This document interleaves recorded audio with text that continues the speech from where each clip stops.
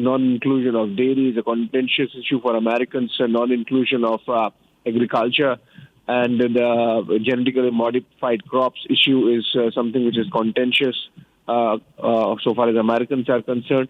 From Indian side, the high duties that Trump administration has already imposed on products like aluminum and steel and the auto sector of 25 to 50%. That's something which is contentious as far as India is concerned. So I think taken together, those issues might not be there, but a minimum bare bones deal with some sectors where the two sides can agree, going beyond their stated positions. I think India has made it clear that the dairy sector is a no-go area so far as we are concerned. It's a red line. We cannot talk about it. So all those things are there. Painstaking negotiations have taken place. The ball is, of course, now in American court, whether they want to come out with a mini deal now or wait till the time that President Trump is going to be in New Delhi for the Quad Summit, and the negotiators from both the sides get some breather of a space of about 2 more months, and then we can get a better deal. So that's where the things stand as of now. It's been a bit jarring that Trump again has reiterated what he has been saying for a while, that the war between India and Pakistan, or the Operation Sindoor, stopped because he promised some trade. That's obviously not the case. With Pakistan, United States has $3 or $4 billion worth of trade. With India, it is $130 billion. So, $7 or $8 billion on the Pakistani side, $131 billion here. So, there is no comparison, and for the American president to be continuing to repeat what he has been saying sort of brings down the dignity of the office of the U.S. president, but Trump is doing that. He has revealed a list. If you look at the list yesterday, in some cases the duties have increased further. In some cases the duties have come down, mostly come down by 2 or 3 percentage points. Some small countries even 8 percentage points insofar as the tariffs that are going to be slapped. And this principle of reciprocity, if Donald Trump is going to effect across the world, so be it with India also. So we'll see how it comes. But as of now, at least in the list of nations that have been announced overnight here in India, and of course through the day in the United States, the name of India is not yet there. So the letter not released, the ball effectively in American court so far as the India-US trade deal is concerned. Possibly a mini deal, but yes, announcement has to come from the American side. Request you to stay with us because we're getting in some more breaking news, and again, this is in regard with Donald Trump imposing tariff on 14 countries, and we learn that the United States President Donald Trump has now announced sweeping tariffs on 14 countries. Now remember, this came as a late-night development, even as Trump said that he would be imposing tariff on only 12 countries. However, the letters that came in the intervals of 2. Now, Donald Trump, remember, has slapped a 25% tariff on South Korea, Japan, Malaysia with 30%, on South Africa, 36% on Thailand, and 40% on Vietnam and Laos. Now, the new trade measures will take effect from August 1st. The tariffs were outlined in official letters sent to the leaders of the countries and shared by Trump on his Truth Social platform. Now, these letters were a part of what he described as a wave of letters being issued to the United States trading partners. Abhishek continues to stay with me on the broadcast on that. Abhishek, now the Brazilian president has taken a strong stand against Donald Trump's move of imposing these additional tariffs, saying that the world does not need an emperor. How do you think the other countries are going to react to Donald Trump's, what we can say, a measure where he is trying to impose tariff on different countries? So no one is going to like this, and everyone is responding, in fact, with countermeasures. China was the one which really ratcheted up the ante. And we have seen that Donald Trump in the month of June announced twice that they have struck a deal with the Chinese. They have struck a deal with the Chinese, and nobody in the world knows what are the details or contours of the China-United States deal. The markets are confused. We are seeing American markets coming down. We are seeing only lateral moves happening around the world, in the main markets from Singapore to Mumbai to London, everywhere. So obviously, the global financial system is in a bit of a tizzy. And if this continues, if this uncertainty coming out of Donald Trump's, tariff tantrums continue, then it's not good for the overall global economic health. And the fact that he keeps moving the deadlines from July 9, it moved to August 1. So obviously, even the Americans realize that while the president is doing what he's doing, it becomes difficult for the rest of the team led by the Trade Secretary Besant to carry negotiations in a hostile environment. So how long this would last, we don't know, because obviously only one person knows, that's Donald Trump. But so long as it lasts, it's causing a lot of uncertainty. It's causing a lot of confusion. And generally, it's not good for global economic scenario. And remember, for example, while the Americans have imposed duties, India has gone to the World Trade Organization also.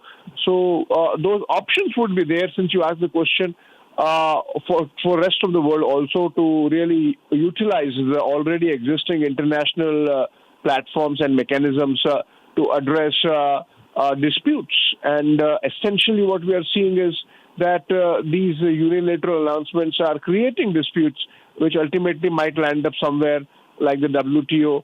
And irrespective, it just continues to add a lot of uncertainty and confusion in the global economic scene, which is, if it's sustained, not good for the overall health of the world trading community, and not just community, but the global trade. So I think somebody has to take, they take the bull by the horns, and the Chinese in their way have done it. India has made it clear that we are not bound by their American deadlines.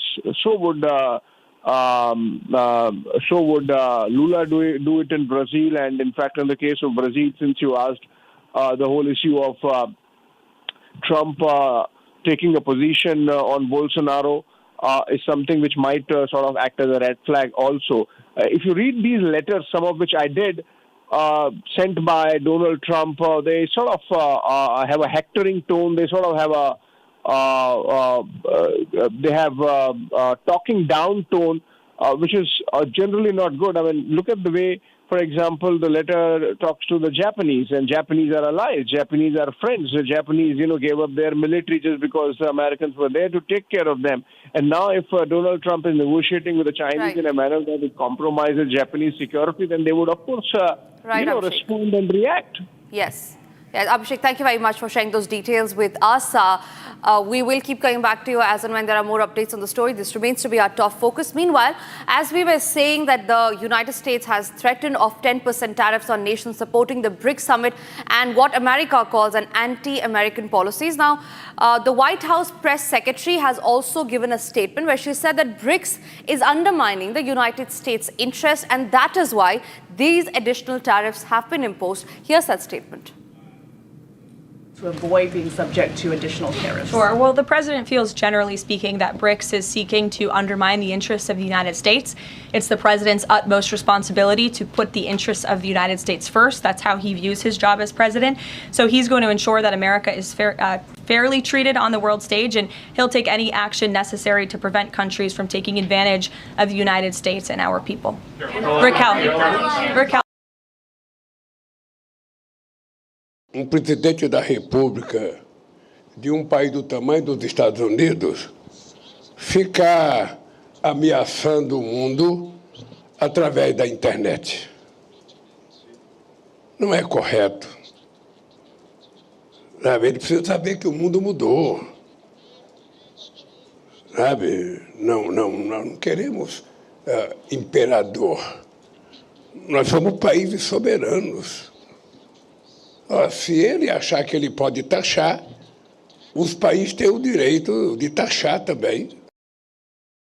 All right, back-to-back breaking news update coming in with Trump threatening the countries of additional tariffs, where now the Wall Street has fallen as Trump pressures trading partners with newly announced tariff that is nearly extra 10% tariff on nearly 14 nations Now, Tesla sales have tumbled 6.8% for the biggest drop among the stocks. Now, the Dow Jones Industrial Average gave back 0.9% and the Nasdaq Composite fell 0.9%. Remember, this comes after Trump had announced a sweeping tariff late night on 14 countries, ranging from 25% to 14%. So that's a huge market rush that's coming in.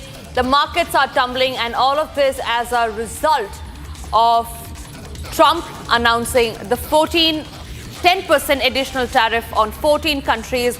The world is not seeing it well. The world is calling him a bully, but Trump remains firm that he will be imposing these additional tariffs. In fact, the Brazilian president had also said that the world does not need an emperor. The world does not need an emperor is what the Brazilian president had to say. In fact, Donald Trump has been staying firm on the deadline, saying that no negotiations will take place. However, what remains to be seen is how far can India negotiate? Because remember, on the 10% tariff, we are looking at cracking a mini deal. The big Republic scoop that was there just days back. Trump announcing the 10% additional tariff has shaken the world. Many countries are not reacting well to it. Here's the full story on all that you need to know about Trump's letters that went out late at night, starting from 12 countries, then following up by 14 countries. After threatening BRICS nations with additional 10% tariffs, US President Donald Trump announced a fresh set of levies on Monday. Taking to his private messaging platform, Truth Social, Trump shared screenshots of letters sent to heads of states of the nations taxed. Rattling off the latest set of levies, Trump announced tariffs on Japan and South Korea, despite both being seen as all-weather allies of the US. The president further slapped 40% tariffs each on Laos and Myanmar, while South Africa and Kazakhstan copped 30% and 25% levies respectively. US President Donald Trump has indeed started rolling out letters to various countries that he has not yet signed a trade deal with. In fact, as we're getting, Donald Trump has already issued letters which state that 25% tariffs will be imposed on Japan and South Korea. Donald Trump took to Truth Social, the social media platform that he has created, and gave screenshots of 2 letters that he has issued to the governments of these 2 countries. So here it is, the first letter which has been sent to Japan and South Korea, which says that 25% tariffs have now been imposed on these 2 countries. It is learned that it's about 12 countries that Trump has issued such letters to. Earlier in the day, Trump said he had signed a set of letters outlining proposed tariff slabs on imports from 12 countries. Trump, in a letter to America's trading partners, called for more equitable and fair trade. The latest tariff announcements targeted 2 of America's closest allies and key suppliers of autos, electronics, and steel. The latest wave of tariffs comes as Trump's 90-day pause on his earlier tariff announcements draws to a close. Meanwhile, Trump's latest tariff push rattled the US markets, with the Dow Jones shedding 500 points in early trade. With Trump coming out with fresh tariffs, it is now to be seen how his trading partners respond. All right, more breaking news coming in, and this is again in regard with Donald Trump. Now, when asked if he is firm on his August 1st deadline for the United States tariff, the United States President Donald Trump said, and I quote, "I would stay firm but not 100% firm. If they call up and they say we would like to do something in a different way, we would definitely be open to that." So Donald Trump saying that he's not 100% firm on the deadline and that he's open to negotiations, and that is now a very contradictory statement that is coming out as far as Donald Trump is concerned. Because remember, earlier when he threatened of imposing the 10% tariff, he said that no negotiations will take place. However, in there as well, it was India and the European Union that always wanted to negotiate. However, now the Donald Trump has given out a statement where he has said that he's not 100% firm on the deadline, and that if any country calls him up and is ready to negotiate, he wouldn't take a step back.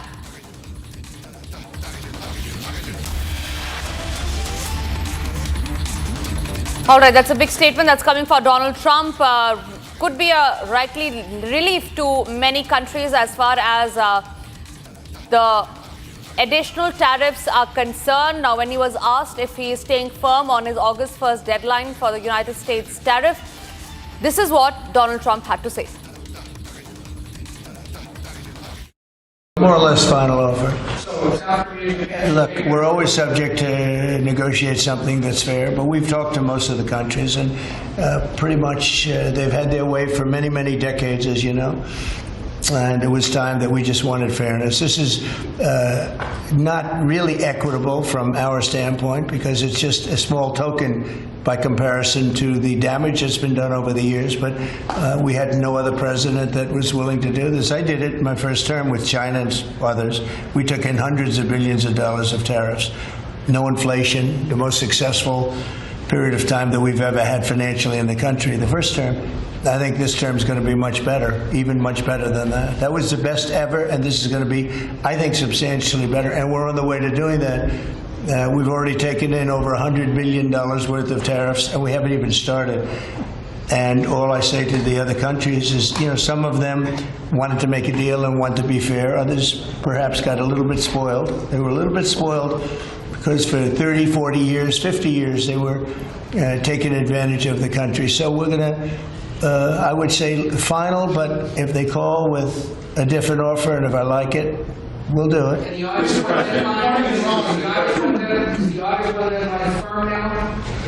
I would say firm. No, I would say firm, but not 100% firm. If they call up and they say, would like to do something a different way, we're going to be open to that. But essentially, that's the way it is right now. Yeah. Mr. President, is your Palestinian relocation plans? Now, from tariff to claiming that he brokered a ceasefire, Donald Trump is nowhere behind in making headlines this morning. It is, again, the United States president that has tried to claim credit on India and Pakistan conflict, saying that the United States stopped the fight between India and Pakistan. Now, after announcing tariff, Trump has again reiterated his claim on brokering a ceasefire between India and Pakistan. Listen in to that soundbite. Well, I hope so. Look, we did a job with India and Pakistan and Serbia, Kosovo, and Rwanda, and the Congo, and this was all over the last 3 weeks or so, Marco, right? We did, and others that were ready to fight, and we stopped a lot of fights. I think a very big one, frankly, a very, very big one was India and Pakistan, and we stopped that over trade. We're dealing with India and we're dealing with Pakistan, and we say we're not going to be dealing with you at all if you're going to fight. And they were maybe at a nuclear stage. They're both, you know, nuclear powers. And I think stopping that was very important. We're trying to help out with a Biden-created monster, this whole thing that's happening with Russia and Ukraine. It's a horrible thing, and I'm not happy with President Putin at all. But this is something that would have never happened if I were president. This was a war that was never going to happen. Go ahead, Brian. Now, as the 17th BRICS summit would close in Rio de Janeiro, Prime Minister Narendra Modi made headlines as he brought terrorism to the global forefront. He also conducted several bilateral meetings on the sidelines of the Rio summit. Here's a lowdown. As the Rio BRICS summit drew to a close on Monday, PM Modi stood out as he brought terrorism to the global front and center. Addressing the inaugural session of the event, the PM set the tone for fellow BRICS partners as he battled for urgent structural reforms at the UN and other global institutions. Sending out a terse message to the West, the PM said BRICS has been a victim of double standards. Calling for a global alliance against terror, the PM battled for sanctions against terrorists and the financiers. In the joint resolution, the BRICS partners condemned the Pahalgam massacre while pledging zero tolerance for terror. The BRICS also called on the developed countries to do more to help poor nations meet the climate goals. While the PM held center stage, the BRICS partners also endorsed India's candidacy for hosting the COP33 in 2028. On the sidelines of the Rio event, the PM also sat down for key bilaterals with BRICS partners and other leaders. He met Bolivian President Luis Arce Catacora on the sidelines of the Rio summit, with the two leaders reviewing bilateral cooperation and expressing satisfaction with the progress achieved. With the PM setting the tone and tenor of the Rio summit, the event has yet again reinforced India's standing in a multipolar world.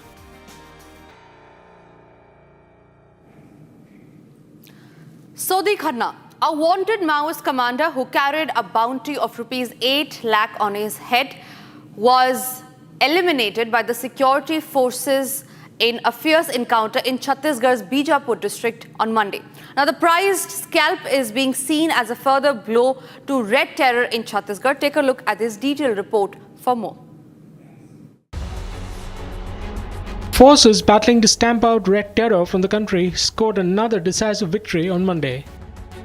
In a massive win for the forces, top Maoist commander Sodhi Khanna was gunned down in a fierce encounter in Chhattisgarh's Bijapur district on Monday. According to sources, the encounter went down in the National Park region of Bijapur district. A close aide of dreaded Maoist terrorist Madhvi Hidma, Khanna carried a cash reward of rupees 8 lakh in exchange for information leading to his capture or kill. Khanna, a trained sniper, was cornered by the forces as the encounter raged in the dense forests of Bijapur's National Park. The forces recovered a 303 rifle, AK-47 magazines, 59 live rounds, explosives, and Maoist literature from the slain outlaw. Speaking exclusively to Republic, Bijapur SP Jitendra Yadav said the forces received an intelligence input about the movement of top Maoist cadres in the region. देखिए, जो कन्ना सोढ़ी था वो ऐसे organisation का part था जैसे नक्सल संगठन में तो सबसे बड़ा जो स्ट्रक्चर होता है पीएलजे बटालियन नंबर 1 है, जिसका अभी इंचार्ज बारसे देवा और उसके ऊपर में हिडमा है। उसी ही टीम का जो कंपनी नंबर 2 था उसका डिप्टी कमांडर कन्ना सोढ़ी था, जिसको मुठभेड़ में जिसका शव बरामद हुआ है।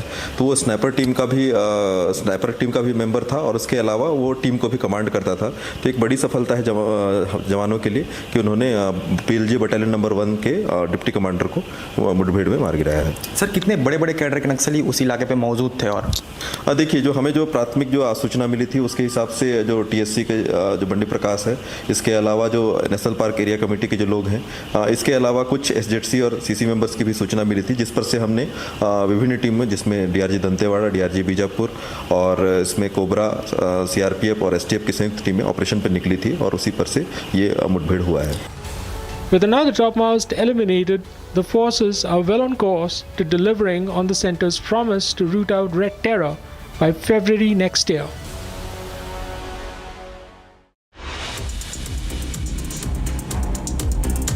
It's time for us to slip into a short break, but don't go anywhere because we'll be giving you the more details on Donald Trump announcing tariff on 14 countries. Also after the break is the inside scoop on India and United States trade deal. Will there be a mini deal that will be cracked, or will India play the hard ball? All of those details coming up after the break.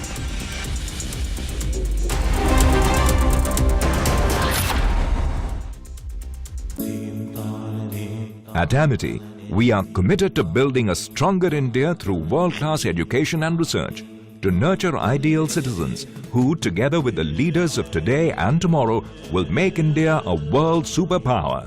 Amity University, India's leading not-for-profit private university. अब छोलिया हो या लोबिया, सफेद चने या काले चने, सब कुछ मजेदार बने।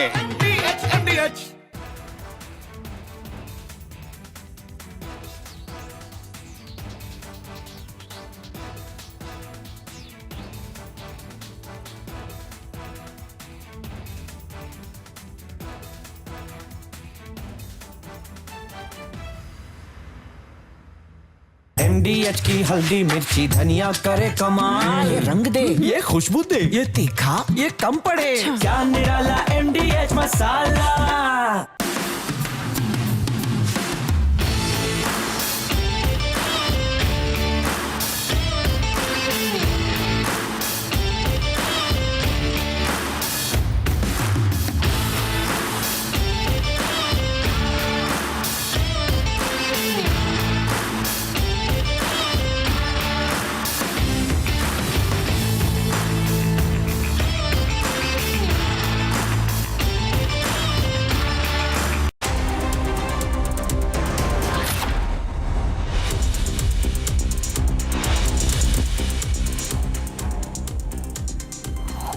Top headlines at 7:30 a.m. this morning. Donald Trump announces tariffs on 14 countries, hits Japan, South Korea, Kazakhstan, Malaysia with 25%, South Africa by 30% and Myanmar by 40% tariffs. 24-hour remains in Trump's July 9 deadline. Trump says close to making deal with India. Prime Minister Narendra Modi says we will redefine BRICS under India's presidency.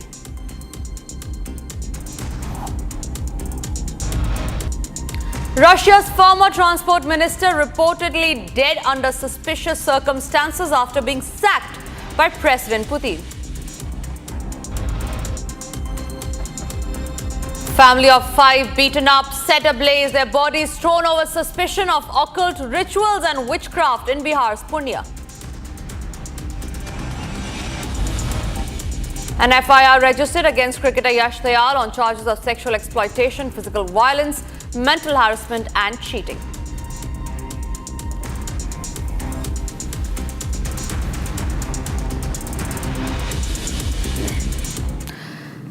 Good morning, viewers. Donald Trump is making headlines. Now, with that, Israeli Prime Minister Benjamin Netanyahu said that he has nominated the United States President Donald Trump for the Nobel Peace Prize, personally handing him a copy of the nomination letter during the dinner at the White House. In fact, we have that statement of the Israeli Prime Minister Netanyahu. Remember, this move of the Israeli Prime Minister comes soon after and days after the United States had supported Israel in its war with Iran, where they had struck key bases in Iran, where the United States together had joined hands with Israel in their fight for war. And as a result of which, we see that Netanyahu has announced that he is nominating the United States President Donald Trump for the Nobel Peace Prize, a move that Donald Trump himself was expecting. Listen in to this reaction of the Israeli Prime Minister. Region after the other. So I want to present to you, Mr. President, the letter I sent to the Nobel Prize Committee. It's nominating you for the Peace Prize, which is well deserved, and you should get it.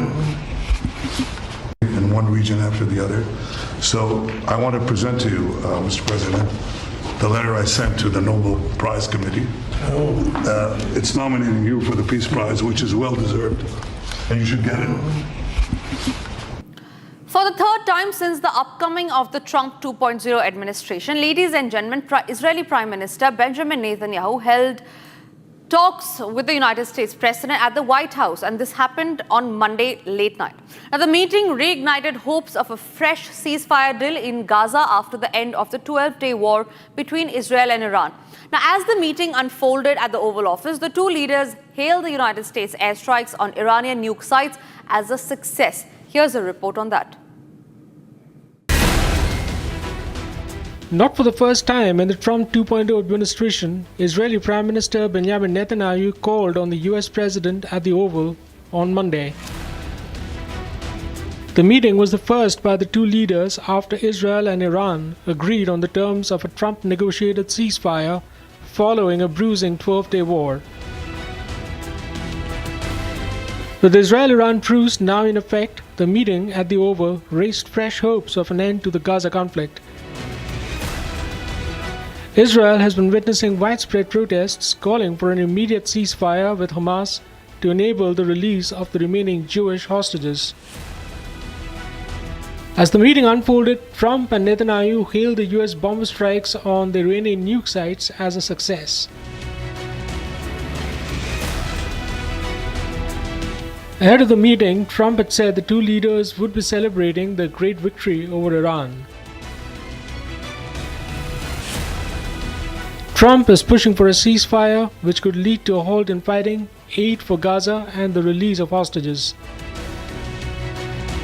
Hamas demands an Israeli withdrawal, while Netanyahu insists on the former disarming. With Netanyahu's visit coinciding with fresh Israeli airstrikes on the Houthi strongholds in Yemen, the big question is, can Trump negotiate the next phase of peace in West Asia?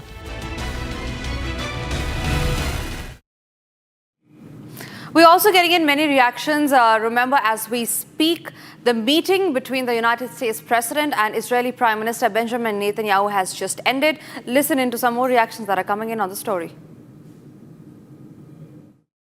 And you guys are getting around to a lot of hypotheticals. I don't want to get ahead of the president, but there are many other issues to discuss with Prime Minister Netanyahu tonight related to the region and just the entire world. So this will be a dinner to talk about Operation Midnight Hammer, which was incredibly successful, to talk about peace in Gaza and ending that conflict, as well as many other topics of discussion in relation to Israel and the United States, and to get the Hamas to agree to this ceasefire. I don't want to comment on the details of the arrangement out of respect for these negotiations. But as for the takeover of Gaza, I don't believe the president ever said that. I think he discussed a rebuilding of Gaza once this war is over. This has become an uninhabitable place for human beings, and the president has a big heart. He wants this to be a prosperous, safe part of the region where people and families can thrive, and there will be a need for a real rebuilding effort when the time comes. But right now we need to end this war, and we need to bring all of the hostages home. The president is adamant about that. Look, again, I will let the president speak for himself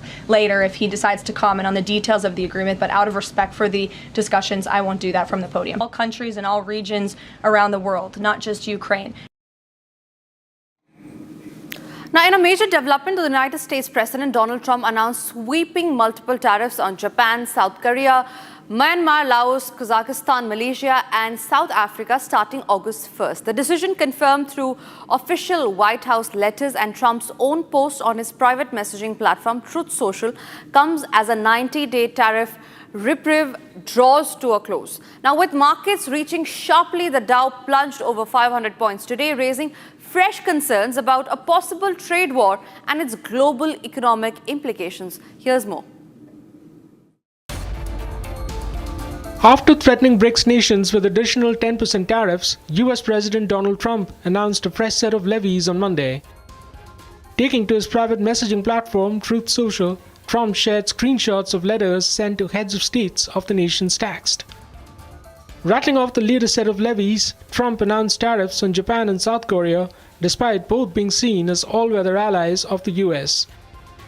The president further slapped 40% tariffs each on Laos and Myanmar, while South Africa and Kazakhstan copped 30% and 25% levies respectively.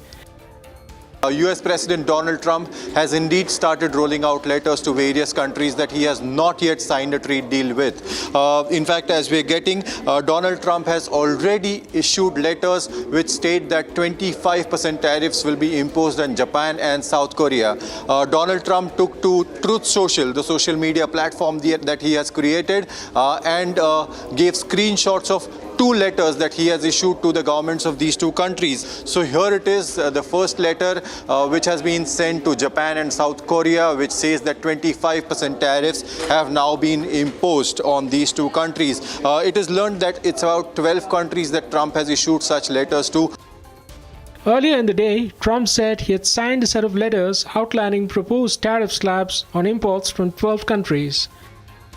Trump, in a letter to America's trading partners, called for more equitable and fair trade. The latest tariff announcements targeted 2 of America's closest allies and key suppliers of autos, electronics and steel. The latest wave of tariffs comes as Trump's 90-day pause on his earlier tariff announcements draws to a close. Meanwhile, Trump's latest tariff push rattled the US markets, with the Dow Jones shedding 500 points in early trade. With Trump coming out with fresh tariffs, it is now to be seen how his trading partners respond. Shifting our focus to more breaking news coming in this morning, where a mass shooting in Philadelphia's Grays Ferry neighborhood has left 3 people injured and 9 others injured. 3 people dead, I beg your pardon, and 9 others injured. Now, Philadelphia Police Commissioner Kevin Bethel said the shooting occurred on the 1500 block of South 27th Street just before 1 a.m. Now, in an earlier incident, police made some arrests. However, it remains unclear whether the 2 incidents are connected or not.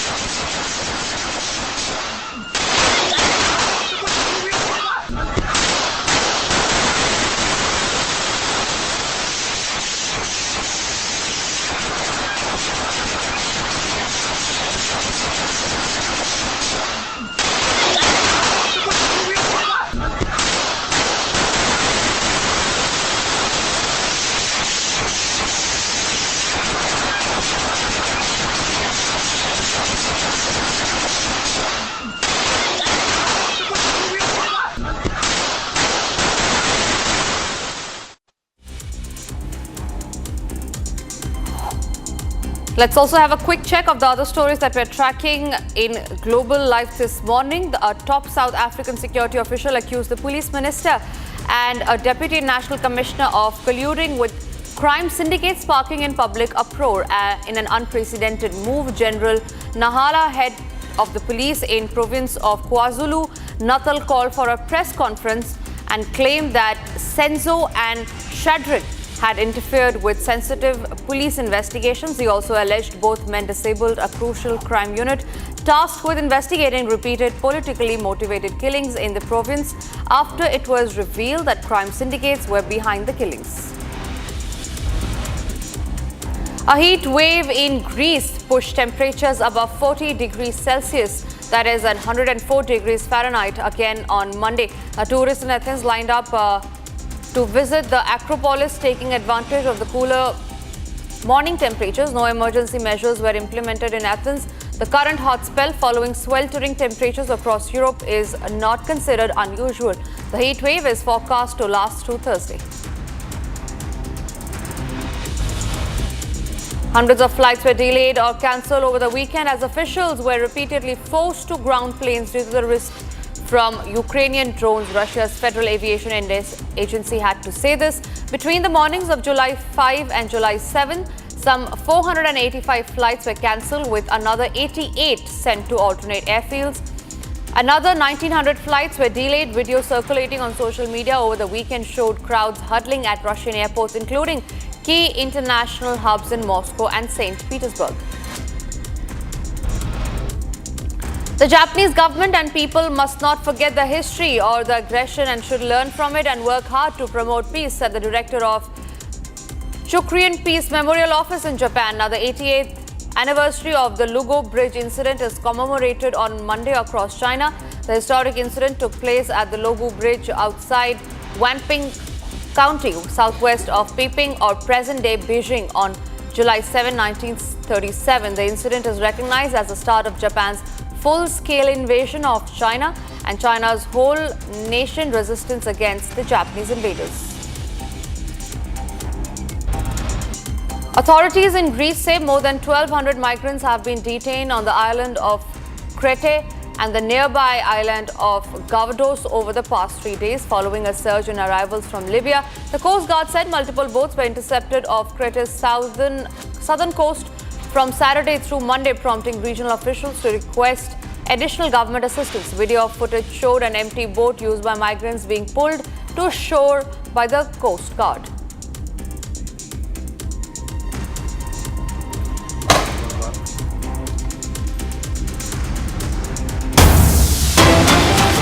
Breaking news coming in, and this is from Texas, where the death toll from the catastrophic flooding in Texas has surpassed 100. Now, the footage that we will be showing on your screens show devastating aftermath of the deadly flooding in Texas. Now, search operations are underway to find the missing people using heavy equipment to untangle trees and wading into swallow rivers. That's the drone footage of the flash flood in Texas that has killed nearly 100 people, is what the reports claimed. The situation is still grim. People have been asked to remain indoors. The situation of flood could increase in coming days is what we know. We know that 11 people are still missing from the Camp Mystic. More than 100 people are confirmed dead.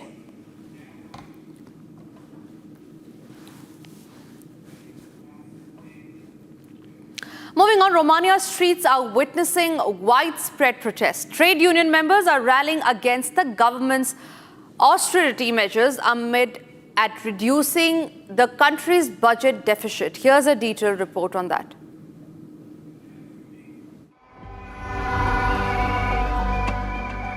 Streets of Romania on Monday woke up to massive protests against the government's proposed austerity package. The measure includes tax hikes, spending cuts, and changes to the health insurance contribution. Thousands of Romanians are taking to the streets, voicing their discontent. The government's plan to temporarily cap the public sector wages and pensions in 2026 has also drawn sharp criticism. Protesters argue that the burden of these measures falls disproportionately on those with lower incomes. Să înceapă să ia banii de la ăia care au bani mai puțin, că și ăia care au peste sute de mii, 35 de mii, 70 de mii de lei, am văzut prin ziare, prin internet, peste tot, enumerarea oamenilor cu salarii foarte mari. The austerity package includes a value-added tax rate hike from 19% to 21%, an excise tax on fuels by around 10%, and road tax increase of almost 80%. These measures are set to take effect from August 1st. The government aims to adopt this fiscal package ahead of EU's Economic and Financial Affairs Committee meeting on July 8th, pending a confidence vote in Parliament. The protests, on the other hand, reflect growing discontent amongst Romanians, with trade unions and citizens alike voicing their opposition to the government's austerity measures. Măsurile de austeritate afectează întreg personalul de învățământ, e vorba de norma de hrană, vouchere de vacanță, este vorba de diminuarea plății la plata cu ora, ceea ce duce la, practic, la un refuz al cadrei didactice să mai predea ore suplimentare. Deci vor avea destule probleme, ne mai vorbim de taxe, TVA și așa mai departe, care va duce la prețuri mai mari. The road ahead will be challenging for Romania's government as it navigates the delicate balance between fiscal responsibility and social welfare.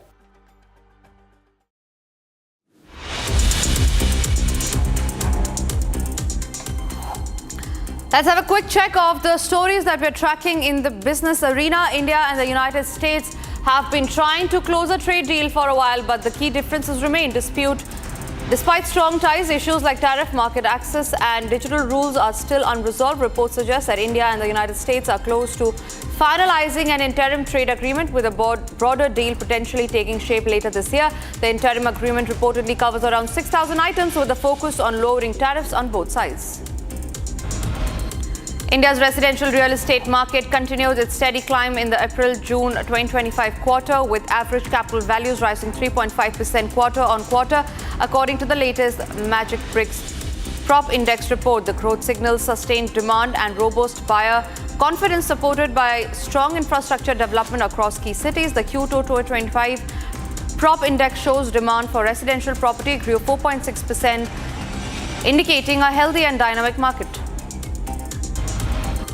In an unexpected move blending business with politics, Tesla's chief financial officer Vaibhav Taneja has been appointed treasurer of Elon Musk's new political outfit, the American Party. Taneja studied commerce at Delhi University and is qualified chartered accountant. Taneja started his career at PwC, where he worked for nearly 17 years before moving to the United States.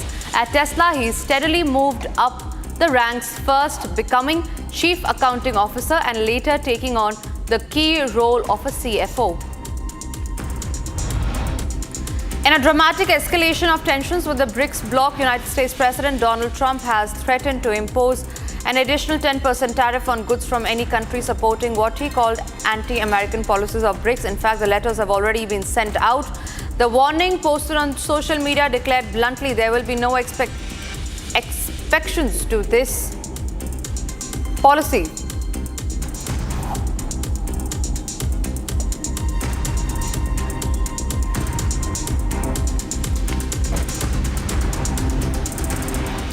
A memorial service was held in London on Monday to mark 20 years since 4 suicide bombers struck a number of cities' subway stations, killing 52 people and injuring more than 770 people. Now, the somber service was organized at St. Paul's Cathedral and included hymns, readings and speeches from survivors of the attacks and first responders. Attending the service, London's Mayor Sadiq Khan and other notable speakers gave moving speeches in remembrance of those who perished in the tube bombings. Here's a report. A poignant memorial service unfolded in London's St. Paul's Cathedral on Monday, marking 20 years of the devastating July 7, 2005 suicide bombings that tore through the city's subway stations. Leading the long line of dignitaries at the somber event, Mayor Sadiq Khan paid a moving tribute to the Londoners who perished in the tube bombings. Have no fear of them, for nothing is covered up that will not be uncovered, and nothing secret that will not become known. What I say to you in the dark, tell in the light. and what you hear whispered, proclaim from the housetops. Do not fear those who kill the body, but cannot kill the soul. Rather, fear him who can destroy both soul and body in hell. The attacks carried out by 4 British men inspired by Al-Qaeda claimed 52 lives and left over 770 people wounded, forever scarring the city. The service, filled with heartfelt hymns, moving readings and powerful speeches from survivors and first responders, honored the resilience and loss of that tragic day. Sabah Edwards, whose mother died in the 7/7 attacks, spoke of the changes that the terrorist attack brought to the city. When 4 bombs exploded on the 7th of July 2005, lives were destroyed and the flame of hope faltered for what seemed like an eternal moment. For many people, nothing was the same again. And yet everything was the same again, because the good which is in Londoners and the countless visitors who they host at any given moment is not erased by hatred or by threat, or rather is fostered to produce a harvest of hope for each generation. A hushed minute of silence united attendees in solemn remembrance of those lost in the bombings, the first suicide attacks on European soil that struck 3 subway trains and a bus during the bustling morning rush hour, leaving an indelible mark on London's collective memory. Another speaker at the service highlighted the sorrow that the affected families continue to endure to this day. For those taken suddenly, for those who died of injuries in the days that followed, and for all whose absence is still deeply felt.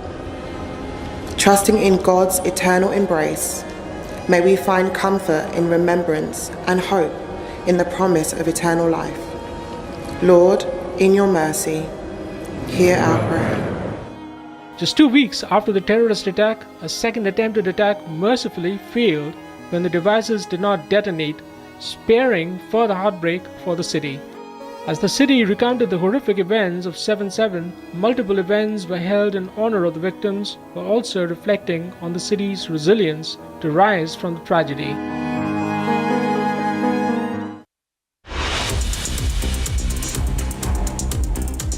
Time for us to slip into a short break. After the break, we'll get to the details of the Prime Minister's closing statement at the BRICS summit. Also after the break are all the details on how Russia's former transport minister had reportedly been dead under suspicious circumstances after being sacked by President Putin.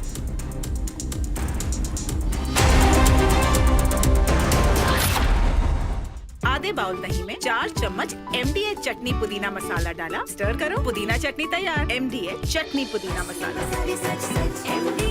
MDH।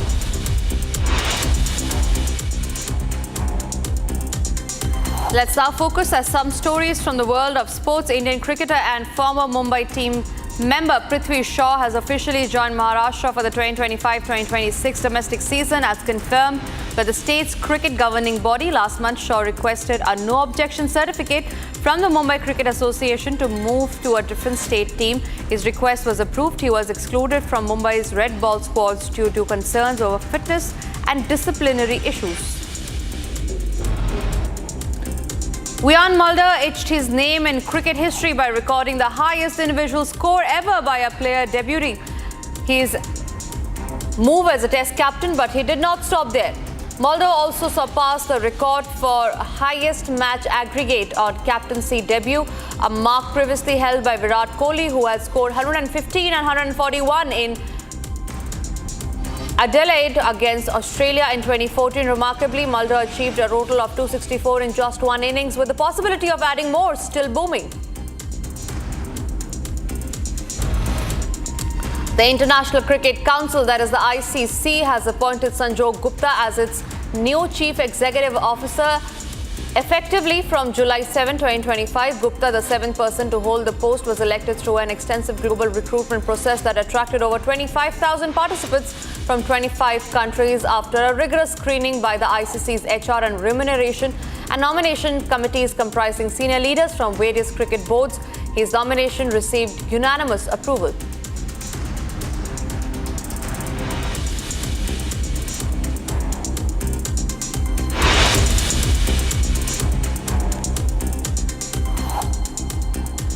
And it's time for us to slip into a short break, but after the break, all the details on the 14 countries that have been slapped with Donald Trump's additional tariff. Also after the break are the inside scoop on India and United States trade talks as the June 9 deadline nears end.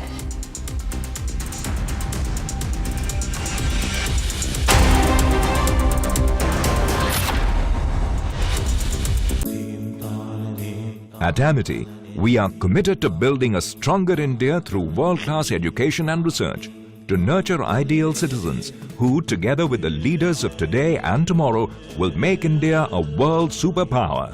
Amity University, India's leading not-for-profit private university.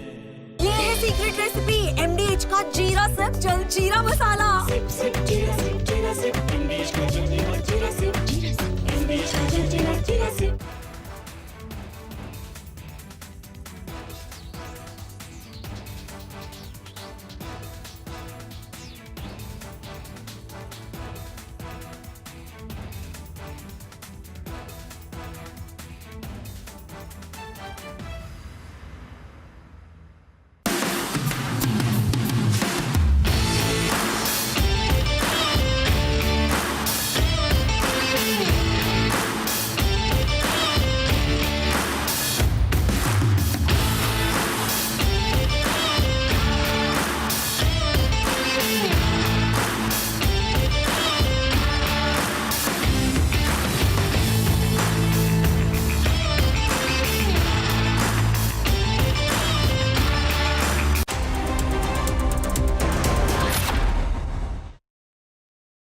इसको घर पे लगाओगे तो शादी का तो पता नहीं, पर घर पक्का नहीं टूटेगा। रुंगटा नहीं तो घर स्ट्रॉन्ग नहीं। रुंगटा स्टील TMT बार एकदम solid.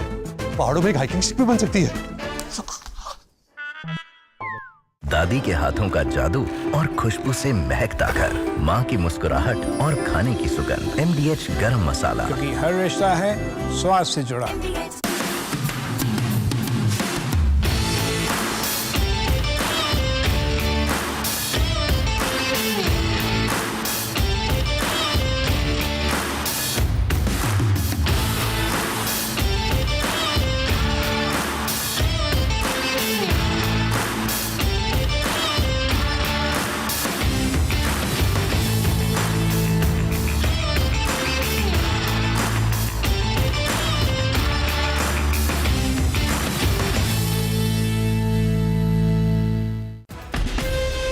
From Asia's largest news headquarters, setting the agenda for Bharat.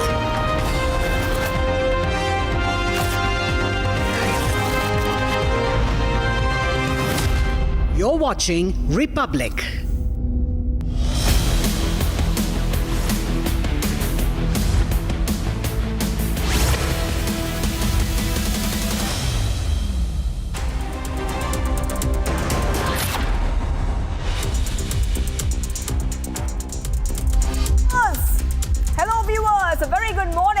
This morning of Shubhangi Shukla getting you the latest coming in. The big story, the big global story is that Trump has once again slapped tariffs on 14 nations. That is right. We'll get to all the details, but the headlines we're tracking first. Let's get started.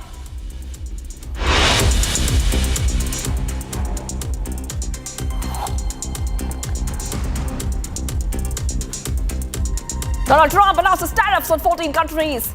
Hits Japan, South Korea, Kazakhstan, Malaysia by 25%, South Africa by 30% and 40% on Myanmar. 24 hours remain in Trump's July 9 deadline. Trump says close to making deal with India. Prime Minister Modi says we will redefine BRICS under India's presidency. UP Chief Minister Yogi Adityanath issues a stern warning ahead of the Kanwar Yatra, directs officials to ensure foolproof arrangements.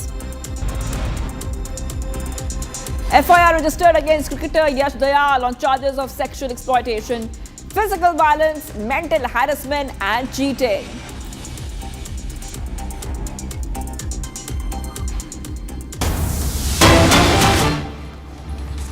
Alright, getting some big breaking news coming in. UP CM Yogi Adityanath has issued a stern warning ahead of the Kanwar Yatra. He conducted an aerial survey of the route from Ghaziabad to Bijnor and directed officials to ensure foolproof arrangements.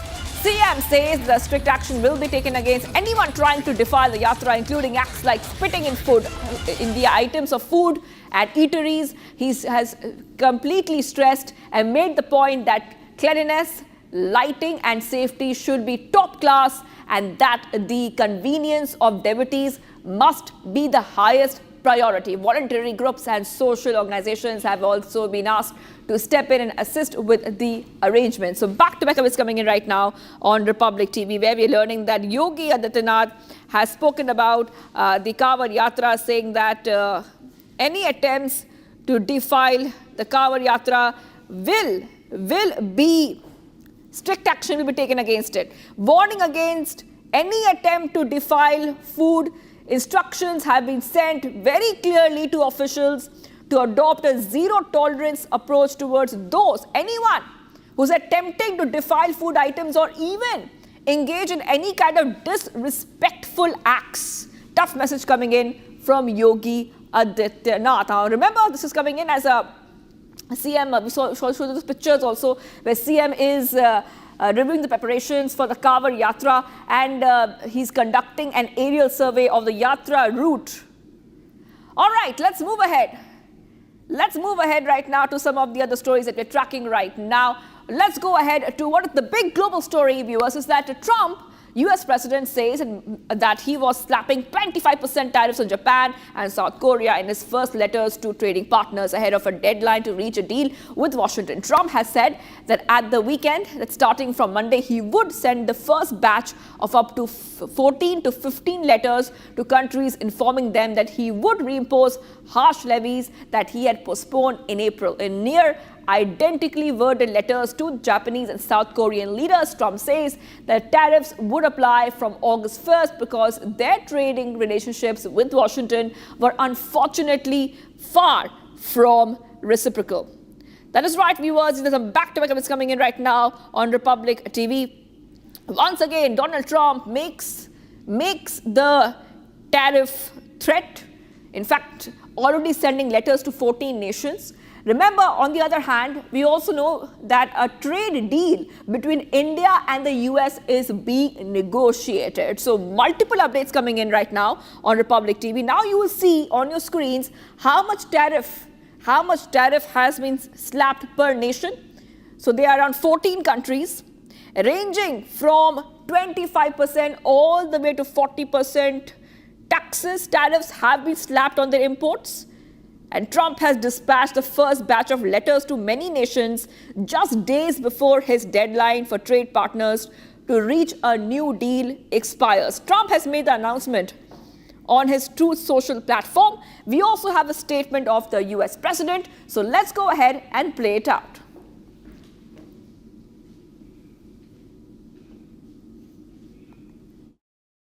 More or less final offer. Look, we're always subject to negotiate something that's fair, but we've talked to most of the countries, and pretty much they've had their way for many, many decades, as you know. And it was time that we just wanted fairness. This is not really equitable from our standpoint because it's just a small token by comparison to the damage that's been done over the years, but we had no other president that was willing to do this. I did it my first term with China and others. We took in hundreds of billions of dollars of tariffs. No inflation, the most successful period of time that we've ever had financially in the country. The first term, I think this term is going to be much better, even much better than that. That was the best ever, and this is going to be, I think, substantially better. And we're on the way to doing that. We've already taken in over $100 billion worth of tariffs, and we haven't even started. And all I say to the other countries is, some of them wanted to make a deal and want to be fair. Others perhaps got a little bit spoiled. They were a little bit spoiled because for 30, 40 years, 50 years, they were taking advantage of the country. So we're going to, I would say, final, but if they call with a different offer and if I like it, we'll do it.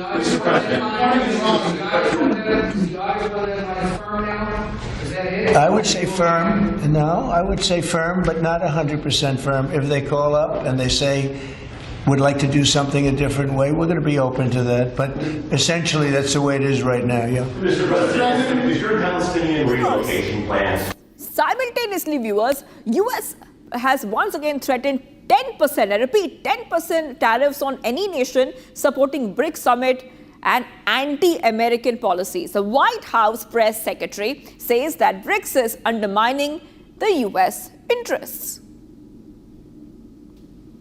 I have the signed letters that went out to both South Korea and Japan today, and there will be approximately 12 other countries that will receive notifications and letters directly from the President of the United States. And weeks ago, I stood at this podium and I told all of you that the President was going to create tailor-made trade plans for each and every country on this planet. And that's what this administration continues to be focused on. The President will also sign an executive order today delaying the July 9th deadline to August 1st. So the reciprocal tariff rate or these new rates that will be provided in this correspondence to these foreign leaders will be going out the door within the next month, or deals will be made. And those countries continue to negotiate with the United States. We've seen a lot of positive developments in the right direction, but the administration, the president and his trade team want to cut the best deals for the American people and the American worker. That's what they're focused on. And in the effort of transparency, these letters will continue to be posted to Truth Social, so you can enjoy them yourself. And meanwhile, the Brazilian president has also spoken on tariffs and said that we don't want an emperor, we need a sovereign. Listen. República de país do tamanho dos Estados Unidos ficar ameaçando o mundo através da internet. Não é correto. Sabe? Ele precisa saber que o mundo mudou. Sabe? Não queremos imperador. Nós somos países soberanos. Se ele achar que ele pode taxar, os países têm o direito de taxar também. All right, and being joined right now by Mr. Dheeraj Kaul, geopolitical expert, joining us live, that too all the way from the US. Thank you for joining us, Mr. Kaul, here on Republic TV. Now, let's talk about the tariffs. So we spoke about the 10% tariffs on any nation supporting the BRICS and the policies which are anti-American according to Donald Trump. On the other hand, we saw that up to 40% of tariff letters have gone out to 14 nations. Now, what do you think Donald Trump is trying to achieve here? What is Donald Trump's motive? Namaskar. Thank you for having me on the show. It's a very important topic you're discussing. We've been talking about this issue since all the way from February, because he had lightened that tariff is going to be a tool for negotiating best deal practices between countries, and we have a big trade deficit and we need to cut it down. We need to bring jobs back to US. So that was the focus. But lately, there is a lot of back and forth. Like you rightly mentioned, 25% tariff for Japan and Korea is huge because around 1/6 of all the automobiles coming to US are coming from Japan and South Korea. And if you see the logic behind it was to cut down, to improve the market for local production of Ford and GM. But if you look at it, all the indicators, NASDAQ is down today by 0.9, S&P by 0.7, and Dow Jones by 0.9, and Ford and GM is down also by 1 to 2%. So this story of tariff improving sales for the domestic is really not working. If you look at it, even manufacturers who are bringing their parts from overseas, including China, Japan, the gadgets for the car and the semiconductor chips from Taiwan, which are coming for even Tesla. Tesla is down 4% today. All the markets are going down. It's shown a very negative influence on our current state. As you know, last week we had all-time markets were high. I'm attached in the finance sector. This move is not being looked up as something which will be very a positive in the direction of growth for American financial markets. It's actually looked down upon. And like I said, it's they have pushed the start date to August 1st, like you rightly mentioned. And the government here is using it as a tool to leverage. And I think with time, you will see more changes, maybe a pushback further on this date. This back and forth is not really good for the markets, but mind you, we have already anticipated 2 quarters, which are 6 months of fluctuating tariff plans. So market has already chipped it in.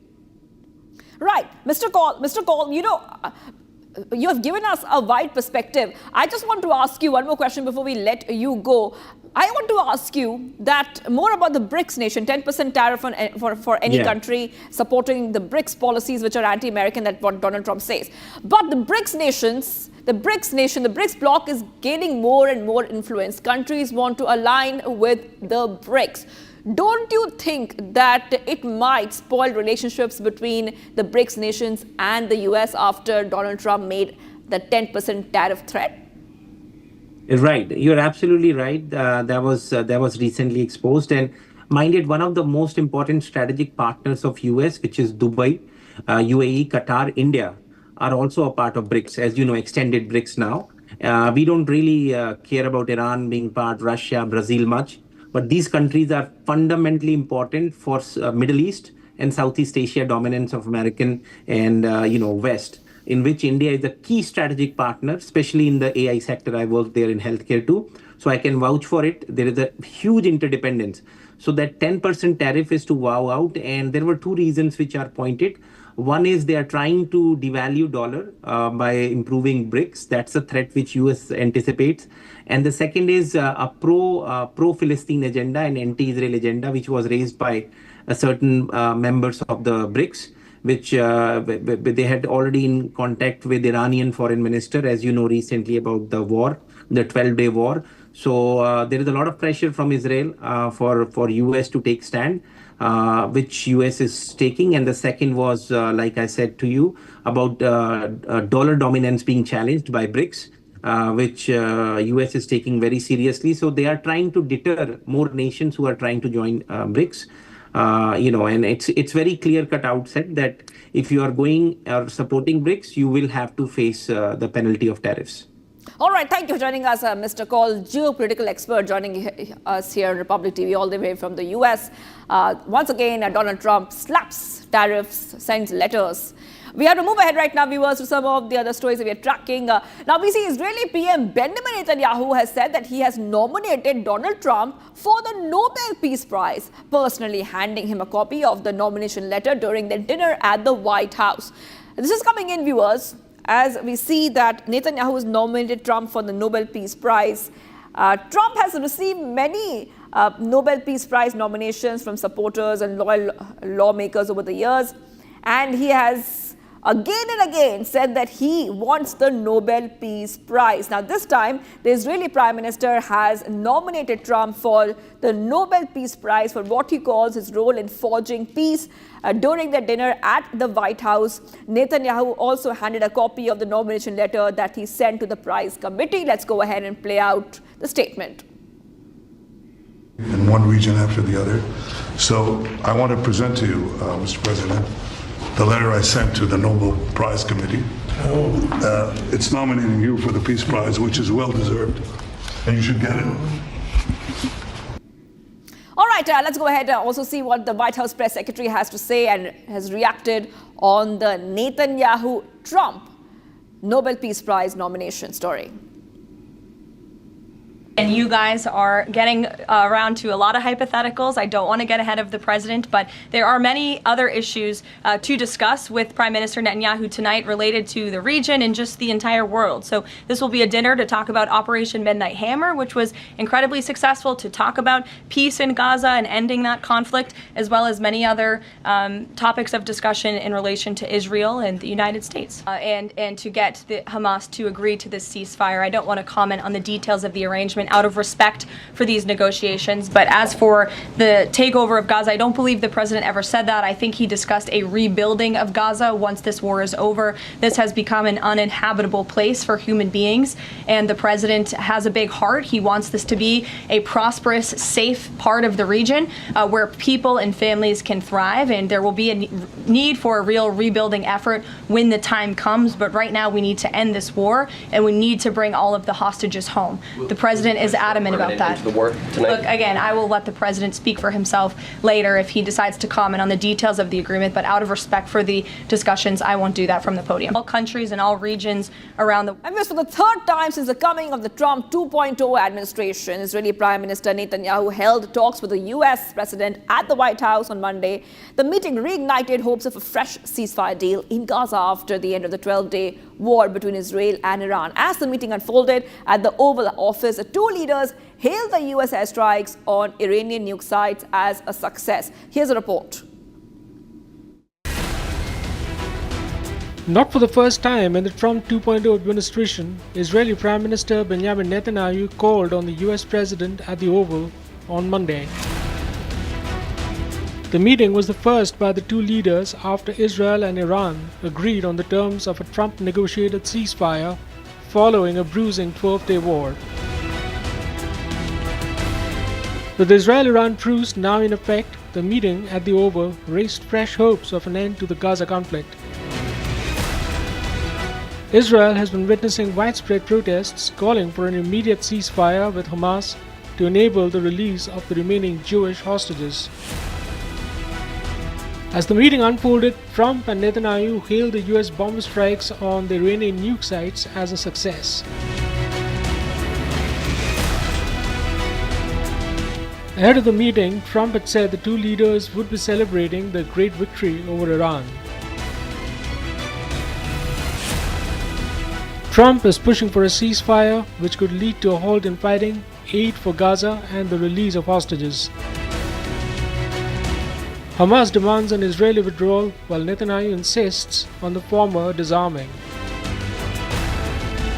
With Netanyahu's visit coinciding with fresh Israeli airstrikes on the Houthi strongholds in Yemen, the big question is, can Trump negotiate the next phase of peace in West Asia? And viewers, PM Modi has received a very warm welcome as he arrives in Brazil after attending the 17th BRICS Summit in Rio de Janeiro. The Prime Minister is on a state visit to Brazil. He will hold bilateral discussions with President Lula on the broadening of the strategic partnership between the two countries in areas of mutual interest, especially talking about trade, defense, energy, space, technology, agriculture, health, and people-to-people linkages are going to be very important, as the Prime Minister Modi was received by the Brazilian Defense Minister as he arrives in Brasilia for the state visit, and he was greeted with a Brazilian samba reggae performance after wrapping up the very productive Rio de Janeiro trip for the 17th BRICS Summit.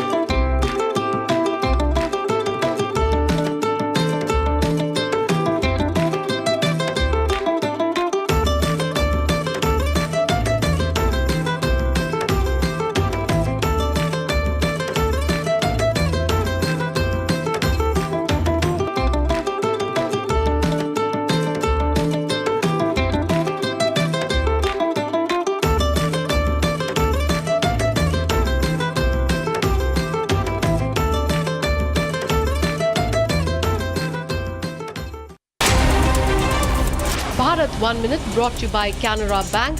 Together we can. And getting you some more updates coming in. A jeweler was killed and another person was injured in an attempted armed robbery in a jewellery showroom in Surat, Gujarat. One of the accused was nabbed by the locals. 3 others managed to escape. The younger brother of the shop owner was shot twice in the chest and was later declared dead. Efforts are underway to catch the rest of the accused. Maharashtra Minister Yogesh Kadam has stated that a part of the Pakistan ship was missing. It drifted into the Indian waters due to sea currents. Said that no one has entered Indian borders. Stated that Indian Coast Guard security is quite competent when it comes to handling the situations, and they're definitely alert. An inquiry is underway. Gujarat's top cop, DGP Vikas Sahai, says police are cracking down hard on criminals. Over 1,000 troublemakers were thrown out of their areas. And after this happened under the externment orders, more than 800 people were booked under a strict anti-criminal law called the PSA Act. And in the last 2 weeks alone, 17 drug traffickers have been detained under a tough law used to stop drug smuggling.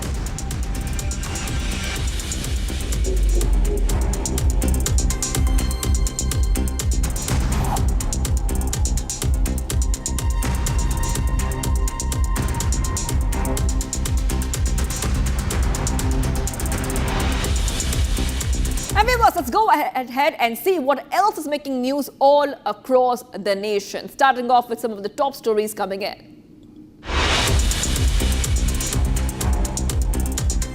BSP leaders Ravidas Mehrotra claimed the Yogi government was rattled and unnerved by the growing public support for his party. President Akhilesh Yadav said that the BJP has resorted to firing baseless charges against the Akhilesh Yadav party and sensing certain defeat in the next assembly elections in Uttar Pradesh. He claimed the BJP's attempt to tarnish Akhilesh will come as a cropper, as a SP would form the next government in the state. माननीय अखिलेश यादव जी का जन आधार लगातार बढ़ रहा है, जिससे Bharatiya Janata party बौखला गई है। भारतीय जनता पार्टी को मालूम हो गया है कि 2027 में अखिलेश यादव जी की सरकार बनने जा रही है, इसलिए उन पर अनर्गल आरोप लगाने का काम हो रहा है। Bengal opposition leader Suvendu Thakari led a Kanya Suraksha Yatra in Bengal's Purba Midnapur district, protesting the rising atrocities against women in the state. He accused Chief Minister Mamata Banerjee of failing to protect and safeguard the dignity of women in the state, adding that the BJP will continue to raise its voice for women's safety in every corner of the state. The leader of the opposition in the Bengal Assembly also accused the Chief Minister of taking pot shots at the Chief Election Commissioner Ganesh Kumar, saying the latter should take cognizance of it.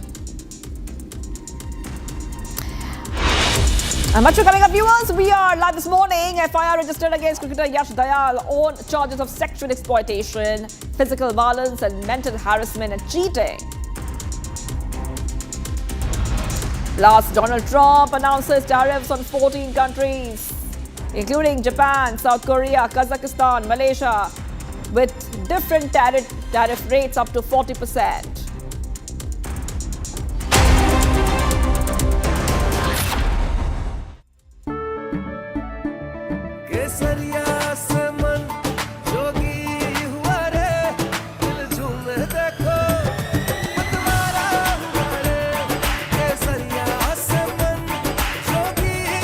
हर पल मनाओ केसरी त्योहार। विमल, बोलो जुबान केसरी। अब छोलिया हो या लोबिया, सफेद चने या काले चने, सब कुछ मजेदार बने।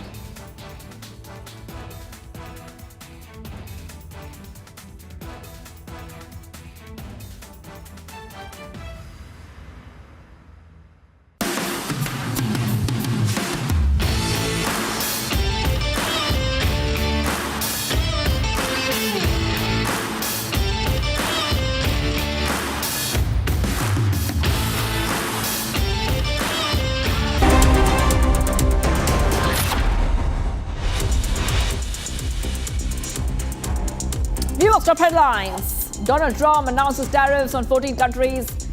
Hits Japan, South Korea, Kazakhstan, Malaysia by 25%, South Africa by 30%, and 40% on Myanmar.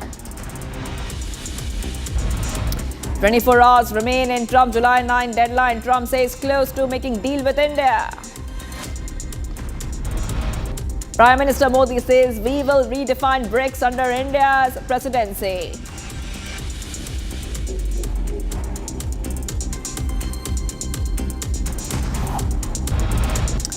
UP CM Yogi Adityanath issues a stern warning ahead of the Kanwar Yatra, directs officials to ensure foolproof arrangements. FIR registered against cricketer Yash Dayal on charges of sexual exploitation, physical violence and mental harassment and cheating.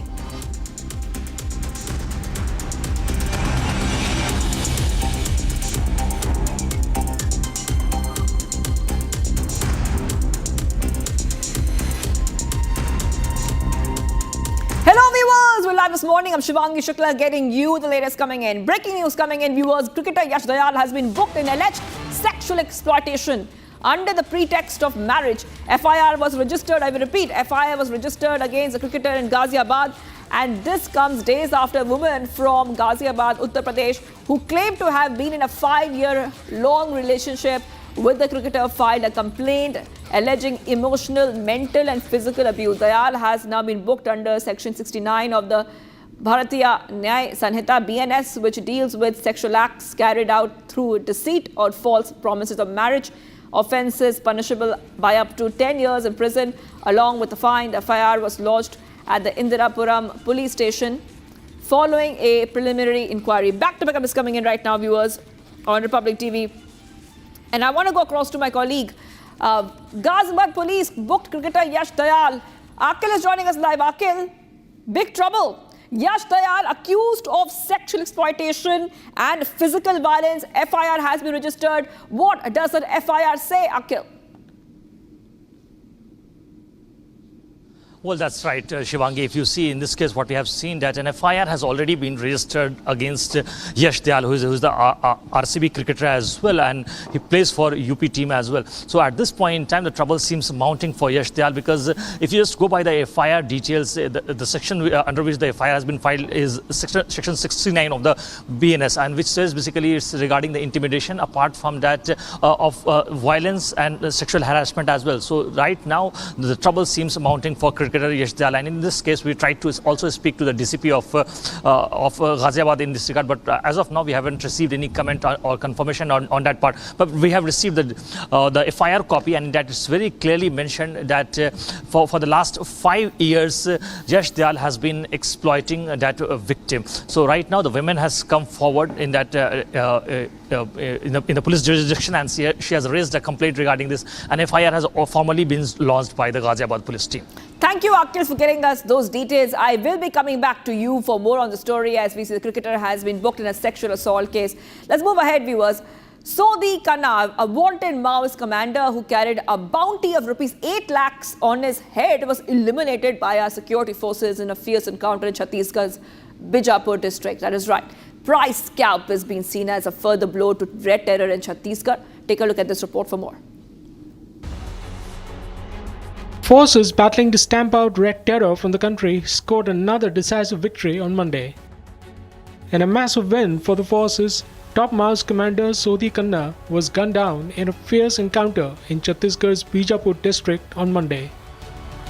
According to sources, the encounter went down in the National Park region of Bijapur district. A close aide of dreaded Maoist terrorist Madhvi Hidma, Khanna carried a cash reward of rupees 8 lakh in exchange for information leading to his capture or kill. Khanna, a trained sniper, was cornered by the forces as the encounter raged in the dense forests of Bijapur's National Park. The forces recovered a .303 rifle, AK-47 magazines, 59 live rounds, explosives, and Maoist literature from the slain outlaw. Speaking exclusively to Republic, Bijapur SP Jitendra Yadav said the forces received an intelligence input about the movement of top Maoist cadres in the region. देखिए जो कन्ना सोढ़ी था वो ऐसे organisation का part था जैसे नक्सल संगठन में तो सबसे बड़ा जो स्ट्रक्चर होता है पीएलजे बटालियन नंबर 1 है जिसका अभी इंचार्ज बारसे देवा और उसके ऊपर में हिड़मा है।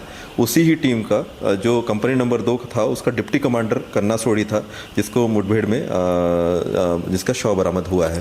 तो वो स्नाइपर टीम का भी मेंबर था और उसके अलावा वो टीम को भी कमांड करता था।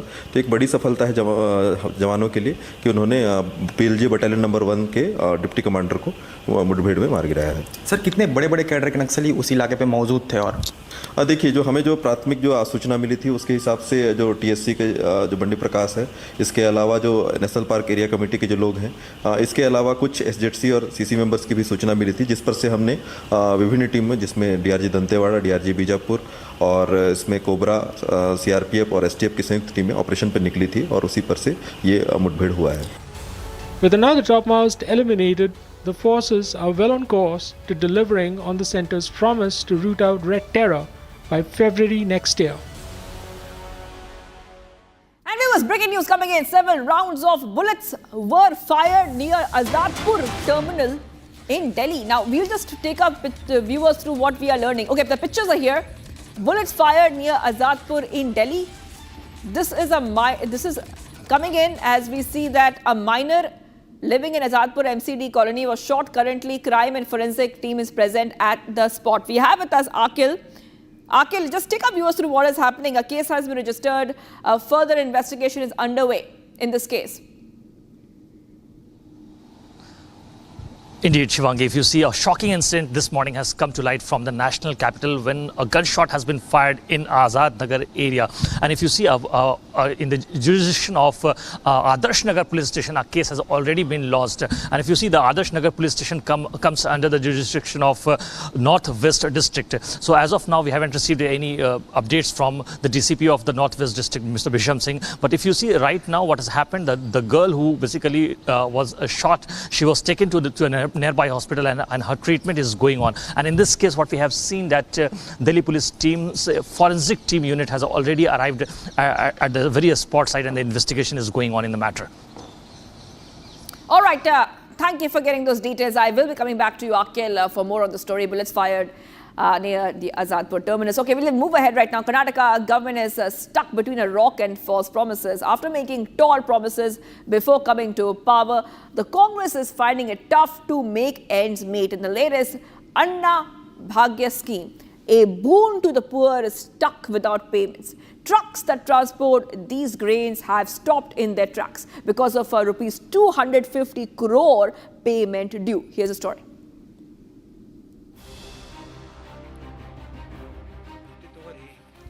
Scores of trucks halted. Trucks carrying food grains for ration shops stopped in their tracks. This is the sorry state of affairs in Karnataka.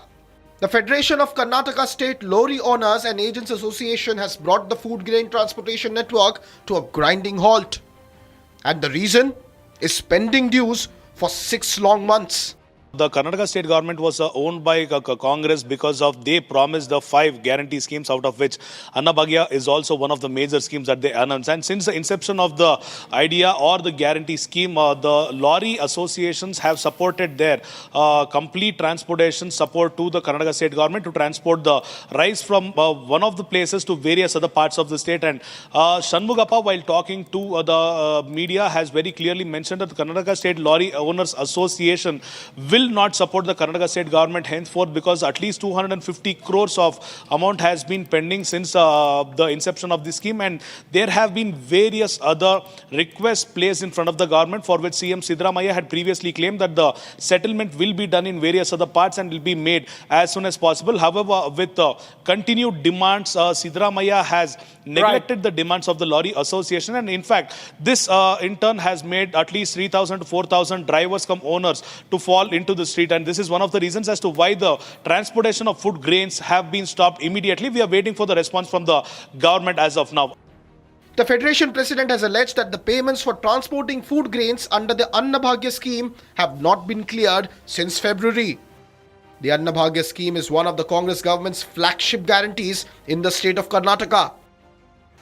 But it is now on the verge of complete collapse as the supply chain stands disrupted. Adding to the controversy, Chief Minister Siddaramaya's economic advisor sparked outrage by saying that the people must now choose between developmental policies or guarantee schemes, as the budget cannot sustain both together. But this is not an isolated crisis. Even the RDPR staff in Karnataka have reportedly not received their salaries for months now. The BJP has launched a scathing attack, calling the Congress governance in Karnataka nothing but jhoot and loot. The opposition is citing unfulfilled promises, skyrocketing prices, and a long list of scams, from the Muda scam to the housing scam, the liquor scam, and the Valmiki Corporation scam. The financial crunch, the protests, and the scams are now painting a troubling picture for the Karnataka Congress government. Viewers, this incident coming in from Purnia is horrific and disturbing.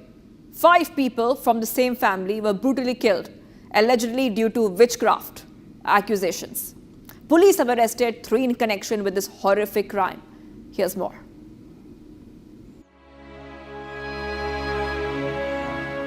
Shock and grief gripped the Tedgama village in Purnia of Bihar after 5 members of the same family were burnt alive on allegations of witchcraft. They were brutally beaten, burnt, and then their bodies were thrown in the water. The suspicion that the family was practicing occult rituals grew so strong amongst the villagers that it drove them to this brutality.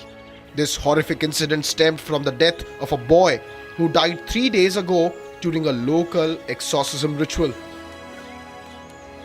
The villagers linked recent deaths in the area to this family, suspecting them of being responsible. The deceased have been identified as Babu Lal Orao, Sita Devi, Manjit Orao, Rania Devi, and Tapto Masomat, all belonging to the same family. This gruesome murder has sent shockwaves. Police is actively searching for all the accused. One person, Nakul Kumar, has been arrested in connection with the case. Nakul is accused of instigating the villagers to burn the victims alive. A child from the family who survived narrated the horrific incident to the police. 2 बजे हमको call किया मेरा भाई, बताया भैया भाभी को mummy को जला रहा है, आप कहाँ पे हैं, आओ। आए, सुबह में पता चला हमको, तो आए तो कंप्लेन करने आए। मेरा फादर था, मेरा मम्मी था, मेरा भाभी था, मेरा भैया था, मेरा दादी, गांव का लोग मिलके। किस आरोप में जलाया? क्या मामला था, यानी कि डैन का ही मामला था। हम बाहर में थे, काम करने गए थे। On the complaint of the boy, the police patrolled in the area along with the dog squad. Out of 5, 4 charred bodies were recovered from a nearby pond. Sonu नाम का एक लड़का है जिसकी 16 वर्ष की आयु होगी, उनके द्वारा बताया गया कि उरांव लोग ही, मतलब ये मैक्सिमम पॉपुलेशन वहाँ आदिवासी उरांव की ही है, उन लोगों ने जादू टोना कह सकते हैं या डाइन के नाम पर जो उनके परिवार के 5 लोगों की हत्या कर दिया। ठीक है, पुणे पुलिस तत्क्षण पहुंची है और सामने 5 बॉडी रिकवर हो गई है, चली हुई है, गिरफ्तारी भी 3 की। Meanwhile, RJD leader questioned the law and order situation in Bihar. He also questioned Nitish Kumar-led NDA government over this horrific crime. The charred remains of the family members continue to serve as a grim symbol of unchecked superstition. Will society act now to extinguish this darkness? A shirtless, intoxicated political leader's son was caught on camera abusing a woman in Mumbai. Turns out, he's MNS leader Javed Sheikh's son, Rahil Sheikh. Abusing, threatening a Marathi language-speaking woman, flaunting his father's political ties. This comes amid the language row in Maharashtra. Here's the full story.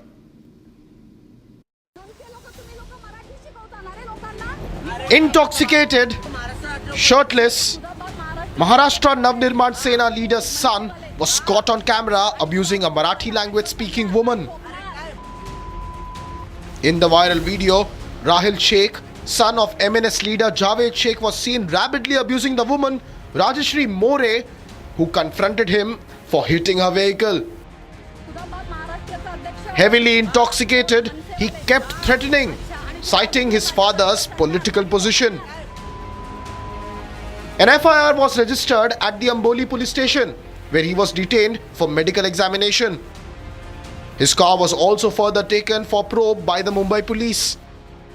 Rajashri More spoke to Republic about the incident, saying that Rahil Sheikh had used more abusive language, but she had not made those videos public yet. मैंने video में आपको पूरी चीज़ें नहीं डाली है, जितनी ज़्यादा और गंदगी हुई है वो मैंने अभी तक वीडियो वायरल नहीं किए हैं। मेरे पास और भी वीडियो है जिसके अंदर वो सरासर बोला जा रहा है कि तुझे मैं देख लूँगा, मैं भी यहीं पे हूँ, तू भी यहीं पे है, मैं तुझे छोड़ूंगा नहीं, तू है कौन, तू राजश्री मोरे, तुझे जानता कौन है तू। हाँ, उसमें तो मैंने ये डाला ही है कि तू थाना में जाके देख मेरा बाप कौन है, एक काम कर तू राज ठाकरे के घर जा और तेरी गाड़ी का जो नुकसान हुआ है वहां से तू अपनी भरपाई लेके आ, बस मेरा नाम बता दे। This comes amid the language row in Maharashtra, where Rajashri More had made her opinion very clear.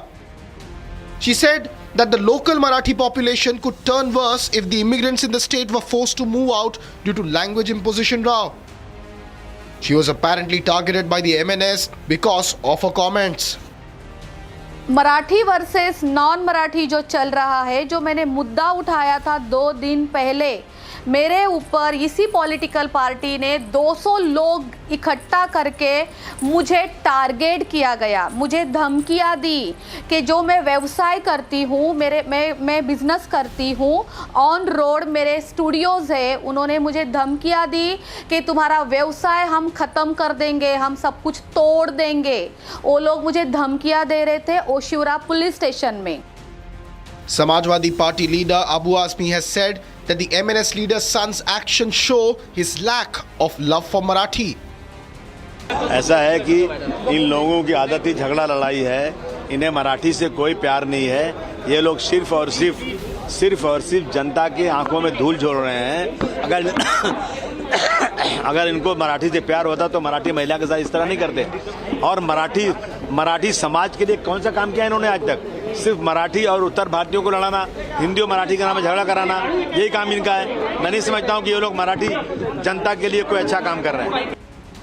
This video has gone viral on social media, with leaders demanding Javed Sheikh to be held accountable for his actions.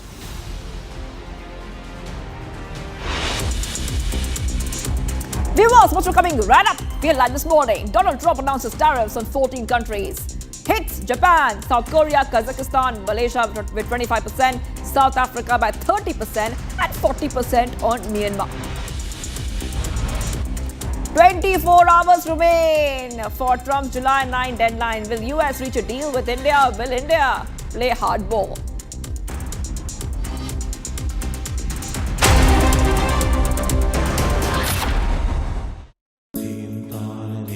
At Amity, we are committed to building a stronger India through world-class education and research, to nurture ideal citizens who, together with the leaders of today and tomorrow, will make India a world superpower. Amity University, India's leading not-for-profit private university. MDH की हल्दी मिर्ची धनिया करे कमाल, ये रंग दे, ये खुशबू दे, ये तीखा, ये कम पड़े, क्या निराला MDH masala.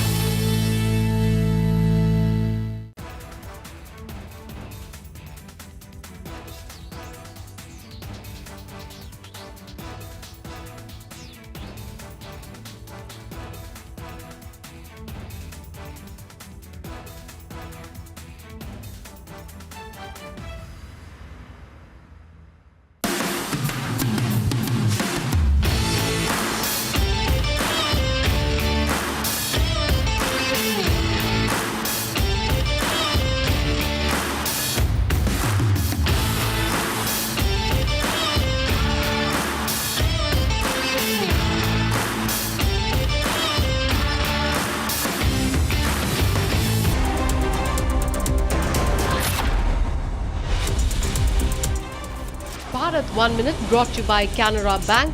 Together we can. A jeweler was killed and another person was injured in an attempted armed robbery at a jewellery showroom in Surat of Gujarat. One of the accused was nabbed by the locals. 3 others managed to escape. The younger brother of the shop owner was shot twice in the chest and was later declared dead. Efforts are underway to catch the rest of the accused. Maharashtra Minister Yogesh Kadam stated that a part of the Pakistan ship was missing and it drifted into the Indian waters due to sea currents. He said that no one has entered Indian borders. Stated that Indian Coast Guard security is quite competent and they are definitely alert. Inquiries underway. Gujarat's top cop DGP Vikas Sahai says police are cracking down hard on criminals. Over 1,000 troublemakers were thrown out of their areas and under the externment orders. More than 800 people were booked under a strict anti-criminal law called the PASA Act, and in the last 2 weeks alone, 17 drug traffickers have been detained under a tough law used to stop drug smuggling.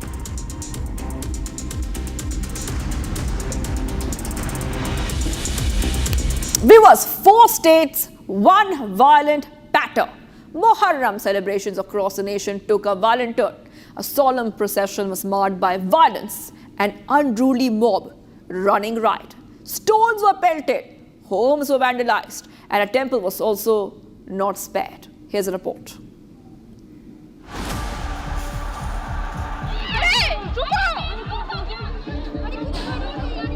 What should have been a solemn Muharram procession has spiraled into violent mayhem across multiple states.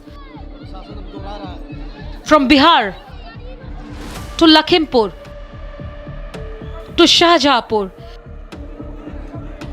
it is the same template, a pattern that indicates someone is stoking fire.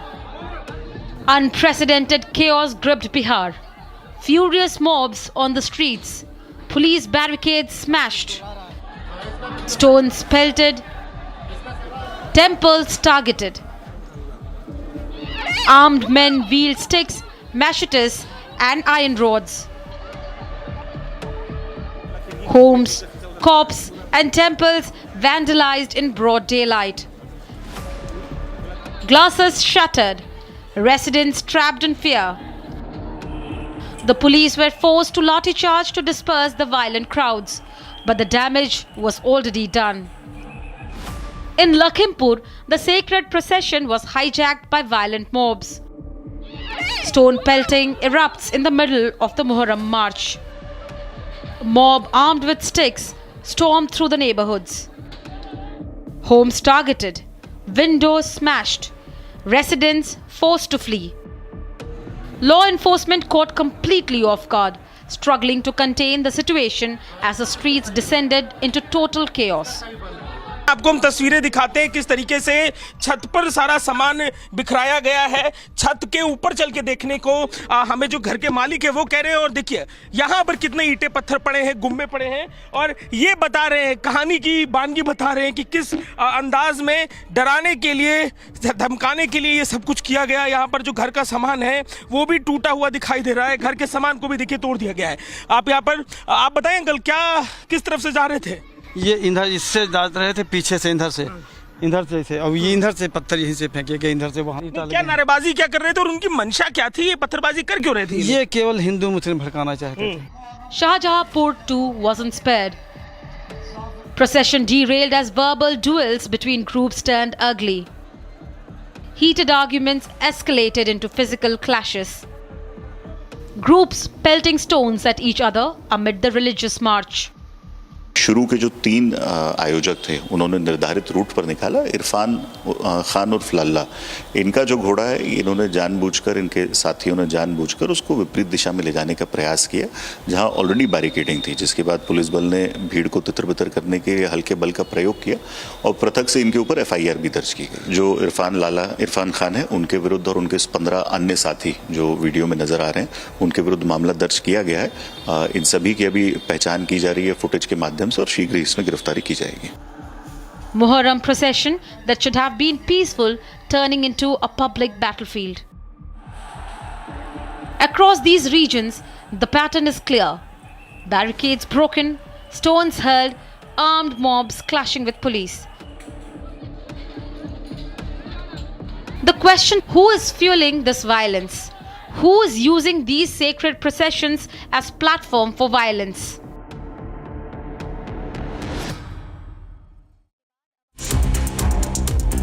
And viewers, much are coming right up. Donald Trump announces tariffs on 14 countries. Hits Japan, South Korea, Kazakhstan, Malaysia by 25%, South Africa by 30%, and 40% on Myanmar. And PM Modi says we will redefine BRICS under India's presidency. Stay tuned, viewers. We are live this morning.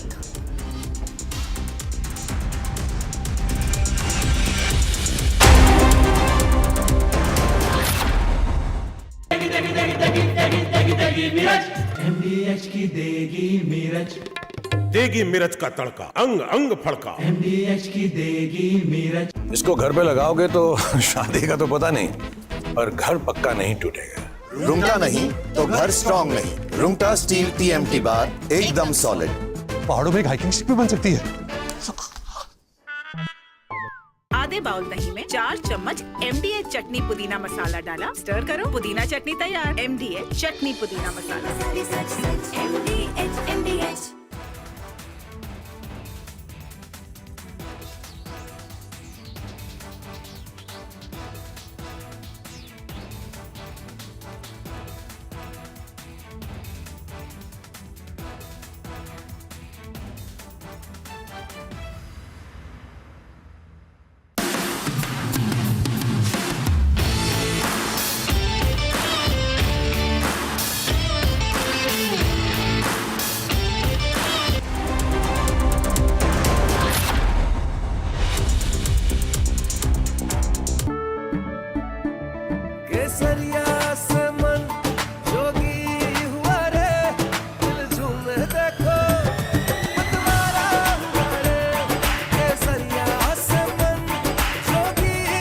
हर पल मनाओ केसरी त्योहार। विमल, बोलो जुबान केसरी। ये है secret recipe MDH का जीरा SIP जल जीरा मसाला। सिप सिप जीरा सिप जीरा सिप MDH का जल जीरा सिप जीरा सिप MDH का जल जीरा SIP.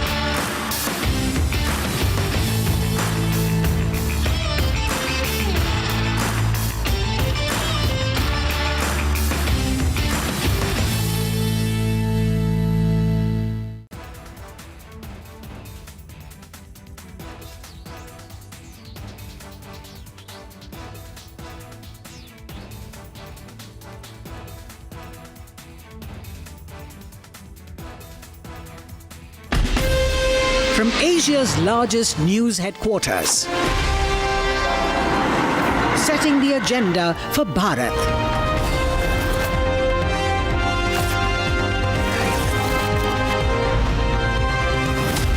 You're watching Republic.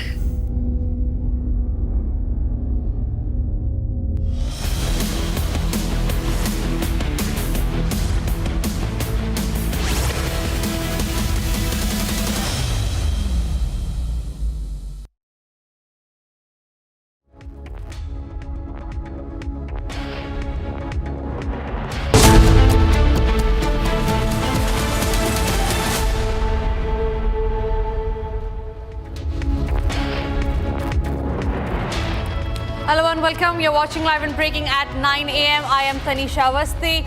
The top story remains on Donald Trump introducing additional tariff on 14 countries. There's an all-out war against that. We're getting you that and a lot more on this edition. But first, a quick check of the headlines. Donald Trump announces tariffs on 14 countries, hits Japan, South Korea, Kazakhstan, Malaysia with 25%, South Africa by 30% and 40% on Myanmar. 24-hour remains in Trump's July 9 deadline. Trump says close to making deal with India.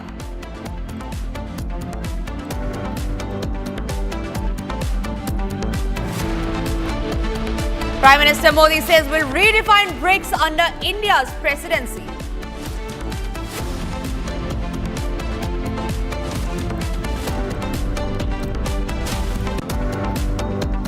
Uttar Pradesh Chief Minister Yogi Adityanath issues a stern warning ahead of Kanwar Yatra, directs officials to ensure foolproof arrangements.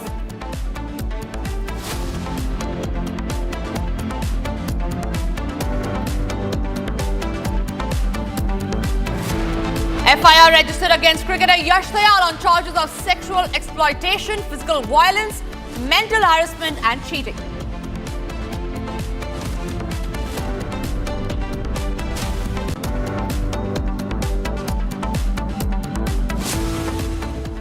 Thank you for staying with Republic. We start this edition with the breaking news coming in, and this is in regard with a murder that's happened in the national capital. A deeply disturbing case, in fact, has come to light from Delhi's Najafgarh area. The bodies of a teenage boy and a girl, both 16 years old, were found under suspicious circumstances inside the girl's home in Nagli. Now, the two shared a close bond is what we know, and tensions between their families had earlier led to a court case which was later settled through a compromise. Now, the boy's family is alleging foul play as far as the case is concerned, claiming that he was the one who called to the house and both were murdered. Now, the girl's family has not yet responded to the allegations. Police, however, say that it appears to be a suicide case for now. The exact cause of the death will be confirmed after the post-mortem report. All right, joining me live on the broadcast is Akhil. Akhil, please share more details about the case. It seems to be a case of suicide or a murder. We do not know. Allegations versus allegations are coming to the fore as far as the boy and the girl's families are concerned. Talk to us about what was the old dispute that we're talking about here. Well, absolutely. If you see, a shocking incident has come to light from Delhi's Najafgarh area when this very morning, if you see, the police team has been called by the locals over here when they found out that in a room there were two bodies which were lying in an unconscious condition, and they were after that taken to a nearby hospital.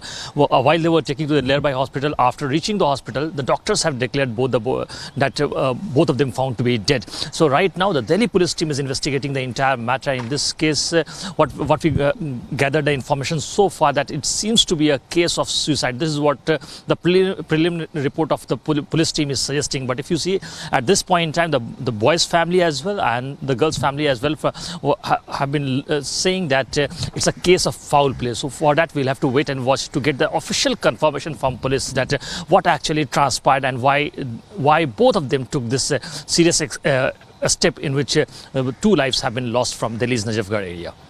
Right, Akhil, thank you for getting us those details. We move forward to some other breaking news that's coming in. Again, this is in regard with the firing incident that has taken place in the national capital.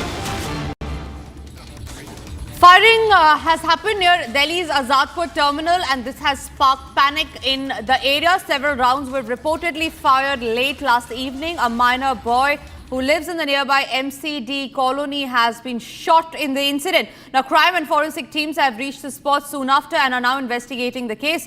Police from Adarsh Nagar are still looking into all possible angles, so we do not know what could be the reason of firing because, but remember, the Azadpur terminals remains to be one of the most populous terminal as far as terminals in Delhi is concerned.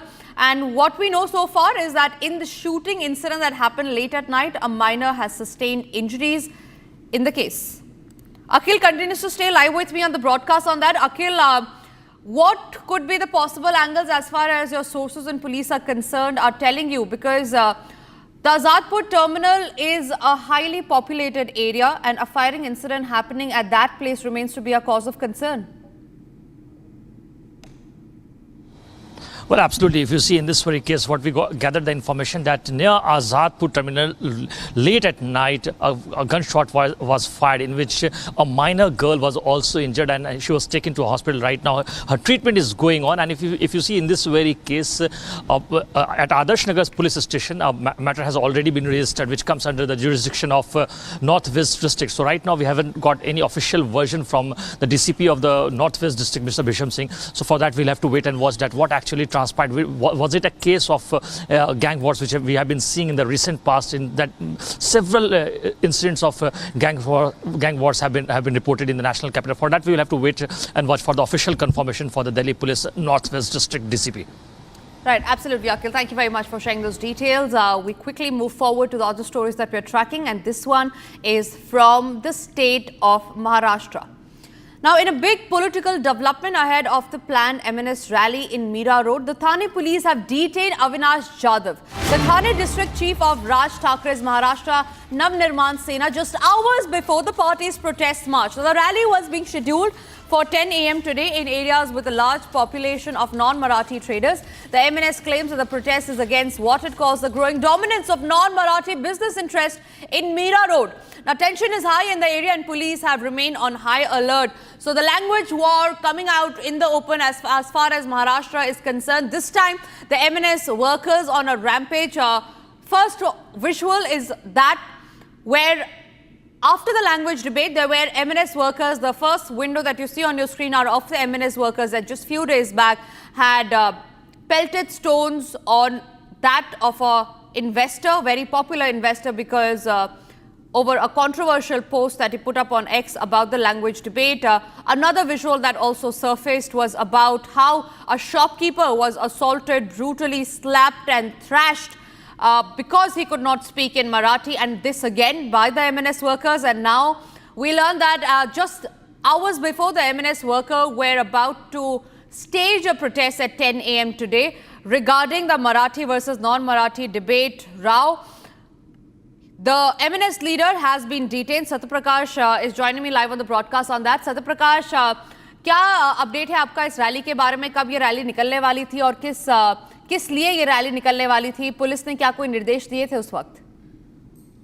देखिए तनिषा, आज 10 बजे ये rally निकलने वाली थी। मन से जो राज ठाकरे की पार्टी है, उनकी पार्टी कार्यकर्ताओं द्वारा रैली निकलने वाली थी। ये रैली इसलिए निकल रही थी कि जो व्यापारियों ने जो हिंदी भाषी व्यापारी के साथ मारपीट किया था, उसके विरोध में उन्होंने बड़ी रैली निकाला था मेरा रोड में, और मेरा रोड बंद किया था। इसके विरोध में आज मनसे पार्टी द्वारा एक रैली का आयोजन किया गया था, और रैली ये हिंदी बनाम मराठी का जो मुद्दा है इसको लेकर था, क्योंकि जिस तरह से व्यापारियों ने उस दिन एकता दिखाया था और भारी संख्या में इकट्ठा हुआ था, इसके विरोध उसी की तरह शक्ति प्रदर्शन मनसे करना चाहती थी। लेकिन कहीं कहीं जो मीरा रोड पुलिस है, उन्होंने मनसे कार्यकर्ताओं को डिटेन किया है। जो अविनाश यादव थाने जिला के प्रमुख हैं, उनको डिटेन कर लिया है, और कई ऐसे कार्यकर्ता हैं जिसको डिटेन किया है। मनसे कहना था कि हम प्रोटेस्ट करने वाले थे, शांति रूप से करने वाले थे, और जो ये मोर्चा निकलने वाला था, जो व्यापारियों का इलाका है, जो हिंदी भाषी इलाका है, वहां पे ये मोर्चा निकलने वाला था।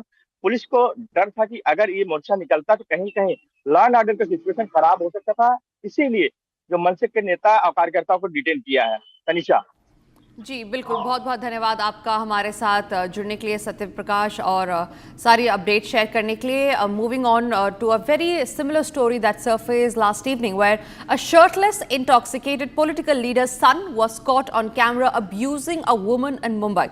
Turns out he is the MNS leader Javed Sheikh's son, Rahil Sheikh. He was hurling abuses, threatening a Marathi language-speaking woman, flaunting his father's political ties. Now, this comes amid the language row in Maharashtra. Here's the full story on all that you need to know about the case.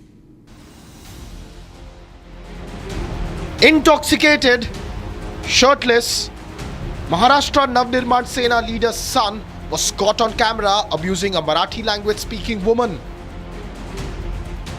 In the viral video, Rahil Sheikh, son of MNS leader Javed Sheikh, was seen rabidly abusing the woman Rajeshri More, who confronted him for hitting her vehicle. Heavily intoxicated, he kept threatening, citing his father's political position.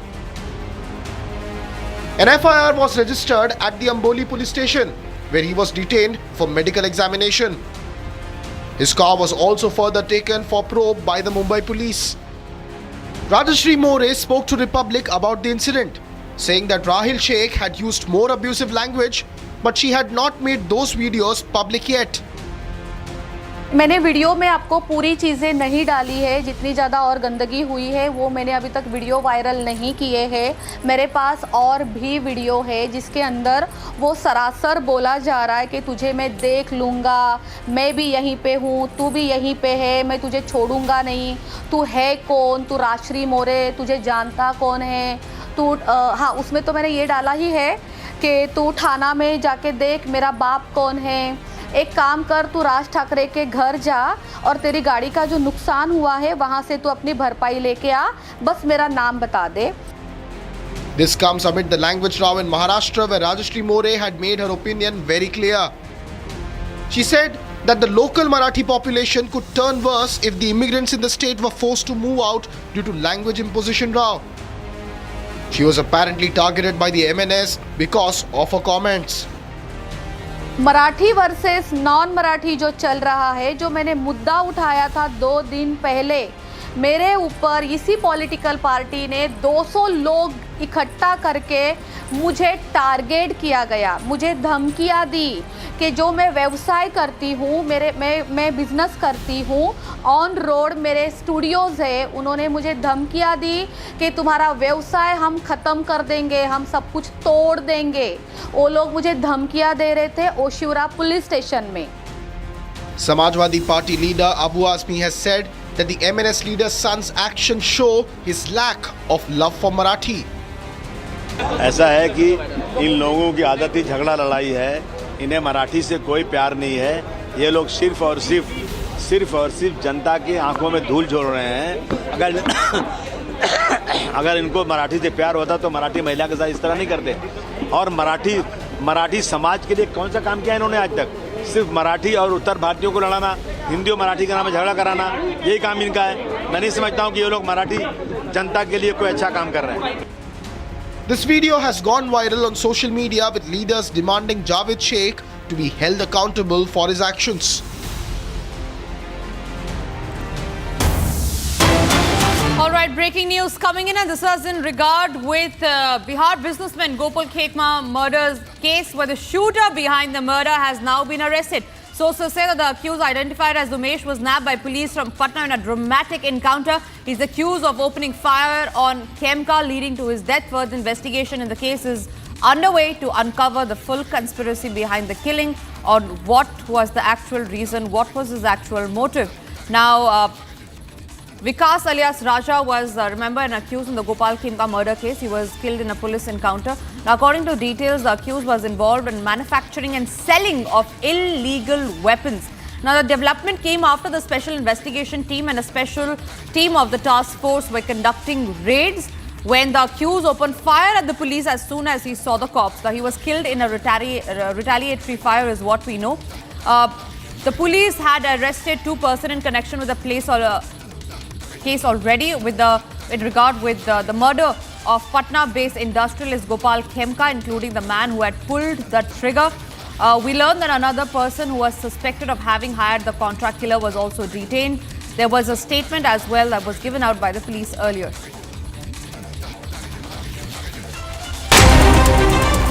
Bharat 1 Minute brought to you by Canara Bank. Together we can. Let's have a quick check of the other stories that we're tracking in Bharat in 1 minute. Adarsh Nagar police station in the national capital have registered a case of attempt to murder after shots were fired, leading to injuries to a minor, and this happened near Azadpur terminal in the national capital. Crime and forensic team was present at the site for investigation. Rainfall has caused waterlogging in parts of Uttar Pradesh's Moradabad. Bholnath colony was one of the areas affected by the waterlogging. A local resident has stated that nearly 15 to 20 houses have been immersed in water. He said that the drain water along with rainwater has caused the waterlogging in the colony. Moradabad Additional Municipal Commissioner Ajit Kumar said that as per the orders of the Municipal Commissioner, they got all the drains cleaned before the 28th of May. He stated that as a result, 90% of the city is not waterlogged. Aerial footage showed the devastating aftermath of the deadly flooding in Pierre County, Texas. The death toll from the catastrophic flooding in Texas over the July 4th weekend has surpassed 100. The number of deaths reached 104 on Monday as a massive search continued for the missing people.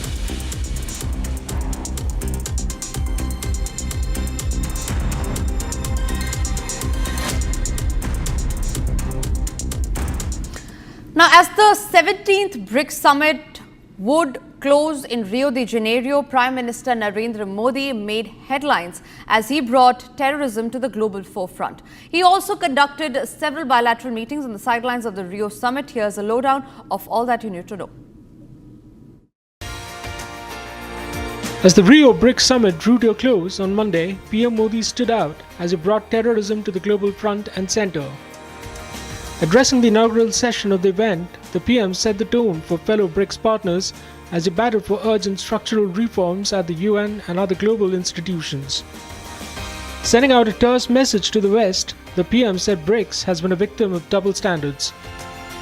Calling for a global alliance against terror, the PM battled for sanctions against terrorists and the financiers. In the joint resolution, the BRICS partners condemned the Pahalgam massacre while pledging zero tolerance for terror. The BRICS also called on the developed countries to do more to help poor nations meet the climate goals. While the PM held center stage, the BRICS partners also endorsed India's candidacy for hosting the COP33 in 2028. On the sidelines of the Rio event, the PM also sat down for key bilaterals with BRICS partners and other leaders. He met Bolivian President Luis Arce Catacora on the sidelines of the Rio summit, with the two leaders reviewing bilateral cooperation and expressing satisfaction with the progress achieved. With the PM setting the tone and tenor of the Rio summit, the event has yet again reinforced India's standing in a multipolar world.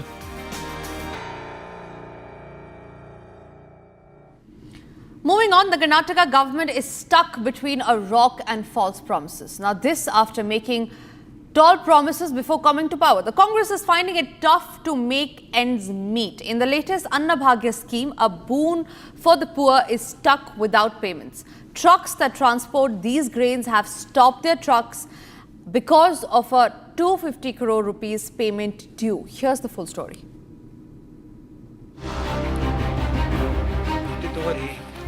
Scores of trucks halted. Trucks carrying food grains for ration shops stopped in their tracks. This is the sorry state of affairs in Karnataka. The Federation of Karnataka State Lorry Owners and Agents Association has brought the food grain transportation network to a grinding halt. And the reason is pending dues for 6 long months. The Karnataka state government was owned by Congress because of they promised the 5 guarantee schemes, out of which Annabhagya is also one of the major schemes that they announced. And since the inception of the idea or the guarantee scheme, the lorry associations have supported their complete transportation support to the Karnataka state government to transport the rice from one of the places to various other parts of the state. And Shanmugappa, while talking to the media, has very clearly mentioned that the Karnataka State Lorry Owners Association will not support the Karnataka state government henceforth because at least 250 crores of amount has been pending since the inception of the scheme, and there have been various other requests placed in front of the government for which CM Siddaramaiah had previously claimed that the settlement will be done in various other parts and will be made as soon as possible. However, with continued demands, Siddaramaiah has neglected the demands of the lorry association, and in fact this in turn has made at least 3,000 to 4,000 drivers come owners to fall into the street, and this is one of the reasons as to why the transportation of food grains have been stopped immediately. We are waiting for the response from the government as of now. The Federation President has alleged that the payments for transporting food grains under the Annabhagya scheme have not been cleared since February. The Annabhagya scheme is one of the Congress government's flagship guarantees in the state of Karnataka. But it is now on the verge of complete collapse as the supply chain stands disrupted. Adding to the controversy, Chief Minister Siddaramaiah's economic advisor sparked outrage by saying that the people must now choose between developmental policies or guarantee schemes, as the budget cannot sustain both together. But this is not an isolated crisis. Even the RDPR staff in Karnataka have reportedly not received their salaries for months now. The BJP has launched a scathing attack, calling the Congress governance in Karnataka nothing but jhoot and loot. The opposition is citing unfulfilled promises, skyrocketing prices, and a long list of scams, from the Muda scam to the housing scam, the liquor scam, and the Valmiki Corporation scam. The financial crunch, the protests, and the scams are now painting a troubling picture for the Karnataka Congress government. In a major development in Odisha's battle against Maoist insurgency, 3 hardcore Maoist cadres have surrendered to the authorities. Now, this comes in the heels of the massive success of Operation Black Forest, further signalling the weakening of the Maoist strongholds across the region. The surrender is expected to make a turning point in efforts to restore peace and development. With the massive success of Operation Black Forest, the crackdown against Red Terror continues. In a significant development, 3 hardcore Maoists laid down their arms in the Kandhamal district of Odisha on Monday. The surrender took place in the presence of top police officials and the commandant of the 127th Battalion. Officers revealed that the continuous anti-Maoist operations, dismantling of camps, seizure of arms, and recent encounters have weakened the Maoist strongholds in the Kandhamal district, once considered a bastion of red zone. The increased efforts come with the centre taking a hard stance against Maoist terrorism. 31/3/2026 ये देश नक्सलवाद से मुक्त हो जाएगा। और मित्रों, मैं फिर से बात विश्वास के साथ दोहराना चाहता हूं, जिस तरह से सुरक्षा बलों ने पराक्रम किया है, हमारी सूचना एजेंसियों ने सटीक रणनीति बनाई है, हमें लक्ष्य को सिद्ध कर रहेंगे। और आज मैं छत्तीसगढ़ वासियों को कहकर जाता हूं कि हर बार बारिश में नक्सली थोड़ा आराम कर लेते थे, इस बार बारिश में भी हम उनको सोने नहीं देंगे और 31 दिन के लक्ष्य को हम आगे बढ़ाएंगे। In Kandhamal, the trio reportedly cited mental and physical exploitation, forced extortion, and ideological disillusionment as reasons for their surrender. The surrender will now lead to coordination efforts to let them function once again in the mainstream society. All right, starting with the breaking news coming in, and this is in regard with the Bengaluru Stampede Stadium case, where the Karnataka High Court, we learned that today we'll hear multiple petitions seeking to quash the FIR. Now, among the petitioners is Nikhil, who has already secured anticipatory bail. The bench of Justice Krishna Kumar will hear 5 such petitions, including those filed by RCB official Rajesh V and KSCA. All matters will be taken up together today in today's hearing. So a big hearing that's going to take place in the Karnataka High Court today, where the court will be hearing the bail petitions of those who had been arrested. One among them was Nikhil. He was the RCB's marketing head. Other officials also include the RCB official Rajesh V and KSCA members. Now all matters will be taken up together in today's hearing in the court today.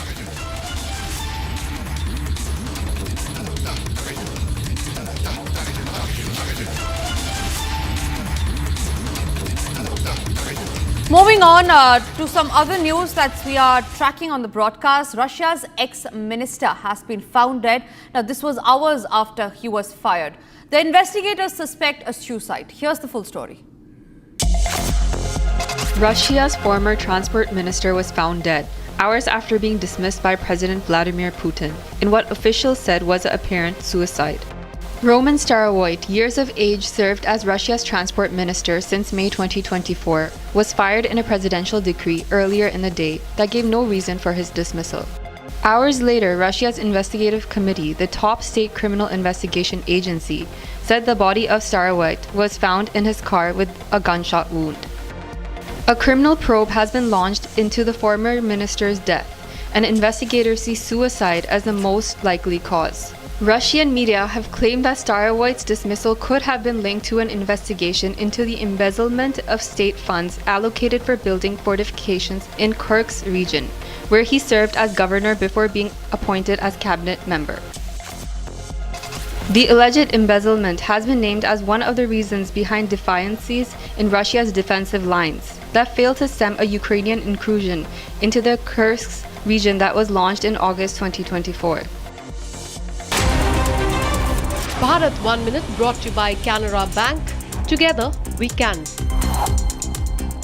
A quick check of the other stories that we're tracking in Bharat in 1 minute. A jeweler was killed, another person was injured in an attempted armed robbery at a jewellery showroom in Surat, Gujarat. One of the accused was nabbed by locals. 3 others managed to escape. The younger brother of the shop owner was shot twice in the chest and was later declared dead. Efforts are underway to catch the rest of the accused. Maharashtra Minister Yogesh Kadam stated that the part of Pakistani ship Aboy was missing and it drifted in the Indian waters due to sea currents. He said that no one has entered Indian borders. He stated that the Indian Coast Guard security is quite competent and that they are definitely on alert and inquiry is underway. Gujarat DGP Vikas Sahai has stated that externment orders were issued against 1,025 antisocial elements from March 15 to May 31st this year. The police has also invoked the Gujarat Prevention of Antisocial Activities against over 800 people. In the last 15 days, 17 offenders have been detained under the PIT NDPS Act.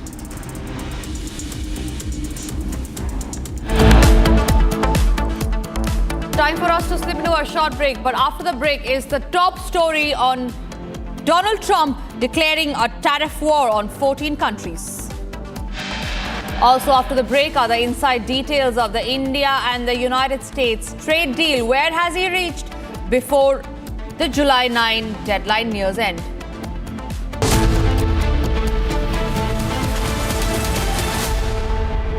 Powered by Century Ply Club Prime. Raho befikar.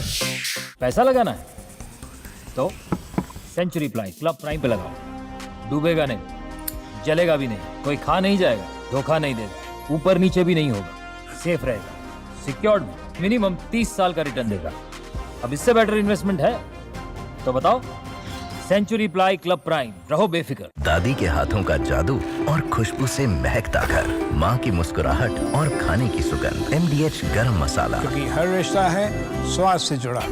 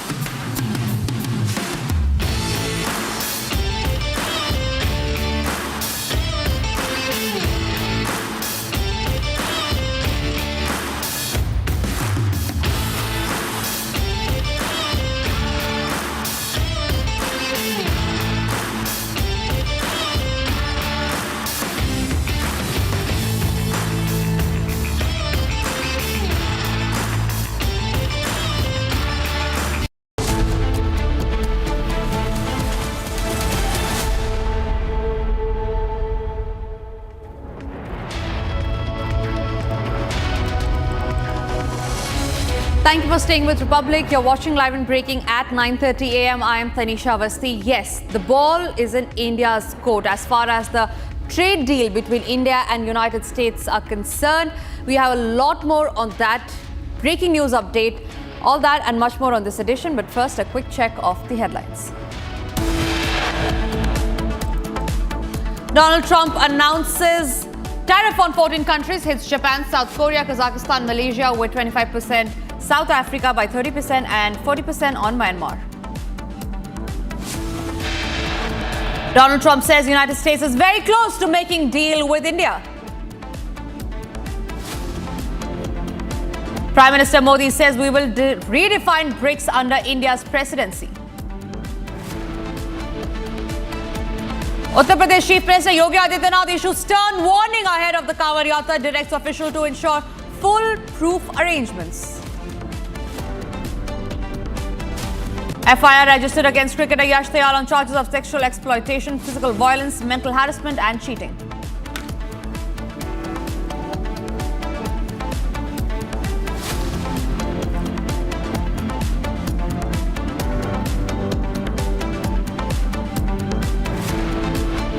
And the top story that we're tracking on today's edition is about the United States President Donald Trump imposing additional 10% tariff on 14 countries. Remember, he had nearly slapped 25% tariff on Japan and South Korea in his first letters to the trading partners ahead of a deadline to reach with a deal with Trump, saying that at the weekend, starting from Monday, he would send a first batch of up to 15 letters to countries informing them that he would reimpose harsh tariff that he had proposed in April in near identically wounded letters to the Japanese and South Korean leaders. Now, Trump said that the tariff would apply from August 1st because their trading relationship with Washington were unfortunately far from reciprocal. First up, let's listen into that statement by Donald Trump. Final offer. Look, we're always subject to negotiate something that's fair, but we've talked to most of the countries, and pretty much they've had their way for many, many decades, as you know. And it was time that we just wanted fairness. This is not really equitable from our standpoint because it's just a small token by comparison to the damage that's been done over the years. But we had no other president that was willing to do this. I did it in my first term with China and others. We took in hundreds of billions of dollars of tariffs. No inflation, the most successful period of time that we've ever had financially in the country. The first term.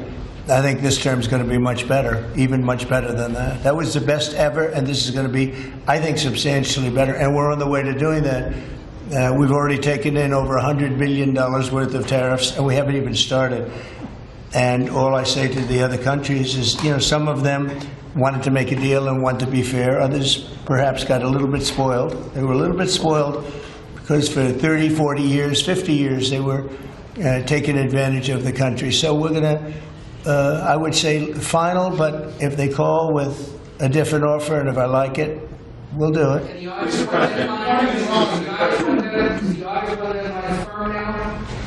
I would say firm. No, I would say firm, but not 100% firm. If they call up and they say, would like to do something a different way, we're going to be open to that. But essentially, that's the way it is right now, yeah. Mr. President, is your Palestinian relocation plans? And even as the United States has threatened of 10% tariff and has in fact even sent out letters to 14 nations, it is the White House press secretary that just some time ago issued a statement which said that the BRICS is undermining United States interests, and that's why the additional tariff. Listen in. Have the signed letters that went out to both South Korea and Japan today. And there will be approximately 12 other countries that will receive notifications and letters directly from the President of the United States. And weeks ago, I stood at this podium and I told all of you that the President was going to create tailor-made trade plans for each and every country on this planet. And that's what this administration continues to be focused on. The President will also sign an executive order today delaying the July 9th deadline to August 1st. So the reciprocal tariff rate or these new rates that will be provided in this correspondence to these foreign leaders will be going out the door within the next month, or deals will be made. And those countries continue to negotiate with the United States. We've seen a lot of positive developments in the right direction, but the administration, the president and his trade team want to cut the best deals for the American people and the American worker. That's what they're focused on. And in the effort of transparency, these letters will continue to be posted to Truth Social, so you can enjoy them yourself. Ambassador Deepak Vora is joining us today on the Trump tariff showdown. Ambassador Vora, thank you very much for joining us today. A very good morning to you. That's the top story, the top headline. Donald Trump yet again imposing tariff, additional tariff. In fact, India, however, has not yet been in the list. And there is a talk about the mini trade deal being cracked July 9. That is tomorrow is the deadline. Where are you expecting this to go? Thank you very much, ma'am. Always a pleasure to be with you. I was listening to the magnificent report, and that gives me a lot of information early in the morning. Thank you. Now, what happens to McDonald Trump? You can either You love him, you hate him, you can't ignore the fellow. If he stays out of the news for more than one day, he then does something that he goes right back into the headlines. Now he's hit the first two to be hit were his allies, his partners, South Korea and Japan, both developed countries. And he said, all right, guys, you've been doing funny things with me, and so now we are going to hit back. You might recall that about some time ago, he had also said about tariffs. Oh, what a beautiful word. Oh, I love the word tariffs. This is Donald Trump. And then he said that all these BRICS fellows who are doing all funny things, go find another sucker. America is no longer going to be your sucker. Essentially, America, having been the sole superpower, had to behave like a superpower pre-Trump. And that was that you have to be generous with your trading partners. But this guy, being a business person, has said, no, I'm not going to be generous. It has to be, in my opinion, a fair deal. And what is a fair deal? Again, it's my opinion. So I believe, ma'am, that he has now already pushed it back from 9 July to 1st August, the date which the tariffs will come into effect. That also gives other countries a chance to talk to him. We are talking to him, even as I'm on your show, as we are discussing. We are right now talking to these guys and saying, what do you want? India is a huge market. You want to lose the Indian market, then you've got nothing left. Ma'am, the basic issue, you can look at the figures and you can see all the import-export. The basic thing is that if you're talking of reshoring, bringing back American industry to produce in America, you'll have high costs. Where is your market? The Chinese market is close to you. Europe doesn't like you very much. That leaves us. If you want to lose the Indian market also, then MAGA, Make America Great Again, will become MAA, which is Make America Alone Again. I think he's smart enough to realize he doesn't want it. He's going to come to a deal with us. We would like a deal with him so that we don't go through this hiccup anymore. And at least for his term, the remainder of his term as president, it's relatively smooth sailing. I don't think there are big issues. I've looked at it with a fine-tooth comb. I won't go into details, but let me just say there is nothing that can damage the Indian economy severely or the American economy severely if a deal acceptable to both is not crafted within the next few days. Absolutely, sir. So I request you to stay with me because like you were talking about how nothing can shake the Indian economy. But however, this statement of the Donald Trump, this move of Donald Trump has drawn severe and sharp criticism. This time it's the Brazilian president who has spoken on the tariff and said that he does not want an emperor and that the world does not need an emperor. Listen in. Presidente da República de país do tamanho dos Estados Unidos ficar ameaçando o mundo através da internet. Não é correto. Sabe? Ele precisa saber que o mundo mudou. Sabe? Nós não queremos imperador. Nós somos países soberanos. Se ele achar que ele pode taxar, os países têm o direito de taxar também. Presidente da República de país do tamanho dos Estados Unidos ficar ameaçando o mundo através da internet. Não é correto. Sabe? Ele precisa saber que o mundo mudou. Sabe? Nós não queremos imperador. Nós somos países soberanos. Se ele achar que ele pode taxar, os países têm o direito de taxar também. All right, that's the warning, Deepak Vora, that the Brazilian president has issued, that if Donald Trump thinks he has the right to impose tariff, then other nations as well. And that's what Trump should be expecting. Do you think Trump is acting as a bully as far as the nations are concerned? Because earlier, remember that visual from the Oval Office where he was seen schooling Zelensky, soon after which there was another visual where he was doing the same with the South African president, insulting leaders, now imposing tariff, taking a sole decision, not walking with the world. What do you think Trump is trying to do?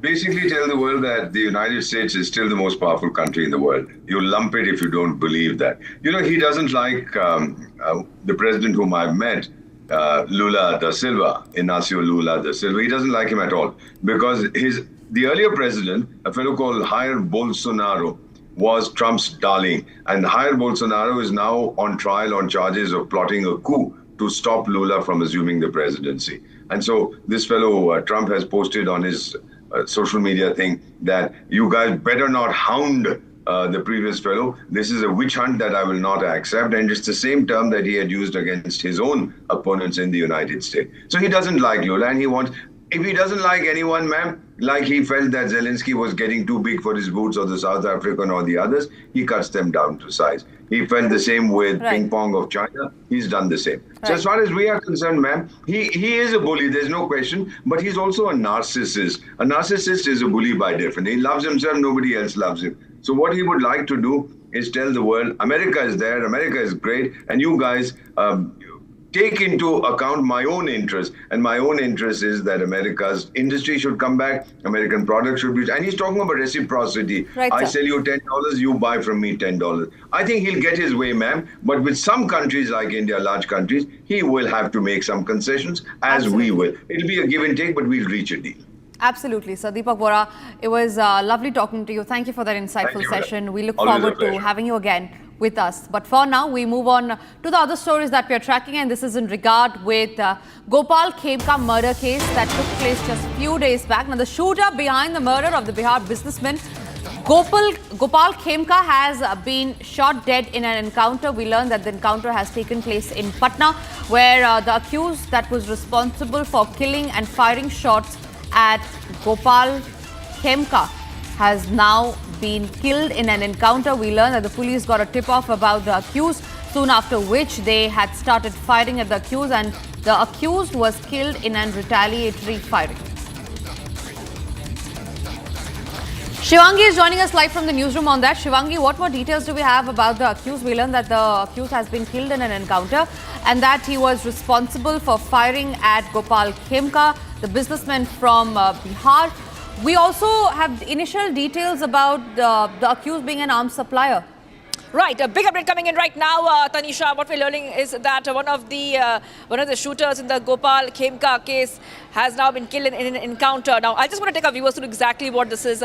Gopal Khemka was a very renowned businessman in Patna, and when we saw that he was shot dead right outside his house in Patna. It was a crime which sent shockwaves across the state of Bihar. And what we see right now is that, from what we understand, is that one of the shooters there and the accused who had supplied weapons to the shooter, who has been in fact working behind the scenes as well, has now been killed in an encounter with the Patna police. We are coming to know some more details about the encounter which has taken place. We will of course try to get our viewers more, but remember that this is the shooter, one of the shooters, one of the accused in the Gopal Khemka murder, has now been killed in an encounter. So this is some initial reports coming in. We also know that this is encounter of one of the accused has been reported. We'll put those pictures also coming in on the spot. So the main accused has been shot in an encounter. The pictures are on your screen of the CCTV footage that you see there. So this CCTV footage shows exactly what happened, the incident which took place.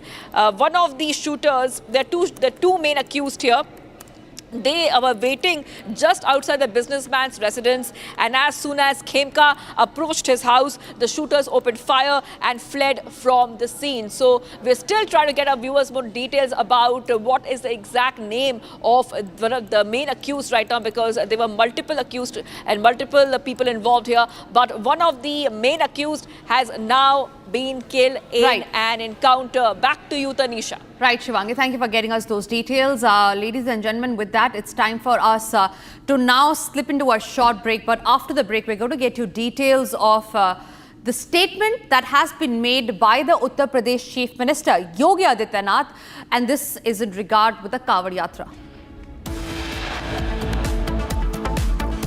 Chief Minister Yogi warns rioters, demands strict action against those who try to stall the Kavod Yatra. Also, after the break are the details of how an RCB cricketer, Yash Dayal, has been filed on an FIR on charges of sexual exploitation.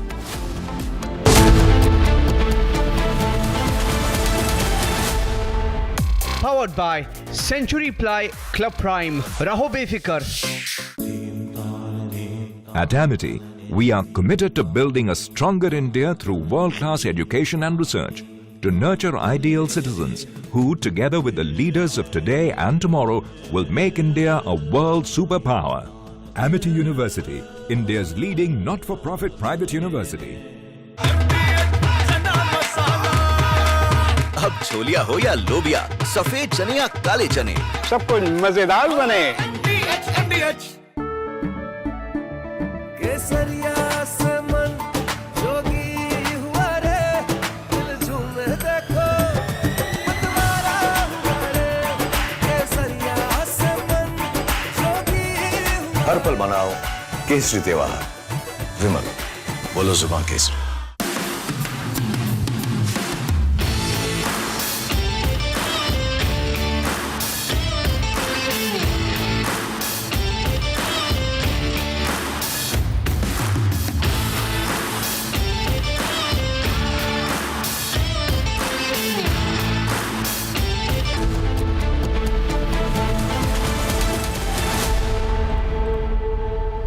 Thank you for staying with Republic. We start with the breaking news that's coming in, and this is in regard with the firing that has taken place in the Azadpur terminal, where we learned that a minor has sustained injuries. Now, the firing took place near Delhi's Azadpur terminal. This has sparked panic in the area. Several rounds were reportedly fired late last evening. A minor boy who lives in the nearby MCD colony was shot in the incident. Now, the crime and forensic teams have reached the spot soon after, and an investigation is underway. Remember, police is not ruling out any angle as far as the case is concerned.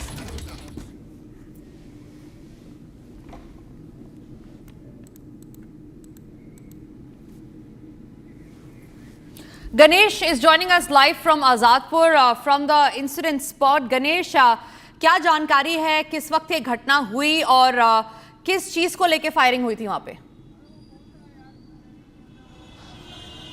देखिए, कल ये फिलहाल मैं आदर्श नगर थाने में मौजूद हूँ। उसके इलाके के पास में ये इलाका है जहाँ पर कल देर रात कई राउंड गोलियां चली। अपने विजय निशांत से कहूँगा एक बार दिखाएं घटनास्थल की वो तस्वीर जहाँ पर कई राउंड गोली चलती है और नाबालिग इस पूरे घटनाक्रम में घायल हो जाता है। उसे नज़दीक के अस्पताल में ले जाया जाता है। फिलहाल इस पूरे मामले को लेकर पुलिस के द्वारा तफ्तीश की जा रही है। फॉरेंसिक टीम भी यहाँ पर आई थी, जाँच करने गई, और ये पूरा वो इलाका है जहाँ पर वो नाबालिग बताया जाता है। इसी इलाके के अंदर वो नाबालिग रहता था और देर रात कई राउंड गोली चली है। फिलहाल इस पूरे घटना के बाद नाबालिग को नज़दीकी अस्पताल में इलाज के लिए ले जाया गया है। पुलिस के द्वारा तफ्तीश की जा रही है कि किस वजह से इस तरीके से इस इलाके के अंदर कई राउंड गोली चलती है।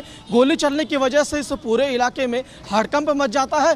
फिलहाल पुलिस हर एक एंगल से यहाँ पर जांच कर रही है। इलाके में मौजूद सीसीटीवी कैमरे को खंगाल रही है। जी गणेश, बहुत बहुत धन्यवाद आपका हमारे साथ सारी जानकारी शेयर करने के लिए। Moving on to the other stories that we are tracking now, permanent representative of India to the United Nations in New York, Ambassador Harish, has spoken regarding the UNGA resolution on the situation in Afghanistan at the UN General Assembly meeting. Now, the meeting was held in Germany yesterday. He mentioned the efforts that India has made to provide humanitarian assistance and the implementation of capacity building initiatives for the Afghan people. He shared that since the August 2021, India has supplied around 50,000 of wheat, over 330 mgs of medicines and vaccines, 40,000 liters of pesticide and other materials of other essential items, and this is in support to Afghanistan. Here's the statement.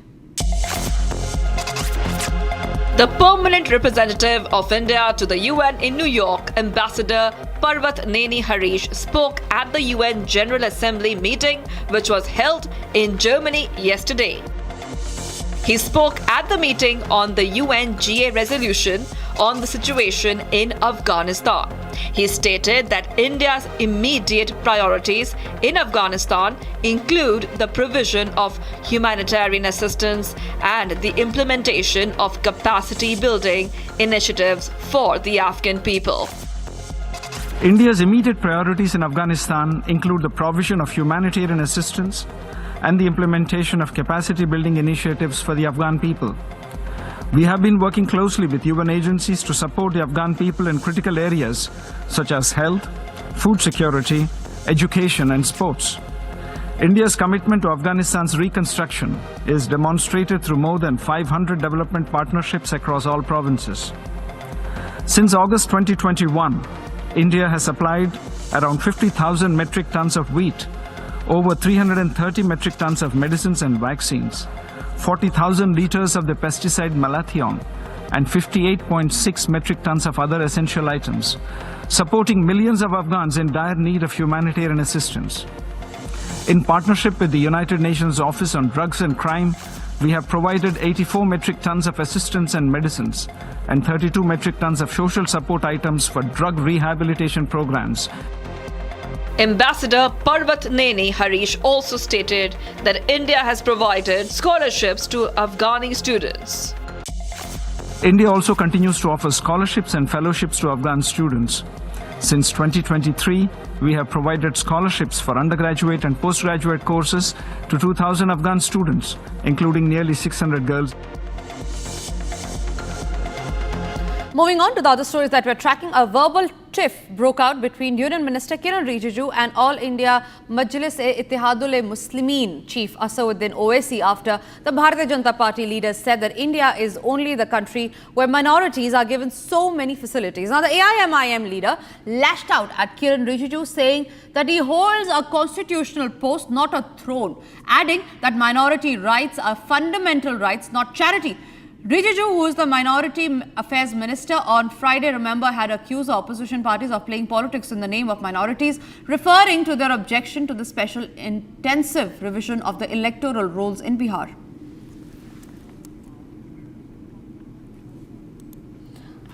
So that's a huge statement that Asauddin Owaisi has given. This has struck the minority rights debate. It's a face-off between Union Minister Kiran Rijiju and Asauddin Owaisi. Now, this comes after the AIMIM leader lashed out at Kiran Rijiju, saying that he holds a constitutional post and not a throne, adding that the minority rights are fundamental rights and not charity.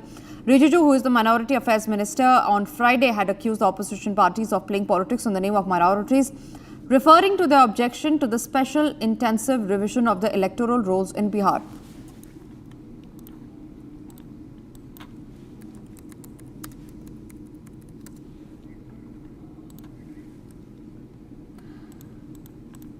So, minority affairs debate has now struck where Asauddin Owaisi and Union Minister Kiran Rijiju happen to be in a verbal tiff regarding India's minorities. Now, Owaisi on Kiran Rijiju's minority remarks had said that Indian Muslim hostages are not citizens. That's a big statement that Owaisi had claimed, in fact, where he said that Indian Muslims are hostages and not citizens.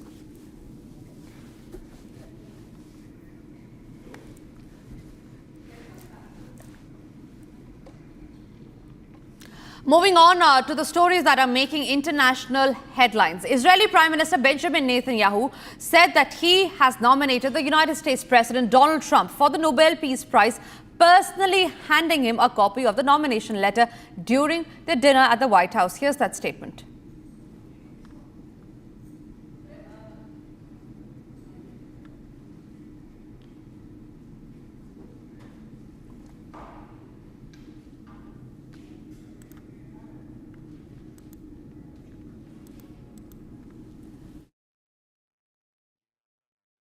In one region after the other. So I want to present to you, Mr. President, the letter I sent to the Nobel Prize Committee. It's nominating you for the Peace Prize, which is well deserved, and you should get it. In one region after the other. So I want to present to you, Mr. President, the letter I sent to the Nobel Prize Committee. It's nominating you for the Peace Prize, which is well deserved, and you should get it. In one region after the other. So I want to present to you, Mr. President, the letter I sent to the Nobel Prize Committee. It's nominating you for the Peace Prize, which is well deserved, and you should get it. Now, the Nobel Peace Prize offer has been given to Donald Trump. Netanyahu has backed him. This comes after, remember, the United States strike on Iran nuke sites. After United States had openly and officially backed Israel, Israel is now going ahead, returning that favor to Donald Trump, saying that they nominate him for the Nobel Peace Prize. Remains to be seen on how this story pans out. But for now, it's time to wrap up this edition. Coming up next is, again, live and breaking with more news and updates. It's time for us to slip into a short break for now.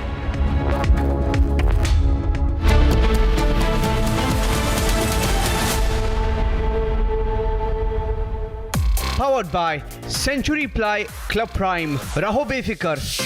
पैसा लगाना है तो century Ply Club prime पे लगाओ, डूबेगा नहीं. जलेगा भी नहीं, कोई खा नहीं जाएगा, धोखा नहीं देगा, ऊपर नीचे भी नहीं होगा, सेफ रहेगा, सिक्योर्ड मिनिमम 30 साल का रिटर्न देगा। अब इससे बेटर इन्वेस्टमेंट है तो बताओ। सेंचुरी प्लाई क्लब प्राइम, रहो बेफिक्र। MDH की हल्दी मिर्ची धनिया करे कमाल, ये रंग दे, ये खुशबू दे, ये तीखा, ये कम पड़े, क्या निराला MDH मसाला।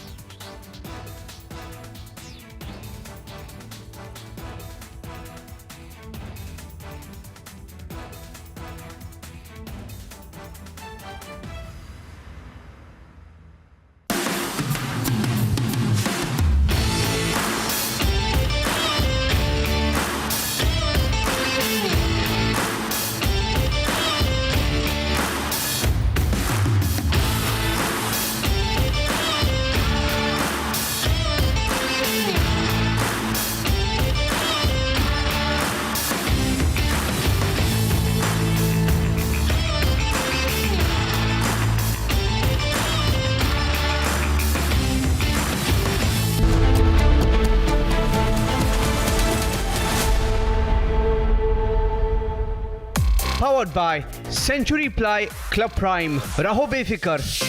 पैसा लगाना है तो सेंचुरी प्लाई क्लब प्राइम पे लगाओ, डूबेगा नहीं, जलेगा भी नहीं, कोई खा नहीं जाएगा, धोखा नहीं देगा, ऊपर नीचे भी नहीं होगा, सेफ रहेगा, सिक्योर्ड मिनिमम 30 साल का रिटर्न देगा।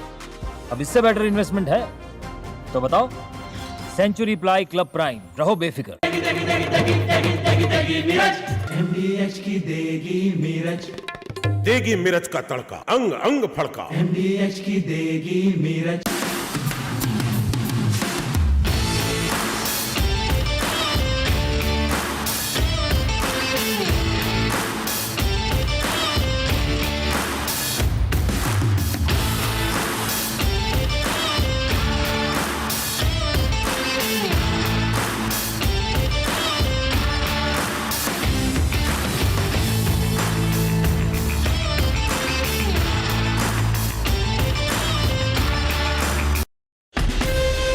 From Asia's largest news headquarters, setting the agenda for Bharat.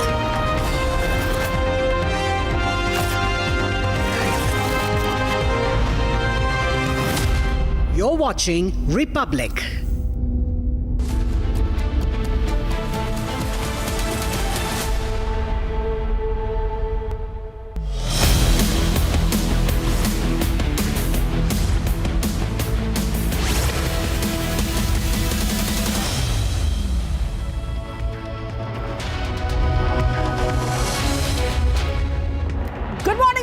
Live and breaking. I'm Shivangi Shukla, getting you the latest coming in. Donald Trump says he's very close to making a deal with India, but on the other hand, he slapped tariffs on 14 nations. Back-to-back updates coming in right now, but the headlines first.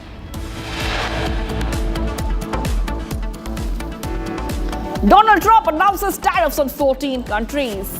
Hits Japan, South Korea, Kazakhstan, Malaysia by 25%, South Africa by 30%, and 40% on Myanmar.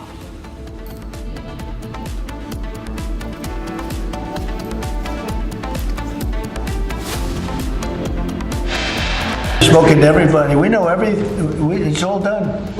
I told you, we'll make some deals, but for the most part, we're going to send a letter. We're going to say, welcome to the United States. If you'd like to participate in the greatest, most successful country ever. I mean, we're doing better than ever.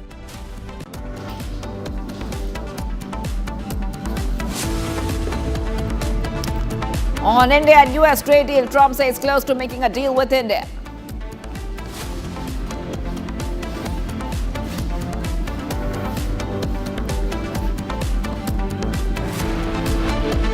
Prime Minister Modi says we will redefine BRICS under India's presidency.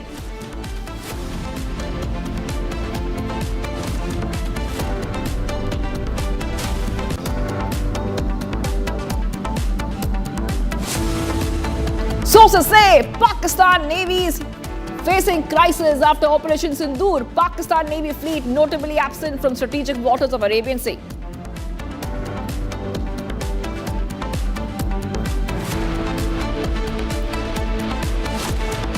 Bihar businessman Gopal Khemka shooter killed in encounter in Patna.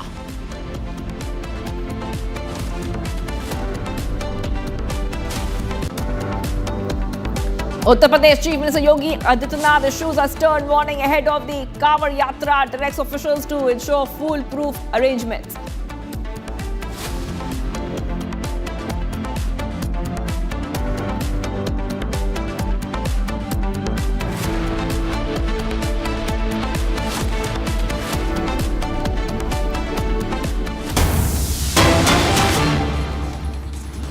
Breaking news coming in. As per sources, Pakistan naval fleet is still facing crisis following Operation Sindoor. Sources say that after India struck Pakistan during Operation Sindoor, Pakistan's naval fleet has been notably absent from the strategic waters of the Arabian Sea. Viewers, this is a big update coming in right now, viewers on Republic TV. From what we understand so far, is that sources say following Operation Sindoor, Pakistan's naval fleet has been notably absent from strategic waters of the Arabian Sea. And we have some points for you. Now, what we understand, local tech unavailability, expensive foreign maintenance pushes Pakistan Navy in a limbo. And this is coming post-Operation Sindoor. Internal Pakistan Navy assessment reveals 50% of its submarines not combat fit. Limited naval fleet led to inexperienced naval personnel in Pakistan Navy. Remember that Pakistan's Navy is no match to India. I repeat, Pakistan's Navy is no match to India. And key assets of Pakistan, including Gwadar Port, vulnerable as Pakistan Navy fails to prevail. The sea conditions. This was revealed during exercise conducted by Pakistan post-Operation Sindoor in last week of May 2025. Back to where it's coming in here on Republic TV, viewers, and from what we understand so far is that looks like once again Pakistan is on the back foot.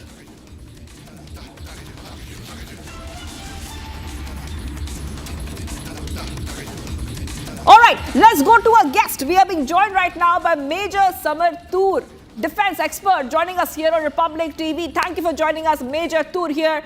Now, we knew this, and when we were doing extensive coverage during Operation Sindoor, we told our viewers that Pakistan's Navy is no match to Indian Navy at all. Now we see that the Pakistani naval fleet is absent, and it is, in fact, from what we understand, is not being able to do its due diligence on the seas. What do you think is happening there, Major?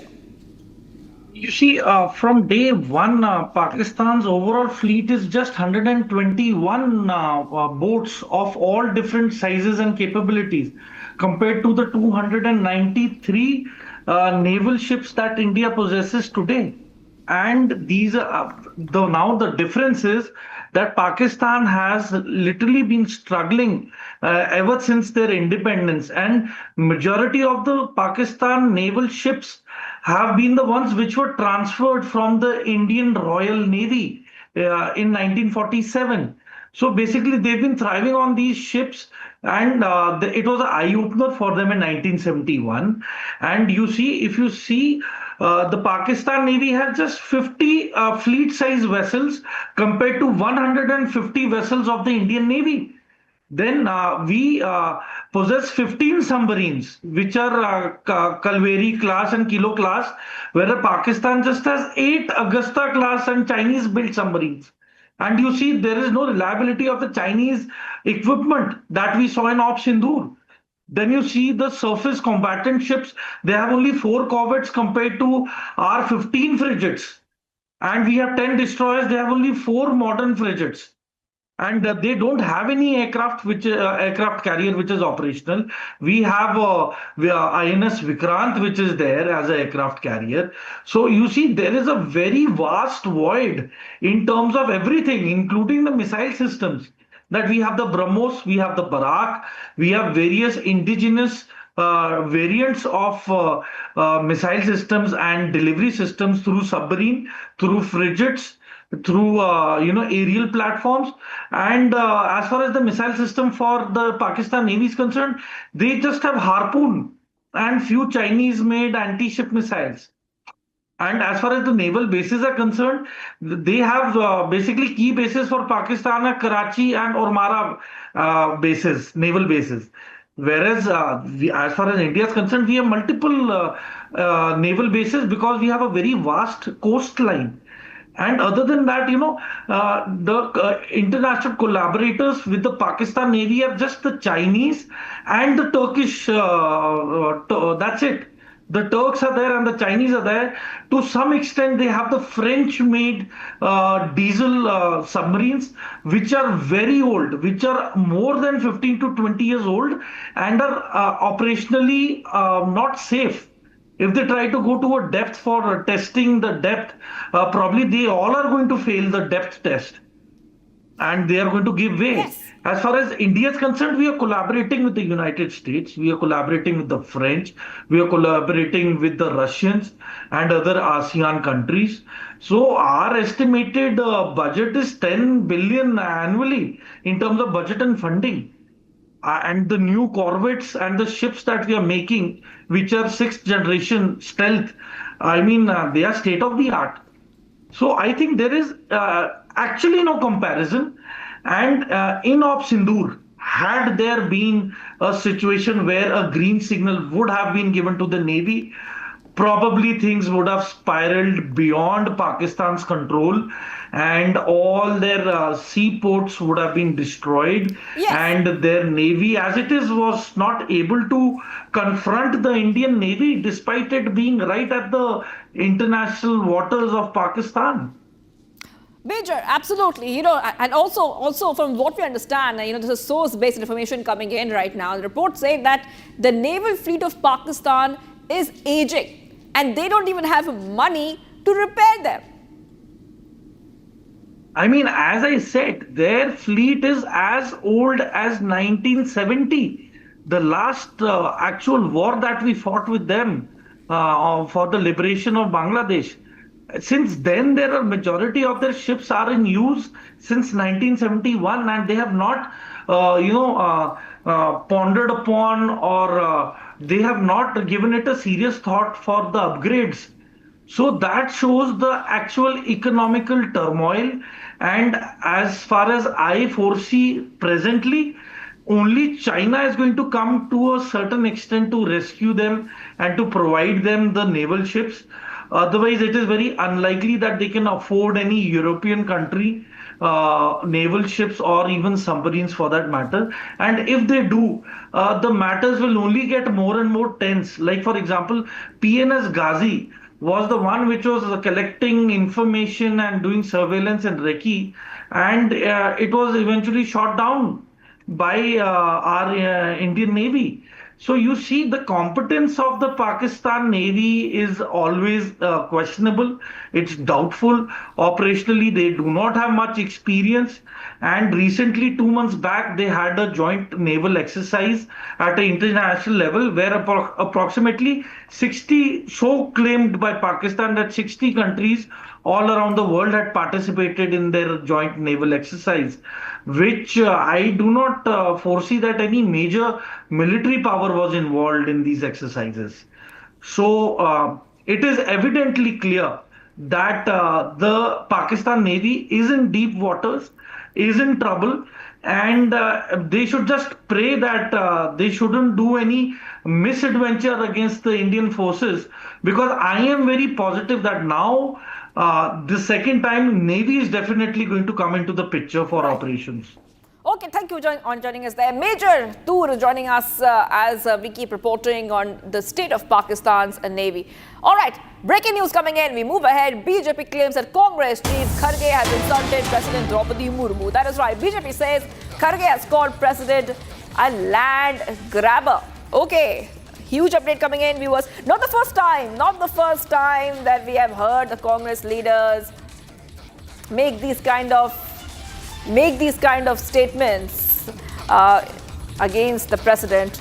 We'll go across. We have a guest joining us right now on the phone line. We have with us BJP leader and spokesperson RP Singh joining us. Thank you for joining us here, Mr. Singh. Very, very obvious that the Congress continues making these statements, has refused to apologize. Now the BJP says that Kharge has called the president a land grabber.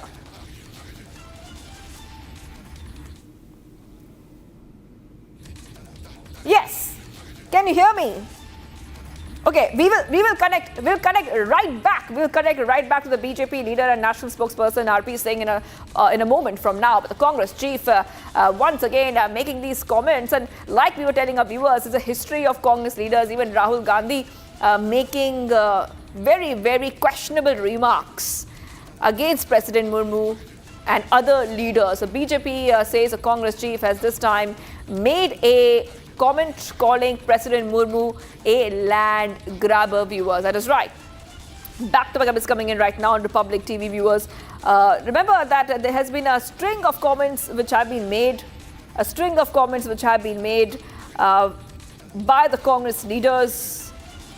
We have seen how Congress has repeatedly made comments on President Murmu. Let's not forget, few months ago, Sonia Gandhi made a poor thing remark comment to President Murmu. Let's go and play out the reactions. तो बड़े बोलेंगे, मुर्मा जी को हम president of India बनाए, कोविंद को हमने president बनाया. हाँ भाई बनाए, कई के लिए बनाए? हमारी संपत्ति छीनने के लिए बनाए, हमारे जंगल छीनने के लिए बनाए, हमारा जल रोकने के लिए बनाए, हमारी जमीन खींचने के लिए कर रहे. तो बड़े बोलेंगे, मुर्मा जी को हम प्रेसिडेंट ऑफ इंडिया बनाए, कोविंद को हमने प्रेसिडेंट बनाया. हाँ भाई बनाए, कई के लिए बनाए? हमारी संपत्ति छीनने के लिए बनाए, हमारे जंगल छीनने के लिए बनाए, हमारा जल रोकने के लिए बनाए, हमारी जमीन खींचने के लिए कर रहे.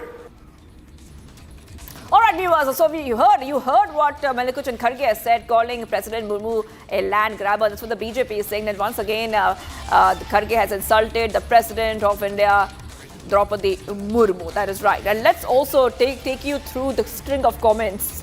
Let's not forget there was a complaint which was filed against Sonia Gandhi because she had used two words, poor thing remark on President. This happened around a few months ago.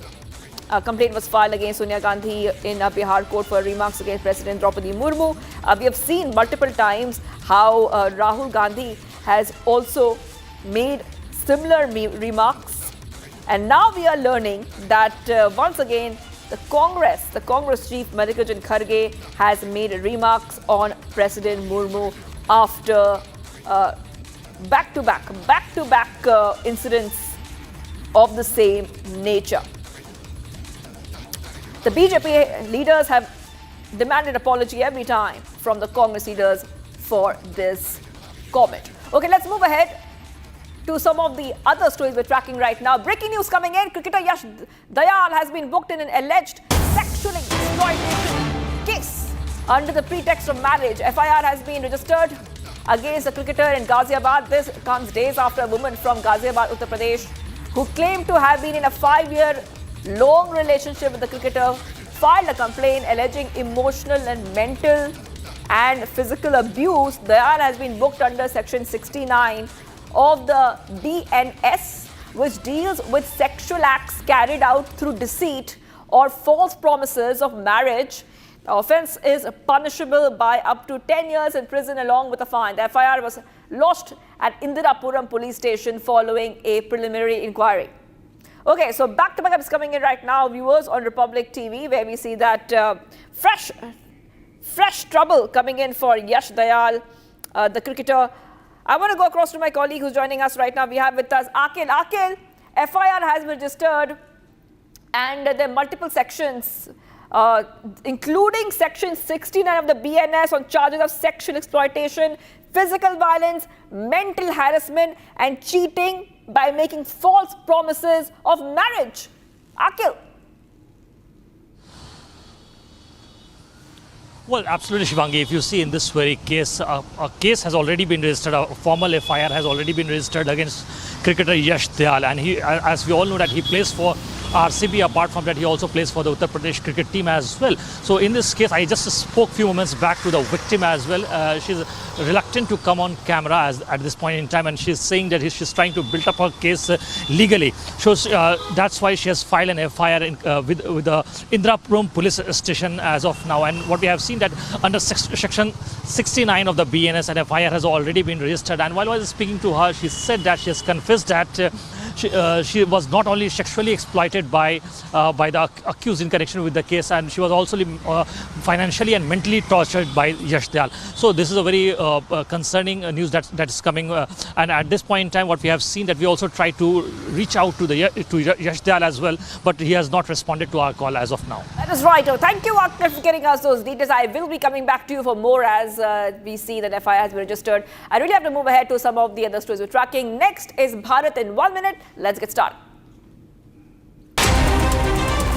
Bharat 1 Minute brought to you by Canara Bank. Together we can. And viewers, getting some updates, a jeweler was killed and another person was injured in an attempted armed robbery at a jewellery showroom in Surat of Gujarat. One of the accused was nabbed by the locals. 3 others managed to escape. The younger brother of the shop owner was shot twice in the chest and was later declared dead. Efforts are underway to catch the rest of the accused. Maharashtra Minister Yogesh Kadam stated that a part of the Pakistani ship was missing and it drifted into the Indian waters due to sea currents. He said that no one has entered Indian waters, stated that Indian Coast Guard security is quite competent and they are definitely alert. An inquiry is underway.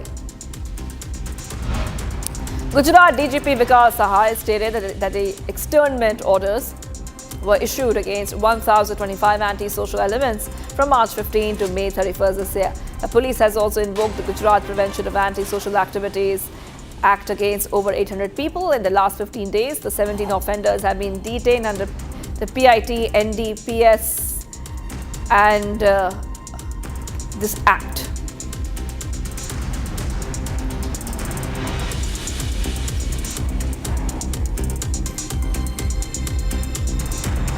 All right, let's move ahead. LOP Rahul Gandhi amid Bihar Bandh called on July 9th over Election Commission's special intensive revision. He will lead the Bandh or the Chakka Jam tomorrow in Patna. The Bandh call has been made by the opposition in the state to implement special intensive revision of the voters list, which will go to polls in a few months.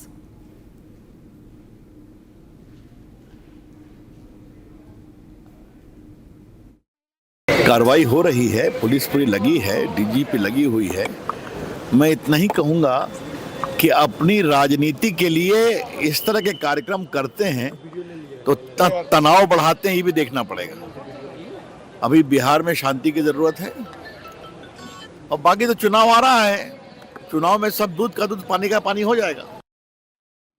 हमारे कांग्रेस के PCC ने कहा है कि 9 तारीख को जो भारतवर्ष में जो ट्रेड यूनियन का ऐलान है चक्का जाम का, उसका तो समर्थन हम लोग कर ही रहे हैं। साथ में जो बिहार के गरीब मतदाताओं के साथ जो नाइंसाफ़ी हो रही है, वोटर लिस्ट से नाम काटने की तैयारी हो रही है, उन गरीब मतदाताओं की रक्षा के लिए हम सब लोग, राहुल गांधी जी भी आ रहे हैं, सब लोग मिलकर के पटना में हम लोग चक्का जाम करने का काम करेंगे। और ये पूरा कार्यक्रम केवल पटना में तो हम लोग उपस्थित रहेंगे, लेकिन पूरे बिहार में हमारे ट्रेड यूनियन के जितने लोग हैं और हमारे महागठबंधन इंडिया अलायंस के हमारी जितनी पार्टी के लोग हैं, सभी लोग जो है चक्का जाम करेंगे। और इलेक्शन कमीशन और जो सरकार जो है, उन लोगों को होश ठिकाने लगे, इसके लिए ये कार्यक्रम हम लोगों का है और बड़ी मजबूती के साथ हम लोग जो है इस काम को पूरा करेंगे। Viewers, getting you some updates coming. The shooter behind the murder of Bihar businessman Gopal Khemka has been shot dead in the encounter. Viewers, that is right. Big update coming in right now. One of the accused, the main accused in the Gopal Khemka murder has been killed. This is coming in from Bihar. Let's tell you that Gopal Khemka was a very well-known businessman who was shot dead right outside his residence in Patna. And the latest coming in, we also have on the right hand of your screen. This is the encounter visuals from the spot. And we're coming to know the shooter behind the murder of Bihar businessman Gopal Khemka has now been shot dead a short while back. So this is the latest update in this story. The murder of Gopal Khemka sent shockwaves, I repeat, sent shockwaves across the state of Bihar. This accused was shot dead in a police encounter. In fact, there were two main accused here. We'll come to know more about this accused from Prakash Singh, our editor of special projects. There were two main accused in this case, Prakash. The shooter behind the murder of Bihar businessman Gopal Khemka has been shot dead in that encounter. This was a murder of a businessman which had sent shockwaves all across Bihar.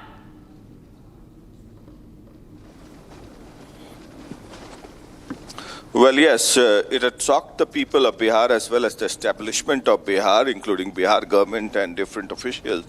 And now that in an encounter late last night, yesterday, when the police was trying to raid at certain hideouts of the culprits on a tip-off provided by some of the accused who have been arrested already in custody. And police tried to raid one of the hideouts in a BRICS in Malsalami area of Patna city, where I am on the way, and there the encounter took place between the police and the concerned accused called Vikas Urf Raja, and he had supplied the arms and ammunition to the shooter. That's what we are told. And he tried to flee away and also he shot at the policeman. In return, the police also retaliated and he was gunned down. Now his body is lying in the post-mortem room of the NMCH. Whereas one more accused, Umesh Yadav, is in custody. He is supposed to be the shooter who has been captured in the CCTV footage on the day of the killing. And he ran away in a nearby apartment. And on the basis of the raids that were conducted in the Beud Patna jail, there were certain tip-offs, and on the basis of CCTV footage, Patna and on the adjoining and areas of Patna, police corroborated evidences, and on the basis of raids conducted in the jail and investigation interrogation of certain gangsters in the Patna Central Jail, the police got a tip-off and then they were able to arrest one of the accused. Now, we are told that at 5 p.m. today, DGP Bihar would be holding a press conference and all the elements of this entire killing would be uncovered at 5 p.m. Back to you. Yes, Prakash. Okay, thank you for getting those details. Now we know which is one of the main accused who has been killed in that encounter in the Gopal Khemka murder case. We're getting some more updates coming in. Now, this incident is horrific and it's very disturbing, viewers. It's coming in from Purnia. 5 people from the same family were brutally killed, allegedly due to witchcraft accusations. The police have arrested 3 in connection with this horrific crime. Watch this report for more.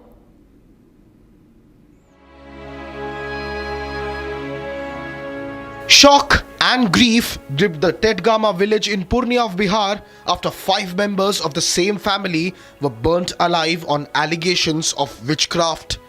They were brutally beaten, burnt, and then their bodies were thrown in the water. The suspicion that the family was practicing occult rituals grew so strong amongst the villagers that it drove them to this brutality. This horrific incident stemmed from the death of a boy who died 3 days ago during a local exorcism ritual. The villagers linked recent deaths in the area to this family, suspecting them of being responsible. The deceased have been identified as Babu Lal Oraon, Sita Devi, Manjit Oraon, Rania Devi and Tapto Masomat, all belonging to the same family. This gruesome murder has sent shockwaves. Police is actively searching for all the accused. One person, Nakul Kumar, has been arrested in connection with the case. Nakul is accused of instigating the villagers to burn the victims alive. A child from the family who survived narrated the horrific incident to the police. 2 बजे हमको call किया मेरा भाई, बताया भैया भाभी को mummy को जला रहा है, आप कहाँ पे हैं, आओ। आए, सुबह में पता चला हमको, तो आए तो कंप्लेन करने आए। मेरा फादर था, मेरा मम्मी था, मेरा भाभी था, मेरा भैया था, मेरा दादी, गांव का लोग मिलके। किस आरोप में जलाया? क्या मामला था? यानी कि डैन का ही मामला था। हम बाहर में थे, काम करने गए थे। On the complaint of the boy, the police patrolled in the area along with the dog squad. Out of 5, 4 charred bodies were recovered from a nearby pond. Sonu नाम का एक लड़का है जिसकी 16 वर्ष की आयु होगी। उनके द्वारा बताया गया कि उरांव लोग ही, मतलब ये मैक्सिमम पॉपुलेशन वहाँ आदिवासी उरांव की ही है, उन लोगों ने जादू टोना कह सकते हैं या डाइन के नाम पर जो उनके परिवार के 5 लोगों की हत्या कर दिया। ठीक है, उन्हें पुलिस तत्काल पहुंची है और शाम में 5 बॉडी रिकवर हो गई है, चली हुई है। गिरफ्तारी भी 3 की हो गई। Meanwhile, RJD leader questioned the law and order situation in Bihar. He also questioned Nitish Kumar-led NDA government over this horrific crime. The charred remains of the family members continue to serve as a grim symbol of unchecked superstition. Will society act now to extinguish this darkness? Viewers, much more coming right up. Donald Trump announces tariffs on 14 countries. Hits Japan, South Korea, Kazakhstan, Malaysia by 25%, South Africa by 30%, 40% on Myanmar. After BRICS summit in Rio, PM Modi arrives in Brasilia for state visit where he has gone ahead and is holding very important meetings, emphasizing India's vision for the global cooperation. Stay tuned, we are live and breaking.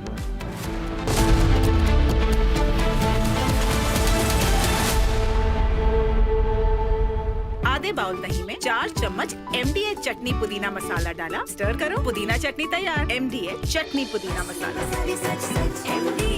MDH।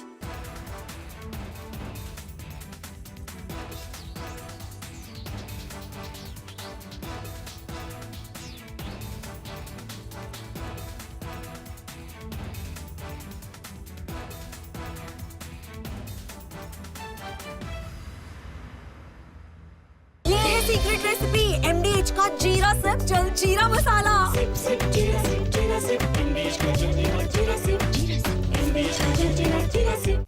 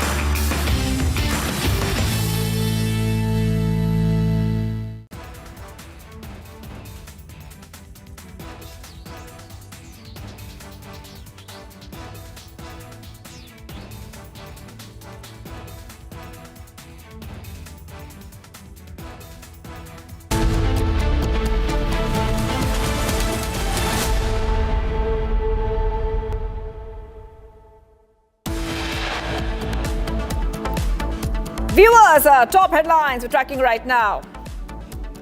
Donald Trump announces tariffs on 14 countries, hits Japan, South Korea, Kazakhstan, Malaysia with 25%, South Africa by 30%, and 40% on Myanmar. And everybody, we know it's all done. I told you, we'll make some deals, but for the most part, we're going to send a letter. We're going to say, welcome to the United States. If you'd like to participate in the greatest, most successful country ever. I mean, we're doing better than ever. On India and US trade deal, Trump says close to making deal with India. After BRICS summit in Rio, PM Modi arrives in Brasilia for the state visit, where he held key bilateral meetings and emphasized India's vision for global cooperation.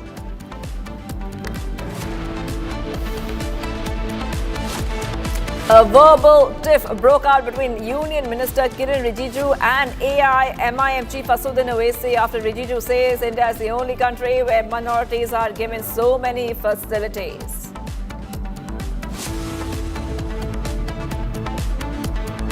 Bihar businessman Gopal Khemka shooter killed in an encounter in Patna.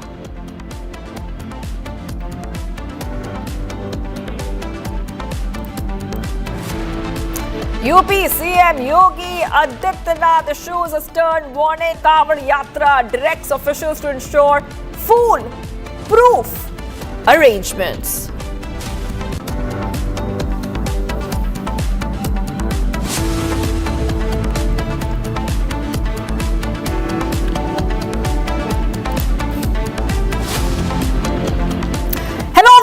We are live and breaking. Big update coming in. Shooter behind the murder of Bihar businessman Gopal Khemka has now been shot dead in an encounter. Viewers, we'll go. I repeat, we will go to the encounter spot right now.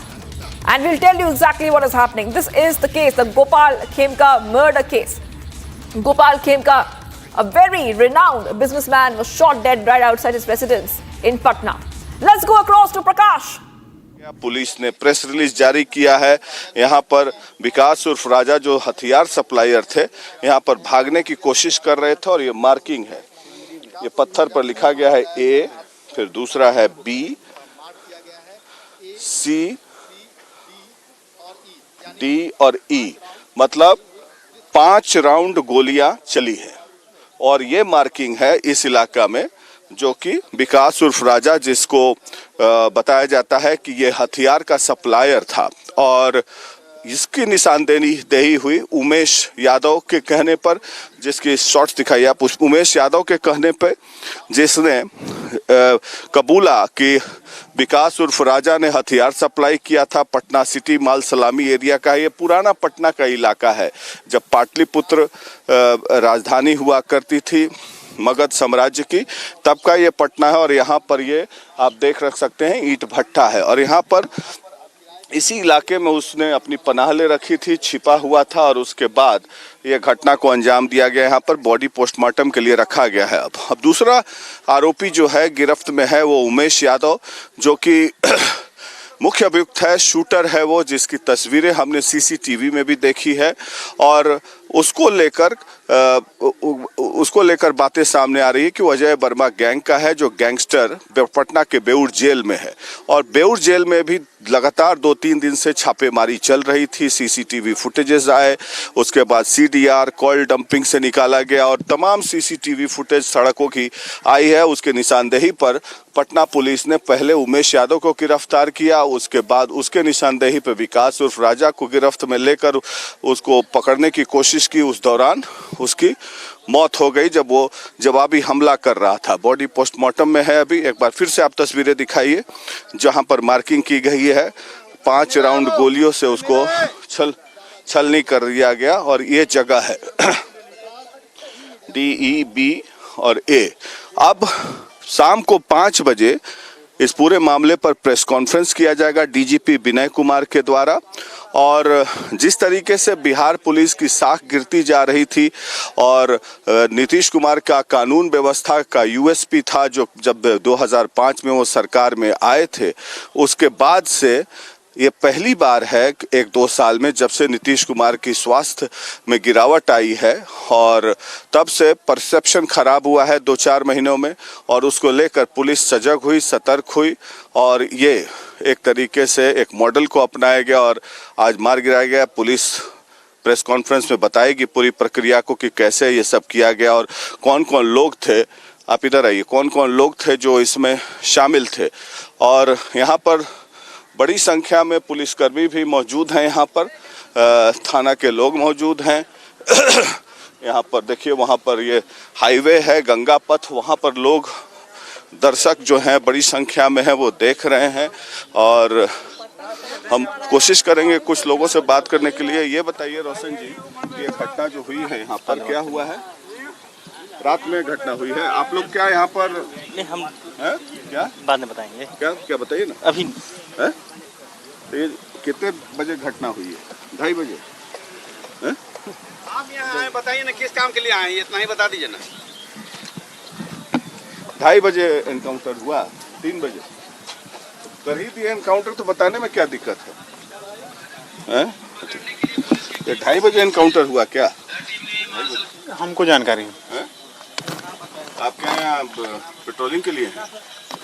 Sir no comments. Police वाले नहीं बोलना चाहते हैं। बहरहाल ये पूरा इलाका जो है ईंट भट्टे का है। देखिए चारों तरफ ईंट भट्टा है, सुनसान इलाका है, बगल में गंगा नदी है। इधर कैमरामैन को बताऊंगा तो ये दियर इलाका है, सुनसान इलाका। रात में यहाँ पर छुपे हुए थे, जैसा कि पुलिस बता रही है। 2:30 बजे के करीब एक घटना हुई। आप इधर आइए अनुपम।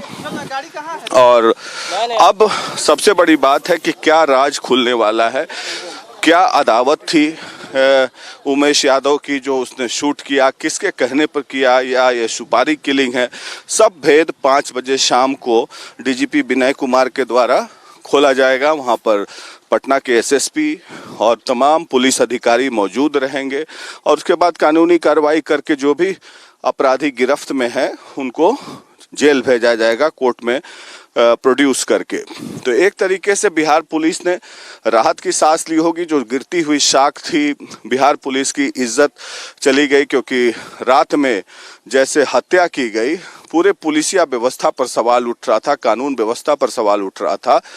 और तेजस्वी यादव ने भी लगातार प्रहार करना शुरू कर दिया था कि नीतीश कुमार अचेत अवस्था में है और उनसे कानून व्यवस्था संभल नहीं रहा है।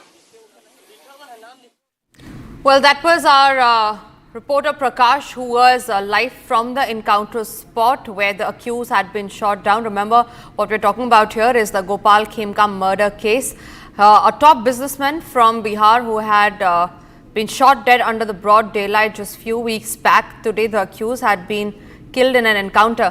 In fact, Prakash is reporting live from the encounter spot. Let's listen in. कहने पर किया, जेल से हुई ये वारदात। ये सब वारदात जो है, अगर कोई अपराधी जेल में है तो जेल में रेड हुई थी 2-3 दिन पहले, तो वो सब की परतें जो हैं शाम को 5 बजे खुलेंगी। पुलिस के सोर्सेज बता रहे हैं कि पुलिस ने इस पूरे केस को क्रैक कर लिया है और परतें जो है शाम को 5 बजे खोलेंगी पुलिस, जब डीजीपी विनय कुमार जो बिहार पुलिस के डीजीपी हैं वो प्रेस कॉन्फ्रेंस करेंगे। Well, Prakash, thank you very much for getting us those details. So the DGP press conference is awaited at 5 p.m. tonight, when they will be giving out the details on what was the modus operandi behind killing of Bihar's top businessman Gopal Khemka. He was shot dead at point blank range and it happened under the broad daylight. Today, the accused has been killed in a retaliatory fire in an encounter, and many of them have also been detained.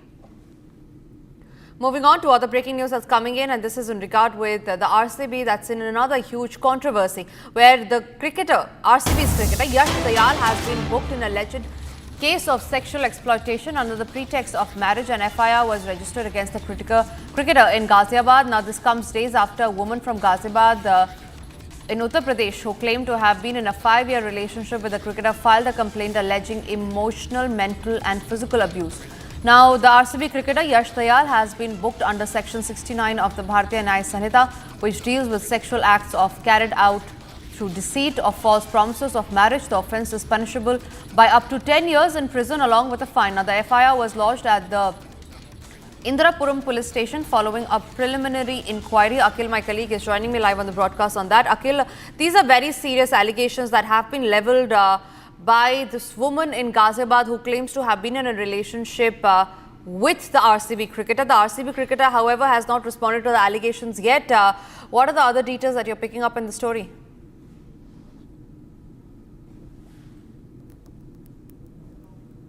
All right, we seem to have dropped that call with Akhil, but we'll try getting him back on the line with us. These are huge allegations, remember, ladies and gentlemen, against an RCB cricketer. His name is Yash Dayal. He has been booked and FIR has been registered at the Indirapuram police station in Uttar Pradesh, and these are by allegations of alleged act of sexual exploitation, mental harassment and physical violence on the pretext of marriage. Akhil is back with us on the phone line. Akhil, I believe RCB has not issued a statement yet, and Neither has Yash Dayal, the RCB cricketer who is in the eye of the storm right now. But these are some very serious allegations that this woman in Ghaziabad who claimed to have been in a relationship has leveled on the RCB cricketer. What more details are you picking up? Well, absolutely, Tanisha. If you see in this case, we also tried to speak to Yash Dayal as well. But as of now, we have not got any official response from Yash Dayal's team. Apart from that, if you see, we haven't got any response from the RCB team as well. But certainly, the victim in this case, who has been dating Yash Dayal for the last 5 years, she came up to the forefront and she has spoken to the Republic TV. While speaking to me, she has confirmed this, that she was in relationship with Yash Dayal since 2020. And then what has happened that even if you see for the last 4 years they were in sexual relationship as well. This is what the victim is claiming right now. So we'll have to wait and watch in this incident that what is the official confirmation from the police direction comes, because right now she will also be taken for the medical examination in connection with the case. Earlier, if you see, she has also confirmed this to us that she visited several places with Yash Dayal. Apart from that, she has also said that when she was in a relationship, she also visited not only several places, she also went for watching IPL matches as well. So these are the claims made by the victims, and we have also recovered some chats details that took place between Yash Dayal and his girlfriend, ex-girlfriend. So at this point in time, the official version we'll have to wait and watch to get from Yash Dayal. But in this case, what we have seen that under section 69 of the BNS, Ghaziabad police team has already registered an FIR in connection with the case.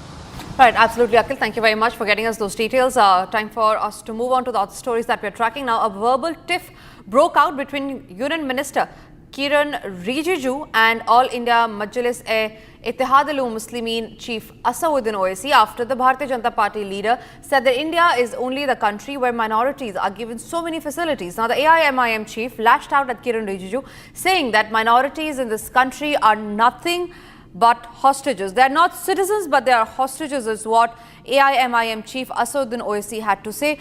Meanwhile, the BJP has hit out at the AIMIM chief for spreading hate. Listen in.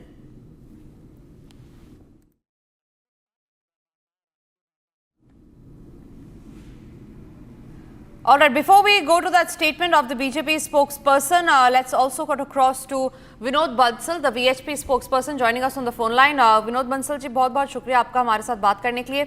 The minority debate has been reignited yet again, and this is after OAC gave a statement saying that Muslims in India are not citizens but hostages. Muslims in India? Sorry?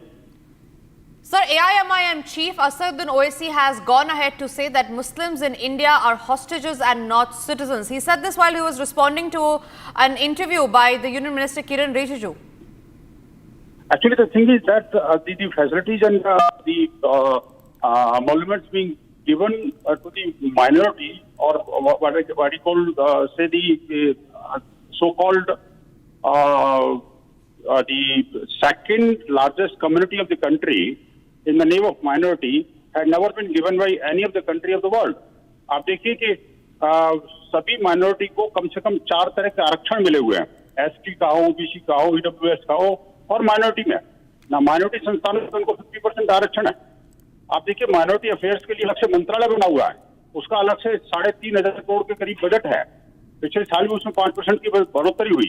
National minority commission को इतने व्यापक अधिकार दिए गए जो किसी को नहीं है. मुसलमानों को सिविल सर्विसेज में जो पर्सनल कोड है वो इनके लिए अलग से बना हुआ है, हिंदुओं के लिए नहीं है. 4 शादी करने का इनको अधिकार है. लड़कियों की शादी की कोई उम्र नहीं है. आप देखिए कि जो सिविल जो सूट्स होते हैं, उन सूट्स में इनके ऊपर भारत के कई सारे कानून लागू नहीं होते. कमाल की बात है. माइनॉरिटी जो कम्युनिटी द्वारा चलाए जाने वाले जो एजुकेशनल इंस्टीट्यूशंस हैं, अदर इंस्टीट्यूशंस हैं, उनके लिए आर्टिकल 29-30 में स्पेशल प्रोविजन है जो मेजोरिटी कम्युनिटी के लिए भी नहीं है. आप सोचिए कि ऐसे और जो इनको जो फैसिलिटीज हैं वो भारत के SC, ST और ओबीसी और ईडब्ल्यूएस कैटेगरी के लोगों को लिए भी नहीं अवेलेबल है. आप देखिए कि इनके पसंद के टीचर स्टाफ, तो ऐसे अनेक तरह के जो स्पेशल प्रिविलेजेस मिले हुए हैं तो दुनिया के किसी कंट्री में नहीं. और more over I can say कि out of the total 5-6 type of minorities, वो जो रियल माइनॉरिटी है देश की, उन्होंने तो आज तक कोई क्वेश्चन रेज नहीं किया, कोई डिमांड नहीं करी। लेकिन जो second largest community of the country है, वो हमेशा हर तरह के फैसिलिटीज को भी गेन कर रही है, सरकारी सुविधाओं का लाभ ले रही है, और ऊपर से सरकारों को और देश को गाली भी देती है। चाहे मुहर्रम का त्योहार हो या ताजिया निकल रहे हो, कुछ और हो, उन्होंने उत्पात बचाना ही बचाना है। इतना कुछ फैसिलिटीज और इन सब को देख के वही लगता है कि भाई आप देखिए कि इनकी जो ग्रोथ रेट है, अगर आसपास के देशों की माइनॉरिटी की ग्रोथ रेट की बात करो। Absolutely. Vinod Bansal ji, I'm really sure I have to cut you short on there because we are running short on time, but appreciate your views on the topic. We are also getting a reaction from the BJP spokesperson Shahzad Poonawalla. Let's also listen to that.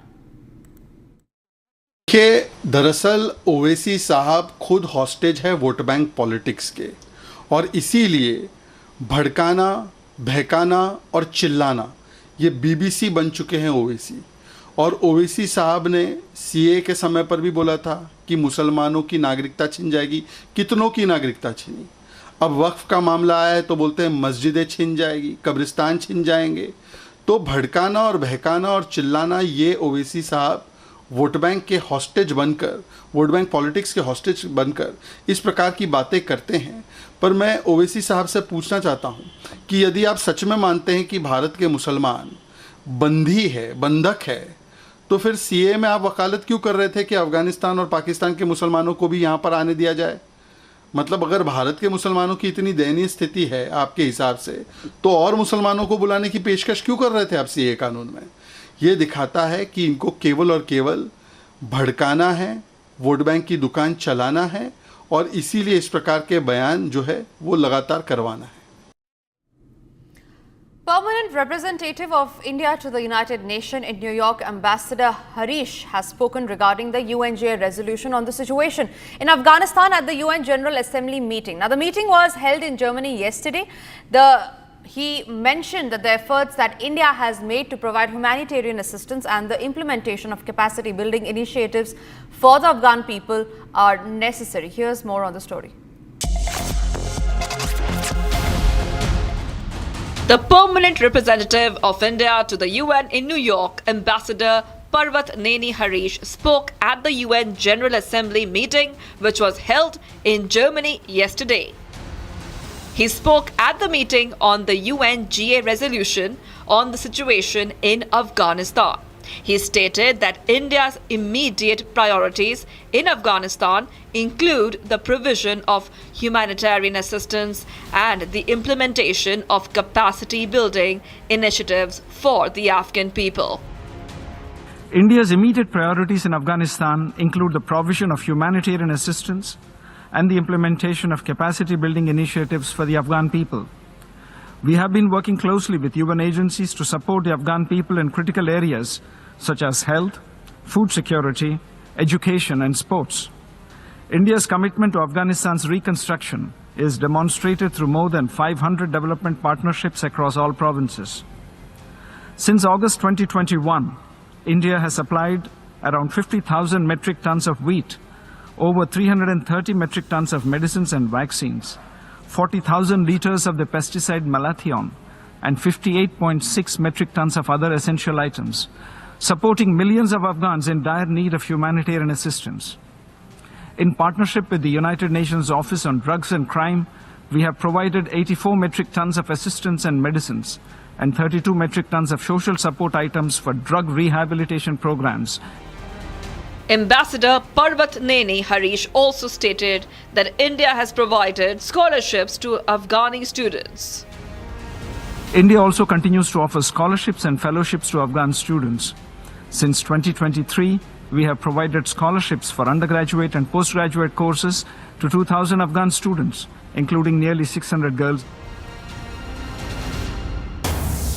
Breaking news coming in, all the MNS party workers who were gathering to take out a rally in Mira Road have been detained by the police. Now, this rally was regarding the Marathi language debate, which the MNS workers tried taking out at Mira Road. This was slated to be held at 10 a.m. However, just before they could stage a protest regarding the language debate that's raging in the state of Maharashtra, all of them have now been detained. These are the live visuals that we're getting from Mira Road in Mumbai, where just moments before The MNS workers were about to take out a protest rally regarding the Marathi versus non-Marathi debate.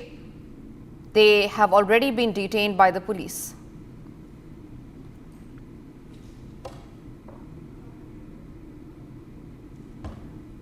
Satyaprakash is joining me live from Mumbai on that. Satyaprakash, MNS workers जो protest करने वाले थे Marathi language Rao के against, अब उन सबको गिरफ्तार कर लिया गया, उनको डिटेन कर लिया गया है। कौन कौन है उसमें जो ऑलरेडी डिटेन हो चुके हैं? देखिए, मीरा रोड में मनसे कार्यकर्ता आज प्रोटेस्ट करने वाले थे 10 बजे और इसी को लेकर मनसे कार्यकर्ता मीरा रोड में पहुंचे थे, लेकिन उसके पहले ही मीरा रोड पुलिस ने उनको हिरासत में लिया है। हिरासत में इसलिए लिया है क्योंकि जो मोर्चा निकलने वाला था उसका परमिशन नहीं मिला था, और परमिशन इसलिए नहीं दिया गया था क्योंकि अगर उस मोर्चा निकलता और उस इलाके से गुजरता, क्योंकि वहाँ पे व्यापारी और हिंदी भाषी लोग हैं, तो लाइन ऑर्डर का सिचुएशन खराब हो सकता था। इसीलिए मीरा रोड पुलिस ने परमिशन नहीं दिया था और इसको लेकर जो मनसे कार्यकर्ता पहुंचे थे उनको हिरासत में ले लिया है। देर रात अविनाश यादव मनसे के नेता हैं और जिला प्रमुख हैं, उनको हिरासत में ले लिया है। कई ऐसे नेता हैं जो लोकल वहां मीरा रोड और भयंदर के नेता हैं, उनको हिरासत में मीरा रोड पुलिस ले ली है। फिलहाल जो लोग वहां तर मुंबईत त्यांच्याशी चर्चा होऊन रूट ठरला होता की कुठला रूट असणार आहे। त्यामुळे मला असं वाटतं की मोर्चा काढायला कोणालाही ना नाही आहे, पण एखाद्या मोर्चाने जर कायदा सुव्यवस्थेत काही गडबड होणार असेल किंवा अशा मार्गाने तो जाणार असेल नेणं कठीण आहे, पोलिसांना कायदा सुव्यवस्था ठेवणं कठीण आहे किंवा ट्रॅफिक कंट्रोल करणं कठीण आहे। आता तो रेल्वे स्टेशन, लेकिन कानून व्यवस्था को बनाए रखते हुए पुलिस प्रशासन, रेल्वे स्टेशनची काय परिस्थिती असते, त्यामुळे पोलिसांनी सातत्याने त्यांना विनंती केली की तुम्ही हा रूट रेलवे स्टेशन के आसपास मोर्चा निकालना क्या परिस्थिति है वहाँ पे, मोर्चे को इजाजत नहीं दी गई। देखिए, वहाँ पे परमिशन नहीं दिया जा सकता। किसी भी मोर्चे को इजाजत है, ये लोकतांत्रिक राज्य है, वो भी मोर्चा निकालना चाहे तो परमिशन लेकर निकाल सकता है, लेकिन जब कोई परमिशन लेता है तो उसका रूट किस प्रकार से होना चाहिए। अगर रूट में कई ट्रैफिक के प्रॉब्लम्स है, अगर रूट में कोई ऐसी जगह है कि जहाँ पर स्टैम्पिड जैसी अवस्था हो सकती है, कुछ ऐसी चीजें होगी तो पुलिस रूट चेंज करने को कहती है। तो मैंने जब पुलिस कमिश्नर से पूछा तो पुलिस कमिश्नर ने मुझे कहा कि हमने उनको रूट चेंज करने के लिए कहा था, लेकिन वो एडमंट थे कि हमको ये रूट लेना है, इसलिए पुलिस ने उसको नकारा है। प्रयोगशाला के तौर पे देखा जा रहा है क्या मीरा रोड जो है, जो राजनीति की नई प्रयोगशाला के तौर पे देखा जा रहा है? देखिए, मुझे ऐसा लगता है कि मैं महाराष्ट्र के मिजाज को जानता हूं। महाराष्ट्र का मिजाज ऐसा है कि इस प्रकार के प्रयोग यहां चलेंगे नहीं। जो मराठी आदमी है वो बड़े दिल का है, क्योंकि भारत पर जब आक्रमण हुआ तो मराठी आदमी ने केवल महाराष्ट्र का विचार नहीं किया, पूरे भारत का विचार किया। इसलिए मराठी आदमी कभी छोटा सोच नहीं सकता, कभी संकुचित सोच नहीं सकता, इसलिए कोई प्रयोग करने की कोशिश भी करे तो नहीं हो पाएगा।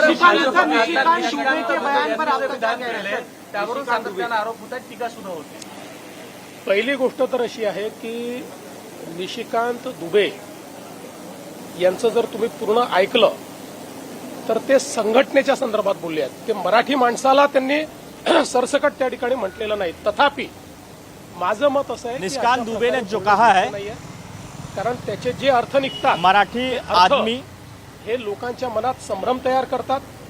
मी पुन्हा एकदा सांगतो कि मराठी माणसाचं, निशिकांत दुबे ने जो कहा है, मराठी माणूस के मन में अलग भ्रम पैदा हो रहा है, प्रचंड मोठा है। आणि आपल्याला कल्पना आहे की ज्यावेळी मराठी लोगों का योगदान महाराष्ट्र में प्रचंड योगदान है, भारताची संस्कृती संपवण्याचा प्रयत्न केला होता, त्यावेळेस ती जिवंत ठेवण्याचं काम हे छत्रपती शिवरायांनी केलं, छत्रपती संभाजी महाराजांनी केलं आणि त्यानंतर मराठ्यांनी संपूर्ण भारतामध्ये त्या ठिकाणी आपली संस्कृती जिवंत ठेवण्याकरता परकीय आक्रमकांच्या विरुद्ध लढाई केली। आपल्याला माहिती आहे की पानिपतची लढाई देखील मराठे जे लढले होते, त्यांना स्पष्टपणे तहाचं पत्र दिलं होतं की मला जो पाकिस्तानमध्ये आता पंजाब आहे तो पंजाब पासून पेशावर पर्यंत हा मुलूक आम्हाला देऊन टाका, बलुचिस्तान आम्हाला देऊन टाका आणि उर्वरित भारत हा मराठ्यांचा असं आम्ही मान्य करू। पण मराठ्यांनी ते मान्य केलं नाही। मराठे तोही मुलूक अखंड भारत वाचवण्याकरता त्या ठिकाणी पानिपतच्या लढाईला गेले होते। त्यामुळे हा मराठ्यांचा इतिहास आहे आणि आजही देशाच्या GDP मध्ये सर्वात जास्त कॉन्ट्रीब्युशन देणारा आमचा महाराष्ट्र आहे. त्यामुळे मला असं वाटतं की महाराष्ट्र आणि मराठी माणसाचं कॉन्ट्रीब्युशन या देशाच्या इतिहासामध्ये आणि या देशाच्या वर्तमानामध्ये कोणीच नाकारू शकत नाही. आणि जर कोणी नाकारत असेल तर ते अत्यंत चुकीचं आहे. पदाबाबत पुन्हा एकदा विरोधी पक्ष अध्यक्षांना पत्र लिहितंय आणि स्मरणपत्र म्हणून देते की विरोधी पक्ष नेत्याची नेमणूक करा. सरकार मात्र यासाठी आग्रही नाही असं त्यांचं म्हणणं आहे. हा सरकारचा विषयच नाही. हा विषय अध्यक्षांचा आहे. ते अध्यक्षांना पत्र लिहितील. अध्यक्ष जे नियमात आहेत ते करतील. त्यामुळे यात सरकार येतं कुठे? सरकारचा काही संबंध नाही याच्याशी. हा मुद्दा माननीय अध्यक्ष महोदय आणि ते जे काही विरोधी पक्ष त्यांच्यामध्ये आहे. चला माझा पहिला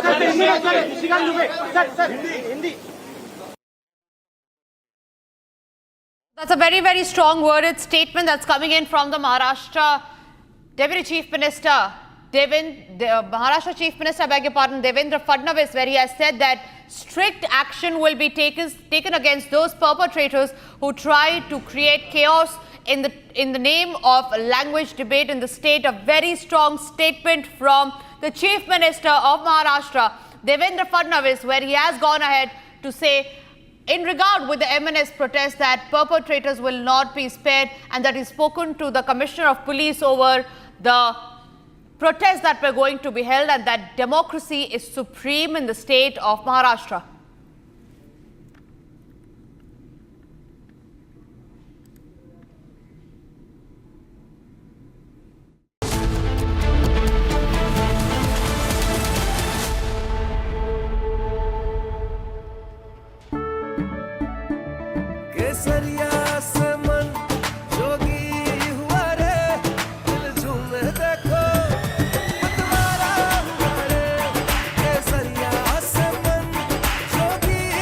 हर पल मनाओ केसरी त्योहार।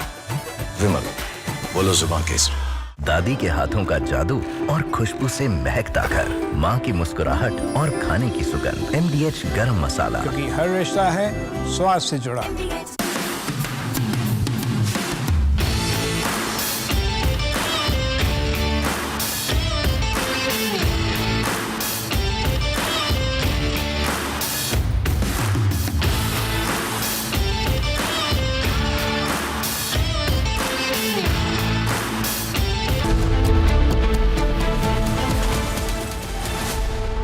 इसको घर पे लगाओगे तो शादी का तो पता नहीं, पर घर पक्का नहीं टूटेगा। रुंगटा नहीं तो घर स्ट्रॉन्ग नहीं। रुंगटा स्टील TMT बार एकदम सॉलिड। पहाड़ों में एक हाइकिंग स्टिक भी बन सकती है।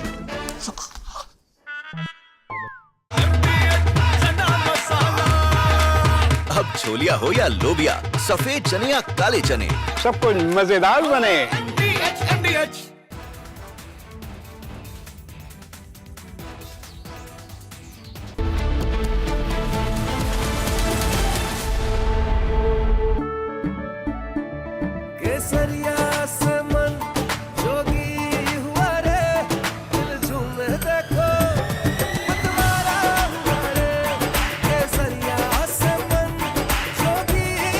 हर पल मनाओ केसरी त्योहार।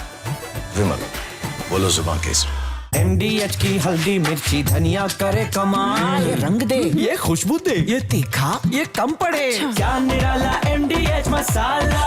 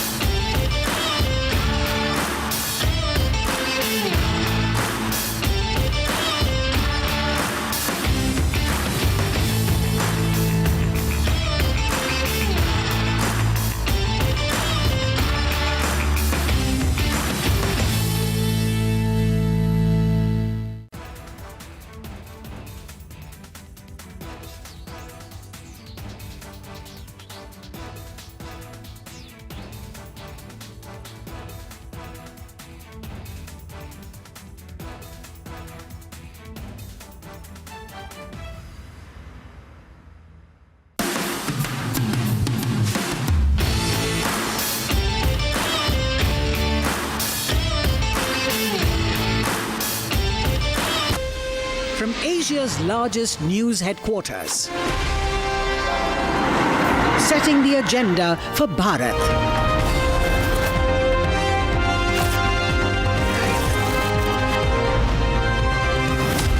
You're watching Republic.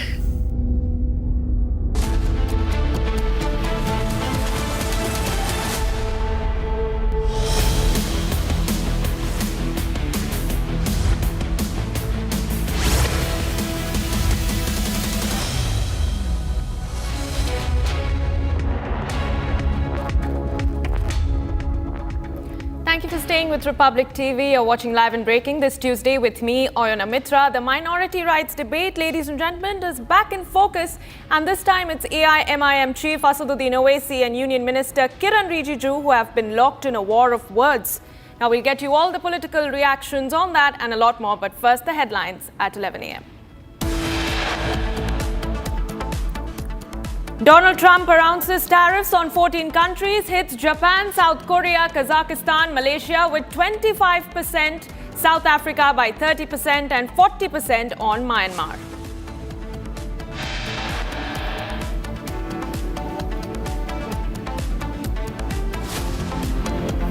But for the most part, we're going to send a letter. We're going to say, welcome to the United States. If you'd like to participate in the greatest, most successful country ever. I mean, we're doing better than ever.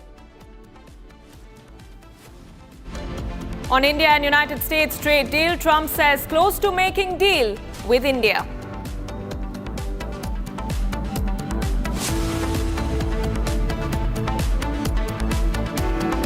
After BRICS summit in Rio, Prime Minister Modi arrives in Brasilia for state visit, where he held key bilateral meetings and emphasized on India's vision for global cooperation.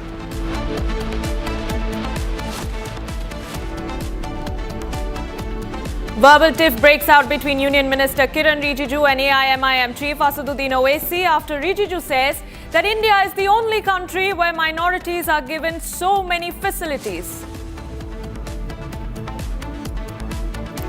Bihar businessman Gopal Khemka's shooter killed in an encounter in Patna.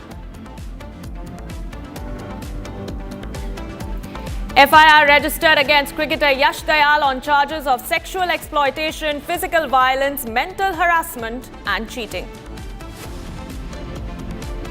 Sources say Pakistan Navy is facing crisis after Operation Sindoor. Pak Navy fleet notably absent from the strategic waters of the Arabian Sea.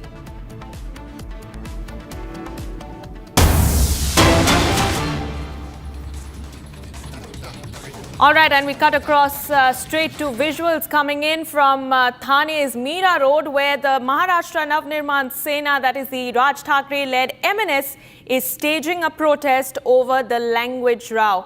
And the visuals of that are now on your screens. In fact, just a short while ago, it was Chief Minister Devendra Fadnavis who came and gave us a statement on the raging debate in his state. And currently in Mira Road, Thane, from where we are getting you these visuals, MNS workers, we are learning, have been detained. There's high drama on the streets of Thane. The MNS workers are staging a protest. They have clashed with the locals and the police over there. You can see there's heavy police barricading at the spot. And we're also learning that some of the MNS leaders have been detained.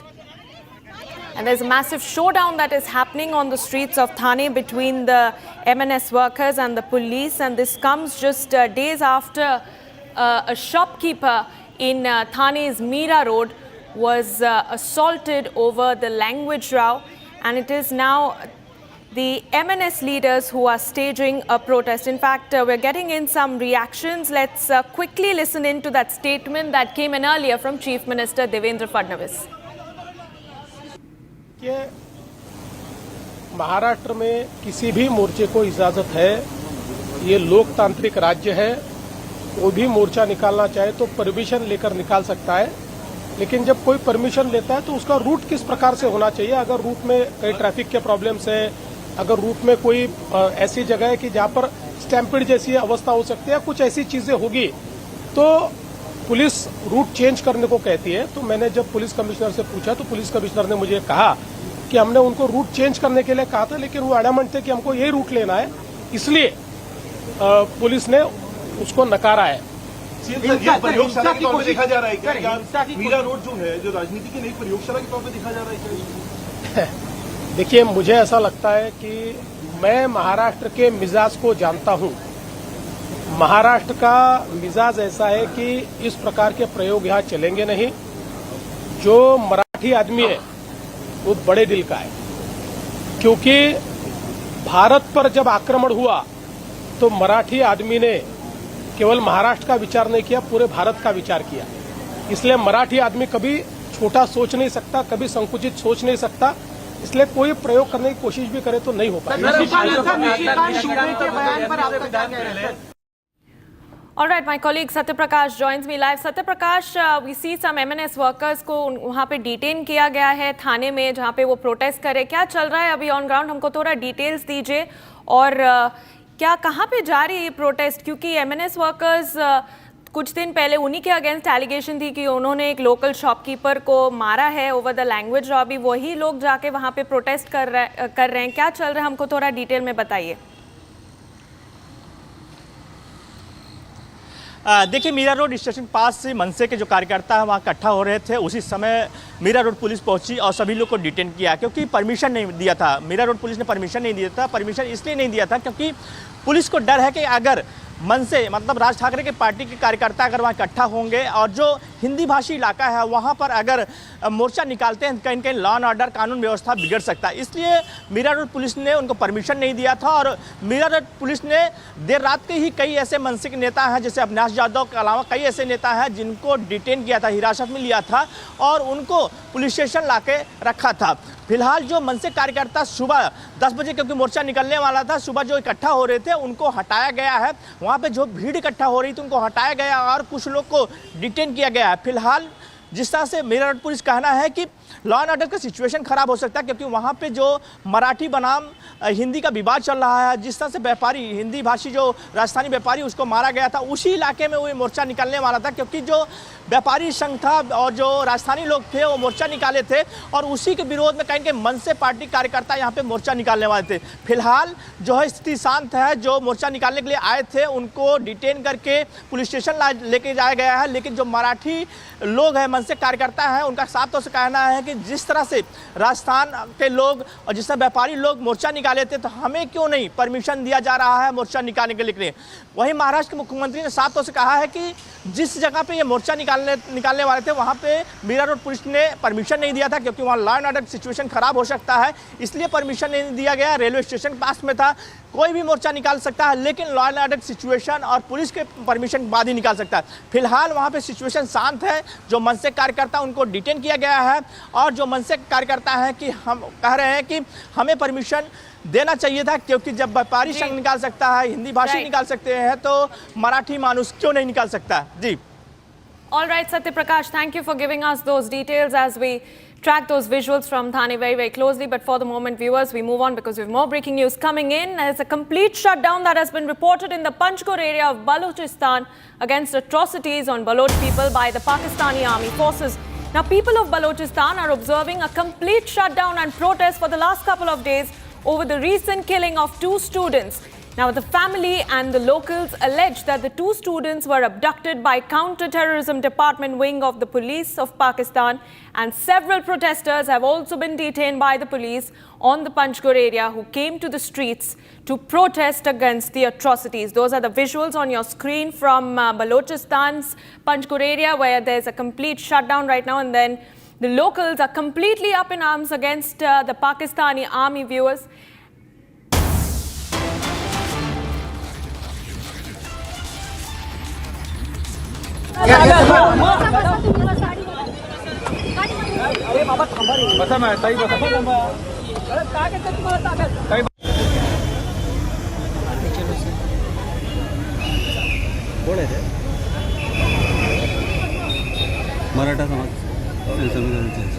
Visuals from Meera Road in Thane. This is over the language row where MNS workers, is the Raj Thakre-led Maharashtra Navnirman Sena workers who were staging a protest in Thane over the alleged imposition of Hindi, as they claim. And they have been very vocally advocating for the rights of the Marathi people and the Marathi language. And in the process of this protest, several workers have been detained since this morning when they took out a march to counter the protests against the Slapgate incident which took place in Mira Road a couple of days ago. And to bring you a bit more context, viewers, a few days ago, the MNS workers allegedly assaulted a food stall owner for not speaking Marathi, after which protests broke out against the MNS for their act of oppression against the food stall owner. And now this morning, the MNS workers in turn started staging a protest on that very same road, that is the Mira Road in Thane. And in the process of that, there was a heavy showdown between the police and the locals and the MNS workers. And as you can see on your screen, several of those party workers were paraded in police vans. They were detained and then they were taken away. And very dramatic visuals coming in from Thane, where the MNS workers hit the streets and the cops caught them and put them in police vans. The police are saying that they did not permit today's protests, and while being detained, several of these MNS workers even questioned why the traders were allowed to protest against the Slapgate incident, but their protests were being blocked. And meanwhile, we also had Maharashtra Chief Minister Devendra Fadnavis given a statement just a short while back. He has said that he has spoken to the police commissioner over the MNS protest march, and he has also gone on to condemn the incident and said that the state of Maharashtra, the government of Maharashtra and the people of his state will not accept any unlawful activity, neither such protests by the MNS workers. And we have Shaina NC of the Shiv Sena joining me on the phone line. Shaina, thank you for speaking to Republic TV this morning. Your first response on this heavy showdown that is going on in Thane between the MNS workers and the local police. Well, let me please say and reiterate what our Honorable Chief Minister and Home Minister Devendra Fadnavis has said, that no lawlessness will be allowed in a state like Maharashtra. We pride ourselves in our Marathi Asmita, our Matra Bhasha, which is Marathi. But for all those MNS goons who have taken law into their hands, 7 have been accused amid the process from local traders. I think, a week down, we can completely deliberate politically on multiple issues. But for workers not speaking Marathi, the Kashmira police have filed a charge sheet and proposed preventive action against all the 7 accused. I think the public outrage in the city and the protest by the local traders is one part. We do want to encourage people to speak Marathi, learn the language, know the language, because this is the state that traders have benefited from. But to take law into your hands, the 48-year-old Babulal Chaudhary, the owner of Jodhpur Sweets at Mira Road, was beaten so mercilessly just for not speaking or conversing in Hindi. Now, as much as we want people to speak, we cannot be taking law into our hands. And the accused, I think that couple of people, one is Karan Vijay, one is Pramod Nilekar, Akshay Salvi, Mol Patil, Sachin Kumar, and Sachin Vishnu, and Avinash, and Radhakrishna Shirsad. They were all booked under this Bharatiya Nyaya Sanhita, which are the sections 115, voluntary causing hurt, 191(2) for rioting, 351 for criminal intimidation, and 352 for intentional insult and provoking a breach of peace. So the Maharashtra government has done what it needs to do and will continue to champion the cause of the common citizen and the law-abiding citizen. You have had the senior inspector, who is Rajendra Kamble, on record saying that they have promised action to the traders. But I think the court will decide here on what should be the process. As far as we are concerned, our leader Eknath Ji Shinde and the Shiv Sena is absolutely for the Marathi Manos and for people learning Marathi. But slapping, beating people is not the solution. It has to be a concerted effort, and that's what our party champions as a cause. Right. Absolutely, Shaina, thank you so much for speaking to Republic TV with your perspective over there. And viewers, that was the first Shiv Sena reaction on Republic TV over this showdown that is currently underway in Thane's Mira Road between the M&S workers who have now been detained, the locals and the police over there over the Marathi language row. In fact, just a short while ago, Chief Minister Devendra Fadnavis, in fact, gave us a statement, and he said that in Maharashtra, everybody has the right to take out a protest march and anybody can do so after taking police permission. But those who take law and order into their hands will not be pardoned. And on that note, we also have my colleague Satya Prakash joining me live. Satya Prakash, what is happening on the ground? Several M&S workers, as we understand, has been detained right now. Where do you see this going? How do you assess the ground situation? देखिए, Meera road में जिस तरह से मनसे कार्यकर्ता मोर्चा निकालने वाले थे, protest करने वाले थे, मीरा रोड पुलिस ने उनको डिटेन कर लिया, हिरासत में लेके जा चुकी है। वहाँ पे सिचुएशन शांत है, लेकिन मनसे कार्यकर्ताओं का कहना है कि जब व्यापारी और हिंदी भाषी प्रोटेस्ट कर सकते हैं तो मराठी मानुस क्यों नहीं कर सकता है।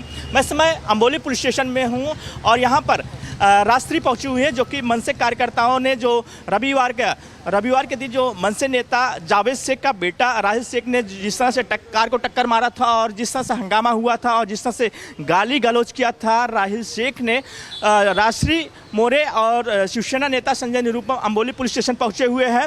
अंबोली पुलिस स्टेशन से इस मांग करेंगे कि जो कार्रवाई किया है वो कहीं न कहीं पुख्ता नहीं किया है, संतुष्ट नहीं है, इसीलिए यहाँ पे अंबोली पुलिस स्टेशन पहुंचे हुए हैं।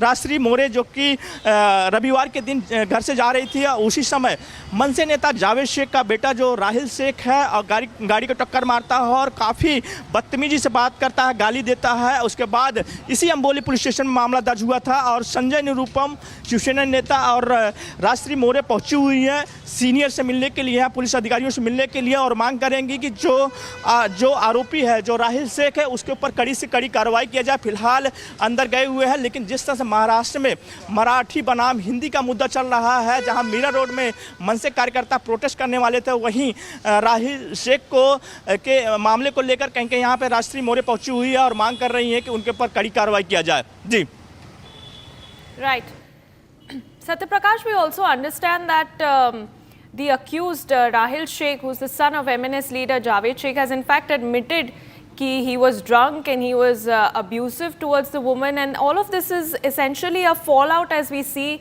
of the language row, because he had abused and harassed this woman, Rajshri More, over speaking in Marathi, and now we see this massive showdown that is happening. So there's a lot of escalation of this language row that we are seeing in the state of Maharashtra. देखिए, जो मामला था, जिस तरह से विवाद हुआ, इसके बाद का जो पुलिस ने उसको पूछताछ किया था, पूछताछ में कहीं कहीं राहिल शेख ने अंबोली पुलिस को बताया था कि जब ये विवाद हुआ उस समय कहीं कहीं ड्रंक किया था, शराब पिया था और नशे में गाली दिया है। तो राहिल ने कबूल किया है कि जो घटना हुई, जो राष्ट्रीय मोरे आरोप लगा रही हैं, कहीं न कहीं सच है। फिलहाल पुलिस स्टेशन में यहाँ पर संजय निरुपम, जो कि शिवसेना नेता हैं, और राष्ट्रीय मोरे अंदर गई हुई हैं और ये डिमांड करेंगे, क्योंकि उस दिन लाया गया था, मेडिकल कराया गया राहिल का और फिर इसके बाद छोड़ दिया गया, तो कहीं कहीं डिमांड है कि उस राहिल जो आरोपी है उसको तुरंत डिटेन किया जाए, उसको गिरफ्तार किया जाए। इसी मांग को लेकर राष्ट्रीय मोरे पहुंची हुई है अंबोली पुलिस स्टेशन में और मांग करेंगे कि राहिल जिस तरह से वहां पर गाड़ी को टक्कर मारा और जिस तरह से गाली गलौज किया, जिस तरह से बदतमीजी किया और जिस तरह से वह हंगामा किया, राहिल शेख को तुरंत गिरफ्तार किया जाए। फिलहाल अंदर जो है संजय निरुपम के साथ राष्ट्रीय मोरे पहुंची हुई है और लगातार ये विवाद कहीं कहीं बढ़ता जा रहा है। महाराष्ट्र में जिस तरह से मराठी बनाम हिंदी का मुद्दा चल रहा है, महाराष्ट्र विधानसभा में इसकी गूंज है, महाराष्ट्र विधानसभा में चर्चा हो रही है और जो भी नेता है वो कहीं न कहीं जिस तरह से हिंदी भाषियों को पीटा गया उसका कहीं न कहीं ये विरोध जता रहे हैं, लेकिन कह रहे हैं कि मराठी की इज्जत किया जाना चाहिए, अब मराठी का अपमान नहीं होना चाहिए, हिंदी भाषी को मारा नहीं जाना चाहिए, हिंदी भाषा का अपमान नहीं होना चाहिए, लेकिन कहीं कहीं विवाद महाराष्ट्र में बढ़ता जा रहा है। फिलहाल मैं अंबोली पुलिस स्टेशन में हूँ और यहाँ पर राष्ट्रीय मोरे पहुँची हुई है, अंदर गई हैं, पुलिस स्टेशन के अंदर गई हैं, पुलिस के अधिकारियों से मिलने के लिए संजय निरुपम अंदर गए हुए हैं और उनके कार्यकर्ता गए हुए हैं और एक ही डिमांड है कि जो राहिल शेख जो आरोपी है, जिस तरह से राष्ट्रीय मोरे के ऊपर अटैक किया, कार से टक्कर मारा और जिस तरह से हंगामा किया, गाली गलौज किया और एक कहीं न कहीं दादागिरी करने की कोशिश किया कि हमारे जो पिता हैं वो कहीं न कहीं मनसे के बड़े नेता हैं और हमारा कुछ नहीं कर सकते। कहीं न कहीं इसके बाद यहाँ पे लाया गया था, मेडिकल कराया गया और उसको छोड़ दिया गया। फिलहाल उन्हें सुबह ही हिरासत में ले लिया गया है। अब आगे की क्या कानूनन कार्रवाई उन पर होगी, कब तक उन्हें हिरासत में रखा जाएगा? कानूनन कार्रवाई वो तो प्रिवेंटिव डिटेंशन है।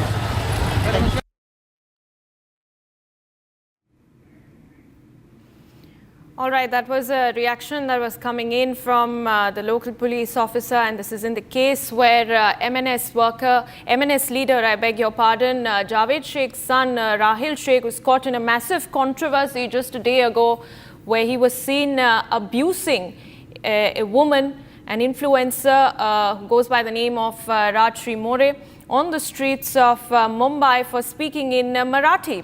And he has been embroiled in a massive controversy, and those are the visuals on your screens. First, from day one, where MNS workers vandalize a sweet shop. Then you have an MNS worker's son who's seen harassing and abusing a woman. And now the streets from the latest shots from Thane, where the MNS workers who have been staging a protest since this morning have been detained and taken away by the police.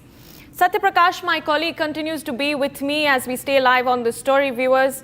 Satya Prakash, tell us more about this traders' protest that was supposed to be staged, because we understand that the MNS is essentially staging this protest in opposition to the traders' protest, which was supposed to be carried out after the fallout of the MNS workers allegedly assaulting a shopkeeper over the language row.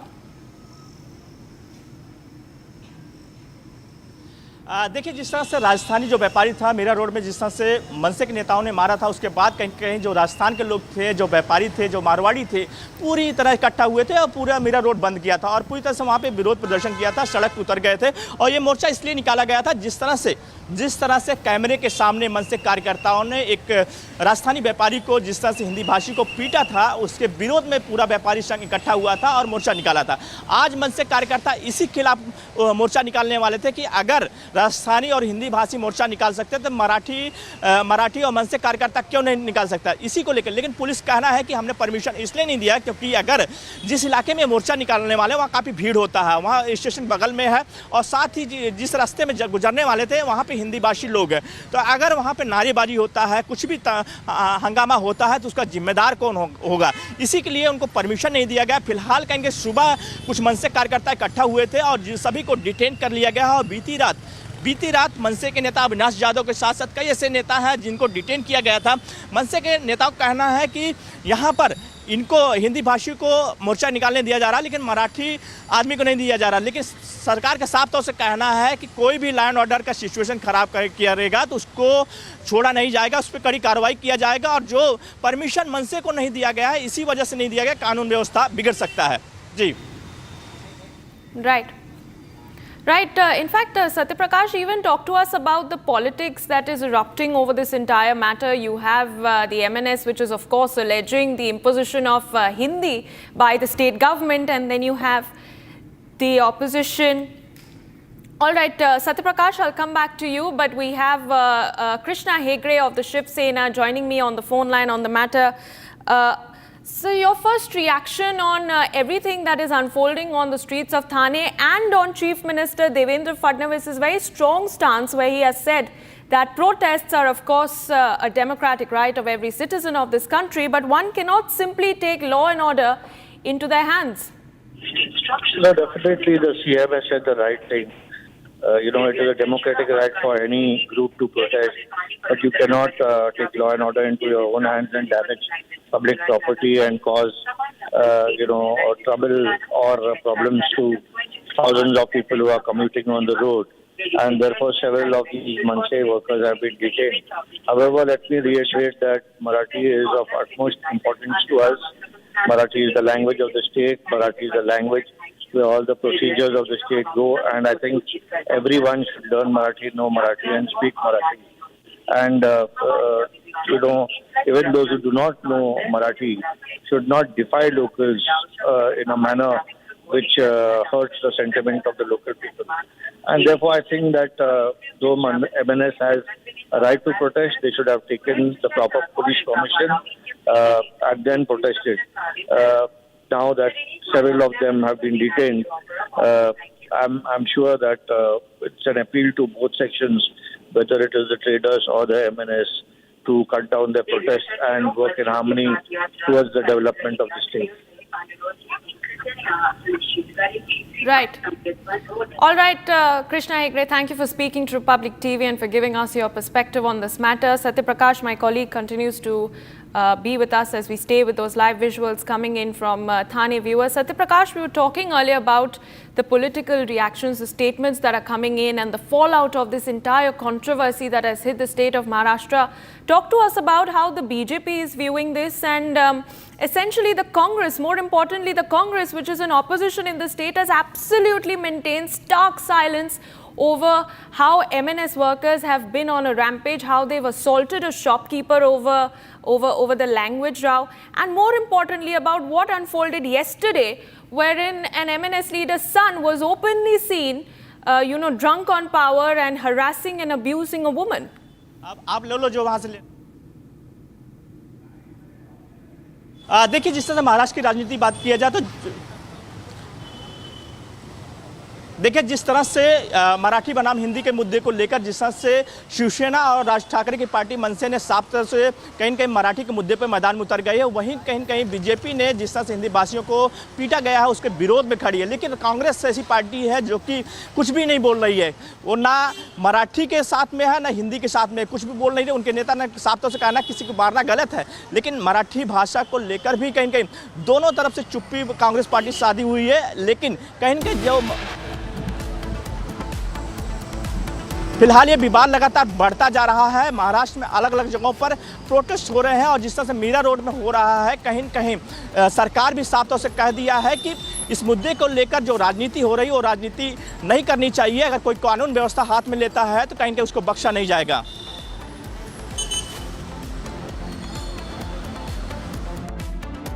On the other side, we are going to continue to track those live visuals from Thane, where there's a massive showdown between MNS workers and the police. Stay tuned to Republic TV as we bring you more.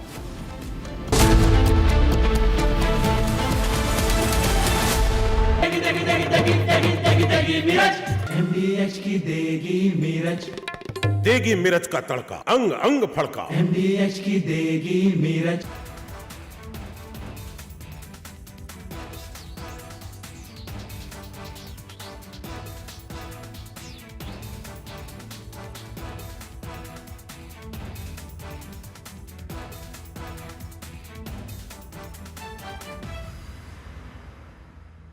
आधे bowl दही में 4 चम्मच MDH चटनी पुदीना मसाला डाला, stir करो, पुदीना चटनी तैयार। MDH चटनी पुदीना मसाला। MDH।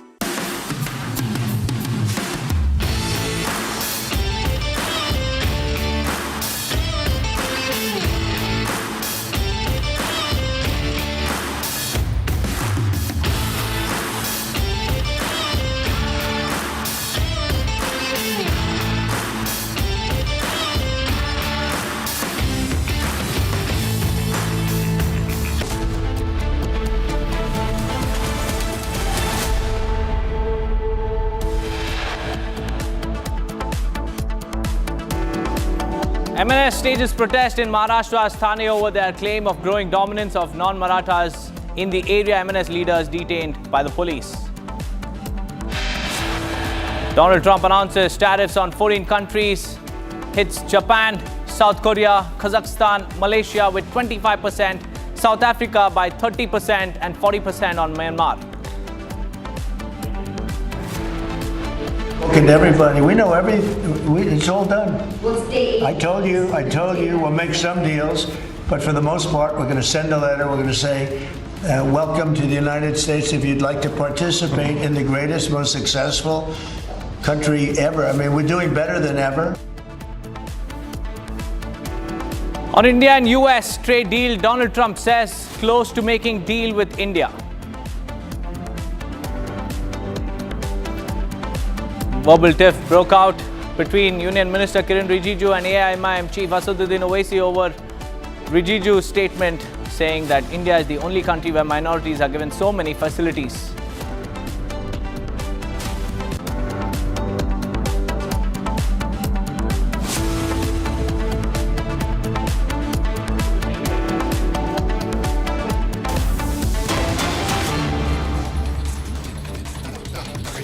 But viewers, we have some big breaking news coming in after blocking the videos of Guru Patwant Singh Pannu, Goldie Brar and other anti-national elements. The NIA has taken a big action. Big preparations have been made to take action against those who make such anti-national content viral. In this regard, the National Investigating Agency is making a joint strategy with other intelligence agencies of the country. Social media platforms will also be informed about it. Under this policy, social media platforms will have to keep an eye on such anti-national and misleading content through their mechanism and stop them. NIA is now cracking down on anti-national content by working in tandem with multiple intelligence agencies and also social media platforms. And the message is loud and clear to not allow such anti-national content go on social media unchecked. The NIA will be keeping an eye on such anti-national and misleading content through their mechanism and stop them. That's their whole goal, to not give a free pass to the anti-national content posted by Khalistani extremists and other radicals. We have Akanksha joining us live. Akanksha, this is a big step that's coming in from the NIA. NIA is working with the social media teams and also several other intelligence agencies to crack down on such content making its way to the internet. Well, absolutely, Deepak, what we're learning is that National Investigation Agency, along with other agencies, in fact, will be keeping a sharp eye on the anti-national content on social media. In fact, the other thing is that, as per the sources, these social media platforms will have to inform the government about the content against which the action will be taken during the interval of that time. And this has come after several videos of Goldie Brar and other such anti-national elements were blocked from social media. But there will be now a proper crackdown on such anti-national element. National Investigation Agency, along with other agencies, will be leading this. They will be keeping a sharp eye on all these elements on social media. In fact, social media platforms will have to inform the government regarding such elements as well. Right, Akanksha, thank you for joining me with those details. Now let's shift our focus to more breaking news that's coming in. Complete shutdown in Panjgur area of Balochistan against atrocities on Baloch people by Pakistani forces. The people of Balochistan are observing a shutdown, and they are protesting for the last couple of days over the recent killings of 2 students. Family and locals allege that the 2 students were abducted by counter-terrorism department wing of the police. Several protesters have also been detained by police on the Panjgur area who came to streets against the authorities. Now, what we understand is that the Balochistan people are staging a protest against the atrocities being meted out by Pakistani forces. Gursimran is joining us live. Gursimran, tell us about this complete shutdown in the Panjgur area. What exactly led to this, and what are the reactions that are coming in from the locals? Deepak, the death of Zishan and Pazir in the Panjgur area of Balochistan has sparked widespread protest in the region.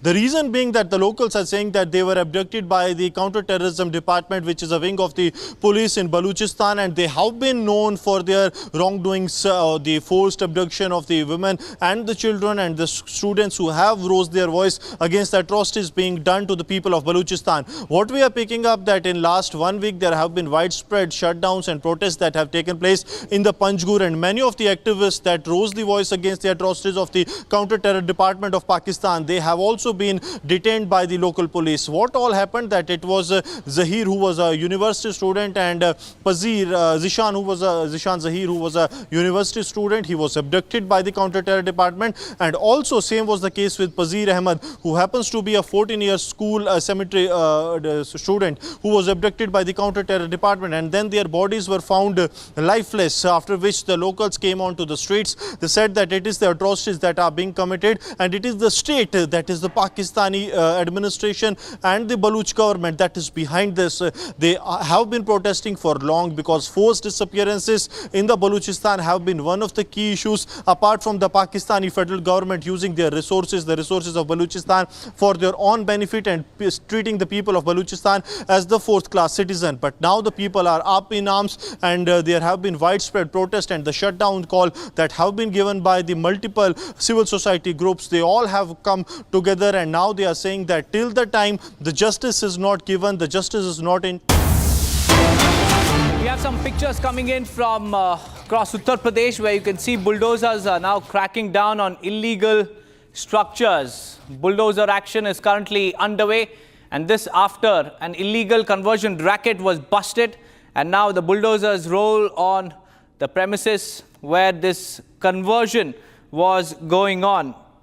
Now let me give you a background, because this is the case of illegal conversion in Uttar Pradesh, and this time the center is Changur Baba alias Jalaluddin, who calls himself a saint whose truth has created a stir in the entire state as soon as it came to light, because he was operating under the name of Changur Baba, but his real name is Jalaluddin. And shortly after the ATS arrested Jalaluddin on charges of running an illegal conversion racket, the things that came to light during the initial investigation were shocking, as they are now becoming even more serious in the investigation of financial transactions. Now, the detailed report of the ATS has revealed that Jalaluddin was not the face of an organization running under the guise of a small thug or a religious leader, but he turned out to be the owner of assets and transactions worth more than 100 crore rupees. So now, bulldozers run on Changur Baba's house, that is Jalaluddin's house.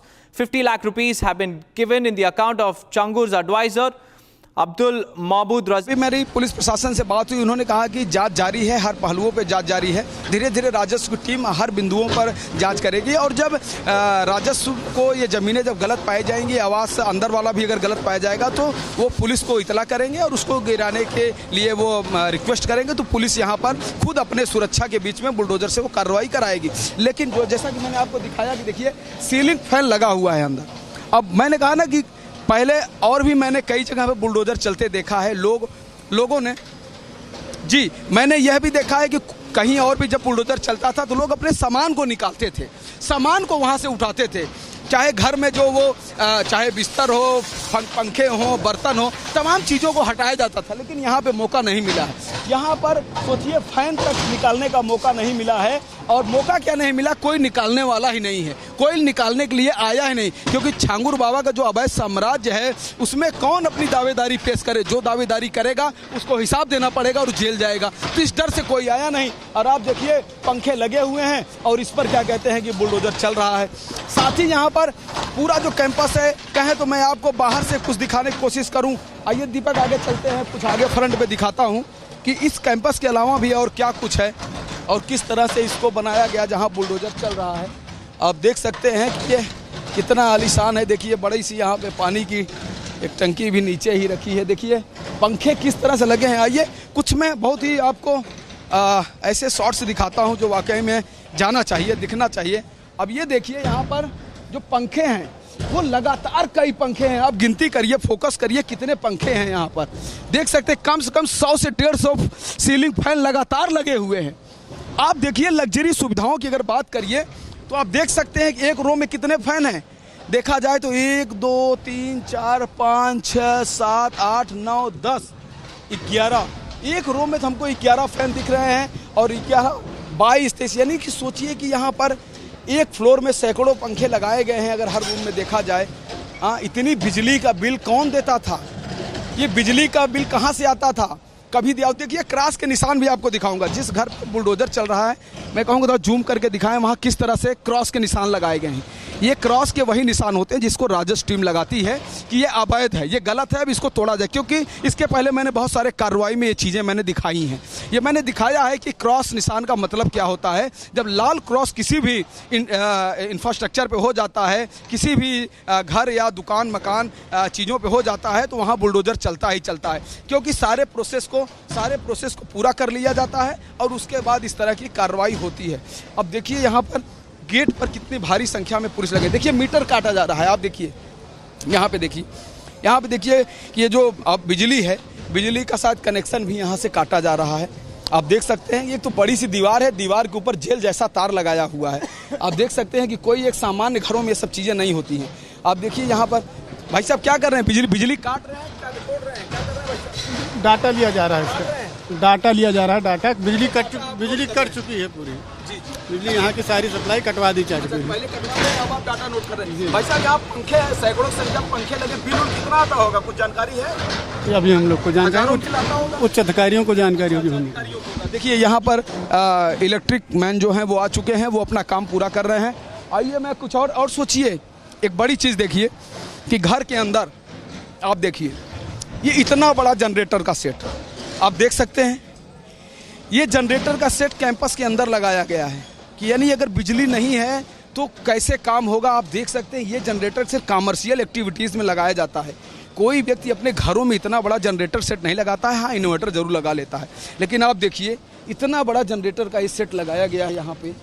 आप देखिए कि किस तरह से ये तैयार किया गया है। ये पूरा का पूरा गांव इससे बिजली ले सकता है, इतना बड़ा ये है। आप देखिए ये सब एक्सक्लूसिव ग्राउंड जीरो की ये जो तस्वीरें हैं, ये जो वीडियोस हैं, ये बहुत महत्वपूर्ण है। ये गवाही देते हैं कि किस तरह से छांगुर बाबा का साम्राज्य था। और आइए मैं आपको कुछ दिखाना चाहता हूँ। आपने देखा कि घर के अंदर में क्या शान शौकत थी और यहाँ के घर के चारों तरफ बाहर की क्या स्थिति है। मैं आपको सब दिखाना चाहता हूँ, एक एक करके दिखाना चाहता हूँ। आप दूर से देखिए, यहाँ पर आप देखिए कि गांव के अगल बगल के लोग भी यहाँ पर आए हुए हैं। क्योंकि जिस तरह से बुलडोजर चल रहा है, सबके मन में उत्सुकता है। तो गांव भर के जो अगल बगल के लोग हैं, देखो खेतों में खड़े होके ये छांगुर बाबा का जो ये बड़ा ये जो ध्वस्त, जो पूरा किला जो ध्वस्त हो रहा है, उसको लोग अपनी आंखों से देख रहे हैं। सीधा लाइव तस्वीरें, लोग उत्सुकता है इनके अंदर, जो लोग पहुंच रहे हैं, दूर दूर से लोग पहुंच रहे हैं और इसको यहाँ पर देख रहे हैं। छांगुर बाबा ने देखिए अपने घर तक, ये घर के नज़दीक तक आरसीसी सड़क बनी है। ये जो सीमेंटेड सड़क है, आरसीसी सड़क देखिए आप, मैं आपको ले चलता हूँ। ये आरसीसी की जो सड़क है, ये देखिए किस तरह से इसको देखो बनाया गया है। आप देख रहे हैं ना, घर से सटा हुआ पूरा आरसीसी सड़क है। ये अंदर से लाया गया है, मार्केट से, उतरौला मार्केट से ये आरसीसी सड़क छांगुर बाबा के ये पूरे किले तक जाता है। अंदर जहाँ पर मस्जिद है, जहाँ पर मदरसे हैं। बाहर से देखिए कितना बड़ा लग रहा है। चारों तरफ पुलिस है। देखिए उस कोने पर भी पुलिस है। आप देखिए उस कोने पर भी पुलिस है। मैं आपको दूसरे तरफ भी ले जाना चाहता हूँ, दिखाता हूँ कि आपको कैसे ये बीचों बीच इसने अपने किले को मजबूत किया है। कैसे इसने खेतों के बीचों बीच खेत ले करके, खरीद करके, हिंदुओं का खेत ले करके इसने अपना साम्राज्य बनाया है। ये आप देखिए, यहाँ पर देख सकते हैं कितनी ऊंची बाउंड्री है और बाउंड्री के ऊपर भी ये खतरनाक कटीले तार, यानी कोई चाहकर भी अंदर नहीं प्रवेश कर सकता है। आप देख सकते हैं ये 3 महले का ये मकान, पीछे से देखिए किस तरह से खेतों के बीचों बीच और चारों तरफ से ये जो आरसीसी की जो सड़क है ये भी बनाई गई है। और उधर जैसा कि मैंने कहा कि मदरसा है, 2 मस्जिदें हैं। वहाँ पर जो अरबी भाषा है उसको बच्चों को बताता था। उसमें ना उर्दू थी ना हिंदी थी। चूँकि इसके पहले भी मैं जाके वहाँ रिपोर्ट कर चुका हूँ, मैंने बच्चों से बात भी किया था, तो बोले कि अरबी यहाँ सिखाई जाती है।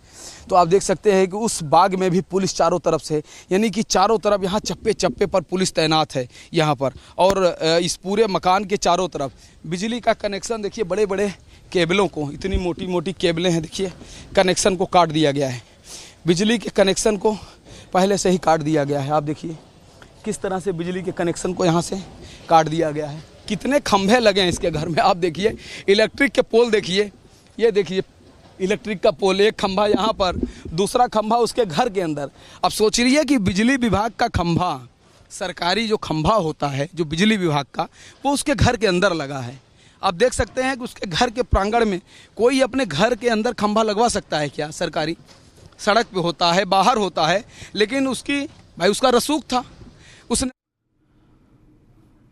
Well, moving on, viewers, let's tell you about Donald Trump's tariff rampage, because US President Donald Trump said he was slapping 25% tariffs on Japan and South Korea in his first letters to trading partners ahead of the deadline to reach a deal with Washington.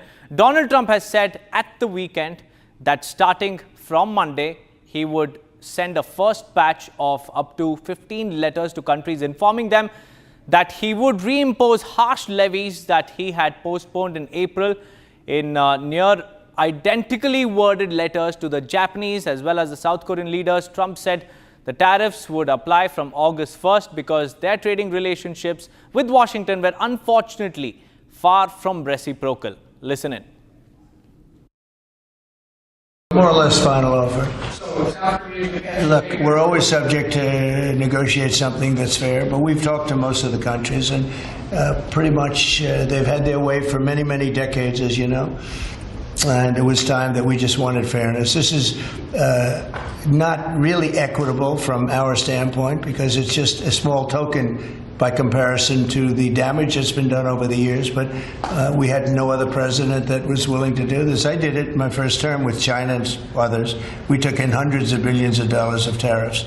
No inflation, the most successful period of time that we've ever had financially in the country. The first term. I think this term is going to be much better, even much better than that. That was the best ever, and this is going to be, I think, substantially better. And we're on the way to doing that. We've already taken in over $100 billion worth of tariffs, and we haven't even started. And all I say to the other countries is, you know, some of them wanted to make a deal and want to be fair. Others perhaps got a little bit spoiled. They were a little bit spoiled because for 30, 40 years, 50 years, they were taking advantage of the country. So we're going to, I would say, final, but if they call with a different offer and if I like it, we'll do it.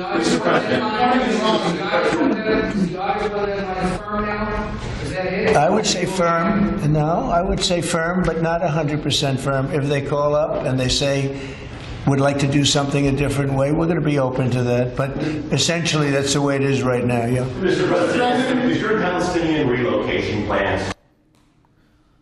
Well, that's not all, viewers. US has also threatened of 10% tariffs on nations supporting BRICS summit and anti-America policies. White House Press Secretary Karoline Leavitt says that BRICS is undermining the United States' interests. Listen in. I have the signed letters that went out to both South Korea and Japan today, and there will be approximately 12 other countries that will receive notifications and letters directly from the President of the United States. And weeks ago, I stood at this podium and I told all of you that the President was going to create tailor-made trade plans for each and every country on this planet, and that's what this administration continues to be focused on. The President will also sign an executive order today delaying the July 9th deadline to August 1st. So the reciprocal tariff rate or these new rates that will be provided in this correspondence to these foreign leaders will be going out the door within the next month, or deals will be made. And those countries continue to negotiate with the United States. We've seen a lot of positive developments in the right direction, but the administration, the President and his trade team want to cut the best deals for the American people and the American worker. That's what they're focused on. And in the effort of transparency, these letters will continue to be posted to Truth Social, so you can enjoy them yourself. Viewers, BRICS nations have also responded. First, coming in from Brazilian president, he has also spoken on the tariffs and said that they don't treat US as an emperor, and they said that we need a sovereign policy. Listen in. Presidente da República de país do tamanho dos Estados Unidos ficar ameaçando o mundo através da internet. Não é correto. Sabe? Ele precisa saber que o mundo mudou.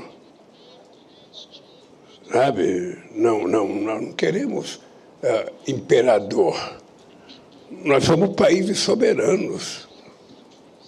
Se ele achar que ele pode taxar, os países têm o direito de taxar também.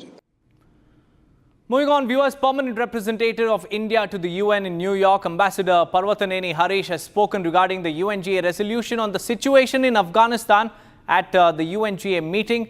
And this was held in Germany yesterday. He mentioned that India is putting in a lot of efforts and has also made arrangements to provide humanitarian assistance and the implementation of capacity building initiatives for the Afghan people. Here's a quick report on that.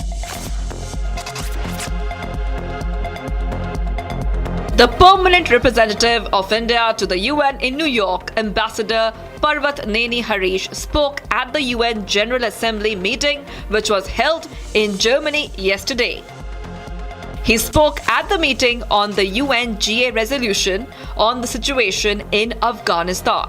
He stated that India's immediate priorities in Afghanistan include the provision of humanitarian assistance and the implementation of capacity building initiatives for the Afghan people. India's immediate priorities in Afghanistan include the provision of humanitarian assistance and the implementation of capacity building initiatives for the Afghan people. We have been working closely with UN agencies to support the Afghan people in critical areas such as health, food security, education and sports. India's commitment to Afghanistan's reconstruction is demonstrated through more than 500 development partnerships across all provinces.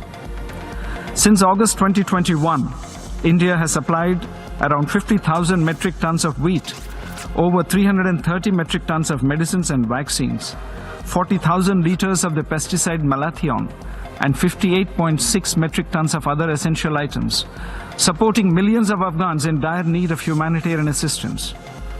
In partnership with the United Nations Office on Drugs and Crime, we have provided 84 metric tons of assistance and medicines and 32 metric tons of social support items for drug rehabilitation programs.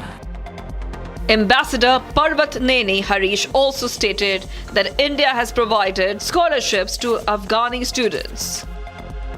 India also continues to offer scholarships and fellowships to Afghan students. Since 2023, we have provided scholarships for undergraduate and postgraduate courses to 2,000 Afghan students, including nearly 600 girls.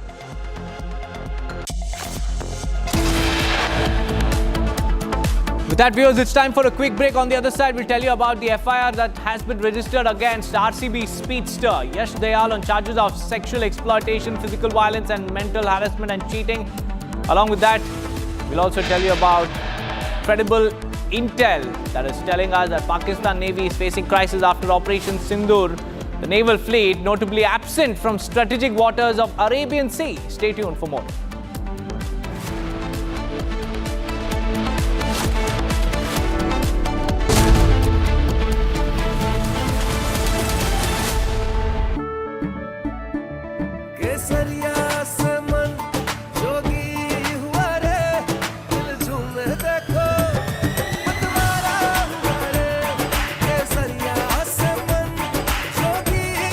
हर पल मनाओ केसरी त्योहार।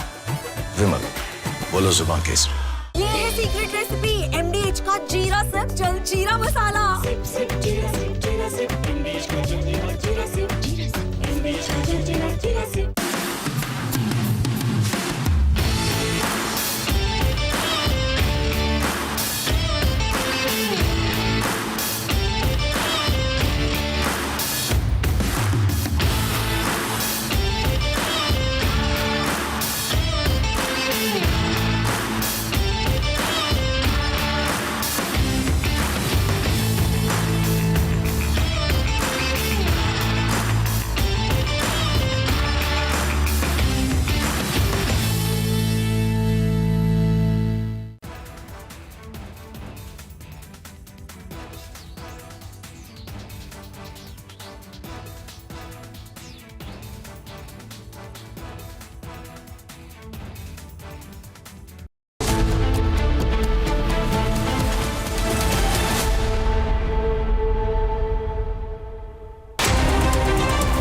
Bharat 1 Minute brought to you by Canara Bank.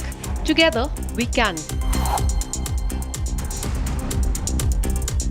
A jeweler was killed and another person was injured in an attempted armed robbery at a jewellery showroom in Surat of Gujarat. One of the accused was nabbed by the locals. 3 others managed to escape. The younger brother of the shop owner was shot twice in the chest and was later declared dead at the hospital. Efforts are underway to catch the rest of the accused.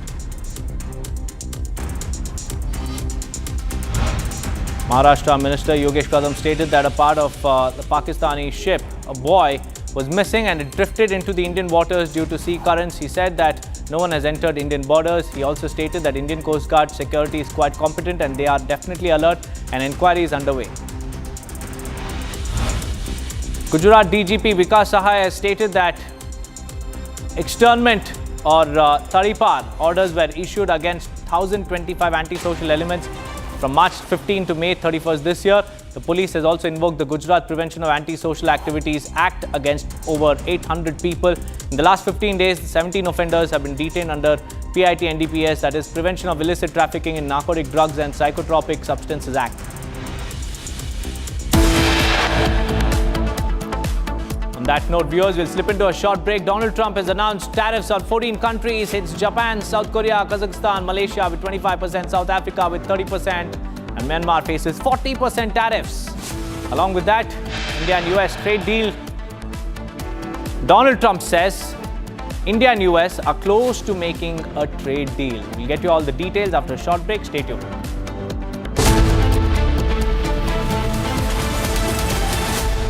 दादी के हाथों का जादू और खुशबू से महकता घर, माँ की मुस्कुराहट और खाने की सुगंध। MDH गरम मसाला, क्योंकि हर रिश्ता है स्वाद से जुड़ा।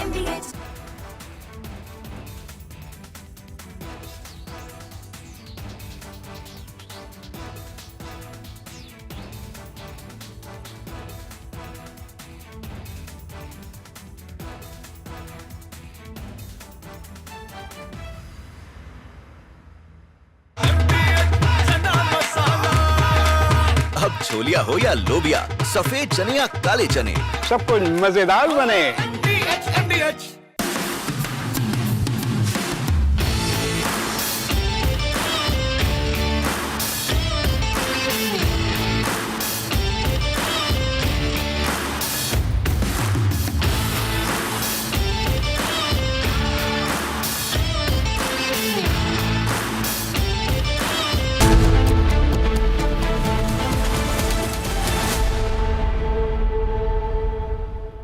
Welcome back, viewers. Russia's ex-minister has been found dead after being fired from his position, and the investigators suspect that this is a case of suicide. Here's a quick report. Russia's former transport minister was found dead, hours after being dismissed by President Vladimir Putin, in what officials said was an apparent suicide. Roman Starovoyt, years of age, served as Russia's transport minister since May 2024, was fired in a presidential decree earlier in the day that gave no reason for his dismissal. Hours later, Russia's investigative committee, the top state criminal investigation agency, said the body of Starovoyt was found in his car with a gunshot wound. A criminal probe has been launched into the former minister's death, and investigators see suicide as the most likely cause. Russian media have claimed that Starovoyt's dismissal could have been linked to an investigation into the embezzlement of state funds allocated for building fortifications in Kursk region, where he served as governor before being appointed as cabinet member. The alleged embezzlement has been named as one of the reasons behind defiances in Russia's defensive lines that failed to stem a Ukrainian incursion into the Kursk region that was launched in August 2024. For a quick break, viewers, on the other side, we'll tell you about the FIR that has been registered against Yash Dayal on charges of sexual exploitation, physical violence, mental harassment and cheating.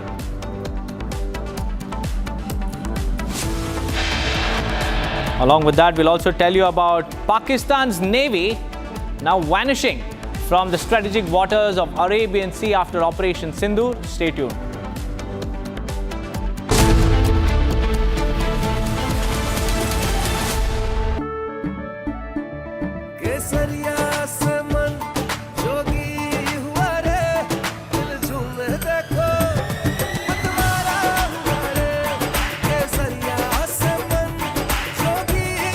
हर पल मनाओ केसरी त्योहार। विमल, बोलो जुबान Kesari. MDH की हल्दी मिर्ची धनिया करे कमाल, ये रंग दे, ये खुशबू दे, ये तीखा, ये कम पड़े, क्या निराला MDH masala.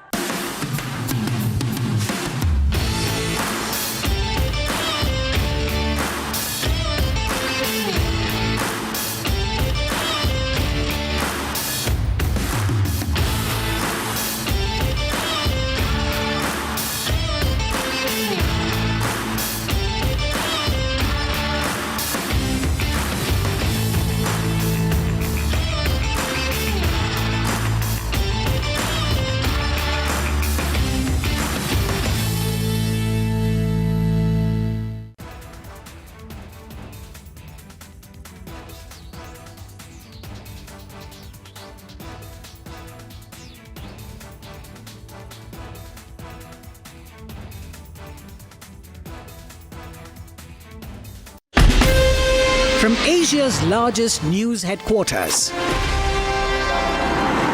setting the agenda for Bharat.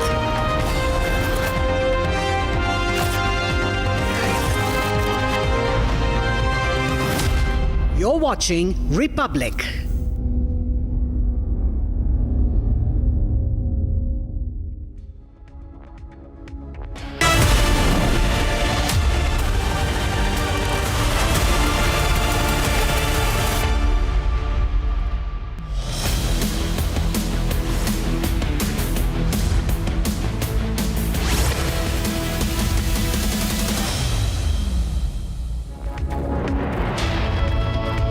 welcome you watching Republic TV with me, Akanksha Khajuria. Over the next half an hour, we'll tell you how Donald Trump has imposed a tariff on 14 countries. Deal with India will be coming soon. We'll tell you about these details. The headlines first. MNS stages protest in Maharashtra's Thane over their claim of growing dominance of non-Marathis in the area. MNS leaders detained by the police. Donald Trump has announced tariff on 14 countries: Japan, South Korea, Kazakhstan, Malaysia with 25% tariff, South Africa by 30% and 40% on Myanmar. Spoken to everybody. We know it's all done. I told you, we'll make some deals, but for the most part, we're going to send a letter. We're going to say, welcome to the United States. If you'd like to participate in the greatest, most successful country ever. I mean, we're doing better than ever. On India and US trade deal, Donald Trump says that the both countries are close to making a deal on this.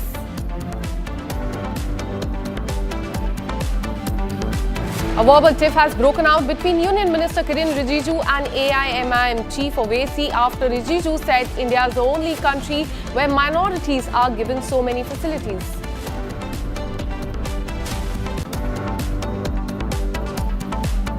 Bihar businessman Gopal Khemska shooter has been killed in the encounter in Patna. FIR has been registered against cricketer Yash Dayal on charges of sexual exploitation, physical violence and mental harassment and cheating.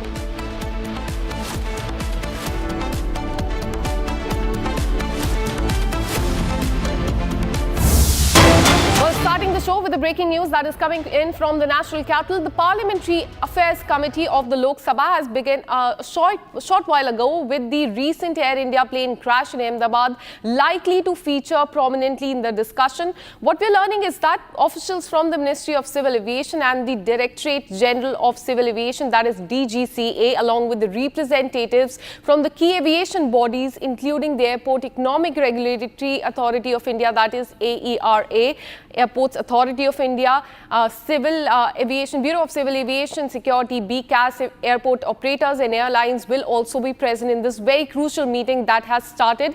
Air India CEO is also in attendance. And while the primary agenda includes regulation of the fees, tariffs and other user charges in the aviation sector, the committee is also expected to hear oral evidence regarding the crash that took place last month. So this parliamentary committee has, in fact, the meeting has begun, and what we're learning is that Ahmedabad plane crash will also be discussed. Let me go across to my colleague Harsha, who joins us with more details. Harsha, tell us about what the parliamentary panel is going to discuss today, a very crucial meeting that you have reported that has started shortly. Yes, Akanksha, you rightly pointed out this is a parliamentary committee meeting of the public accounts. KC Venugopal is the chairman. And today for deposition, the Airports Authority of India, Civil Aviation Ministry officials and also the officials from DGCA, AAI and the Cargo and AERA have been called. And one very interesting summon which has been done by the committee is of the Air India chairperson, CEO Campbell Wilson, and along with them the Air India other officials are also present. And in this entire meeting, all will be discussed about passenger safety, airport infrastructure, and also how airlines are taking care of the passenger safety after what has happened in the AI-171 crash. The entire overall evidence of Campbell Wilson, the CEO of Air India, will be taken. The questions will be raised by all the MPs from all the parties from the ruling and from the opposition as well. And also Secretary Aviation will be giving a whole deposition regarding what till now has been done after the AI-171 crash. Till now what has been done regarding the regulatory body and regarding the passenger security and infrastructure enhancement at the airport. The detailed report will be presented in front of the committee because keeping in light what happened after the crash, Akanksha, it's very important that the passenger safety should be ensured. Technical snags were found in several airlines and aircraft of Air India as well. what Air India is doing right now to ensure that nothing of that sort happens again. That is to be kept in mind, and therefore the meeting is going to take place for almost 4 to 5 hours. We are expecting that Campbell Wilson will be responding to each and every question of the Member of Parliament in this entire committee meeting. Today is the Public Accounts Committee, and after that, tomorrow again, Air India officials have to be present in front of the Transport Committee meeting as well. Back to you. Absolutely. Keep tracking those details. Harsha, we'll keep coming back to you for more on this. Now, shifting our focus to the state of Punjab. In a major breakthrough, Punjab Police Counter-Intelligence Unit in Jalandhar has foiled a target-killing plot orchestrated by Lawrence Bishnoi gang and arrested key operative Himanshu Sood from Fagwara, Kapurthala. And the investigation has revealed that Sood was acting on the instruction of Namit Sharma, a close aide of Bishnoi based in Dubai.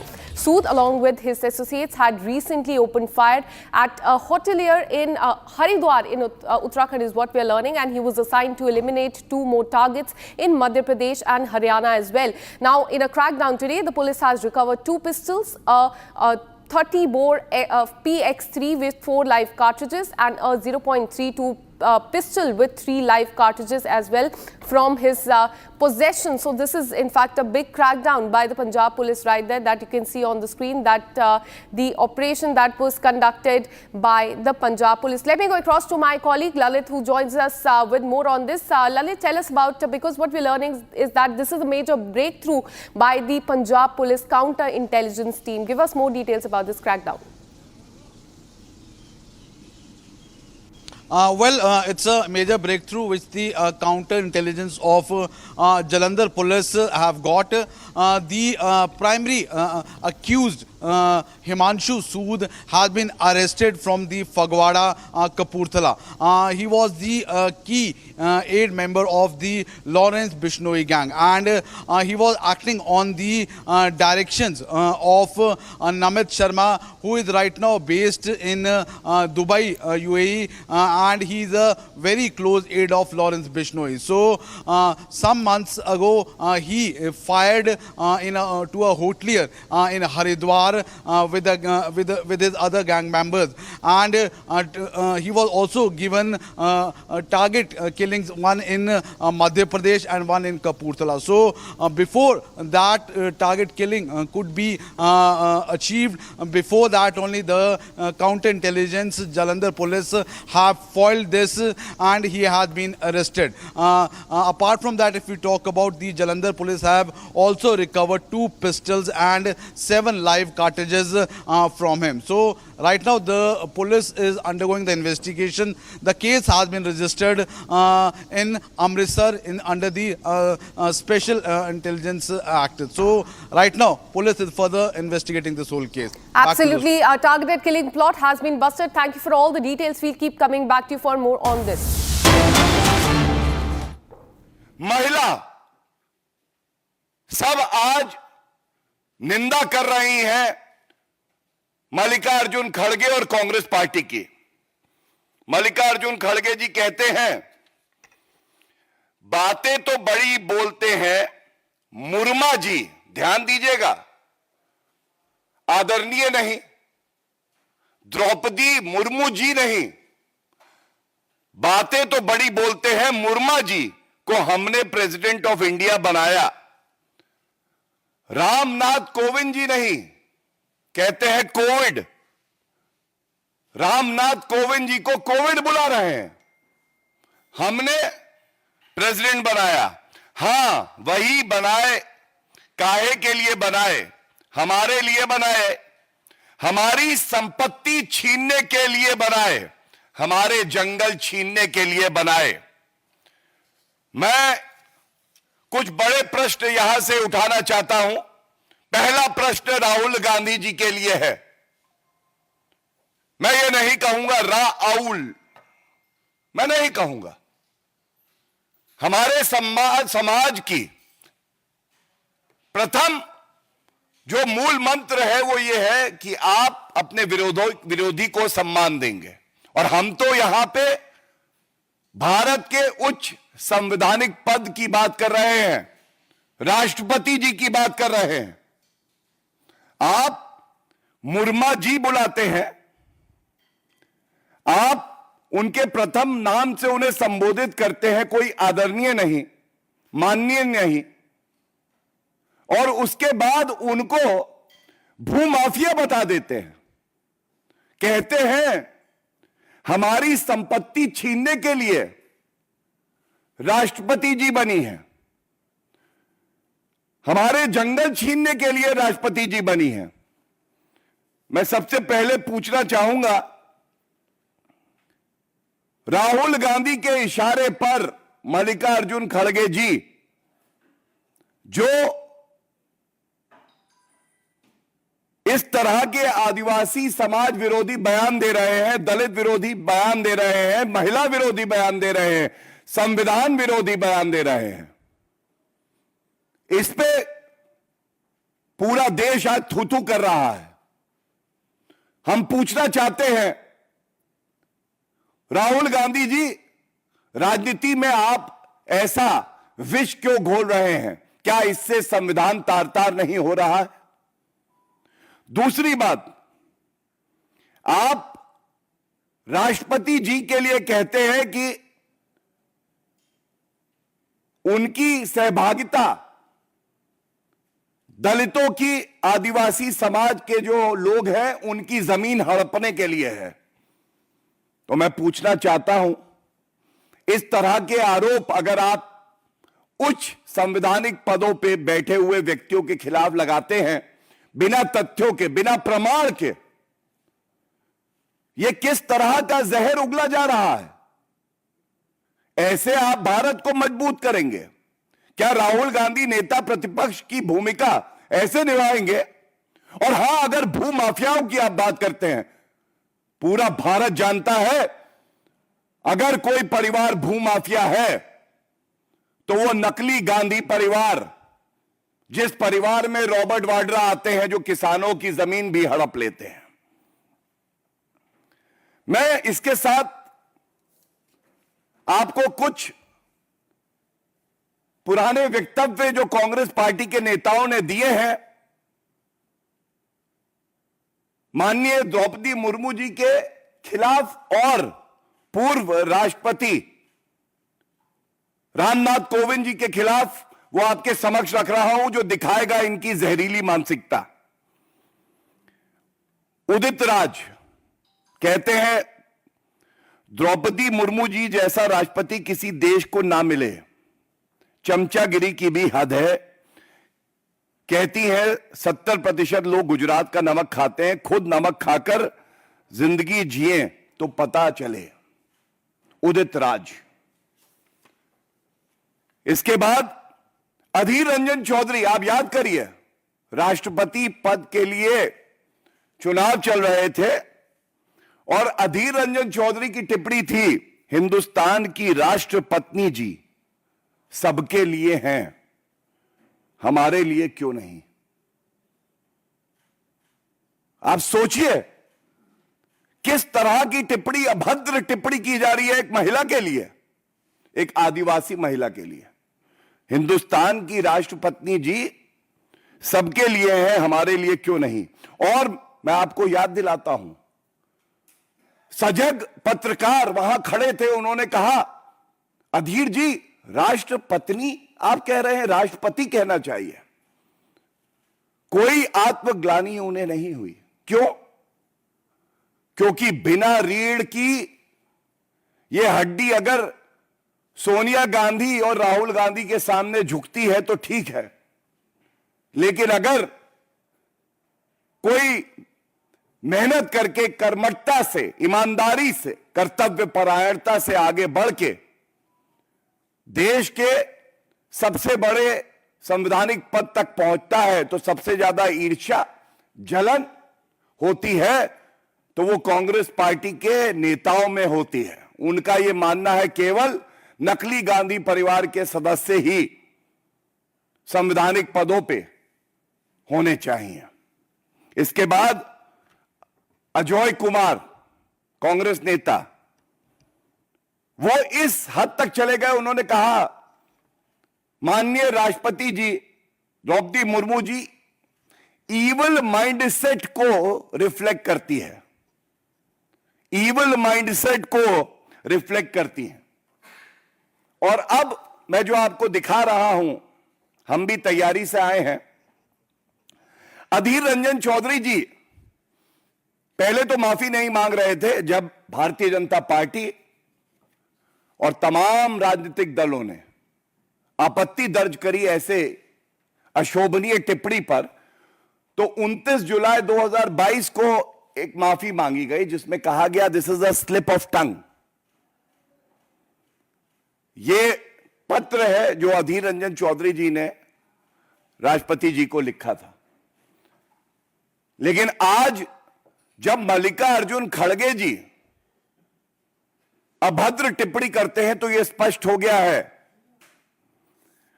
यह slip of tongue नहीं है, this is very much intentional. And the remote control president governed by the fake Gandhi surname family is following the diktats of Rahul Gandhi.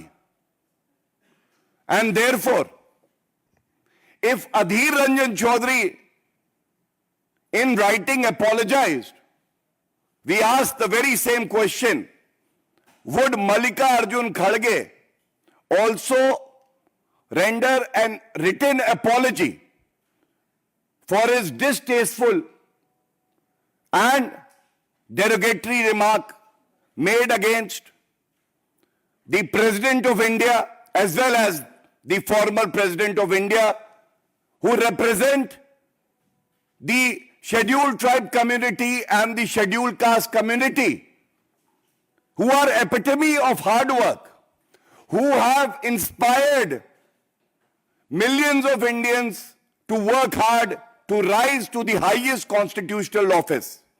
क्या मल्लिकार्जुन खड़गे जी लिखित में अपनी अशोभनीय अभद्र टिप्पणी के लिए भारत की राष्ट्रपति महोदया जी से माफी मांगेंगे? और क्या राहुल गांधी और कांग्रेस के तमाम कार्यकर्ता निंदा करेंगे इस बयान की जो स्वयं उनके राष्ट्रीय अध्यक्ष मल्लिकार्जुन खड़गे जी ने दिया है? और क्या उन्हें पार्टी से निकाला जाएगा? क्या किसी पार्टी में ऐसे अध्यक्ष की जगह हो सकती है जो देश का संविधान तार-तार करे, राष्ट्रपति जी के पद का सम्मान ना करे और जनता की, खासकर दलित समाज और आदिवासी समाज की भावनाओं को आहत करे? यह सवाल आज यहां से जरूर पूछा जाएगा। और इसके साथ यह कहना गलत नहीं होगा, ऐसा कोई संवैधानिक पद बचा नहीं है जिसका अपमान कांग्रेस पार्टी के वरिष्ठ नेताओं ने नहीं किया। अगर मैं बात कर रहा हूं राष्ट्रपति पद की, हम सब जानते हैं प्रधानमंत्री जी पिछड़े समाज से आते हैं, ओबीसी समाज से आते हैं। अपनी मेहनत से, अपनी लगन, नागरिकों के प्रति जो उनकी निष्ठा है, उसकी वजह से वो 11 साल से देश में नागरिकों की सेवा कर रहे हैं। देश के प्रधानमंत्री हैं। चौकीदार चोर है, बिच्छू, सांप, नेवला, मौत का सौदागर। राष्ट्रपति पद का अपमान, प्रधानमंत्री पद का अपमान। उपराष्ट्रपति जी के लिए टीएमसी के सांसद कल्याण बनर्जी मिमिक्री कर रहे थे और उनकी वीडियो कौन बना रहा था? उनकी वीडियो राहुल गांधी नेता प्रतिपक्ष बना रहे थे। उपराष्ट्रपति पद का अपमान। Chief justice of India, Bharat के मुख्य न्यायाधीश, उनके खिलाफ इंपीचमेंट मोशन इसलिए लाया गया क्योंकि कांग्रेस पार्टी अपनी सहूलियत सर्वोच्च न्यायालय के फैसलों में देख रही थी। मैं बात कर रहा हूं former chief justice of India justice Deepak Mishra की। किस तरह से जुडिशियल कू की जा रही थी, यह दर्शाता है साफ, चाहे वो सीएजी हो, इलेक्शन कमीशन ऑफ इंडिया हो, ईडी हो, सीबीआई हो, किसी पर कांग्रेस पार्टी का विश्वास नहीं है। हर संस्था पर आरोप लगाना, भारत के लोकतंत्र को कमजोर करना, यही इनका मुख्य मकसद है। और इसी के साथ यह कहना गलत नहीं होगा, मैं दिखाना चाहता हूं ये जो महाठगबंधन है, इंडी अलायंस, इनके टीएमसी के मंत्री, ममता बनर्जी की सरकार में मंत्री अखिल गिरी, इन्होंने क्या कहा था? We don't care about looks but how does your president look. ये टीएमसी। अब आप मुझे बताइए, इस तरह की अशोभनीय टिप्पणी करना, तेजस्वी यादव ने क्या कहा? अगर माननीय द्रौपदी मुर्मू जी राष्ट्रपति बनेंगी तो राष्ट्रपति भवन में एक मूर्ति आ जाएगी जो एक शब्द नहीं बोलेगी। This is RJD, Tejashwi Yadav for you. ये इनका एक इकोसिस्टम है विशैला, जो संवैधानिक मर्यादा को बार बार तार तार करता है। मैंने बात करी कैसे कांग्रेस की सोच आज जनजातीय समाज के खिलाफ है, दलित समाज की विरोधी है। मैं आपको कुछ तस्वीरों से दिखाना चाहता हूं। राहुल गांधी कुर्सी पे बैठे हैं, डॉक्टर BR अंबेडकर साहब जो हमारे लिए भगवान के समान है, उनकी तस्वीर नेताओं के, कांग्रेस के नेता जो है उनके पैरों में है। लालू प्रसाद यादव, उनके पैरों में डॉक्टर BR अंबेडकर साहब की तस्वीर है। आज तक माफी नहीं मांगी है, ना राहुल गांधी ने, ना लालू प्रसाद यादव ने, ना तेजस्वी यादव ने। समाजवादी पार्टी, गलती, नमाजवादी पार्टी, ये बताना जरूरी है। ये देखिए, नमाजवादी पार्टी अखिलेश यादव की तुलना डॉक्टर BR अंबेडकर जी से कर देते हैं। आधी तस्वीर BR अंबेडकर साहब की, आधी तस्वीर अखिलेश यादव जी की।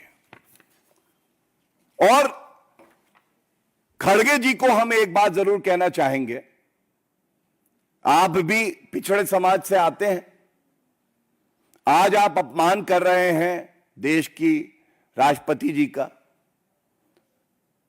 आपका खुद का सम्मान क्या है? ये तस्वीर देखिए। नॉमिनेशन फाइल होना था, प्रथम पंक्ति में कौन कौन है? नकली गांधी परिवार, सोनिया गांधी, प्रियंका गांधी वाड्रा, और राष्ट्रीय अध्यक्ष थे मल्लिकार्जुन खड़गे जी, ये दूसरी पंक्ति में है। कहने का तात्पर्य, जिनके इशारों पर मल्लिकार्जुन खड़गे जी आज दलित विरोधी, आदिवासी विरोधी बयान दे रहे हैं, वो इनका खुद का सम्मान नहीं करते हैं। और ये कहने के बाद सिर्फ इतना ही कहूंगा और अंत करूंगा अपनी बात को। तमाम ऐसे और बयान हैं मेरे पास जहां पे कांग्रेस के नेताओं ने हमारी देश की राष्ट्रपति द्रौपदी मुर्मू जी का अपमान किया है। और इसी तरह से जो दलित राष्ट्रपति भारत के रामनाथ कोविंद जी रहे, उदित राज जी का एक बयान है, गूंगा बहरा दलित किसी भी स्थिति में पहुंच सकता है भाजपा में। इसके बाद इसी तरह से अशोक गहलोत जी ने भी बयान दिया था। ये सारे बयान केवल एक बात दर्शाते हैं, आज कांग्रेस पार्टी का लक्ष्य संविधान की हत्या करना है, दलित समाज और आदिवासी समाज का अपमान करना है। लेकिन बिल्कुल स्पष्ट कर दें, भारत की जनता यह सहने वाली नहीं है।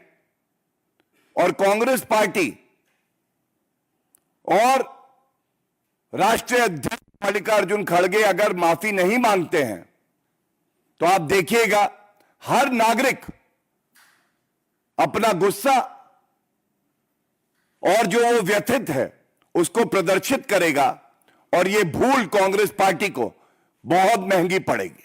बहुत बहुत धन्यवाद। प्रश्न सादर आमंत्रित हैं शैलेंद्र, डीडी न्यूज। आपने कांग्रेस के अलावा जो गठबंधन के सहयोगी एंटी गठबंधन उनके बयानों की भी चर्चा। So you heard Bharatiya Janata Party there hitting out at the Congress President Mallikarjun Kharge, who had recently insulted the current and the former president of the country. Listen in to what Kharge had said.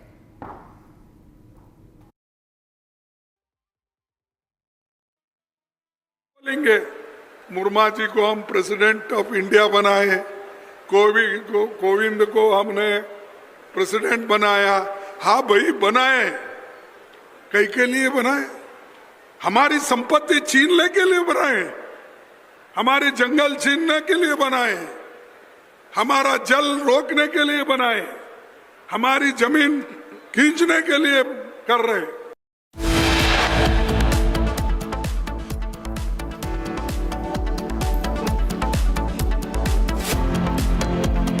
Well, with this, we're taking a very short break. Coming up on the other side, MNS staged protests in Maharashtra's Thane over the claim of growing dominance of the non-Marathis in the area. Several leaders have been detained.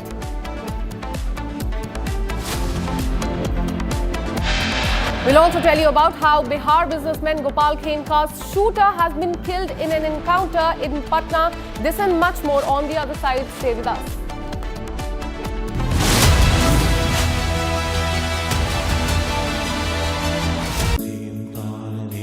At Amity, we are committed to building a stronger India through world-class education and research, to nurture ideal citizens who, together with the leaders of today and tomorrow, will make India a world superpower. Amity University, India's leading not-for-profit private university. MDH की हल्दी मिर्ची धनिया करे कमाल, ये रंग दे, ये खुशबू दे, ये तीखा, ये कम पड़े, क्या निराला MDH मसाला।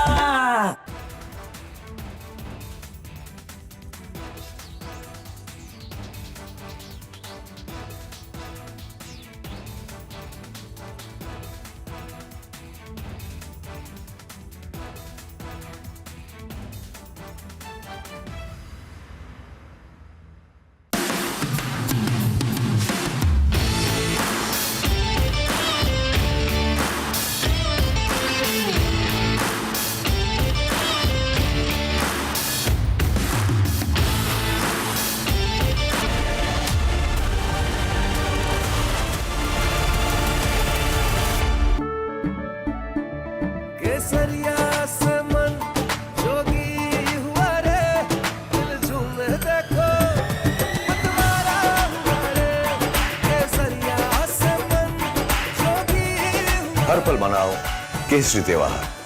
विमल, बोलो जुबान केसरी। अब छोलिया हो या लोबिया, सफेद चने या काले चने, सब कुछ मजेदार बने।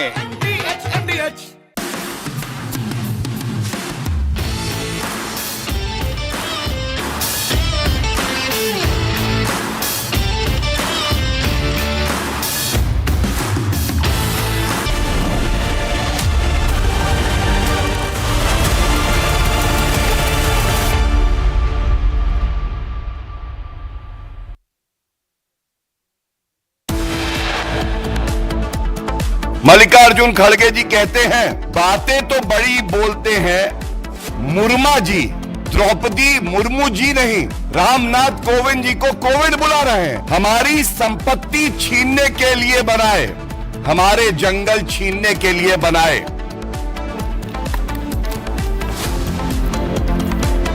Well, the Bharatiya Janata Party has hit out at the Congress party for insulting President Murmu, saying that this was no slip of tongue but a deliberate attempt to abuse the Dalit president. MNS stages protests in Maharashtra's Thane over their claim of growing dominance of the non-Marathis in the area. Several leaders have been detained. Donald Trump announces tariff on 14 countries, hit Japan, South Korea, Kazakhstan, Malaysia with 25%, South Africa by 30% and 40% on Myanmar.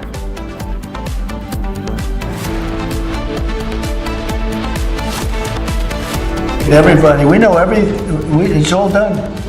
I told you, we'll make some deals, but for the most part, we're going to send a letter. We're going to say, welcome to the United States. If you'd like to participate in the greatest, most successful country ever. I mean, we're doing better than ever. On India and US trade deal, Donald Trump says close to making a deal with India. A verbal spat broke out between Union Minister Kiren Rijiju and AIMIM Chief Owaisi after Rijiju said that India is the only country where minorities are given so many facilities. FIR has been registered against cricketer Yash Dayal on the charges of sexual exploitation, physical violence and mental harassment.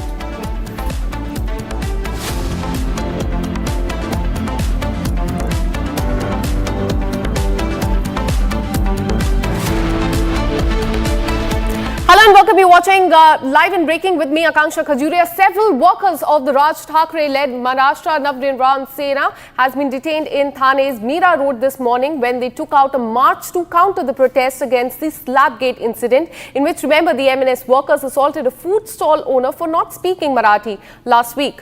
Now, dramatic visuals played out as MNS workers hit the streets and cops caught them and put them in the police vans. And meanwhile, a day after MNS leader Javed Sheikh's son Rahil Sheikh was caught on the streets of Mumbai harassing and abusing a woman while drunk, an FIR has been filed in that specific case. Watch this.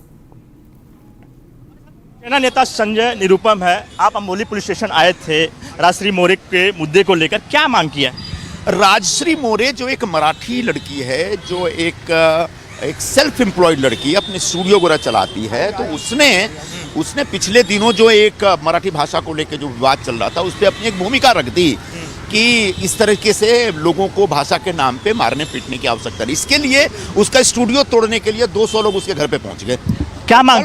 कल परसों रात को शराब के नशे में धुत एक मनसे के नेता, उसके बेटे ने उसकी गाड़ी ठोक दी और उसको गाली गलौज किया।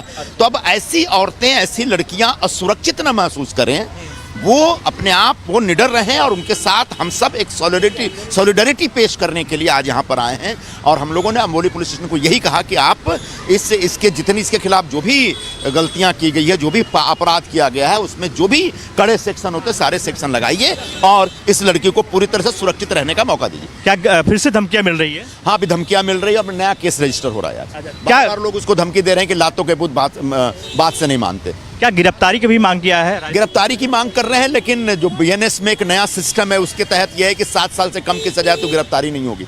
अब मुझे लगता है कि इस पूरे प्रावधान में संशोधन की आवश्यकता है, लेकिन ये संशोधन यहाँ नहीं होगा, पार्लियामेंट में होगा। जिस तरह से मीरा रोड में हो रहा है, हंगामा हो रहा है, मनसे के जो देखिए, लोकतंत्र में हर व्यक्ति को, हर संगठन को अपना अपना प्रोटेस्ट करने का अधिकार है और अपने विचारों के आधार पर प्रदर्शन कर सकते हैं, लेकिन इनका ट्रैक रिकॉर्ड इतना खराब है कि पुलिस ने प्रिवेंटिव मेजर लिया। इसका मतलब ये नहीं कि बाद में कभी नहीं कर पाएंगे, बिल्कुल कर पाएंगे और करना चाहिए। मैं भी चाहता हूँ कि उन सबको परमिशन मिलना चाहिए। लेकिन मराठी भाषा और हिंदी भाषा को लेकर जो वहाँ पे जिस तरह से राजनीति अखाड़ा बनाया जा रहा है मीरा रोड में, लॉ एंड ऑर्डर की सिचुएशन खराब हो सकता है। काय के लिए कर रहे हैं मुझे नहीं मालूम। मीरा रोड भाईंदर में 82% नॉन महाराष्ट्रियन है, काय के लिए तमाशा कर रहे हो? क्या धमकियाँ आ रही थी आपको?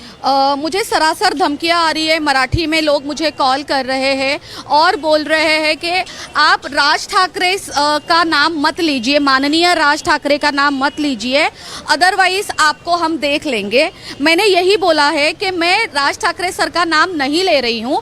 जो लोग मेरे साथ अत्याचार कर रहे हैं, मैंने उनका नाम लिया है। अगर आज मैंने मनसे पार्टी का नाम लिया है तो अब राज ठाकरे सर उनसे जुड़े हुए हैं, तो मैं उसमें कुछ नहीं कर सकती। राज ठाकरे सर से मेरी यही विनंती है कि सर, मुझे प्रोटेक्ट करना सिर्फ हमारे मुंबई पुलिस का काम नहीं है, आपका भी काम है। मैं भी यहाँ पे रहती हूँ, मैं भी यहाँ की रहवासी हूँ, आपको भी मुझे प्रोटेक्ट करना पड़ेगा।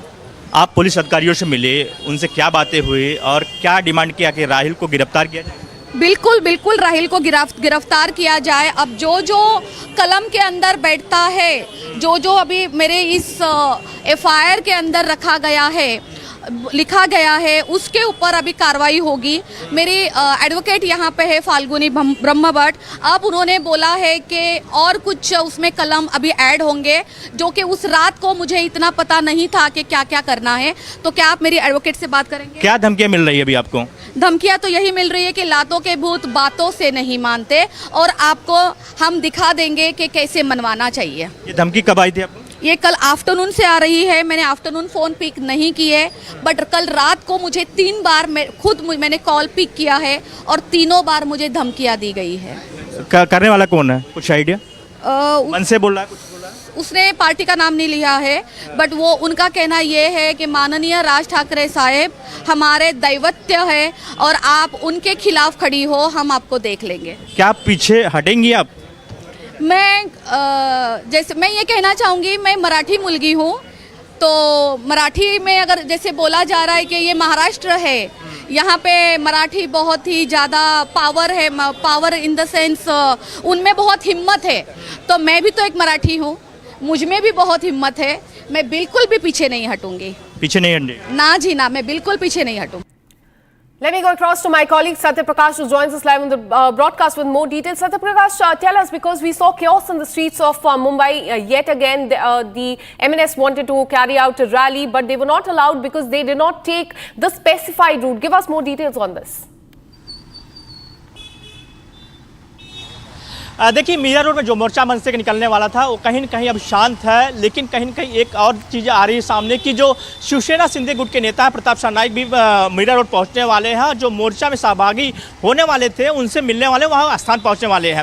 मन से कार्यकर्ताओं का कहना है कि अगर जो राजस्थान के लोग हैं, व्यापारी लोग हैं, अगर वो मोर्चा निकाल सकते हैं तो मराठी आदमी क्यों नहीं निकाल सकता। लेकिन पुलिस का कहना है कि अगर ये मनसे पार्टी के नेता और कार्यकर्ता मोर्चा निकालते हैं तो कानून व्यवस्था बिगड़ सकता है, लॉ एंड ऑर्डर बिगड़ सकता है, वहाँ सिचुएशन खराब हो सकता है, इसीलिए यहाँ परमिशन नहीं दिए। फिलहाल कहीं न कहीं वहाँ पे जो है पुलिस का बंदोबस्त बढ़ा दिया गया है और फिलहाल कहीं के मनसे कार्यकर्ताओं को हटा दिया गया है। और बीती रात मनसे कार्यकर्ता, चाहे अविनाश यादव हो, चाहे कई लोग ऐसे नेता हैं जिनको मीरा रोड पुलिस ने डिटेन किया था, हिरासत में लेकर रखा कि वहाँ पे कानून व्यवस्था बिगड़े ना, क्योंकि जिस तरह से वहाँ पे राजस्थानी व्यापारी को मनसे के नेताओं ने मारा था, उसके बाद कहीं कहीं वहाँ पर लगातार प्रोटेस्ट हो रहे थे। उसके बाद व्यापारियों ने मोर्चा निकाला और आज जो है मनसे पार्टी के द्वारा मोर्चा निकालने जाने वाला था, लेकिन कहीं न कहीं पुलिस परमिशन नहीं दिया और सबको फिलहाल हटा दिया है वहाँ से। Absolutely. So the situation remains calm on the ground. Thank you so much for all the details. And meanwhile, Maharashtra Chief Minister has issued a statement on the MNS protest, saying that while protesting is a democratic right of every citizens, one cannot take law and order in their own hands. Listen in. देखिए, महाराष्ट्र में किसी भी मोर्चे को इजाजत है, ये लोकतांत्रिक राज्य है, कोई भी मोर्चा निकालना चाहे तो परमिशन लेकर निकाल सकता है। लेकिन जब कोई परमिशन लेता है तो उसका रूट किस प्रकार से होना चाहिए। अगर रूट में कई ट्रैफिक के प्रॉब्लम्स है, अगर रूट में कोई ऐसी जगह है कि जहां पर स्टैम्पिड जैसी अवस्था हो सकती है, कुछ ऐसी चीजें होगी तो पुलिस रूट चेंज करने को कहती है। तो मैंने जब पुलिस कमिश्नर से पूछा तो पुलिस कमिश्नर ने मुझे कहा कि हमने उनको रूट चेंज करने के लिए कहा था, लेकिन वो एडमेंट थे कि हमको यही रूट लेना है, इसलिए पुलिस ने उसको नकारा है। प्रयोगशाला के तौर पे देखा जा रहा है क्या? मीरा रोड जो है, जो राजनीति की नई प्रयोगशाला के तौर पे देखा जा रहा है क्या? देखिए, मुझे ऐसा लगता है कि मैं महाराष्ट्र के मिजाज को जानता हूं। महाराष्ट्र का मिजाज ऐसा है कि इस प्रकार के प्रयोग यहां चलेंगे नहीं। जो मराठी आदमी है वो बड़े दिल का है, क्योंकि भारत पर जब आक्रमण हुआ तो मराठी आदमी ने केवल महाराष्ट्र का विचार नहीं किया, पूरे भारत का विचार किया। इसलिए मराठी आदमी कभी छोटा सोच नहीं सकता, कभी संकुचित सोच नहीं सकता। इसलिए कोई प्रयोग करने की कोशिश भी करे तो नहीं हो पाएगा।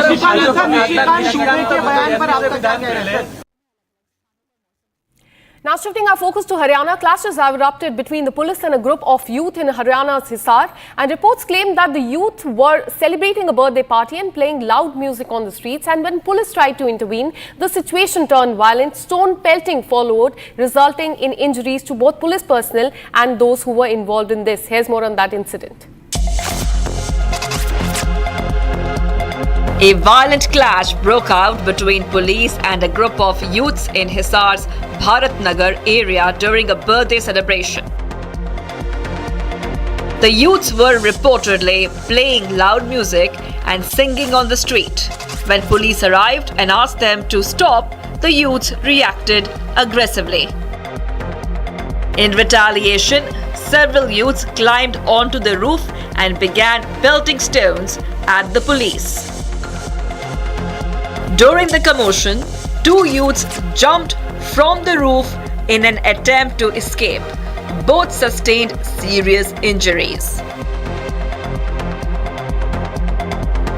Two police personnel, including the chowki in charge, were also injured during the stone pelting.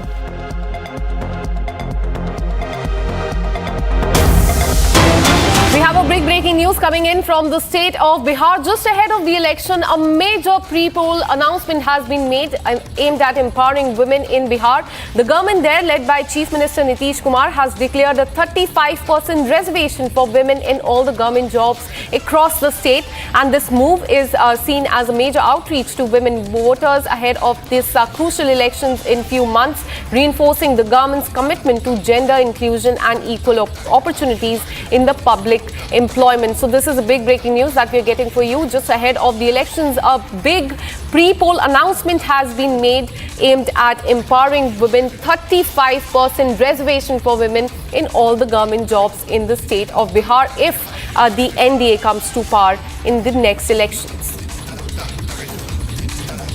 In fact, this is a big announcement that has been made by the Bihar government, that is, remember, led by the Chief Minister Nitish Kumar. What we're learning is that 35% reservation will be given to all the women in the government jobs across the state, and this is a major push to the women of the state and a major poll announcement ahead of the elections. And this move is seen as a major outreach to women voters ahead of the upcoming elections, reinforcing the government's commitment to gender inclusion and equal opportunities. And this is a big outreach to the voter base that is women in the state of Bihar as well. So the heat is turning up ahead of the election. Now pre-poll announcements have been made by different parties. This one by the Bihar government, where 35% quota will be given to all the women in all the government jobs across the state.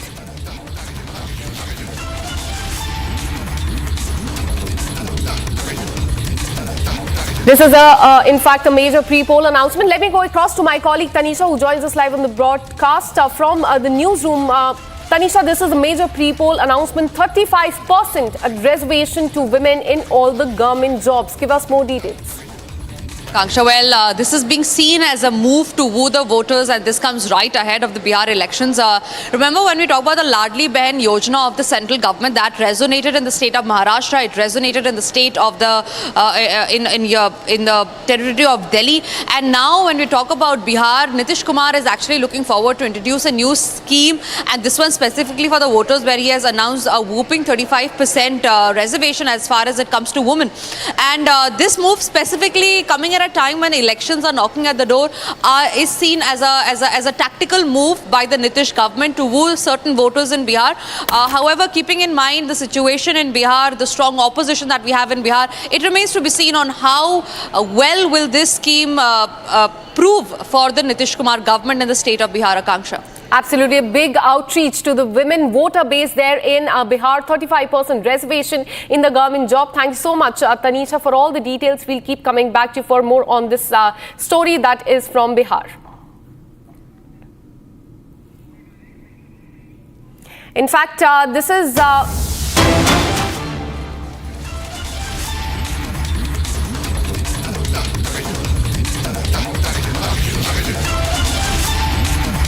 In fact, we have more breaking news coming in. 8 attacks by Tehreek-e-Taliban that has been done in several areas is what we are learning.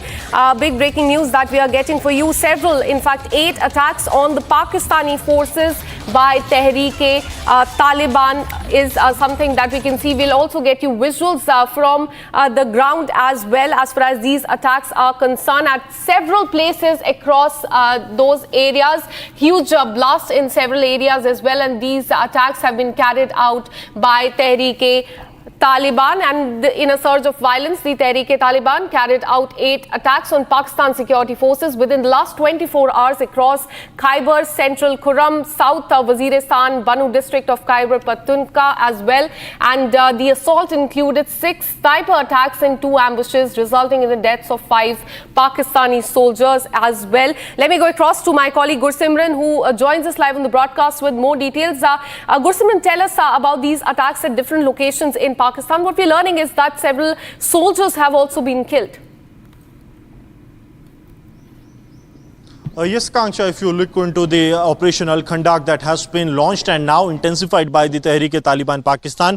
Tehreek-e-Taliban Pakistan has carried out a series of attacks in last 24 hours. There have been 8 attacks that have been carried out on the Pakistani forces that have been carried out in the Central Khurram area. It is in the Khyber area, South Waziristan, and also in the Banu district of Khyber Pakhtunkhwa. These attacks have been carried out. 6 were the sniper attacks these were the aimed attacks that Tehreek-e-Taliban Pakistan carried out, while 2 attacks were the ambush attacks.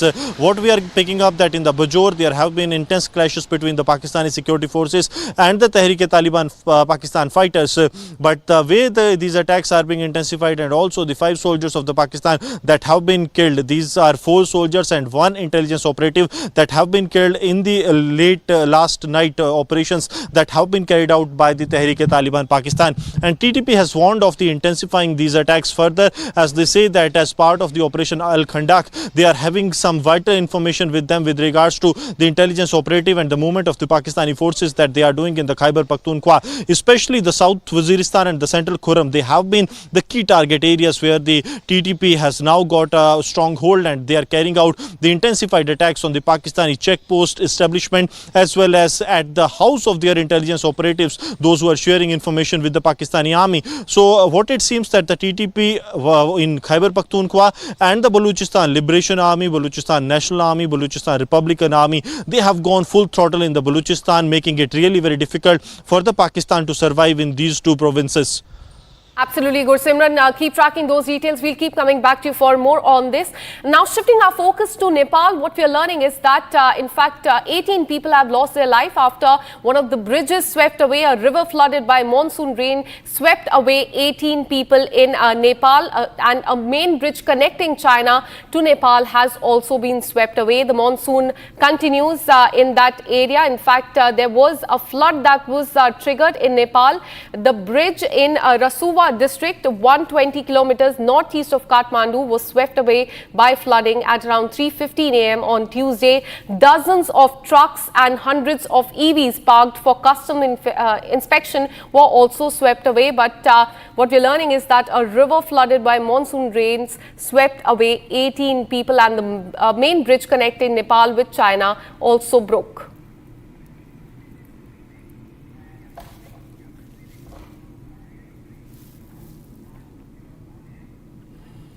Now, shifting our focus to the fight that has started between Kiran Rijiju and AIM Chief Owaisi, after Bharatiya Janata Party leader said that India is the only country where minorities are given so many facilities.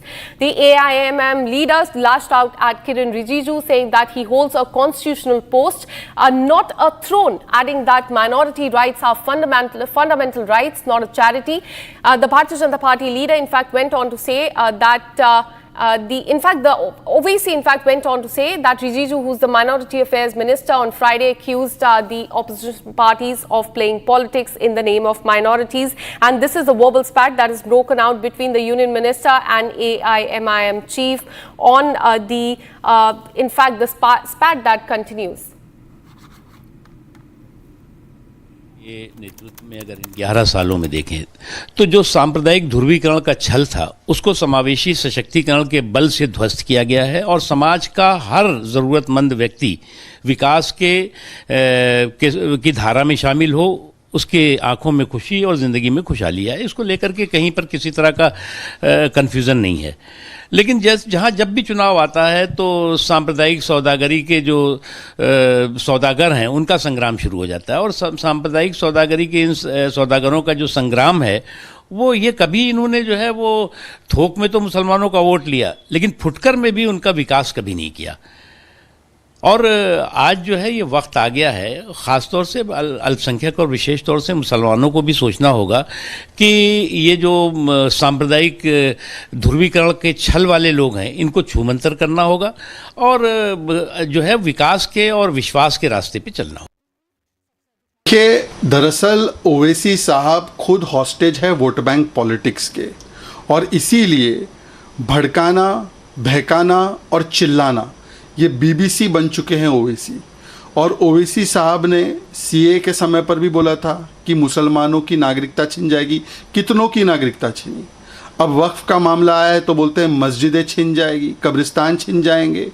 तो भड़काना और बहकाना और चिल्लाना ये ओवैसी साहब vote bank के hostage बनकर, vote bank politics के hostage बनकर इस प्रकार की बातें करते हैं। पर मैं ओवैसी साहब से पूछना चाहता हूं कि यदि आप सच में मानते हैं कि भारत के मुसलमान बंदी है, बंधक है, तो फिर सीए में आप वकालत क्यों कर रहे थे कि अफगानिस्तान और पाकिस्तान के मुसलमानों को भी यहाँ पर आने दिया जाए?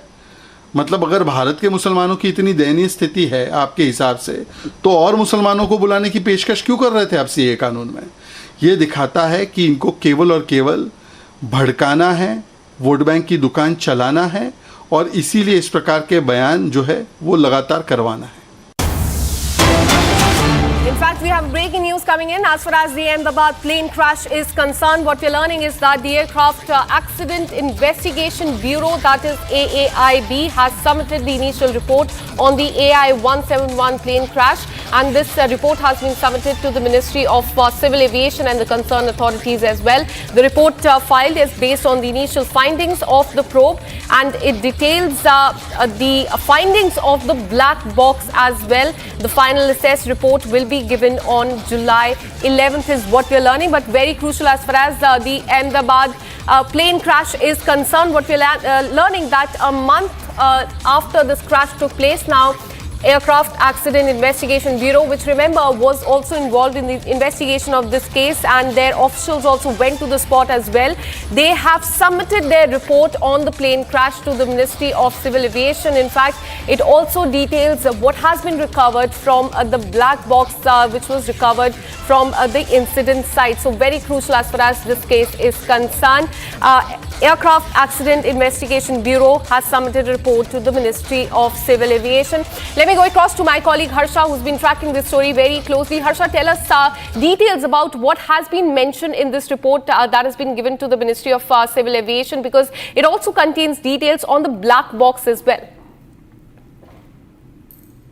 So yes, Kanksha, we've gotten to know that the AIB has finally submitted its report to Civil Aviation Ministry. The report has been submitted this morning only, and we've gotten to know that the final assessment report will be submitted on 11th of July. But this entire detailed report which AIB has submitted is a detailed access and the findings from the black box, and also the final the recordings from the CVR and from the DFDR as well. We've also gotten to know that this is more than 200 pages of the report which has been submitted to the Civil Aviation Ministry by AIB on the Ahmedabad plane crash. Also, we've got to know that after Civil Aviation Ministry accesses the entire report of AIB, then finally the discussion with the regulatory body and the final will be told to the higher officials, higher authorities as well. But yes, this more than 200-page report which the AIB has submitted today on the Ahmedabad plane crash. Now, finally, the reason behind the Ahmedabad AIB, behind Ahmedabad AI-171 plane crash will come out in public. Exactly what was the reason?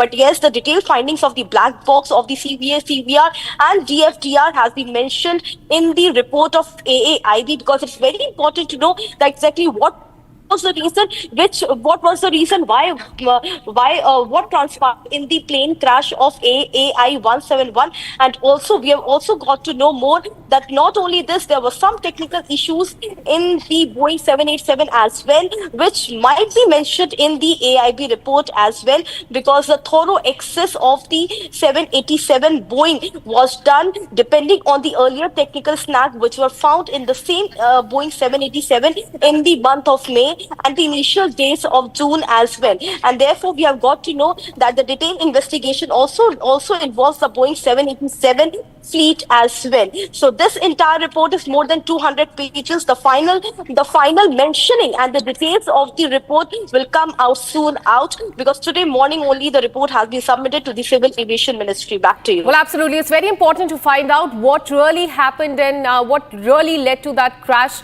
in Ahmedabad last month. Thank you so much, Harsha, for those details. Keep tracking those details for us. Now, shifting our focus, mounted gun system is across the country. Truck-mounted heavy artillery gun system, which exclusively developed mobility and crew protector features in its class. It has been in fact developed by involving Indian industries, DPSU, Premier Academia under the leadership of DRDO MGS, and it has high mobility in terms of gradient, slide slope, trench crossing and cross-country capabilities as well. Take a look.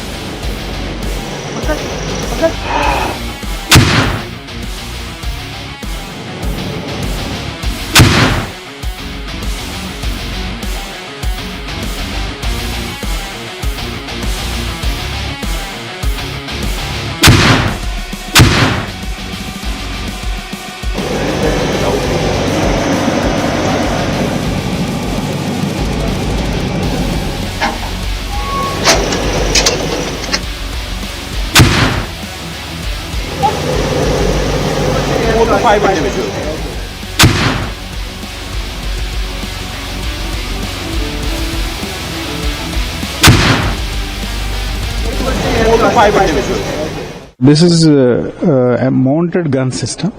It is a 155-52 caliber gun. These guns are there for quite a long time, but they are on a towed. These are on a towed gun platforms. Towed gun means the gun will be separate and the primer will be separate. This will be towed and then it is deployed.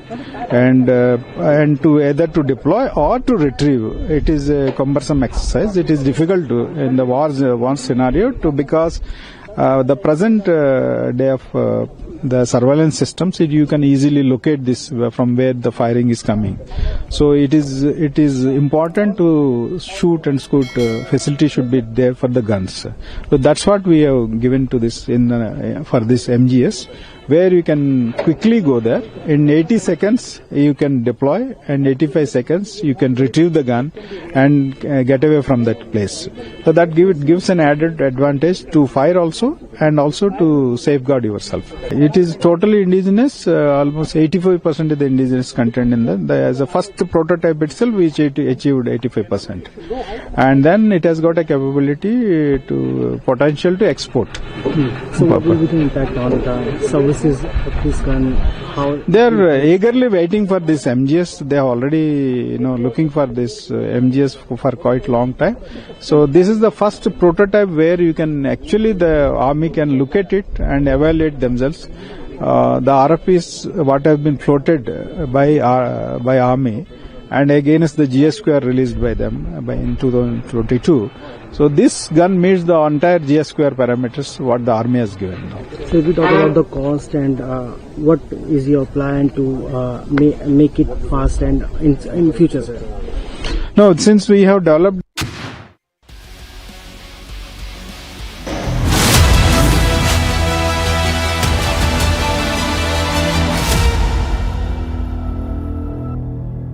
इसको घर पे लगाओगे तो शादी का तो पता नहीं, पर घर पक्का नहीं टूटेगा। रुंगटा नहीं तो घर स्ट्रॉन्ग नहीं। रुंगटा स्टील TMT बार एकदम सॉलिड।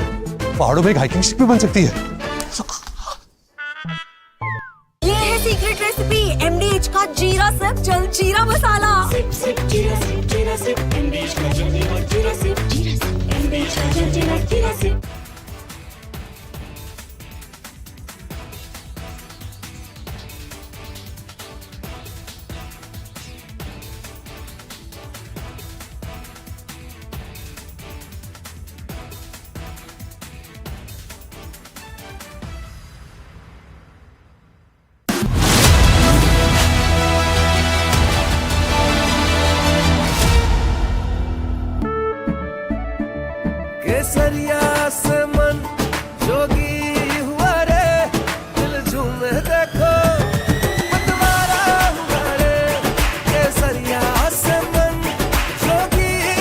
हर पल मनाओ केसरी त्योहार। विमल, बोलो जुबान केसरी। दादी के हाथों का जादू और खुशबू से महकता घर, माँ की मुस्कुराहट और खाने की सुगंध। MDH गरम मसाला, क्योंकि हर रिश्ता है स्वाद से जुड़ा।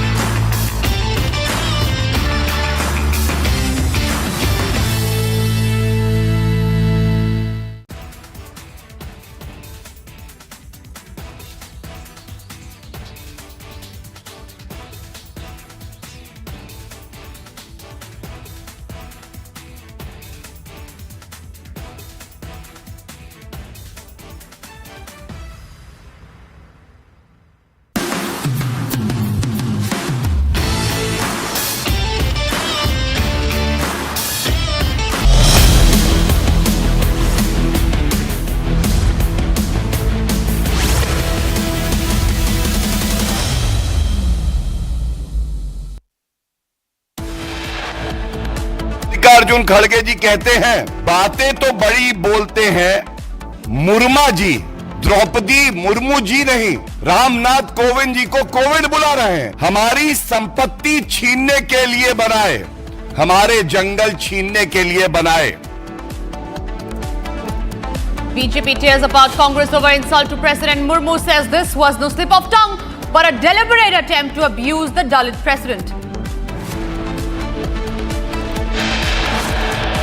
MNS stages protests in Maharashtra's Thane over their claim of growing dominance of non-Marathis in the area. MNS leaders later detained by the police. Verbal tiff between Union Minister Kiran Rijiju and AIMIM Chief Asauddin Owaisi after Rijiju said that India is the only country where minorities are given so many facilities.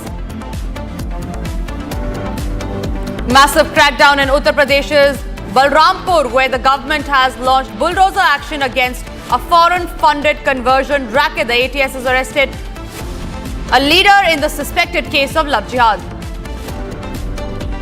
FIR registered against cricketer Yash Dayal on charges of sexual exploitation, physical violence and mental harassment and cheating as well.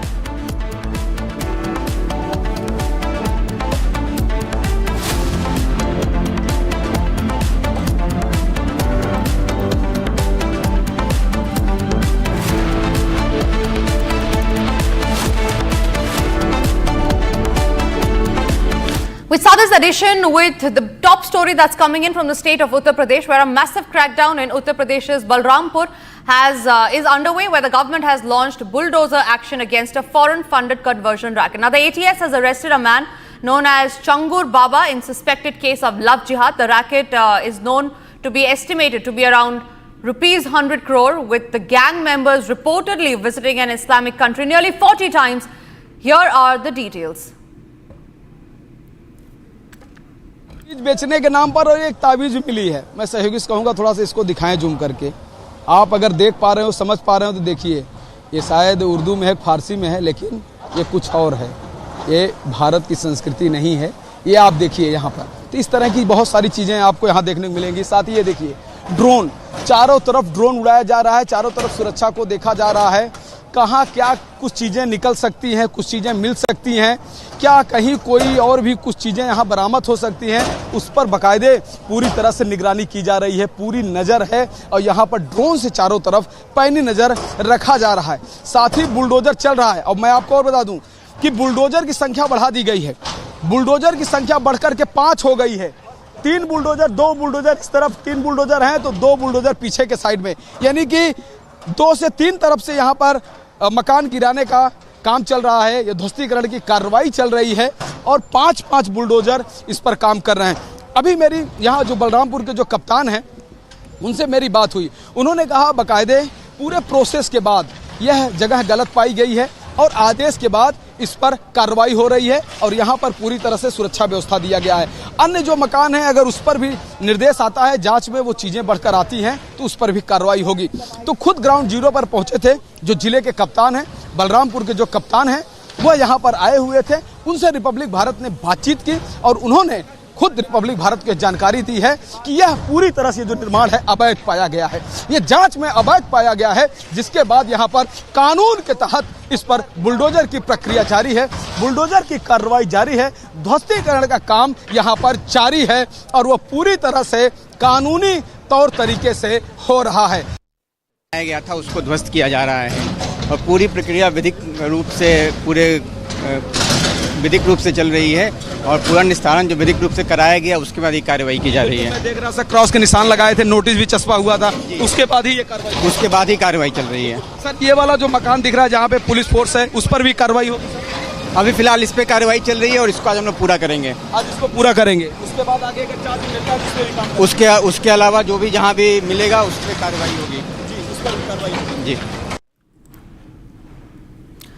Now, even as the crackdown on the anti-conversion racket continues, the Uttar Pradesh Chief Minister Yogi Adityanath has issued a statement against Jalauddin, the man who was responsible for anti-national and anti-social activities. Now, Yogi has said that his government is committed to protecting the dignity and safety of women, and those disturbing peace will face strict action, including confiscation of property. Here's what the Chief Minister said.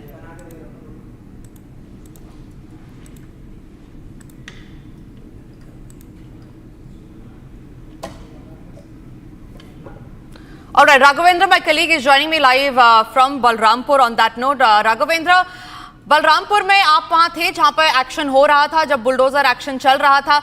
हमें इस case के बारे में बताइए, कौन है ये व्यक्ति जो अभी गिरफ्तार हो चुका है? ये इलीगल कन्वर्जन रैकेट कहां तक जाता है? 4 बुलडोजर फ्रंट पे काम कर रहे हैं, कुछ बुलडोजर बैक में काम कर रहे हैं और देखिए ये जो अवैध गलत पैसों से यानी कि हवाला के पैसों से जो ये इमारत खड़ी थी, आज इसको जमींदोज किया जा रहा है। आज इस पर बुलडोजर की कार्रवाई जारी है। साथ ही आप देखिए वहाँ पर एक मस्जिद का भी निर्माण चल रहा है। आप देख सकते हैं कि अभी उस पर काम चल ही रहा है। उसके पीछे भी एक मस्जिद है जो पूरी तरह से बनी हुई है, बहुत पहले से बनाई गई है और उसके पीछे एक मदरसा है जहाँ पर छांगुर बाबा यहाँ पर लोगों को अरबी भाषा की पढ़ाई कराता था। उन मदरसों में वहाँ पर उर्दू भी नहीं पढ़ाई जाती थी, हिंदी भी नहीं पढ़ाई जाती थी, सीधा मजहबी उनको शिक्षा दी जाती थी। साथ ही उन मस्जिदों में भी वह धर्मांतरण का काम करता था। एक नई मस्जिद और बनाई जा रही है और यह पूरा जो मकान यह जो बनाया गया है हवाला के पैसे से, गलत गतिविधियों से, लंबे इसमें ट्रांजैक्शन बैंकों के आए हैं सामने, जो कि मैंने खबर को भेजा हुआ है उसको समझने के लिए, जानने के लिए कि एक आरटीजीएस 50 लाख के हुए हैं, 40 लाख के हुए हैं, 2.5 लाख रुपए के हुए हैं, 1 लाख रुपए के हुए हैं।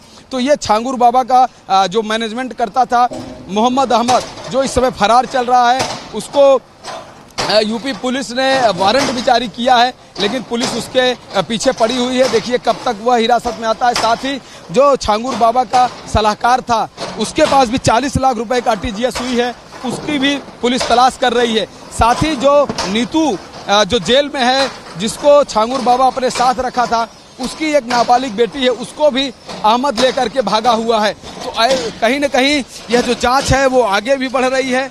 आने वाले समय में इस पूरे उतरौला में जहाँ भी ये चीज़ें हैं, जहाँ भी अवैध कब्जा है, जहाँ भी अवैध निर्माण है, वहाँ पर बुलडोजर की कार्रवाई देखने को आने वाले समय में आपको मिलेगी, क्योंकि उसने उतरौला मार्केट में छोटे छोटे कॉम्प्लेक्स बनाए हैं, बुटीक बनाया हुआ है, जनरल गारमेंट्स के दुकान हैं वहाँ पर, तो उस पर भी कार्रवाई हो सकती है। साथ ही जो मोहम्मद अहमद है जो फरार है, कहा जाता है कि उतरौला में उसने मंदिर की जमीन कब्जा करके मकान बनाया हुआ है। कोई बोलने वाला नहीं था, कोई उसका विरोध करने वाला नहीं था। ये लोग लोकल प्रशासन को इस तरह से ओबलाइज कर दिए थे कि कोई खुल के आता नहीं था और जो लोग बोलते थे उनके ऊपर गंभीर धाराओं में मुकदमा लिखाता था, मुकदमा लिखा करके उनको पीड़ित बनाता था। तो ऐसे में कोई भी व्यक्ति सामने नहीं आता था। साल भर पहले जब मैं ग्राउंड जीरो रिपोर्ट करने यहाँ आया था तो मुझको सारी बातें समझ में आई, सारी चीज़ें दिखी, लेकिन कोई सामने बोलने वाला नहीं था,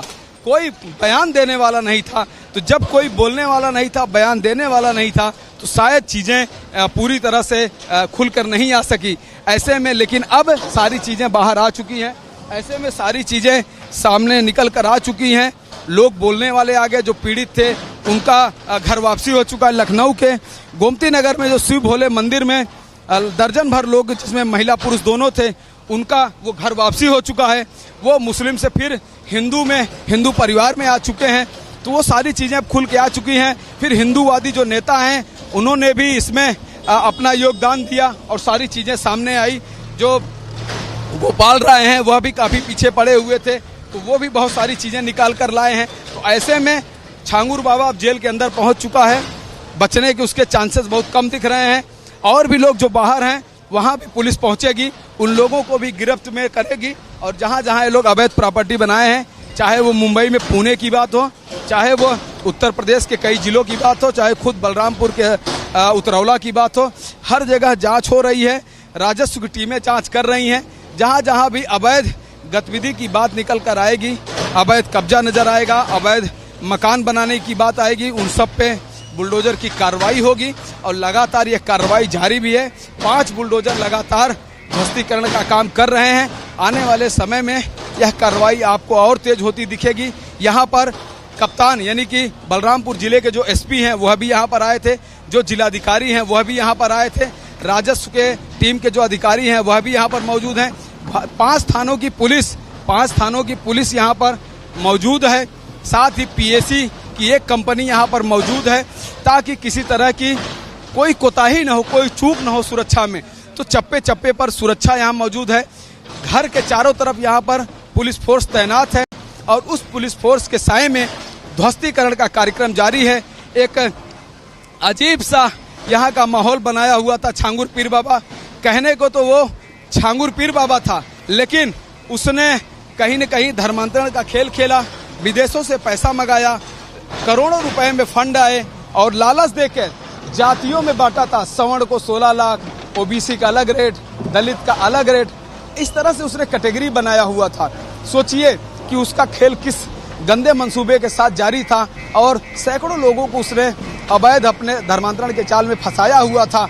और आज कहीं न कहीं जब इसका भंडा फूटा है, जब यह चीजें बाहर निकली हैं, तो इस पर कार्रवाई भी हो रही है। राघवेंद्र, बहुत बहुत धन्यवाद आपका हमारे साथ सारी जानकारी शेयर करने के लिए। Moving on to the other stories that we are tracking, this is in regard with the controversial comment of the BJP MP Nishikant Dubey, where he said in regard with the language राव पटक पटक के मारेंगे। Now these remarks have caused a flutter with the Maharashtra Chief Minister Devendra Fadnavis reacting to that statement by the BJP MP, completely distancing himself. In fact, this is a fresh row that has erupted in the state of Maharashtra over BJP MP Nishikant Dube's remarks on the Marathi language. Now, it is Chief Minister Devendra Fadnavis that has distanced himself from the statement, calling it inappropriate and one that risks creating confusion among people. Listen in to what Nishikant Dube had to say, which created a huge controversy.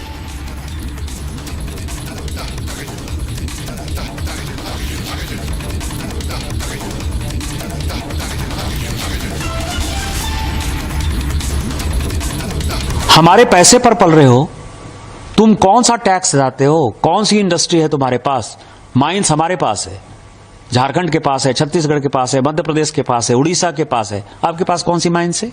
Refinery यदि रिलायंस ने बैठाई है, SR ने refinery बैठाई, तो वो गुजरात में refinery बैठाई है। सारी इंडस्ट्री जो है, सेमीकंडक्टर की भी इंडस्ट्री है, तो गुजरात में आ रही है। आप जो है लाटसाही कर रहे हो और ऊपर से जो है आप हमारा दोहन करके, शोषण करके टैक्स पेयर करते हो। और यदि आप में ज्यादा हिम्मत है तो आप हिंदी भाषी को मारते हो तो उर्दू भाषी को भी मारो, तमिलियन को भी मारो, आप जो है तेलुगु वाले को भी मारो। आप जो इस तरह की घटिया हरकत कर रहे हो, और मैंने हमेशा कहा है कि जब अपने घर में हो, महाराष्ट्र में हो, यदि बहुत बड़े बॉस हो तो चलो बिहार, चलो उत्तर प्रदेश, चलो तमिलनाडु, तुमको पटक पटक के मारेंगे। ये एनार्की जो है नहीं चलेगी। हमारे पैसे पर पल रहे हो, तुम कौन सा टैक्स देते हो, कौन सी इंडस्ट्री है तुम्हारे पास? माइंस हमारे पास है, झारखंड के पास है, छत्तीसगढ़ के पास है, मध्य प्रदेश के पास है, उड़ीसा के पास है। आपके पास कौन सी माइंस है? रिफाइनरी यदि रिलायंस ने बैठाई है, एसआर ने रिफाइनरी बैठाई, तो वो गुजरात में रिफाइनरी बैठाई है। सारी इंडस्ट्री जो है, सेमीकंडक्टर की भी इंडस्ट्री है, तो गुजरात में आ रही है। आप जो है लाटसाही कर रहे हो और ऊपर से जो है आप हमारा दोहन करके, शोषण करके टैक्स पेयर करते हो। और यदि आप में ज्यादा हिम्मत है तो आप हिंदी भाषी को मारते हो तो उर्दू भाषी को भी मारो, तमिलियन को भी मारो, आप जो है तेलुगु वाले को भी मारो। आप जो इस तरह की घटिया हरकत कर रहे हो, और मैंने हमेशा कहा है कि जब अपने घर में हो, महाराष्ट्र में हो, यदि बहुत बड़े बॉस हो तो चलो बिहार, चलो उत्तर प्रदेश, चलो तमिलनाडु, तुमको पटक पटक के मारेंगे। ये एनार्की जो है नहीं चलेगी। News now coming in. Hyderabad City Civil Court has received a bomb threat mail today in the early morning at nearly 3:15 a.m. Now the officials saw it at 11 a.m. and informed us the bomb squad and the other officials are conducting a thorough search of the court premises. So far nothing has been found, and that officials have said that they will be providing more details on the case, but this has certainly created panic among the civil court of Hyderabad. Visuals of that are on your screen. We however have no details right now if this was a hoax call or was there any truth to the mail that was received today, but the latest update that we are getting is that the Hyderabad City Civil Court had received a bomb threat, and this was in the wee hours as early as 3:15 a.m. The officials saw the mail at around 11 a.m. and the bomb squad and other officials are conducting a thorough search of the court premises. Aneri, my colleague, is joining me live from Hyderabad on that. Aneri, what is the story all about? Was this a hoax call or was there any reality to it? Has the situation now been controlled?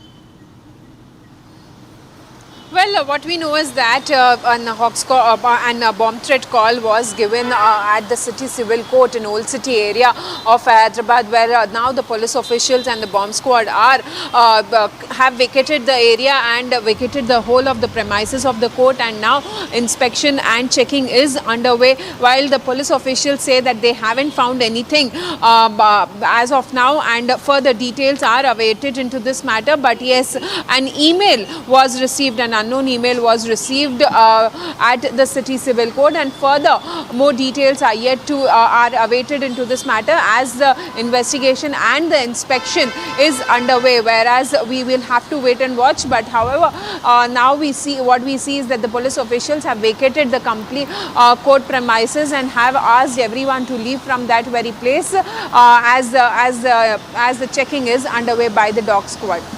Right. Thank you very much, Aneri, for sharing those details. We quickly move on to the other stories that we are tracking. This is Bharat in 5 minutes.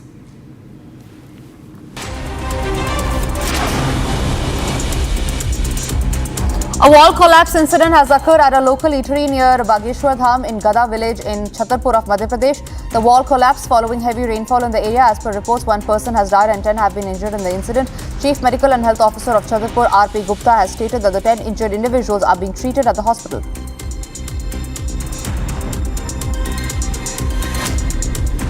One person died due to cloudburst in the Loran area of Punch. The deceased has been identified as Ghulam Mohammed, a resident of Khoriwala Bela area of Loran. The incident occurred last evening after the intense rainfall triggered the cloudburst. The cloudburst caused a rise in water levels and landslide-like conditions in the area. The body of the deceased was recovered from around 400 meters away and handed over to the family.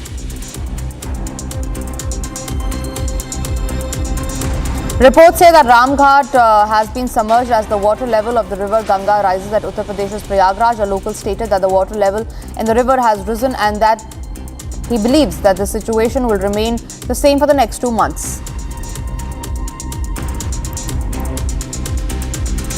जैसे कि शाम को हम गए थे तो वहाँ हमारे छप्पर से बाहर जल था 2 हाथ। अब सुबह आए तो सब डूबा हुआ था। हम लोग चौकी फाटा घटा रहे हैं। अब 2 महीना यही निरंतर रहेगा।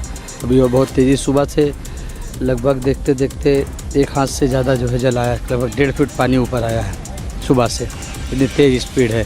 अगर ऐसी स्पीड रहेगी तो 2-4 दिन में हनुमान जी नहा लेंगे, ऐसे आशा है। हम लोग को दिक्कत होती है। अब ये चौकी छप्पर सब हटाना पड़ेगा, सीधे थोड़ी दूर वहाँ पे ले जाना पड़ेगा। मुसीबत तकलीफ तो है ही है, क्या करें। गंगा मैया है भाई, बाहर का जल है वो तो आता ही रहेगा। हर साल का है, कोई आज का तो है नहीं। The dead bodies of a 16-year-old minor boy and a girl have been found in suspicious circumstances from the room of the girl's house in Delhi's Nangli area of Dwarka and Najafgarh. Both of them, we learn, were partners and that there had been a dispute before, but the families had later sorted it. The family of the deceased boy alleges that the girl's uncle had threatened to kill the boy. The girl's family are now avoiding any statement on the matter. At present, the police is considering this case as a suicide prima facie. The police have stated that the real cause of death will be clear only after the post-mortem reports are out. Student Pankhuri Tripathi, who met Chief Minister Yogi Adityanath at Janta Darbar, gets admission back in school after assurance of the Chief Minister Yogi Adityanath. Her father, Rajiv Kumar Tripathi, stated that his daughter wasn't able to go to school for 4 months. He said that she went to Janta Darbar and met the Chief Minister Yogi Adityanath, after which she was able to go to school once again. He thanked the Chief Minister for his efforts.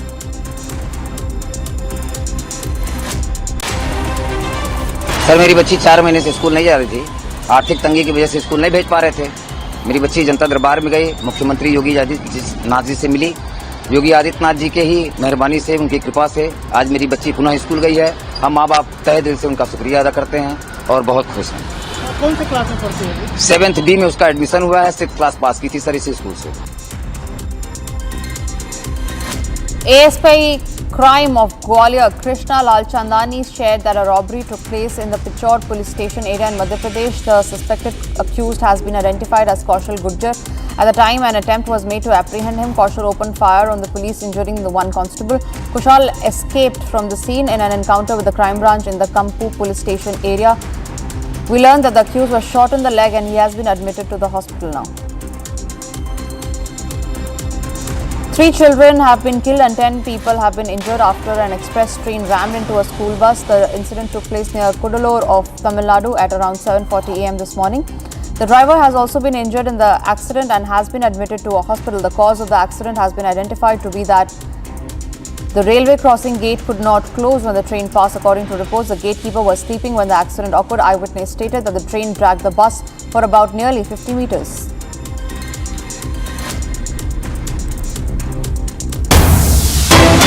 Breaking news now coming in. Indigo flight from Indore to Raipur has landed soon after takeoff after a false alarm was sounded, and this happened around 6:50 a.m. All the passengers for now are safe. That's the preliminary report that we are getting, is what the Indore airport manager has said.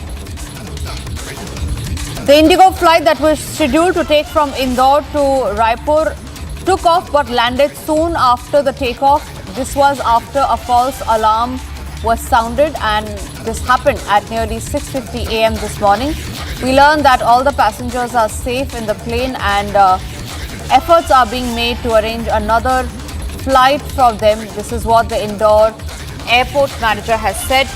Satya Vijay, my colleague, is joining me live from Bhopal on that. Satya Vijay, what was the reason क्यों flight को अचानक से take off करने के बाद land कराया गया? क्या था वो फॉल्स अलार्म?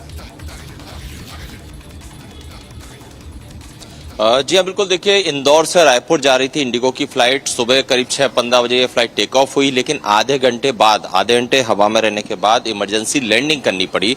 और इसमें अच्छी बात यह है कि सभी यात्री सुरक्षित हैं, लेकिन यात्रियों का ये कहना है कि उन्हें हल्का सा झटका लगा, जिसके बाद जो पायलट है उसने किसी तरह का रिस्क नहीं लिया और फ्लाइट को लैंड करा दिया गया। तकनीकी खराबी प्रारंभिक तौर पर बताई जा रही है इंडिगो प्रबंधन की तरफ से कि कोई टेक्निकल एरर है, जिस वजह से बिना रिस्क लिए इसको लैंड कराया गया। सभी यात्री सुरक्षित हैं, उनके टिकट के पैसे भी वापस कर दिए गए हैं। लेकिन जो आए दिन इस तरह की जो घटनाएं हो रही है, खासकर जो प्लेन क्रैश हुआ उसके बाद से देखिए 2 पहलू है। एक तो एक ही तकनीकी खराबी आ रही है, तो उसके बाद पायलट किसी तरह का रिस्क नहीं ले रहे हैं, क्योंकि वो नहीं चाहते कि किसी की जान जाए, इसीलिए इमरजेंसी लैंडिंग करा दी जा रही है। दूसरी बात यह कि अब इस पर डिटेल्ड इन्वेस्टिगेशन होगा कि आखिर इंडिगो की इस फ्लाइट में क्या तकनीकी खराबी आई थी। बिल्कुल सत्य विजय, आपको बहुत बहुत धन्यवाद हमारे साथ सारी जानकारी शेयर करने के लिए।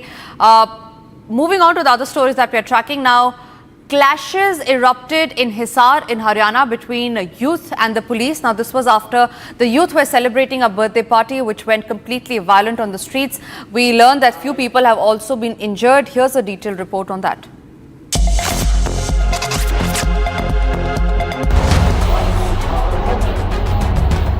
A violent clash broke out between police and a group of youths in Hisar's Bharatnagar area during a birthday celebration. The youths were reportedly playing loud music and singing on the street. When police arrived and asked them to stop, the youths reacted aggressively. In retaliation, several youths climbed onto the roof and began pelting stones at the police. During the commotion, two youths jumped from the roof in an attempt to escape. Both sustained serious injuries. Two police personnel, including the chowki in charge, were also injured during the stone pelting.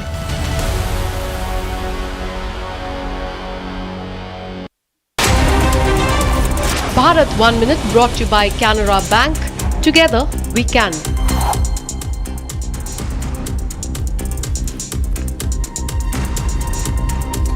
Here's a quick check of the other stories that we're tracking in Bharat in 1 minute. Counter-intelligence unit of Jalandhar has foiled a target-killing plot orchestrated by Lawrence Bishnoi gang and apprehended a key operative Himanshu Sood from Phagwara of Kapurthala. Preliminary investigation reveals that the arrested accused was acting on directions of Dubai-based Namit Sharma, was close aide of gangster Lawrence Bishnoi. Severe waterlogging has been witnessed in several parts of West Bengal's Kolkata. Heavy rainfall has caused waterlogging in the city. Waterlogging has occurred in many areas such as Jodhpur Garden area of the Golf Green area in Kolkata.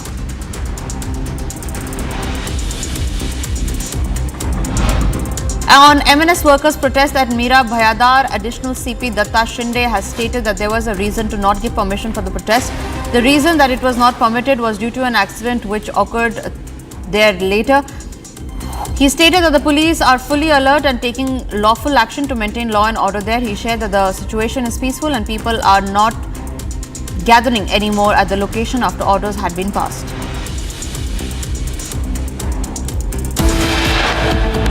It's time for us to now slip into a short break, but after the break we'll get to the details of the huge showdown in Maharashtra over the language debate. Also after the break is the fight between Kiran Rijiju and AIMIM chief Asauddin Owaisi over the minority rights debate.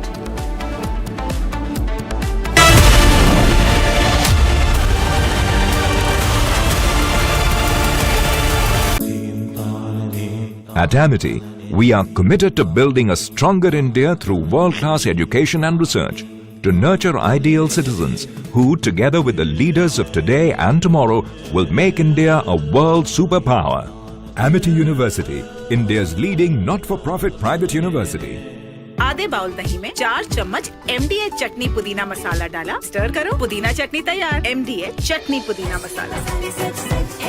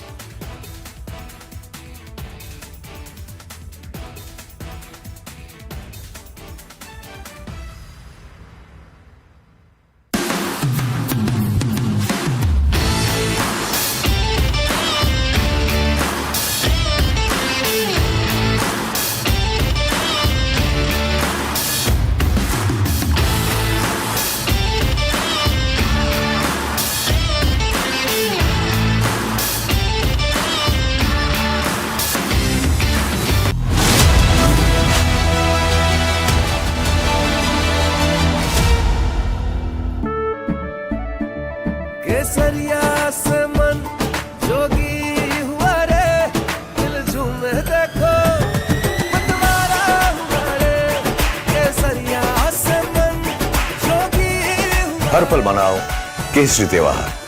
विमल, बोलो जुबान Kesari. MDH की हल्दी मिर्ची धनिया करे कमाल, ये रंग दे, ये खुशबू दे, ये तीखा, ये कम पड़े, क्या निराला MDH मसाला।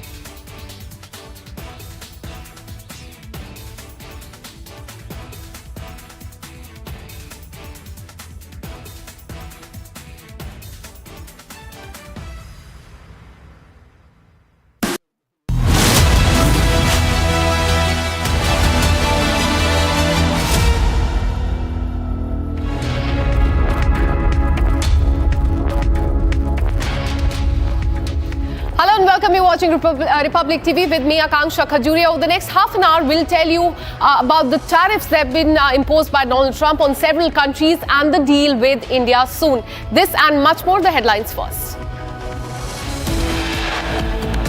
मल्लिकार्जुन खड़गे जी कहते हैं, बातें तो बड़ी बोलते हैं मुर्मा जी, द्रौपदी मुर्मू जी नहीं, रामनाथ कोविंद जी को कोविड बुला रहे हैं। हमारी संपत्ति छीनने के लिए बनाए, हमारे जंगल छीनने के लिए बनाए।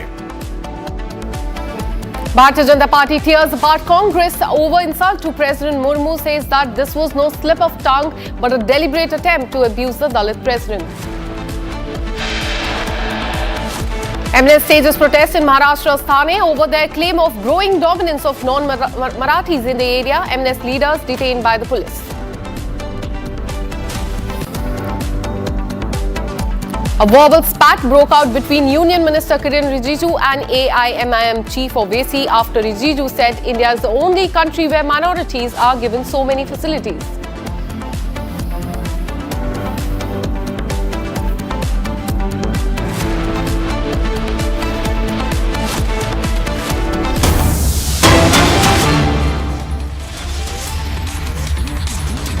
In fact, we have breaking news coming in. MPs in the Parliamentary Committee, in fact, meeting have raised Air India's safety issue and have asked that a thorough audit of the regulatory body should also happen. In fact, this is as far as the Parliamentary panel is concerned. And today, a crucial meeting is underway. What we're learning is that the MPs in that panel committee meeting have raised serious issues about the safety concerns as far as Air India is concerned, and they have asked for a thorough audit of the regulatory body as well. That should happen.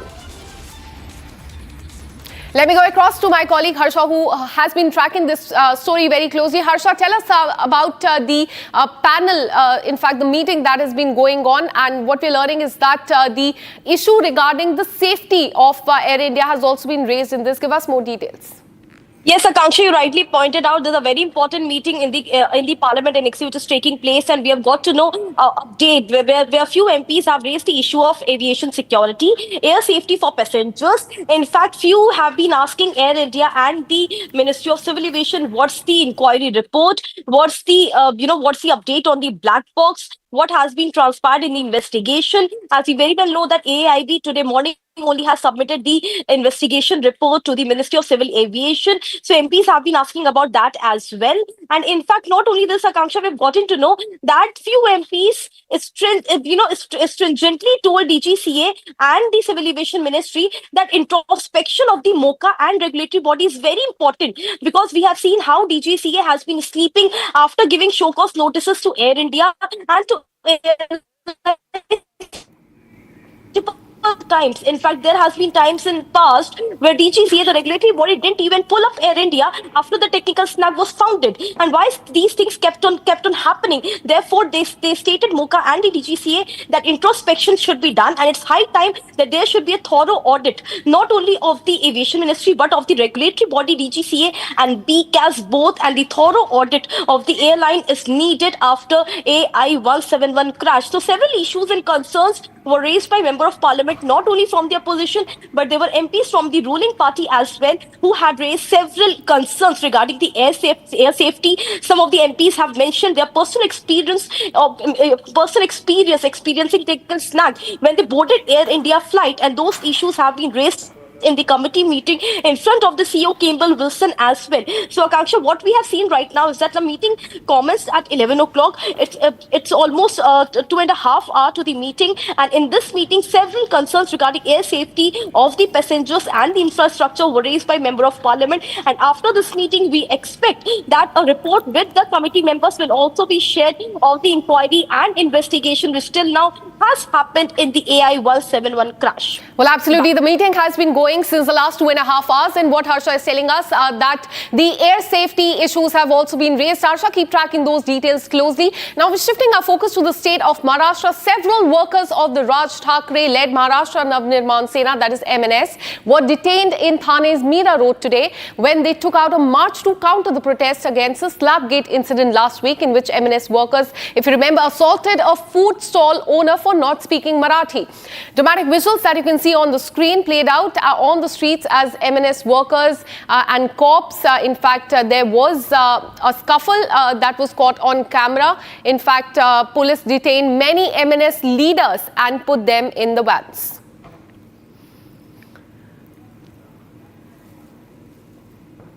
Well, there in the visuals, you can see from the visuals coming in from Mumbai in Maharashtra, where the protest is underway as far as the slab-gate is concerned. But earlier today, MNS staged a dharna, but what the Chief Minister said that they did not take the prescribed route and hence many leaders were detained there.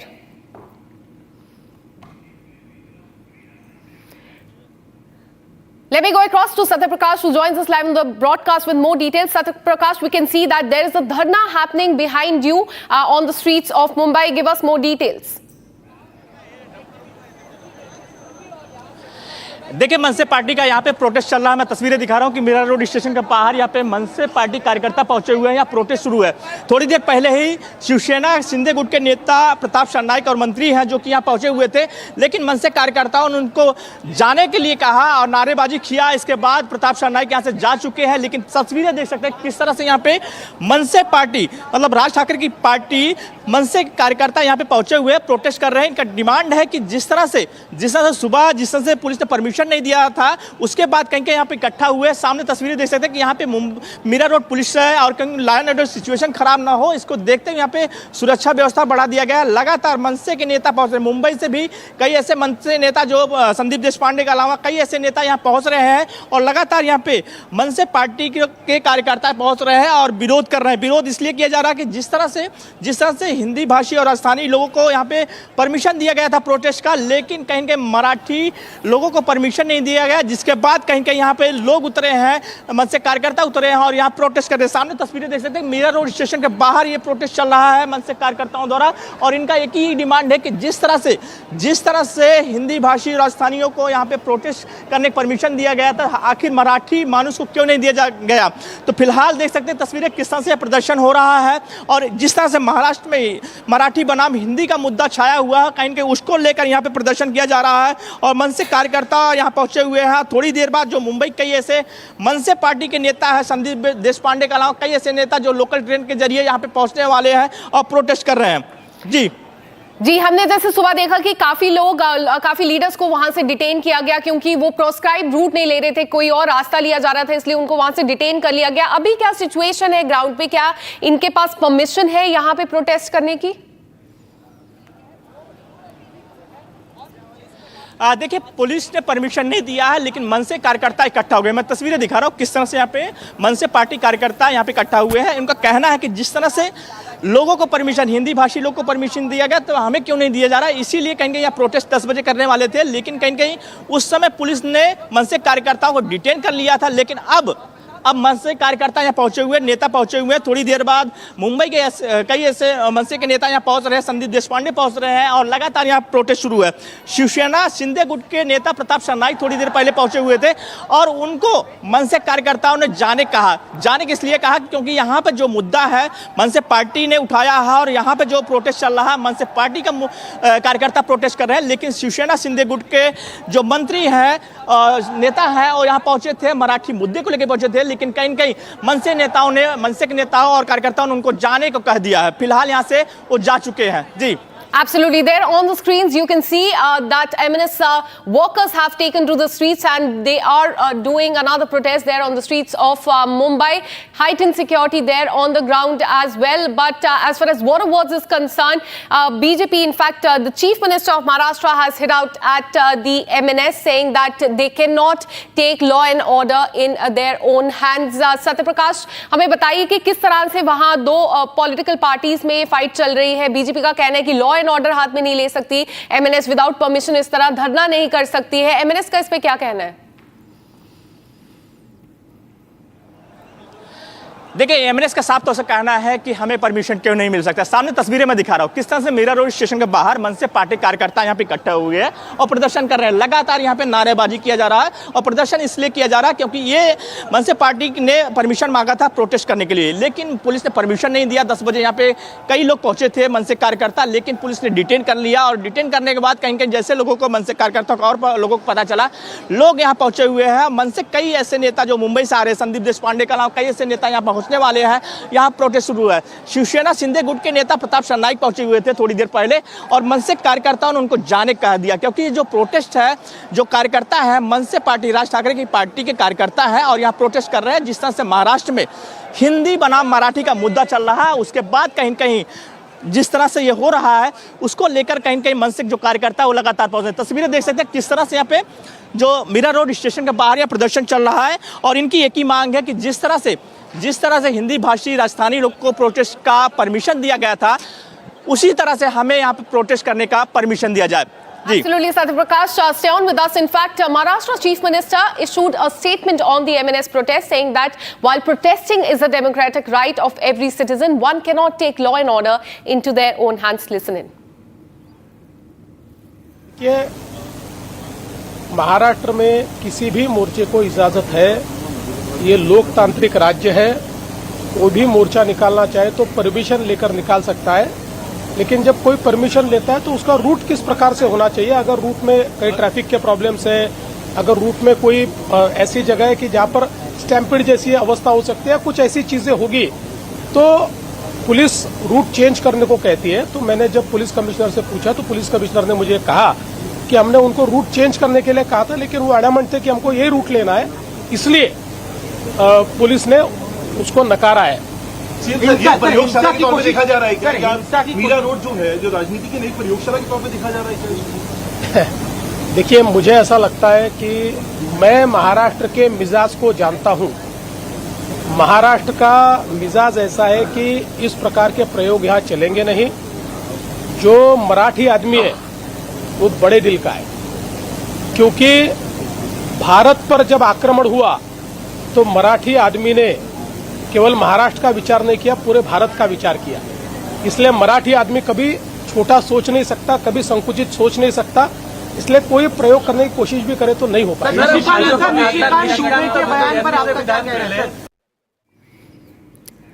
And the Marathi language row has escalated. In the last few days, we've been seeing an attack on the businessmen, on the vendors as well. Satyaprakash, I want to come to you. Marathi और non Marathi language पे विवाद काफी छिड़ गया है वहां पे। MNS और भारतीय जनता पार्टी का क्या कुछ कहना है, हमें बताइए।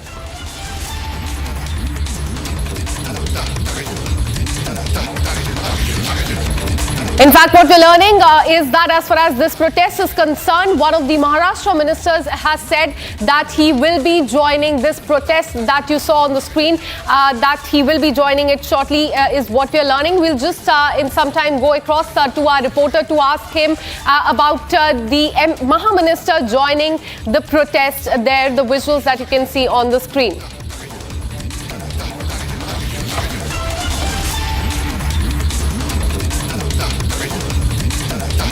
Let me go across to my colleague Satyaprakash. Satyaprakash, हमें बताइए, क्योंकि एक महाराष्ट्र मिनिस्टर का कहना है कि वो भी इस प्रोटेस्ट में आएंगे, इस बारे में हमें डिटेल्स दीजिए।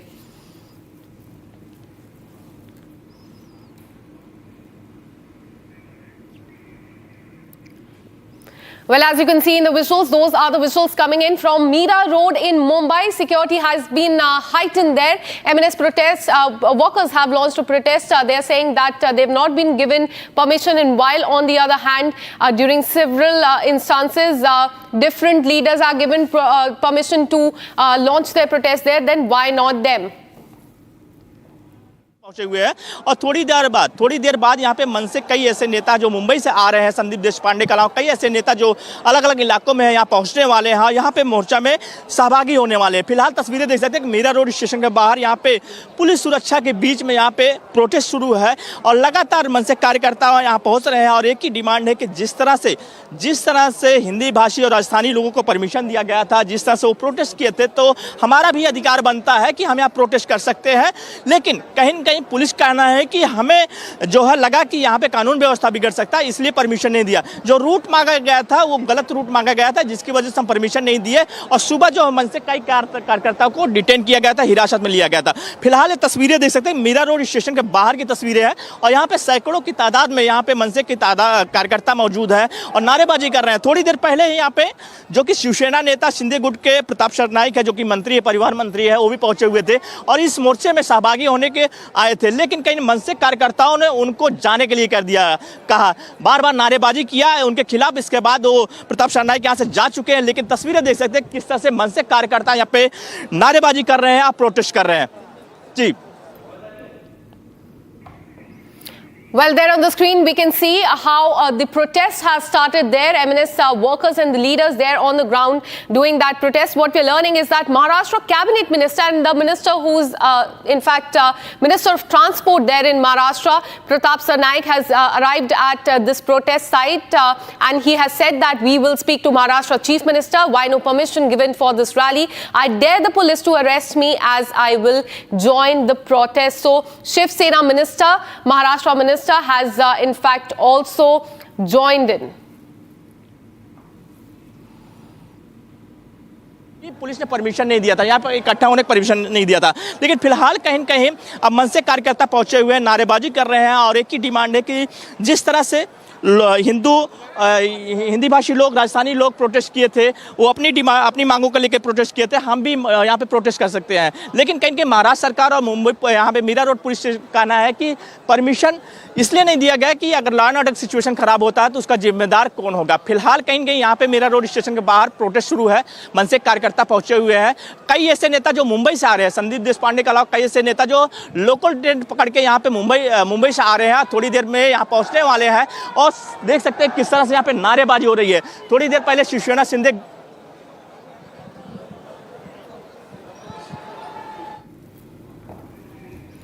Well, the war of words as far as the language row is concerned has also escalated, but look at those visuals coming in from Mira Road in Mumbai where this protest has started. Several MNS workers and leaders are there at the spot, and what we're learning is that Shiv Sena MLN, who's the Maharashtra minister as well, Pratap Sarnaik, he's also at the spot and he said that he will speak to the chief minister. Why no permission was given to the MNS leaders for this big protest, because remember earlier today they tried to do a protest here, but they were detained after the police said that they did not take the prescribed route and hence their leaders, their workers were detained. And now again we are seeing that MNS leaders and workers have hit the streets in Mumbai, and in just some time we are learning more and more leaders are going to join this very crucial protest.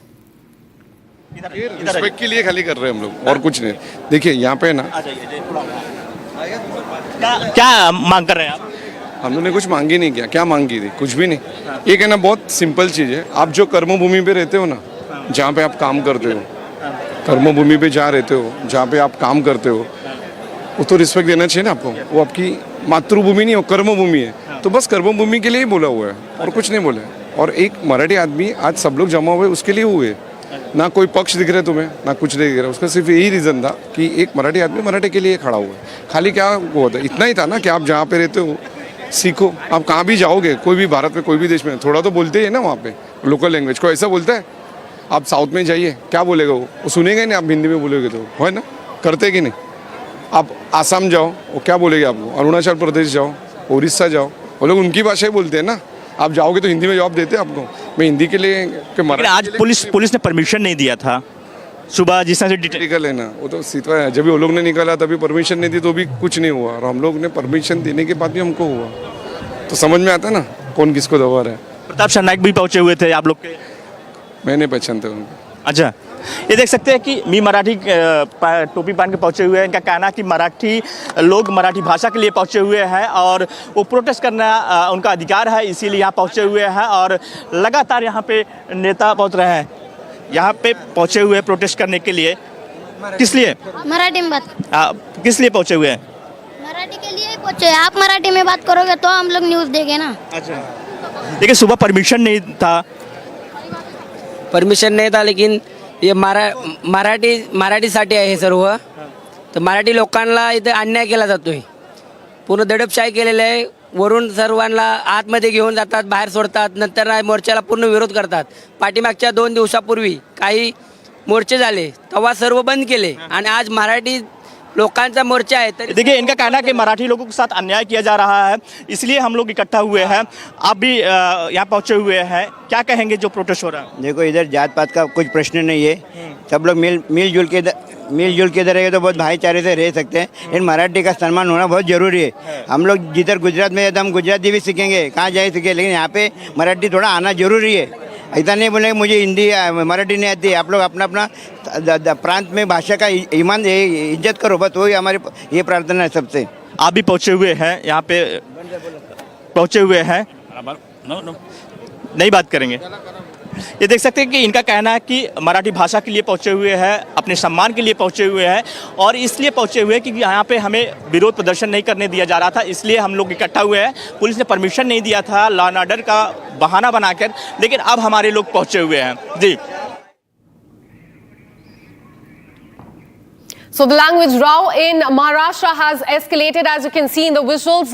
The chaos started on the streets of Mumbai earlier today. In fact, MNS leaders and workers took to the streets. They wanted to launch a protest as far as the Marathi, no Marathi language is concerned, but several leaders and workers were detained by the police, as the police said that they diverted from their prescribed route. But again, in the afternoon today, we are seeing the second leg of this protest, and part of this protest is Shiv Sena MLA and Maharashtra minister that you can see on the screen. His name is Pratap Sarnaik. In fact, he has opposed the attack on North Indian shopkeepers by the MNS workers. But in fact, day before yesterday, he had also gone on to say that Marathi language should be taught to people at the Sena Shakha. So he's pro Marathi language, and that is why he has come to this MNS protest. He has also said that he will be speaking to the Chief Minister and ask why no permission was given for this MNS protest that is currently underway.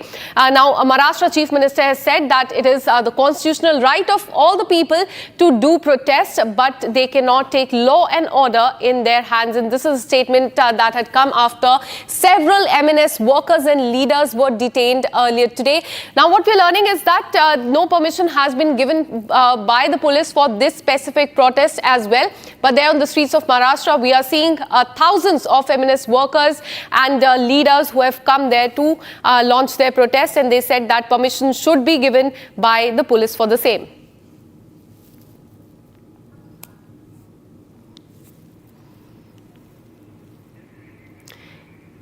In fact, what we're learning is that Maharashtra minister has also joined in this protest that you can see on the screen. That clearly goes on to show BJP Shiv Sena divide over the Marathi issue.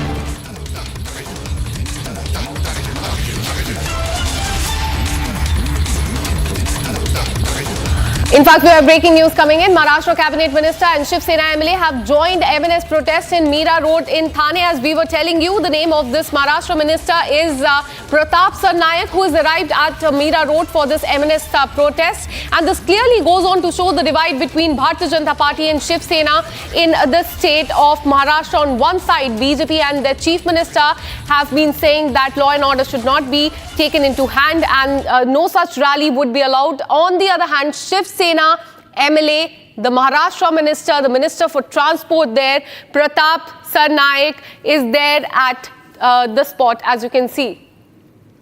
Let me go across to Satyaprakash, my colleague, who's been tracking this story very closely. Satyaprakash, do tell us about this divide between BJP and Shiv Sena, because we can see Shiv Sena leader Pratap there on the ground, and we are also learning that he was also heckled by the MNS workers there.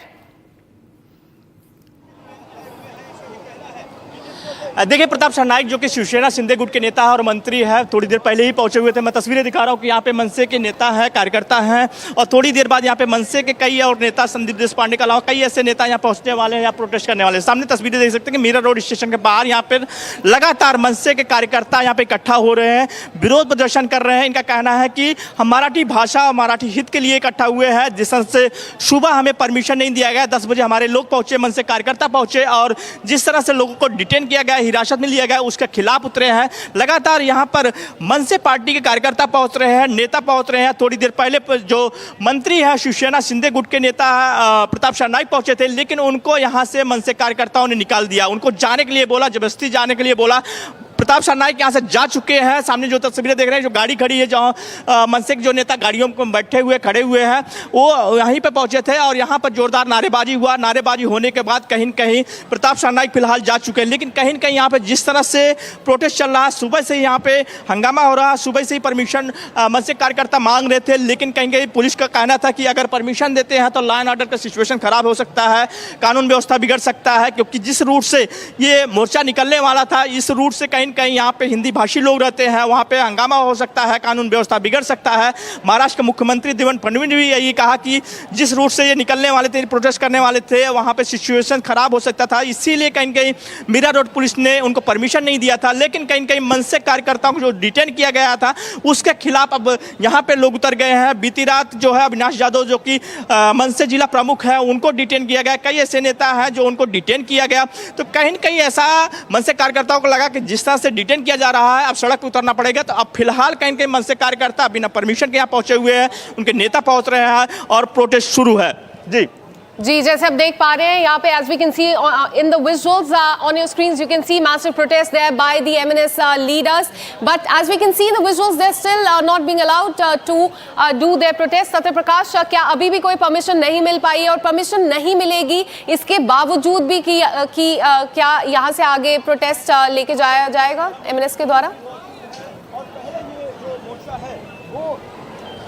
देखिए, मनसे पार्टियों की जो protest है यहीं पर रहने वाला है और यहीं पर जो मनसे के नेता पहुंचने वाले, संदीप देशपांडे के अलावा कई ऐसे नेता जो मुंबई से आ रहे हैं, यहीं पे प्रोटेस्ट होने वाला। देख सकते हैं सामने किस तरह से यहाँ पे नारेबाजी चल रहा है और जिस तरह से सुबह डिटेन किया गया, उसके पुलिस के खिलाफ यहाँ प्रोटेस्ट हो रहा है। और इनका कहना है कि मराठी भाषा के लिए, मराठी हित के लिए यहाँ पहुँचे हुए हैं और एक जो लोग इकट्ठा हुए मराठी लोग हैं और कोई राजनीति नहीं है, हम सिर्फ मराठी भाषा के लिए इकट्ठा हुए हैं, मराठी हित के लिए पहुँचे हुए हैं, हमें कोई मनसे के लोगों को नहीं बुलाया है। लेकिन फिलहाल यहाँ पे प्रोटेस्ट शुरू है और लगातार प्रोटेस्ट शुरू है। थोड़ी देर पहले प्रताप सरनाईक पहुंचे हुए थे और जिस तरह से महाराष्ट्र में हिंदी बनाम मराठी का मुद्दा लगातार कहीं कहीं तूल पकड़ता जा रहा है, उसके बाद कहीं कहीं यहाँ पर जिस तरह से प्रोटेस्ट हो रहा है, क्योंकि यहाँ पर लगभग एक हफ्ते से यहाँ पे इसी तरह से हिंदी बनाम मराठी चल रहा है। जिस तरह से हिंदी व्यापारी को मारा गया, जिस तरह से मनसे कार्यकर्ताओं द्वारा, इसके बाद कहीं कहीं यहाँ पे लगातार तूल पकड़ता गया और जिस तरह से व्यापारियों ने यहाँ पे प्रोटेस्ट किया, यहाँ पे इकट्ठा हुए और जिस तरह से पुलिस ने कार्रवाई की, उसके खिलाफ कहीं कहीं मनसे कार्यकर्ता उतरे हैं और मीरा रोड रेलवे स्टेशन के बाहर यहाँ पे इकट्ठा हुए हैं। यहाँ प्रोटेस्ट शुरू है। देख सकते हैं किस तरह से यहाँ पे थोड़ी देर में यहाँ पे जो मनसे के मुंबई के लीडर है वो पहुंचने वाले हैं, संदीप देशपांडे पहुंचने वाले हैं। उसके लिए मनसे कार्यकर्ता रेलवे स्टेशन करीब जा रहे हैं और यहाँ प्रोटेस्ट शुरू है। जी, Absolutely, as we can see on the screen, massive protest there by the MNS leaders, and in fact, the Marathi and non-Marathi fight has definitely escalated. Thank you so much, Satya Prakash. Keep tracking that story.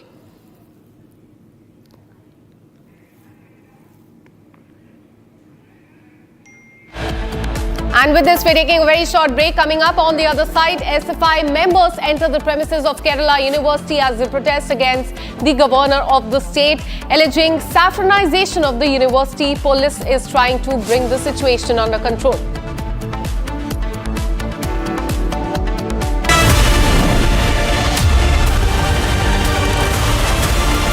इसको घर पे लगाओगे तो शादी का तो पता नहीं, पर घर पक्का नहीं टूटेगा। रुंगटा नहीं तो घर स्ट्रॉन्ग नहीं। रुंगटा स्टील TMT बार एकदम सॉलिड। पहाड़ों में एक हाइकिंग स्टिक भी बन सकती है।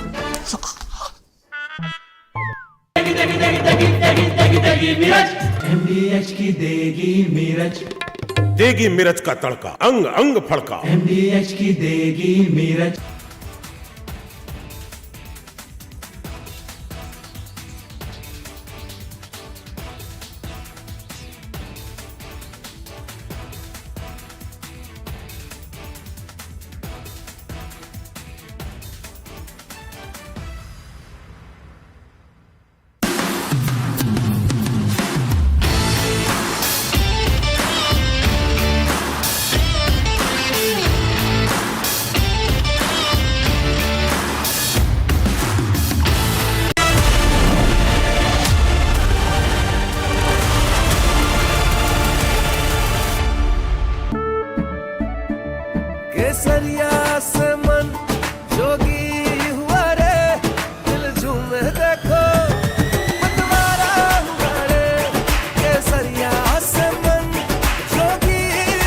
सफल बनाओ केसरी त्योहार।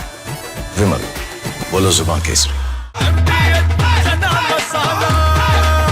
अब छोलिया हो या लोबिया, सफेद चने या काले चने, सब कुछ मजेदार बने।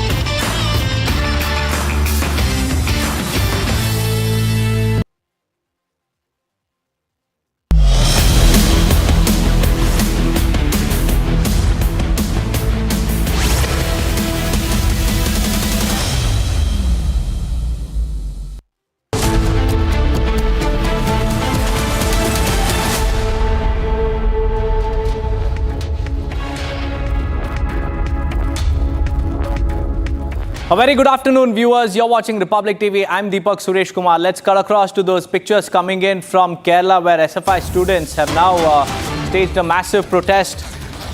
And it's dramatic visuals coming in from Thiruvananthapuram, where the SFI, Students Federation of India activists, have stormed the premises in a defiance against the governor, alleging full-blown saffronization of state universities. There you can see, this is the police now cracking down against these SFI cadres who are raising slogans. And these are SFI activists, SFI workers who are being whisked away in the police van. There was no permission given for them. And let's also get you up to speed. Viewers, the Kerala governor, who is also the chancellor of universities, has come under fire from the student groups. And these student groups claim that there is saffronization of universities. And this is what they're calling it. They're calling it a saffron push in higher education appointments, curriculum control, and ideological tilt. And now the SFI workers and activists, there you can see, have barged into the premises of the university, and they're staging a protest. And we're also trying to get some voices from the ground, both from the student leaders and also from our correspondents as well. But what we understand is that the police deployment has been ramped up.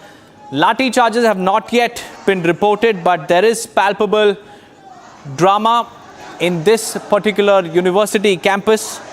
And the big worry now is whether this will spiral into a mega student unrest. There you can see the police cracking down on these SFI activists. They're being taken away in police vans.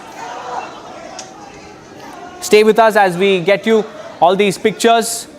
And in fact, we'll also get a voice right now to get us more information on what exactly is happening. But with the pictures on your screens, you can clearly show this is a major face-off between the SFI activists. There you can see that is the dramatic visual of how SFI students have stormed into the premises.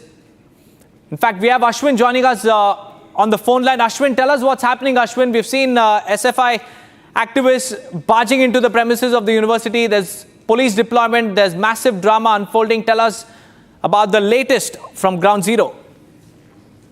Well, the fiasco unfolded after the governor decided to suspend the registrar for the Kerala University, K.S. Anil Kumar, because there was a program where Governor Rajendra Vishwanath Arlekar had attended.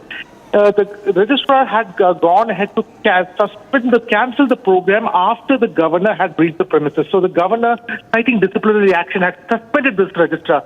In protest against this, the SFI activists have staged a massive protest inside the university. There were clashes there. The police have detained many of these students, and the primary issue is the issue of Bharat Mata's image, which Governor of Kerala had revered during a function which was held in the Senate Hall of the university last week. So the student outfit and its affiliates, which are close affiliates to the CPM, had staged this protest march to the university headquarters questioning the suspension of the registrar. The police had in fact used water cannons and dispersed the protesters. Their efforts were seen. There was a large number of activists who barged into the administrative block of the university also. And what essentially happened was they were trying to enter the doors of the administrative office, and minutes later, these protesters were raising slogans against the Vice Chancellor. So certainly, we see the clash between the left and the Kerala governor has reached another level where earlier there was a problem with the previous governor also, but now with Vishwanath Arlekar also, we see this clash going on in the university campus of Kerala. That's right, Ashwin. Tell us how it all started. And this is the latest flashpoint, the left versus right. Tell us how it all started, Ashwin. Well, the issue began when there was this program of in the Senate Hall of the university where the Rajendra Vishwanath Arlekar, the governor, was invited for the program.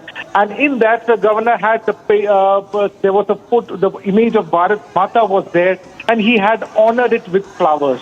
Now, as soon as this incident happened, there was a ruckus that happened, and there was a lot of protests that happened. Meanwhile, the registrar of the university, who was an affiliate to the party itself, of the left party, in fact, when the governor was there at the premises, he had ordered cancellation of this program. A document to this effect was raised, and this particularly angered the Raj Bhavan in Kerala, and they issued a suspension to the registrar. Now, the CPM affiliate, the left-wing student activists, are protesting against this particular suspension, and what we see, the entire fiasco, large number of students trying to destroy the property, barging into the administrative office and raising slogans and against the Vice Chancellor, it was seen over here. A large number of protesters even managed to reach the Vice Chancellor's chamber, bypassing all the security hurdles. So certainly this comes at a time when the VC in charge, Caesar Thomas, who was given additional responsibility just a few days ago by the governor, was not in the office. So even the office of the Vice Chancellor was, they were trying to barge into the office of the Vice Chancellor when the Vice Chancellor itself was not present. So this has led to a big fiasco. The police forces are rushed into the university campus. The situation was brought into control about an hour ago, and the police have detained several of these activists and dispersed them from the administrative block. Also, Ashwin, tell us about what the students are exactly demanding from the governor. Has there been a formal memorandum or a strategy? Essentially, the students have been protesting against the governor for some time. In fact, the students didn't. The section of the students, the section of the students who are affiliates of the CPM, they were demanding that the governor cannot honor Bharat Mata in the college campuses. In fact, this had given a large-scale support by the state government missionary as well. In fact, the higher education minister, Dr. R. Bindu, had in fact called out this act of the governor as against the constitution. She went on to even say that the representation of Bharat Mata is an erstwhile image of pre-independent India, which includes many other countries as well, and that do not match with the constitution, which talked about a secular, social democratic country like India. So this was the argument that was put forward by the left, but the entire crux of the issue has been the governor of the state giving onus to pay homage to Bharat Mata and the imagery of Bharat Mata, and certainly that has led to this kind of a vexed conflict between the left and the governor. And what we see is that the acting Vice Chancellor, Caesar Thomas, in fact, was not even there in the office. Her office, they tried to barge into the office and enter, and few activists were even successful in doing so. And certainly a large number of police have been put in this very university, and a complete failure in the police machinery, because certainly it cannot be stated that they didn't see this coming, because all these students had gathered in extremely large numbers. It needs to be seen what the state government will do for for breaking this law and order in the university, how the state government is going to respond to it. Well, moving on, viewers, let's now cut across to those protest visuals coming in. Several workers of Raj Thackeray-led Maharashtra Navniran Sena were detained in Thane's Mira Road this morning when they took out a massive protest march to counter the protest against the slapcade incident in which M&S workers assaulted a food stall owner for not speaking Marathi. Dramatic visuals played out as M&S workers hit the streets, and also the police caught them and put them in the police vans and whisked them away because there has been no permission that has been granted to these M&S workers and for this protest rally. And despite the lack of permission, lack of approval, we have seen M&S workers mobilizing in large numbers in across Maharashtra. Some of them were detained in Thane, and these are the pictures. प्रदर्शन में शामिल होने के लिए मुंबई से आए हुए हैं और यहाँ प्रदर्शन किया जा रहा है। तस्वीरें देखिए किस तरह से सैकड़ों की तादाद में यहाँ पे मन से पार्टी कार्यकर्ता पहुंचे हुए प्रदर्शन कर रहे हैं। इनका एक ही डिमांड है कि मराठी भाषा सबको आनी चाहिए, मराठी मानुष का अपमान नहीं होना चाहिए, मराठी आदमी को कोई थोपना नहीं चाहिए, हिंदी थोपना नहीं चाहिए। इन्हीं सारी चीज़ों में लेकर यहाँ पे मांग किया जा रहा है। और जो आज प्रदर्शन होने वाला था इसीलिए होने वाला था कि जिस तरह से मीरा रोड में व्यापारी और स्थानीय व्यापारी संघ ने यहाँ पे बंद किया था और जिस तरह से प्रोटेस्ट किया था, अब मनसे पार्टी आज जो है इसको लेकर प्रोटेस्ट करने वाली थी, लेकिन पुलिस ने परमिशन नहीं दिया था। पुलिस ने कहा था कि अगर इनको हम परमिशन देते हैं तो कहीं कहीं कानून व्यवस्था बिगड़ सकता है, लॉ एंड ऑर्डर बिगड़ सकता है। जिस रूट से जिस रास्ते से ये मोर्चा निकलने वाला था उस रास्ते में कहीं कहीं हिंदी भाषी लोग रहते हैं, कुछ हंगामा हो सकता है, कहीं कहीं परमिशन इसी वजह से नहीं दिया था। लेकिन कहीं कहीं इसके बाद सुबह सुबह कई जो नेता हैं उनको डिटेन किया गया मनसे के। उसके बाद कहीं कहीं लोग यहाँ पे मनसे कार्यकर्ता पहुंचे हुए हैं और प्रदर्शन कर रहे हैं। मुंबई से नेता पहुंच रहे हैं, कार्यकर्ता पहुंच रहे हैं और प्रदर्शन शुरू है जी। Well, that was Satya Prakash getting us the latest information as far as these protests are concerned. Just remember, viewers, earlier today, Maharashtra Chief Minister Devendra Fadnavis had also said that permission was not granted because a protest of this magnitude, of this scale, could lead to a stampede-like situation. And that's why there was no permission given to these M&S workers. But going against the law, Raj Thackeray's party workers have mobilized on the streets in large numbers, and they're continuing with their protests. Some of the leaders have been detained. And in fact, Satya Prakash will get us more details of what's happening in ground zero. Demand है कि जिस तरह से मराठी भाषा का अपमान किया जा रहा है वो सहन नहीं होगा। इसी के लिए मनसे कार्यकर्ता नेता यहाँ पहुंचे हुए हैं। मुंबई से नेता आए हैं और सुबह जिस तरह से अविनाश यादव के अलावा कई ऐसे नेता को मीरा रोड पुलिस ने डिटेन किया था, उसके बाद कई लोगों में और काफ़ी गुस्सा हुआ, क्योंकि अगर इनका कहना है कि अगर हिंदी भाषी व्यापारी और जो राजस्थानी लोग हैं उनको परमिशन दिया जाता है तो हमें क्यों नहीं दिया जाता। यहाँ पे महाराष्ट्र में मुंबई में रहना है तो हिंदी भाषा सबको आनी चाहिए, हिंदी बोलना पड़ेगा। इसी को लेकर यहाँ प्रदर्शन हो रहा है। और जिस तरह से मीरा रोड पुलिस ने कार्रवाई किया है उसके खिलाफ कहीं कहीं यहाँ मनसे कार्यकर्ता पहुंचे हुए प्रदर्शन कर रहे हैं। सामने तस्वीरें देखिए, मीरा रोड रेलवे स्टेशन के बाहर यहाँ प्रदर्शन हो रहा है। सैकड़ों की तादाद में यहाँ पे मनसे कार्यकर्ता पहुंचे हुए हैं, नारेबाजी कर रहे हैं, प्रदर्शन शुरू है। नेता हैं यहाँ पे जो मनसे के पहुंचे हुए हैं और एक ही डिमांड है, सुबह से यही एक ही डिमांड है कि जिस तरह से और लोगों को परमिशन मिलता है मोर्चे के लिए तो आखिर हमें क्यों नहीं मिलता।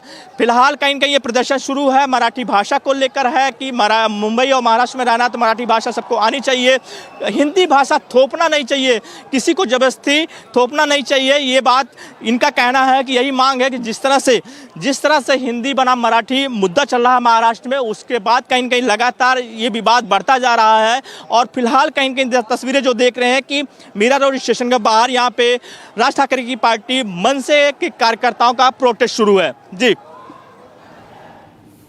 That's right.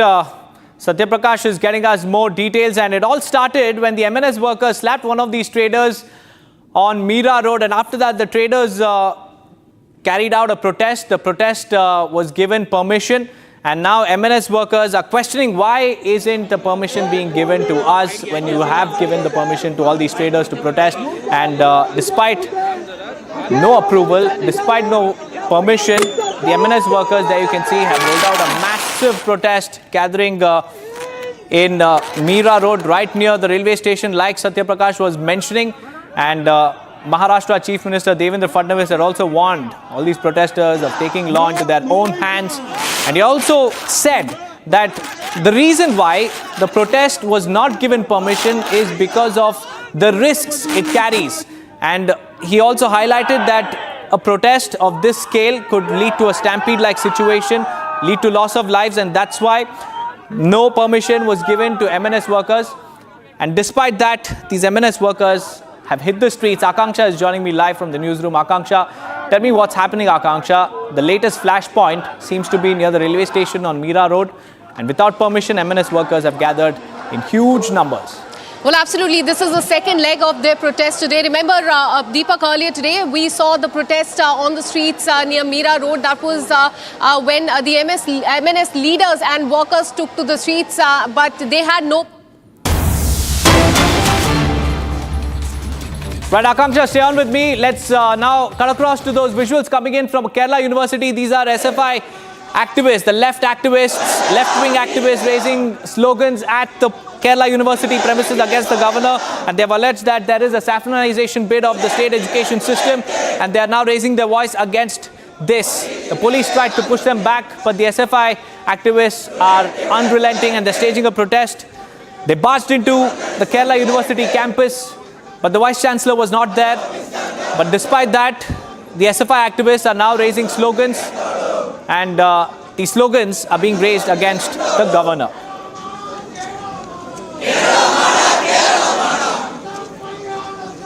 Right, Ashwin is also live with us from Thiruvananthapuram. Ashwin, we can see sloganeering by the SFI activists. If you could help us understand what their slogans are, and also the current status about the police crackdown on these protesters. In fact, we'll get Ashwin back with us in just a few seconds, but let's go back to Akanksha, who's joining me live from the newsroom. Akanksha, this is the latest flashpoint between the SFI and the governor. Now, the SFI activists have barged into the university campus, which was shut. They forcibly opened the doors of the university, they barged into it, they stormed the university, and now they're staging a protest.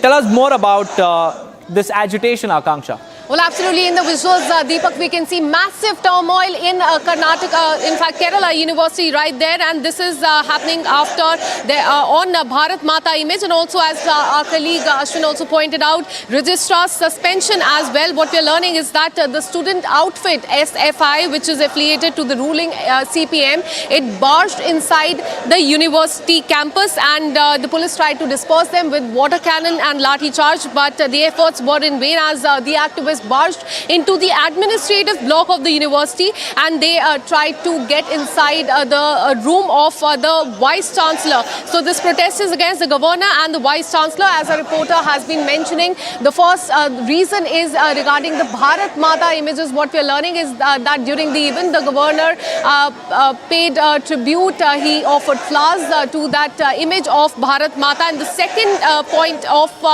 protest is related to the registrar's suspension. And that is why we are seeing massive turmoil in Kerala University right there. Right, Akanksha, the latest flashpoint is the row over the Bharat Mata image and the registrar's suspension. Ashwin is joining us on the phone line. Ashwin, we can hear a lot of sloganeering by the SFI students and the activists. Tell us more about what's happening at the Kerala University. Well, the Kerala University, we have seen yet another protest in a span of just 2 weeks. Earlier, the last time the protest was when the governor had come to attend a program in the Senate Hall of the same campus, where he had honored Bharat Mata's image and offered flowers to it. And it was during this time that the registrar of the university, in fact, without telling the Raj Bhavan, had officially cancelled this event. This had irked the Raj Bhavan of Kerala, and they had asked the Vice Chancellor to suspend the registrar, Registrar K.S. Anil Kumar. Now, this entire protest is the repercussion of this suspension of the Registrar K.S. Anil Kumar, who obviously is affiliated to the ruling left party. And the Student Federation of India, which is the left-leaning, which is a student wing of the CPM, though the activists of this SFI have barged into the Vice Chancellor's office against this suspension that was given to the registrar. Certainly, the entire conundrum has been caused because there is a kind of resistance to any kind of alternate ideas to be propagated in the campus. And that is what essentially has come forward.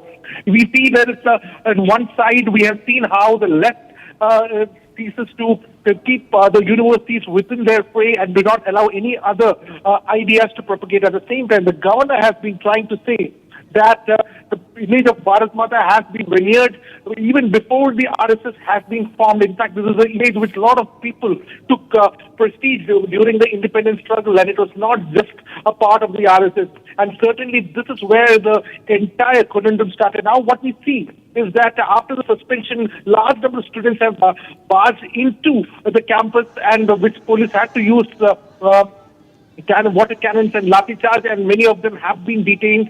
But some of the students even managed to enter the chamber of the administration block and also the office of Caesar Thomas. Caesar Thomas is a vice chancellor who was appointed just last week, and in the absence of a vice chancellor over there. So certainly we see this entire fiasco that is unfurled, and the SFI taking a very violent route to register their protest in the university campus.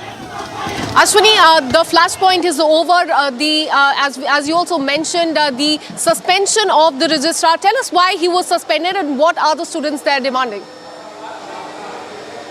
The registrar had in fact gone ahead to cancel the program, the very program which governor was attending. And the Raj Bhavan was irked by this mismanagement that it has caused. It had stated that it is an insult to the constitutional position of the governor, who is the first citizen of the state. So this had the governor has raised an issue over this, followed by which there was a suspension that was issued by the Vice Chancellor Caesar Thomas to the registrar. And this is the result of that. What we see today is that the activists barging into the campus, raising slogans against Caesar Thomas, the Vice Chancellor, and demanding that the protest, also registering the protest against the suspension of the registrar, K.S. Anil Kumar. That's right, Ashwin. Just to give a quick recap of what exactly happened, the student outfit affiliated with the ruling dispensation in Kerala, viewers, has staged a massive protest march to the university headquarters questioning the suspension of the registrar K.S. Anil Kumar. And though the police used water cannons to disperse these protesters, their efforts went in vain as the activists barged into the administrative block of the universities. And in the videos that we showed you just a few moments back, you could see the protesters attempting to open the door of the office. And minutes later, the protesters were also seen marching into the office and raising slogans against the VC. Some activists even snatched the lathis from the cops and charged at them. And a large contingent of police was also deployed at the Vice Chancellor's office. Ashwin, coming back to you. Ashwin, tell us if the police have detained any activists, and is the police force that is deployed there, is the contingent that is deployed there enough, or is it outnumbered? The police are able to manage the situation in the early stage. They were not able to. It had gone out of control, but large number of police forces were brought in to contain the unrest that unfurled in the campus. In fact, the situation has been brought under control. Large number of SFI students have already been detained and they've been arrested. They've been taken away from the campus, and law and order is being controlled over there right now by the police. But certainly there has been a lapse from the police side for not seeing what was coming, because this kind of large-scale protest certainly was planned, and there has been an intelligence failure to understand this kind of a large-scale protest. Certainly, when the left government, it's a left affiliate union which has taken this protest, and therefore it needs to be seen whether there were overarching support was in fact given by the state government for this protest, and its left ministry has given support for this protest to take place in an unauthorized manner. Right, Ashwin, thank you for getting us the latest from the Kerala University. The showdown continues. There's high drama unfolding. We'll keep our focus on that, but it's time for us to switch to what's happening in Maharashtra, because there's complete mayhem on the streets of Thane and Mumbai. Mira Road is witnessing a massive MNS protest rally, and this after they had slapped one of these traders for refusing to speak in Marathi. And Satya Prakash is with us. Satya Prakash, tell us about what's happening, Satya Prakash, near the railway station on Mira Road. There's massive mobilization of MNS workers. Tell us more about the ground situation. देखिए दीपक, लगातार प्रदर्शन शुरू है। मैं तस्वीरें दिखा रहा हूँ किस तरह से मनसे के कार्यकर्ता यहाँ पर प्रदर्शन शुरू है, प्रदर्शन कर रहे हैं। लगातार यहाँ पे देख सकते हैं कि मनसे के नेता कार्यकर्ता यहाँ प्रदर्शन कर रहे हैं और इनका कहना है कि मराठी भाषा का अपमान कोई भी करेगा तो सहन नहीं किया जाएगा। जिस तरह से सुबह पुलिस ने डिटेन किया है मनसे कार्यकर्ताओं का, उसके कहीं कहीं लोगों में काफ़ी रोष है, काफ़ी गुस्सा है। बीती रात को अविनाश यादव जो कि मनसे के नेता है, जिला अध्यक्ष है, उनको डिटेन किया गया था और कई ऐसे मनसे के नेता कार्यकर्ताओं को डिटेन किया था पुलिस ने कहना कि हमने परमिशन इसलिए नहीं दिया था कि यहाँ पे लॉ एंड ऑर्डर का सिचुएशन खराब हो सकता है, कानून व्यवस्था बिगड़ सकता है, इसीलिए हमने परमिशन नहीं दिया था। लेकिन कहीं कहीं जो सुबह यहाँ पे पुलिस कार्रवाई हुई उसके बाद कहीं कहीं लोगों में और गुस्सा हुआ मनसे कार्यकर्ताओं में। और फिलहाल तस्वीरें देख सकते हैं किस तरह से यहाँ पे प्रदर्शन शुरू है, लगातार यहाँ पे प्रोटेस्ट शुरू है। लगातार यहाँ पे एक ही डिमांड है कि मराठी भाषा सबको यहाँ पे महाराष्ट्र में आना चाहिए, मराठी का कोई अपमान करेगा तो सहन नहीं किया जाएगा। कहीं न कहीं इस तरह से लेकर प्रोटेस्ट शुरू है यहाँ पर। और जिस तरह से यहाँ पर 3-4 दिन पहले जिस तरह से यहाँ पे हिंदी भाषी जो व्यापारी है उसके मारने के विरोध में यहाँ पे प्रदर्शन हुआ था, प्रोटेस्ट हुआ था, उसके खिलाफ कहीं ये प्रदर्शन था। और आज जो है मीरा रोड पुलिस ने इनको परमिशन नहीं दिया था, कई लोगों को डिटेन किया था, उसके खिलाफ मनसे के जो कार्यकर्ता नेता यहाँ पहुंचे हुए प्रदर्शन कर रहे हैं। इनका कहना है कि हमारा प्रदर्शन तब तक चलता रहेगा जिस तरह से पुलिस कार्रवाई किया है, कहीं कहीं वो गलत किया है, और जिस तरह से सरकार ने कार्रवाई करने का निर्देश दिया है कहीं पूरी तरह से गलत किया है। जी Satya Prakash, you know, the thuggery is so much so that even a Maharashtra minister was not spared. Sarnaik was heckled by the MNS workers. Tell us about that episode.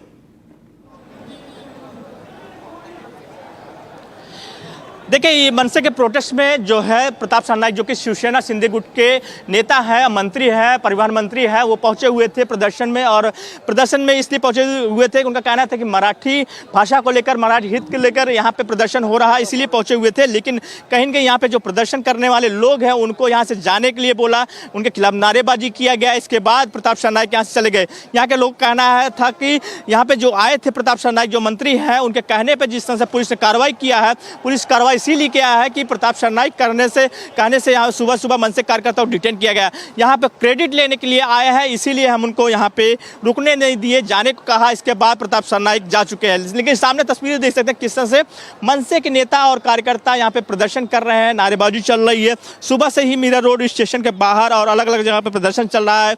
और जिस तरह से प्रदर्शन शुरू है, लोगों का कहना है कि यहाँ जो प्रदर्शन करने आए लोग हैं उनका कहना है कि मराठी भाषा का अपमान कोई करेगा तो उसको सहन नहीं किया जाएगा, मराठी सबको आनी चाहिए। और जिस तरह से पुलिस ने परमिशन दूसरे लोगों को दिया, लेकिन कहीं कहीं मराठी लोगों को नहीं दिया, मराठी लोगों को डिटेन किया गया। कहीं कहीं सरकार के कहने के बाद ये किया गया, तो कहीं कहीं इसके खिलाफ कहीं यहाँ पे सड़क पे स्टेशन बाहर प्रदर्शन शुरू है। मुंबई से कई नेता कार्यकर्ता पहुंचे हुए हैं Meera road. Ji Right, Satya Prakash, stay on with us. It's time for us to slip into a very, very short break. But on the other side, we'll get you all these pictures from Mira Road in Mumbai, where MNS workers have gathered in large numbers without permission. The drama is unfolding. Stay tuned for more.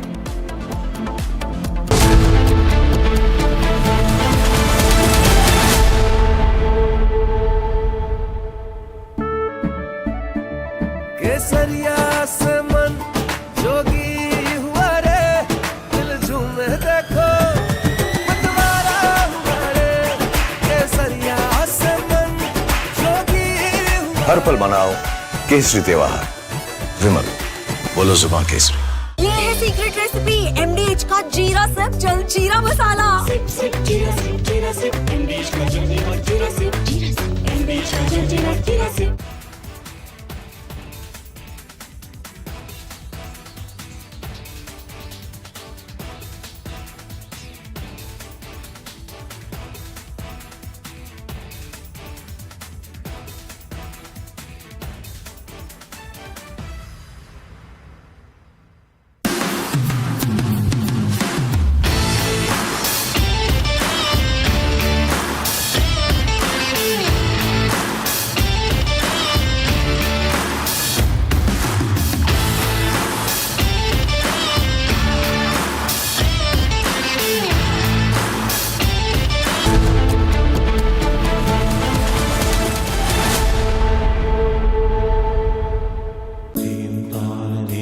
At Amity, we are committed to building a stronger India through world-class education and research. to nurture ideal citizens who, together with the leaders of today and tomorrow, will make India a world superpower. Amity University, India's leading not-for-profit private university. दादी के हाथों का जादू और खुशबू से महकता घर, माँ की मुस्कुराहट और खाने की सुगंध। MDH गरम मसाला, क्योंकि हर रिश्ता है स्वाद से जुड़ा।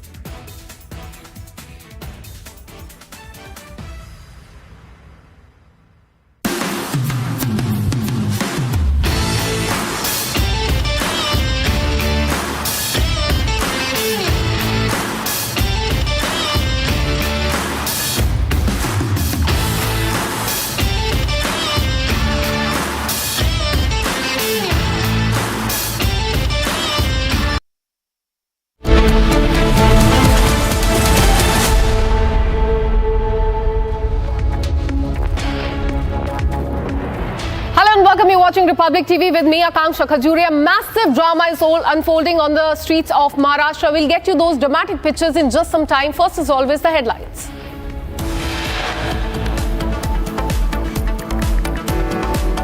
SFI members barged into Kerala University, clashed with the police, claiming that there is saffronization of the universities.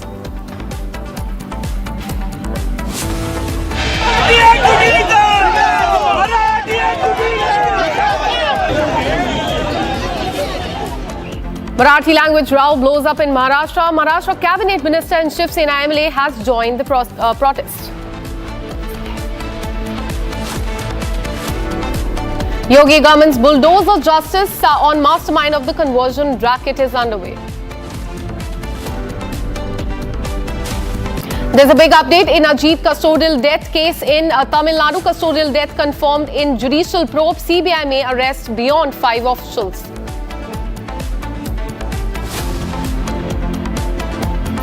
Aircraft Accident Investigation Bureau has submitted the initial report on Air India 171 plane crash to the Civil Aviation Ministry.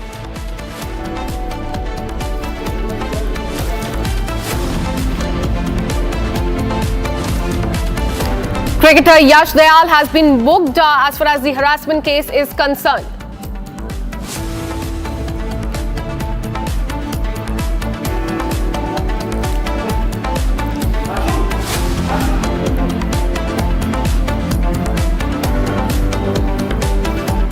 Well, massive drama is unfolding on the streets of Maharashtra. MNS leaders, the workers are there on the streets launching protests. As far as the Marathi and non-Marathi language row is concerned, let's show you the dramatic visuals coming in from Mira Road in Mumbai, where these protests are happening. In fact, there on the screens you can see that is one of the areas where the protest rally is taking place. In fact, just a while back, Shiv Sena MLA and the cabinet minister visited the spot, but he was also heckled by the MNS leaders there. But that is the rally area where in fact hundreds of MNS workers and leaders have gathered to protest, but earlier today, in fact, they were not allowed to do their protest as they did not have the permission to do so, and several workers were detained.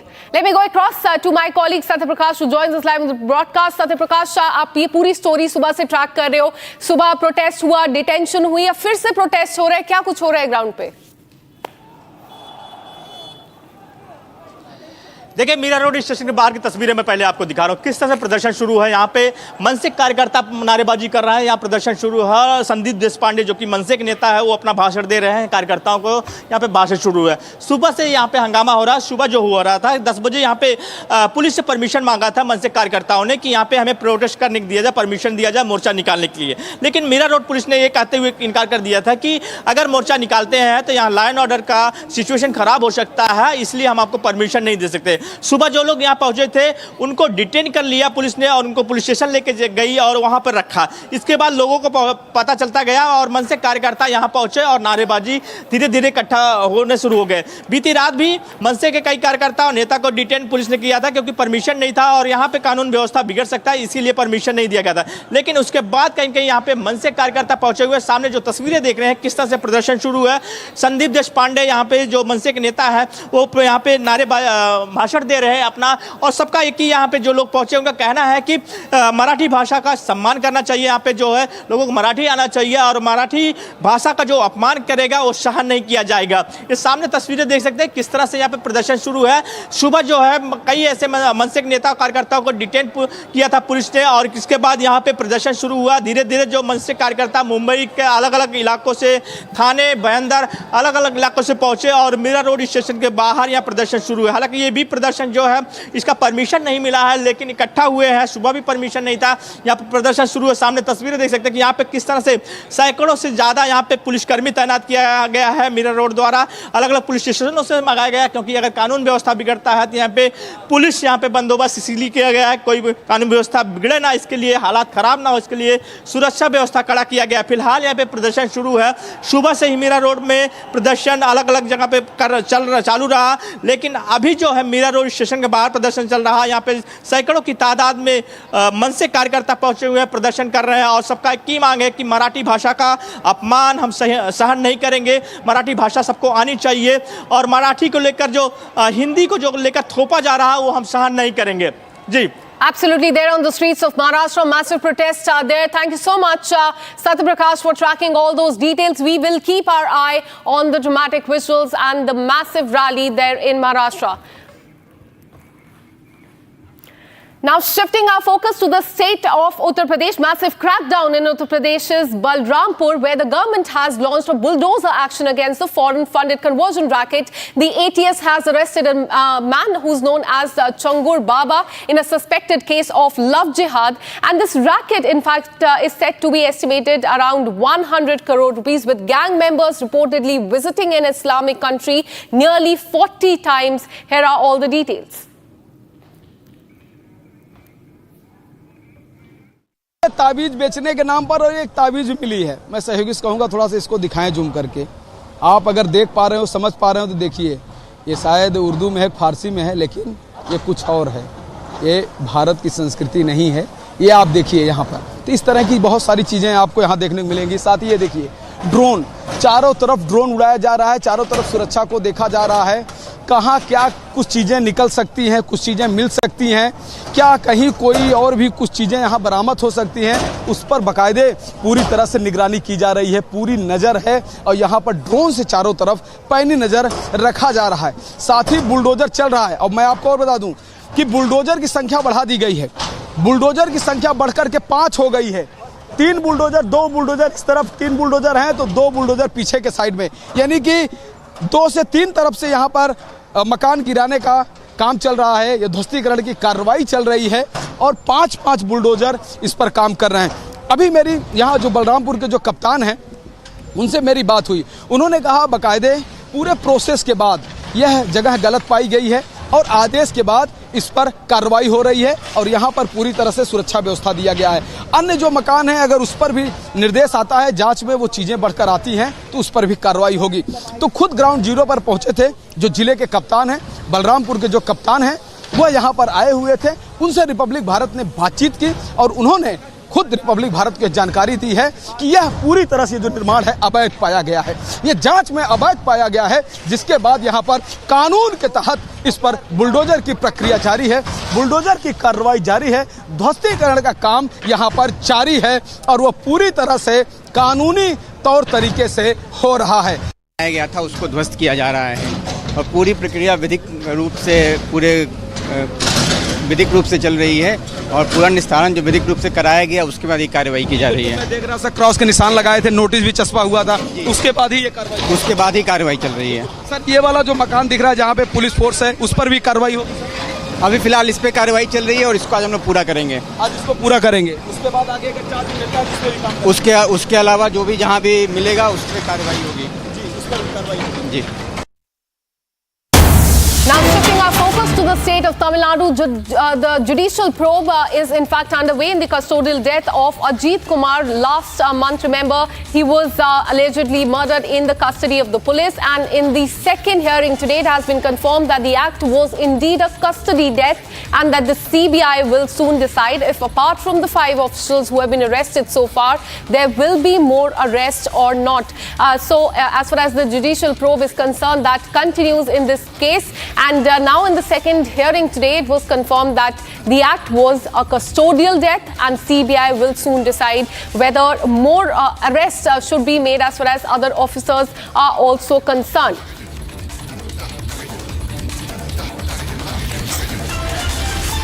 Let me go across to my colleague Sada, who joins us with more details. Sada, tell us about the judicial probe in this case, because what we are learning is that the probe is underway. The second hearing was today and it was confirmed that the act was indeed a custodial death. Give us more details.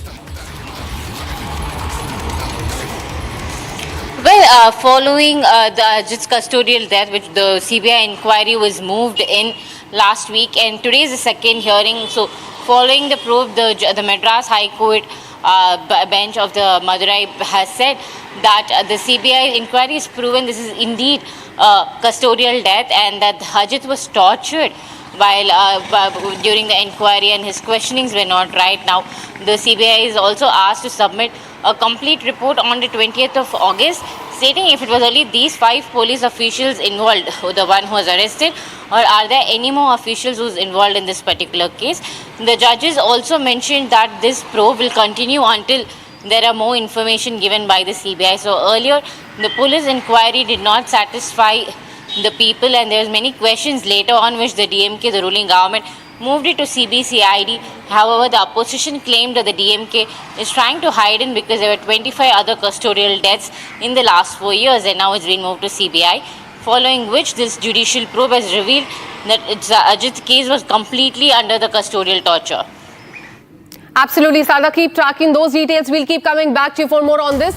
Now, shifting our focus to the state of Kerala, as far as the turmoil in the university is concerned, what we're learning is that SFI activists have entered the premises of the Kerala University as they protest against the governor saffronization of the university. In fact, you can see heavy deployment there on the ground and police is trying to bring the situation under control. Amid the row over Bharat Mata image and registrar's suspension, Kerala University witnessed turmoil today. As you can see in the visuals right there, those are the SFI protesters there inside the university. Just a while back, they barged into the administrative block of the university and they also attempted to open the door of the office of the Vice Chancellor. Very dramatic visuals coming to the fore from Kerala University. SFI protesters there in the university, barging inside the university, running around, and heavy police deployment there as well. Police is trying to control the situation, but look at the visuals right there. They're trying to scale the wall of the university and trying to get in. Who are these people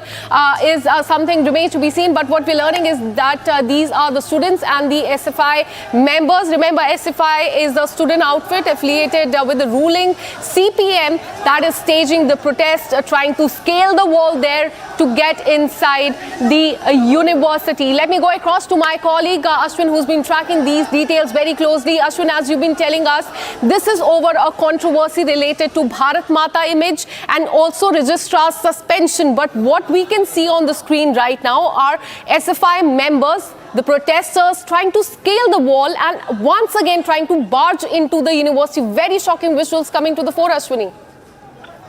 Yes, Ashwin this side.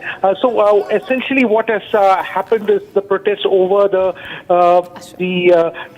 the suspension of Registrar KS Anil Kumar. In fact, Anil Kumar was suspended allegedly after there was after the governor felt that they showed disrespect to the governor's office when an event which he was supposed to attend was cancelled by the registrar. Now, the issue happened when in the Senate hall there was this program where governor was attending, and in that governor had to pay homage to Bharat Mata, the image of Bharat Mata. Now, following this, when the registrar saw this arrangements being made, he ordered this event to be cancelled. And that is the time when the governor himself had started from Raj Bhavan and was arriving in the Senate hall. And officially the event was cancelled, and yet the governor came and attended the program. So this was seen as an insult to the governor's office because of lack of communication that was done. And then what you see today is a fiasco over the suspension that was given to KS Anil Kumar, the registrar. In fact, Anil Kumar also even went to the Kerala High Court petitioning against this suspension that was given by the present Vice Chancellor Caesar Thomas. And the SFI protest, what you see right now is on our screens, is against the suspension, and with the protesters stating that there is an alleged saffronization of the institution. Kerala, being all the universities in Kerala are a stronghold of the left and its students' organization, the SFI. So any deviation from this path is seen as a threat by the SFI union, and there are in fact several colleges in Kerala which do not have any other union or any other union is not even allowed to function, and this is the same group which is now protesting against the governor for using Bharat Mata as an image and paying homage to Bharat Mata. This has become a central ground of dispute between the current governor Rajnath Vishwanath Arlekar and the left government. In fact, what we see is has been a large-scale protest even from ministers and the cabinet members of Kerala government, stating that this is unconstitutional and governor should not saffronize the institute or do not bring in RSS ideologies. There were several war of words that was exchanged. But now what we see is this massive protest, and the police unable to control it initially. In fact, there is seen as intelligence failure from the police that such an atrocious act of barging into the administrative office, getting into the Vice Chancellor's office when Vice Chancellor herself is not there. Certainly, it is a very, very shocking incident that has turned out in Kerala University. Absolutely, Ashwin, and do tell us about in fact, the people who are protesting. We are learning these are the SFI protesters there on the ground. They are affiliated to the ruling CPM. What has any reaction come in from the ruling CPM? In fact, the ruling, the MV Govindan, the secretary of the CPM is already there.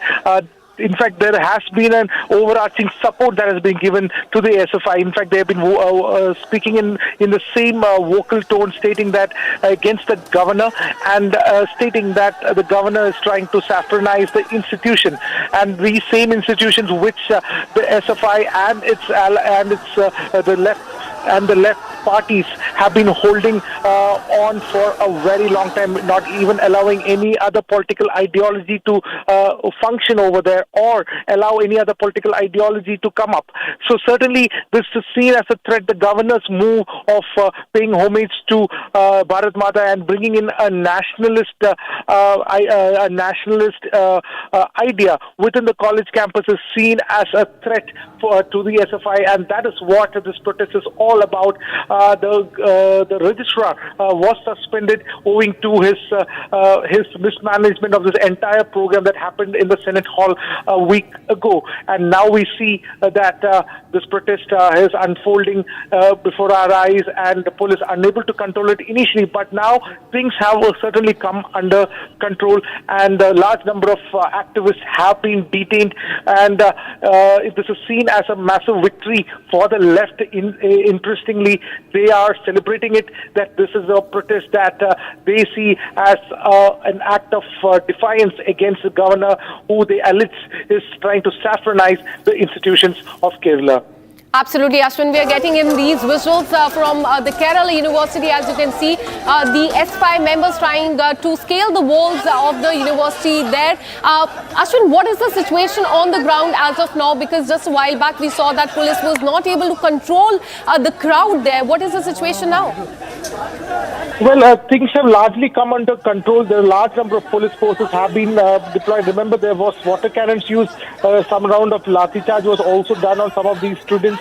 The police had tried to maintain restraint, but due to the large number of people who came for the protest, it certainly was beyond their control. And the second group of people who had to be additional deployment had to be done by the police in this regard. But right now, what I'm seeing right now is that largely the campus situation is under control. They have been able to secure the administrative block from these hooligan students trying to barge in and destroy the properties of the university as well. So certainly what we see is that although the police was unable to control it initially, they have managed it okay after a few hours of this protest that went around in the campus. Absolutely. In the visuals, we can see dramatic visuals coming in from the Kerala University there of the protesters trying to scale the wall. Ashwin, do also explain to us the controversy over Bharat Mata image and the suspension of the registrar as well. What happened at that event where Governor was present? We are learning that he offered flowers to the image of Bharat Mata, and that is what the SFI members objected to. Give us more details on that event. In fact, the imagery of Bharat Mata, as seen by the SFI and the Communist Party of India, is a threat to their secular fabric. This is the essential argument that has been put forward. They do not see Bharat Mata as a constitutional figure. In fact, when Republic had interviewed one of the ministers, or in fact the law minister, when Republic did ask him whether it is okay if this lady holding, instead of a saffron flag, if it was holding the national flag, would that be okay? To which he had very clearly replied, if the lady is holding a national flag, that is an insult to the national flag. So this is a stance which the communists have taken, the Communist Party members have taken, and certainly they see Bharat Mata as a threat to their political ideology. Absolutely, Ashwin. Keep tracking those details. We'll keep coming back to you for more on this. Now we're shifting our focus to the state of Karnataka. What we're learning is that IPL cricket team Royal Challengers Bengaluru RCB has approached the Karnataka High Court against the CAT order, blaming it for the stampede near the Chinnaswamy Stadium, the stampede in which 11 people lost their life. Remember, the stampede took place last month, and now RCB has approached the Karnataka High Court against the order of the Central Administrative Tribunal, blaming the team for the stampede, which claimed 11 lives. Now, as per the CAT, which is the Central Administrative Tribunal, the announcement was sudden, giving no time to the police whatsoever to prepare for the crowd of 3 to 5 lakh people. And the CAT, which is the Service Law Tribunal, had stated in the order that it appears that the RCB is responsible for the stampede. The RCB did not take the appropriate permission or consent from the police, and suddenly they posted on social media platform, and as a result of the information the public gathered, suddenly the RCB created in fact a nuisance without any prior permission. So this is what CAT had mentioned in the order, and against this order now RCB has approached the Karnataka High Court, challenging this specific order of the Central Administrative Tribunal. As we told you, CAT mentioned in the order that it appears that RCB is responsible for the stampede that led to loss of life of 11 people. And now in Karnataka High Court, RCB has claimed that CAT did not adhere to the principle of the natural justice as it made observation against the team without even giving it an opportunity to be heard in the proceeding. And this is what they have said in their plea that they filed in Karnataka High Court. It remains to be seen when this matter will be taken up, but as far as the stampede case is concerned, now the RCB has approached the Karnataka High Court.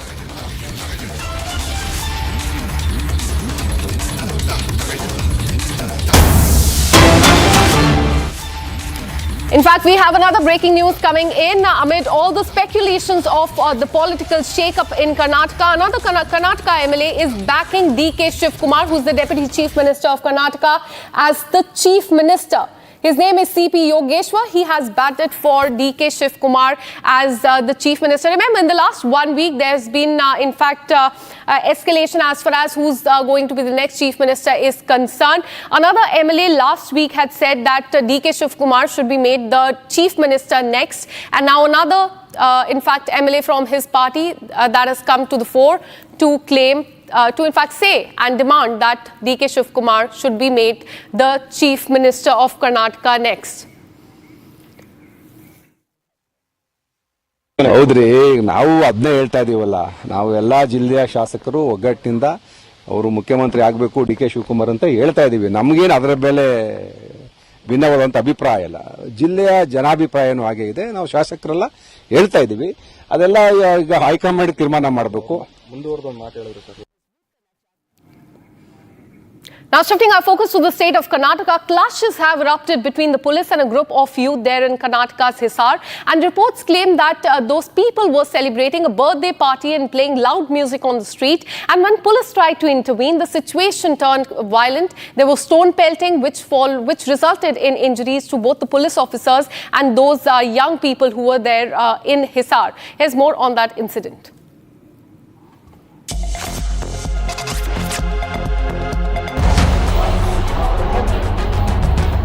A violent clash broke out between police and a group of youths in Hisar's Bharat Nagar area during a birthday celebration.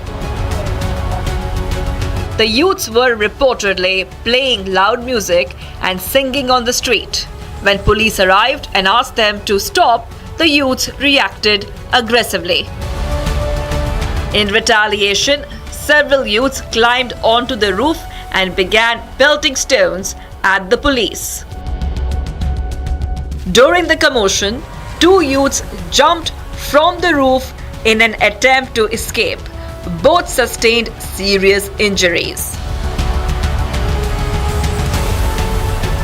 Two police personnel, including the chowki in charge, were also injured during the stone pelting.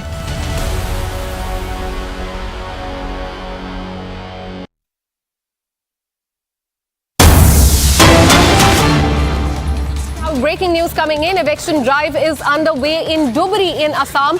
Administration is carrying out an eviction drive on the government land in this district, and it is being carried out at Bilasipara and Chapar as well.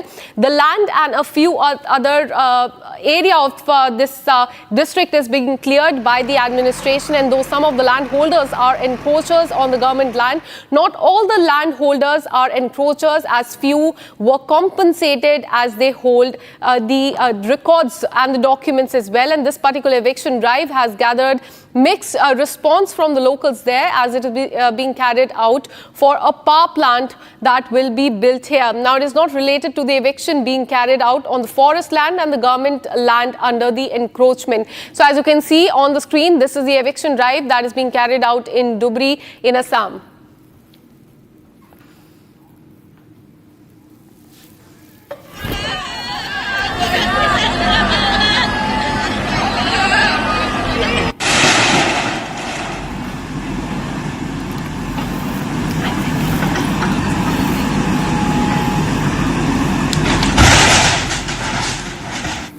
And with this, we're taking a very short break. Coming up on the other side, there's massive turmoil in Kerala University, and we will show you those visuals that are coming in from their SFI protest in Kerala University on your screens that will tell you about this very short break.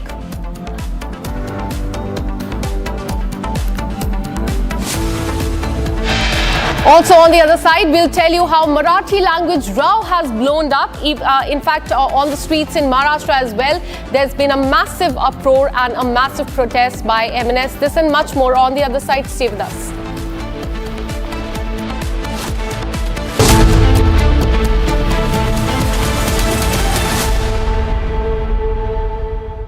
आधे bowl दही में 4 चम्मच MDH चटनी पुदीना मसाला डाला, stir करो, पुदीना चटनी तैयार। MDH चटनी पुदीना मसाला। केसरिया से मन जोगी हुआ रे, दिल झूमे देखो मतवारा हुआ रे, केसरिया से मन जोगी हुआ। हर पल मनाओ केसरी त्योहार, विमल बोलो जुबान Kesari.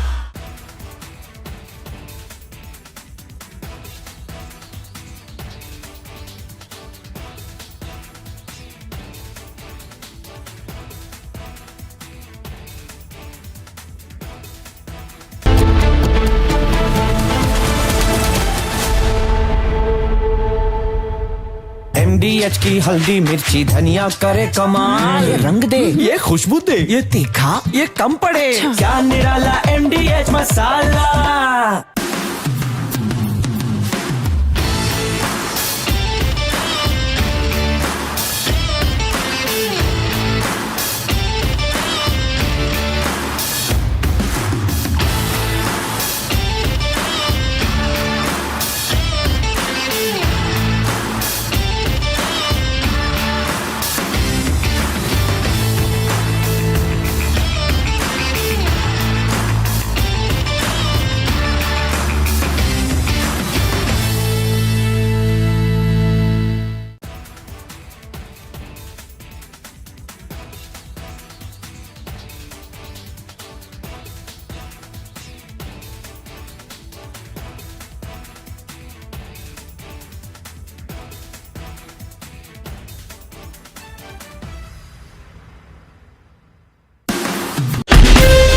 From Asia's largest news headquarters, setting the agenda for Bharat.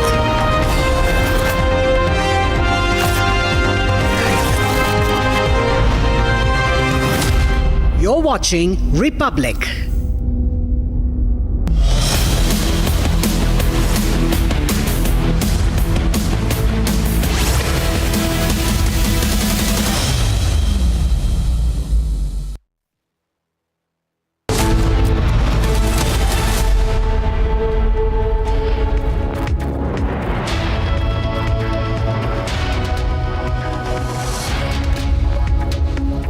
A very good afternoon, viewers. It's 3 p.m. and you're watching Republic TV. I'm Deepak Suresh Kumar, and our focus remains on the showdown in Kerala as well as Mumbai, where MNS workers have hit the streets in protest.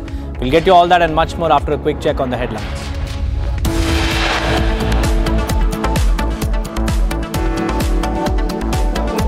SFI members barge into Kerala University, stage a protest against Kerala governor.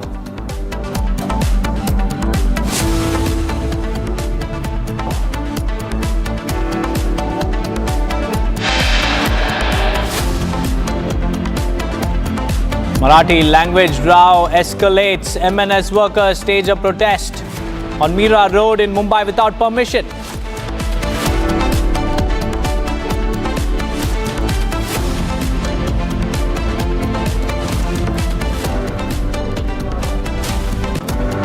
Zero tolerance against illegal conversion. Yogi's bulldozers roll on Jalaluddin's conversion den in Balrampur.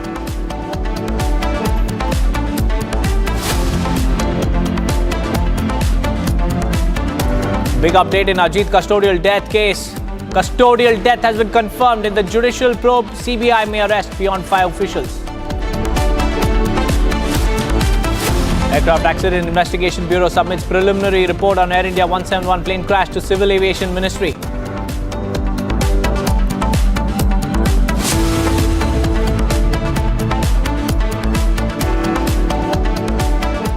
FIR registered against RCB's fast bowler Yash Dayal on charges of sexual exploitation, physical violence, mental harassment and cheating.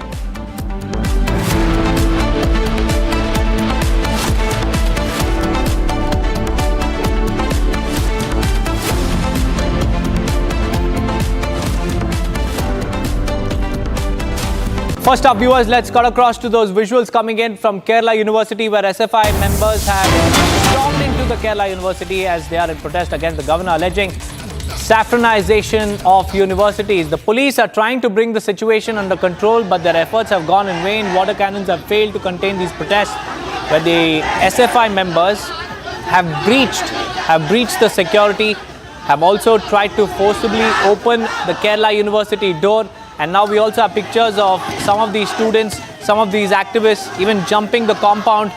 The police over there have been deployed, but they are unable to bring the situation to control. These are the pictures of SFI activists. They're jumping compounds and breaching the periphery of the Kerala University. There you can see these are the activists who have now tried to storm into the Kerala University by breaching the compounds. These are the pictures, live pictures that we are tracking from Kerala University, and this is a showdown between the left and the right in Kerala. We have Ashwin joining us live. Ashwin, we have pictures coming in of these SFI activists jumping the compound of the Kerala University campus. Tell us more about what's happening, the police crackdown and the protest. Well, right now, I'm right now in the campus. I just want our VJ money to show what is the situation on the ground right now. You can see large number of students, the SFI activists are sitting over here, continuing their protest. And you can see a deployment of large number of police force also. Around 200 policemen have been deployed over here. There are additional forces which have been kept all in the ground floor as well as on the top floor as well. And this incident has largely come under control. We can see many of these activists are continuing to sitting over here. We will probably speak to some of them and ask them what they have to speak. We will be getting to speak to some of them as well. Plan?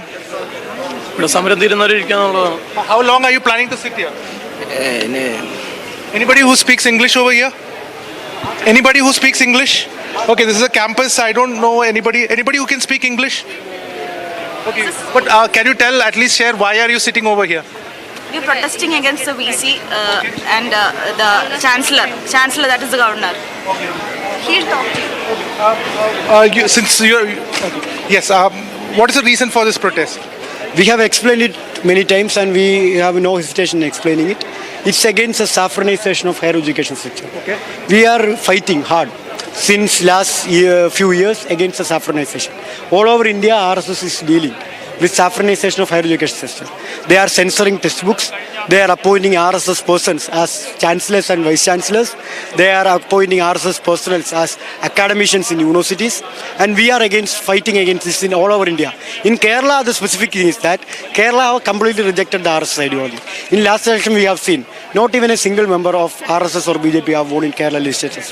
They are trying to have a back. Another question that the critics of the SFI is asking is that the SFI party do not allow any other political party, any other political ideology within the campus to start their union. We have seen so many colleges, whether it is Kottayam, when a recent ragging incident happened, one student was mercilessly beaten, and many even in the veterinary college in Wayanad. We have seen all these places. There's just one ideology. So you are saying that saffronization should not happen, but at the same time, are you not implementing your own ideology and no other ideology is being allowed to express itself in the campus? This is a very good joke. You are the reporter of which channel? No, don't look at the label. I'm asking a very legitimate question. I am not. I'm asking a very legitimate question. I am not trying to have a conflict with you. I am asking you just which news channel. I'm from Republic TV, but that doesn't matter. I'm asking a question. I'm calling you. Are you in Kerala? Are you native of Kerala? Yeah, please tell me. Yes, I am calling you. I asked the SFI state president. I am calling you. I am welcoming you to Kerala's campuses. You come with me. What happened in Wayanad? In the veterinary college. Which campus? We went. Which campus? That was Ashwin bringing us the live reactions from the Kerala University, where SFI workers were staging a protest, and the demand is very clear. They want to meet the Chancellor and the Vice Chancellor, and the protest is against the appointments. They claim that RSS individuals, the right-wing individuals, are being appointed to key posts, and education system is being saffronized. Let's move on to more breaking news coming in. Fact-finding committee has submitted the report on South Calcutta Law College rape case to JP Nadda, the national president, BJP national president. So the BJP fact-finding committee has now submitted a report to JP Nadda. Remember, after the incident came to light, the BJP national president JP Nadda constituted a special team. It was the fact-finding team that was constituted, and it was also dispatched to the Calcutta Law College, where the heinous crime took place. And after gathering all the evidence, after speaking to the students there, after speaking to the survivor and her friends, and also to the eyewitnesses, the fact-finding committee has compiled all these details into a document and they have submitted it to BJP National President JP Nadda. So this is the fact-finding team. There you can see, that is the team there submitting the details of this heinous crime and also the aftermath and what exactly happened to JP Nadda.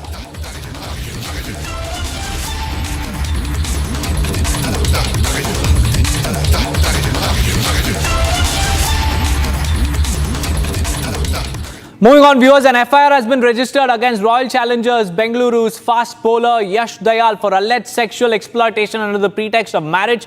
And this came days after a woman from Ghaziabad in Uttar Pradesh who claimed to have been in a 5-year relationship with the cricketer filed a complaint alleging emotional, mental and physical abuse. In fact, these are the charges against Yash Dayal, a very, very prominent fast bowler of the Royal Challengers Bengaluru. He has been accused of physical violence, emotional, mental and physical abuse of this particular woman who is from Ghaziabad in Uttar Pradesh. We also have the responses coming in. Let's listen in.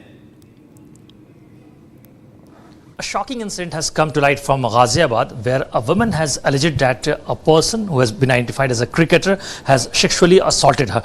Right now I'm joined by one of the senior officers in Ghaziabad Police Commissionerate, Mr. Abhishek Srivastava.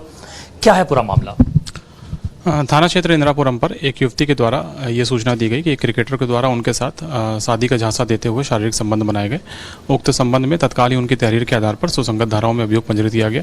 पूरे प्रकरण में तथ्यों तथा साक्ष्यों के आधार पर अग्रिम वैधानिक कार्रवाई सुनिश्चित की जा रही है। इस मामले में जो है वो किस किस सेक्शंस के अगेंस्ट जो है वो FIR दर्ज की गई है? पीड़िता की तहरीर के आधार पर 69 BNS के अंतर्गत FIR पंजीकृत की गई है। अग्रिम वैधानिक कार्रवाई प्रचलित है। अच्छा, इस मामले में जो क्रिकेटर है उनसे कुछ बात हुई है, उनका स्टेटमेंट रिकॉर्ड किया गया है क्या अभी तक? अभी FIR पंजीकृत की गई है। जो भी अग्रिम वैधानिक कार्रवाई होगी वो प्रचलन में लाई जाएगी। जो विक्टिम है उसका मेडिकल एग्जामिनेशन हो गया है? जैसा कि मैंने बताया कि अग्रिम वैधानिक कार्रवाई चल रही है। अभी कल ही FIR हुई है।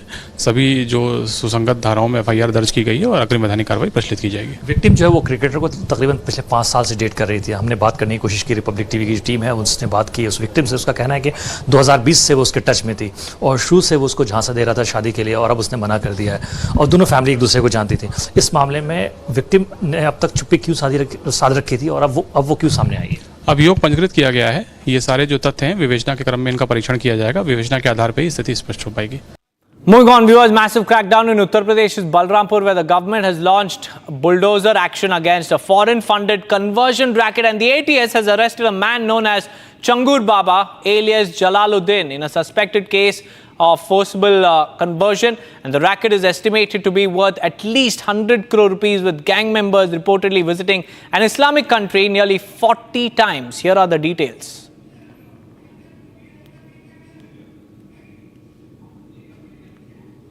अतिरिक्त किया जा रहा है और पूरी प्रक्रिया विधिक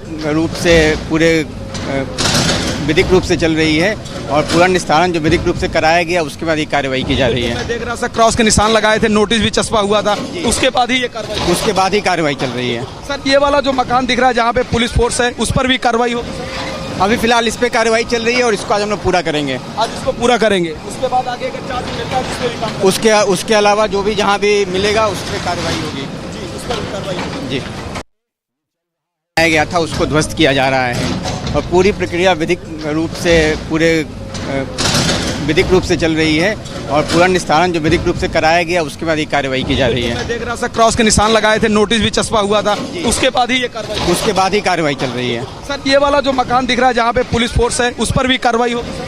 अभी फिलहाल इस पे कार्रवाई चल रही है और इसको आज हम लोग पूरा करेंगे। आज इसको पूरा करेंगे, उसके बाद आगे अगर चार्ज मिलता है उसके भी काम उसके अलावा जो भी जहाँ भी मिलेगा उस पर कार्रवाई होगी। जी, उस पर कार्रवाई होगी। जी। We also have Raghvendra joining us live on this broadcast. Raghvendra, tell us what happened today and also about the conversion racket, because if you look at the campus, and like you were mentioning in the details there, it's a sprawling campus that has witnessed bulldozer action today. Tell us about the operations that were happening there by, Jalaluddin. बिल्कुल देखिए, मैं ground zero पर हूं, जहां पर इस समय bulldozer की कार्रवाई जारी है। आप देख सकते हैं कि ये जो आलीशान जो मकान बनाया गया है व्हाइट कलर से, अभी इसमें काम चल ही रहा था और बहुत ही मजबूत कंक्रीट से मकान अवैध पैसों से, हवाला के पैसों से बनाया गया। ये छांगुर पीर बाबा का ये पूरा नया आवास है, बहुत बड़ा ये प्रांगण है, यानी कि ये जो एरिया है काफी बड़ा है। इस एरिया के अंदर छोटे छोटे और बड़े बड़े कई मकान हैं और यहाँ पर लग्जरी सुविधा देखा जाए तो उसके टॉप पर देखिए सोलर लाइट की पूरी व्यवस्था की गई है और नीचे लगातार कम से कम 100 सीलिंग फैन लगे हुए हैं नीचे वाले फर्स्ट फ्लोर यानी कि जो ग्राउंड फ्लोर है। तो कहीं न कहीं पूरी व्यवस्था यहाँ पर दी गई थी। अब ये जो मकान है ये टूट रहा है, चूंकि अवैध जमीन पर बना हुआ है, अवैध निर्माण है, इसमें हवाला का पैसा लगा है। छांगुर बाबा की अगर मैं हिस्ट्री बताऊं तो आज से 30 साल पहले वो महाराष्ट्र में अंगूठी के लिए पत्थर बेचने के लिए जाता था, तो हाजी के दरगाह पर जाता था जहां पर उसकी मुलाकात नसरीन से होती है, नवीन से होती है। उन लोगों को ये बरगलाता फुसलाता है, बताता है, फिर वो लाता है उतरौला में, उनका धर्मांतरण करा के अपने साथ रखता है। नीतू का नाम नहीं बदलता है, नीतू नसरीन ही रहता है। लेकिन चूंकि नीतू पढ़ी लिखी लड़की थी और उसको आगे करके उसने विदेशों से संपर्क साधा, विदेशों में आना जाना रहा। 40 से ज्यादा अकाउंट में ट्रांजैक्शन की बात आई है। जो छांगुर बाबा का जो फंड मैनेजमेंट करता था मौलाना मोहम्मद अहमद, उसके अकाउंट में आरटीजीएस 50 लाख रुपए एक बार में हुए हैं। उसका जो सलाहकार था छांगुर बाबा, उसके अकाउंट में 40 लाख रुपए आए हैं और बहुत सारे पैसे नवीन अरोड़ा के पास आए हैं, नीतू के पास आए हैं। तो ये पूरा एक नेटवर्क था। अभी लखनऊ जेल में छांगुर है, उसके 3-4 सहयोगी लखनऊ जेल में है, लेकिन जो उसका फंड मैनेजर है वो अभी फरार है। उसके खिलाफ नोटिस है यानी कि वारंट जारी है। साथ ही जो उसका सलाहकार है वह भी फरार है। तो कहीं न कहीं जो जांच है वो तेज हो चुकी है। मुख्यमंत्री योगी आदित्यनाथ का ट्वीट आता है, उन्होंने कहा कि माताओं बहनों बेटियों के सम्मान से हम खेलने नहीं देंगे, अगर कोई इनके खिलाफ काम करेगा तो उसके ऊपर सख्त कार्रवाई होगी। साथ ही उन्होंने कहा कि इस नेटवर्क में, चूंकि यह नेटवर्क देश ही नहीं, यह राष्ट्रद्रोह का इसमें मामला दिखता है, तो ऐसे में जो भी लोग इसमें संलिप्त हैं, जहां जहां भी अवैध पैसा लगा है, उन सब जगहों पर कार्रवाई होगी। तो मुख्यमंत्री ने मंशा जाहिर कर दी है कि इस नेटवर्क से जुड़े हुए सभी लोगों पर कार्रवाई होगी और यहां के डीएम और एसपी यानी जिलाधिकारी और खुद यहां के जो कप्तान है वो मौके पर कई बार यहां पर आ चुके हैं, मुआयना कर चुके हैं। लगातार 6 से 7 जेसीबी, यानी आप देख रहे हैं फ्रंट पे तो जेसीबी का काम चल ही रहा है, बैक साइड में भी काम चल रहा है और ये 2 से 3-4 घंटे से ये कार्रवाई चल रही है। लेकिन अभी मकान पूरी तरह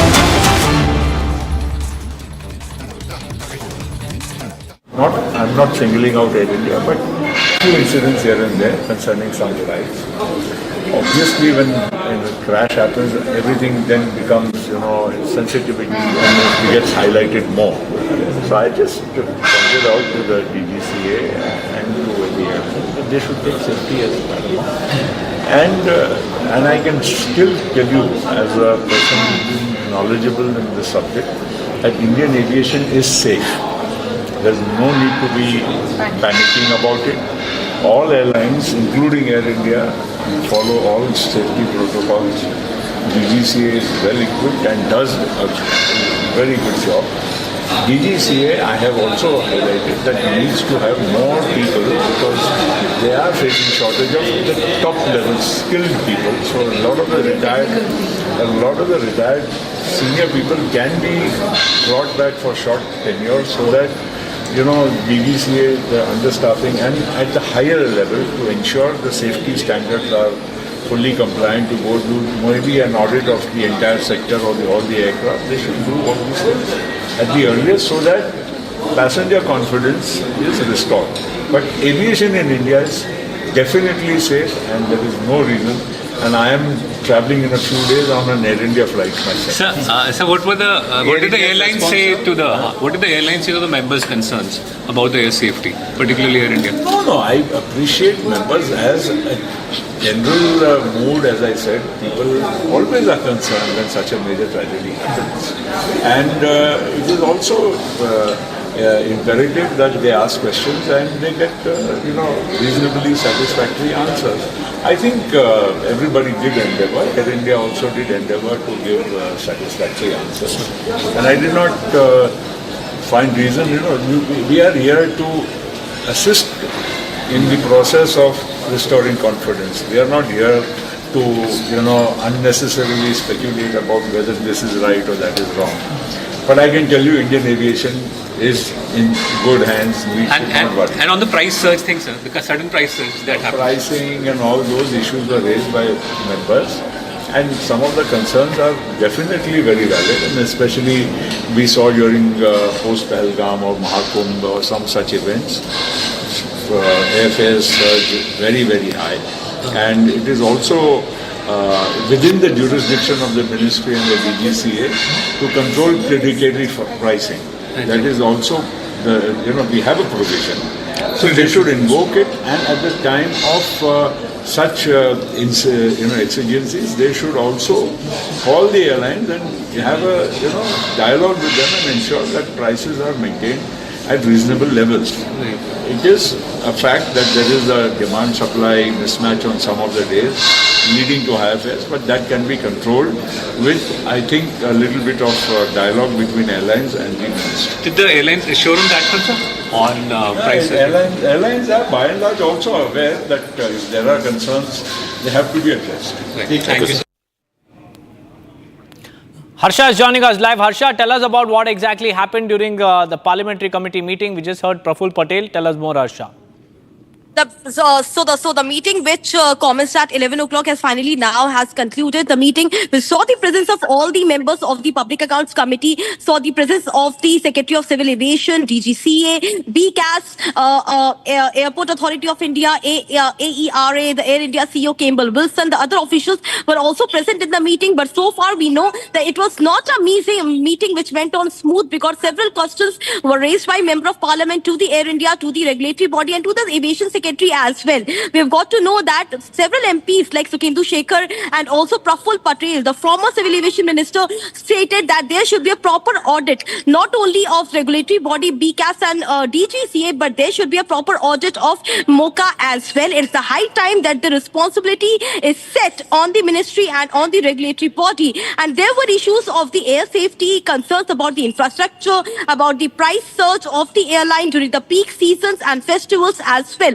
We have got to know that it was discussed that what's the investigation report and how far, where the inquiry by the ministry has reached regarding the AI-171 crash, and what does the black box details further state. And these all questions were raised by MPs in the meeting. We have got to know the final detailing, and 1 to 1 minute of the meeting today will be added in the Parliamentary Committee meeting of Public Accounts, and simultaneously one inquiry and investigation report. Till now, what has been done and initiated in the AI-171 crash will be submitted to the Public Accounts Committee as well. This was a meeting which generally emphasized on the aftermath of the AI-171 crash, and from that time to till now, how serious are the airlines and especially Air India, because technical snags has been seen and reported in Air India flights simultaneously, and these are the questions which were raised by Member of Parliament to Air India CEO Campbell Wilson as well. His deposition was the most important deposition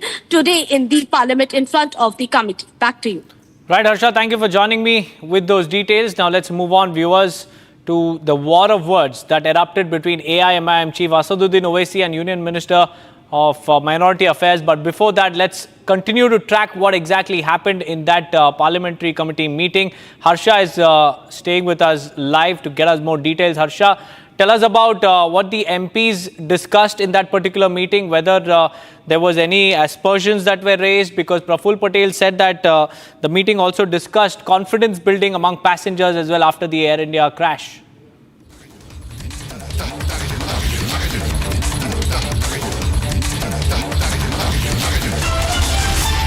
Here's the latest is that the MPs who were present in that Parliamentary Committee meeting demanded the audit of BCAS, Bureau of Civil Aviation Safety, and this is the latest that we are tracking as far as the Parliamentary Committee meeting is concerned. In fact, Harsha is with us.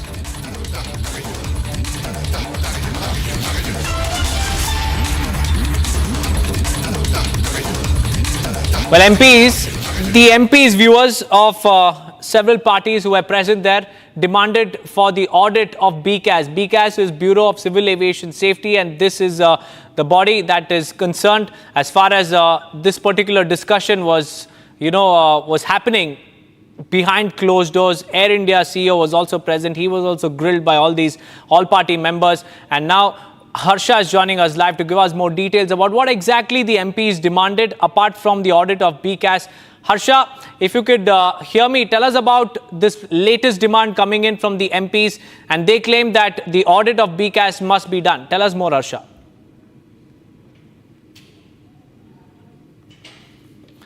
Well, we'll get Harsha back with us, but let's tell you what exactly happened. Viewers, earlier today, this meeting was called on by the Civil Aviation Secretary, and in that particular meeting, there were members of the Parliament cutting across party lines who also attended this particular meeting, and the Air India CEO was also there, and Air India CEO was questioned by these MPs about Air India's safety and also about how there have been several lapses in the aftermath of the AI-171 crash. And furthermore, what we understand is that Praful Patel just recently said that confidence-building measures were also discussed, that is to boost the confidence of the passengers and the consumers who use Air India on a daily basis. And especially after the crash of AI-171, a lot of commuters are holding back, are now a little bit afraid to board an Air India flight. So measures to boost their confidence and also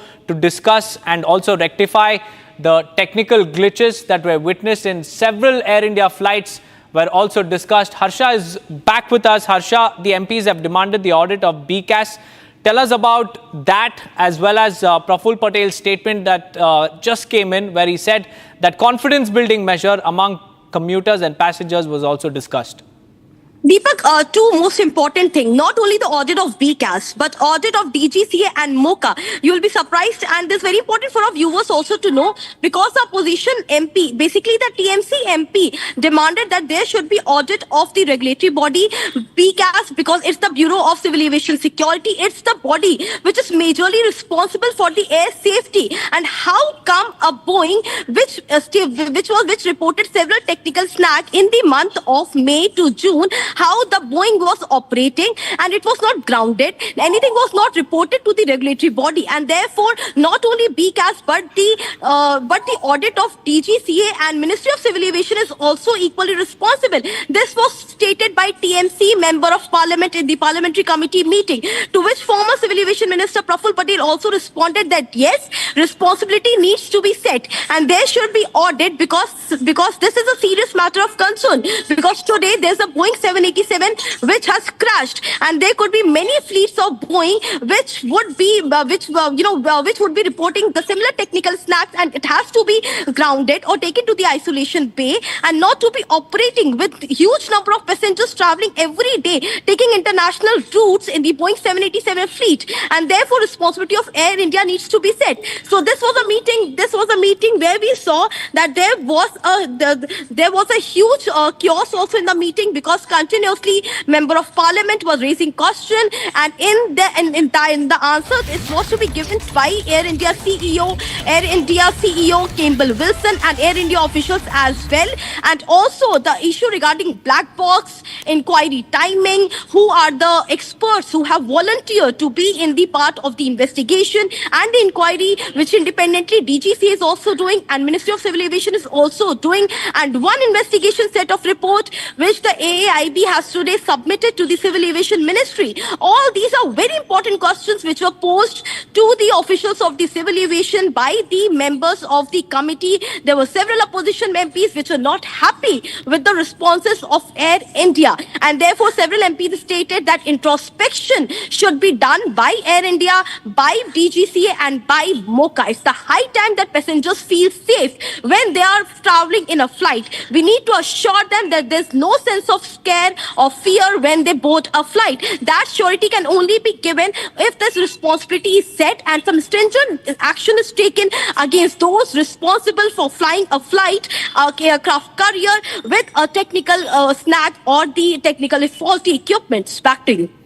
Right, Harsha, thank you for joining me with those details. Harsha, with that, it's time for a quick break. Viewers, on the other side, we'll tell you about the Marathi language row, which continues to blow up in Maharashtra because Maharashtra Cabinet Minister and Shiv Sena MLAs have joined MNS's protest. It's dramatic. The showdown continues.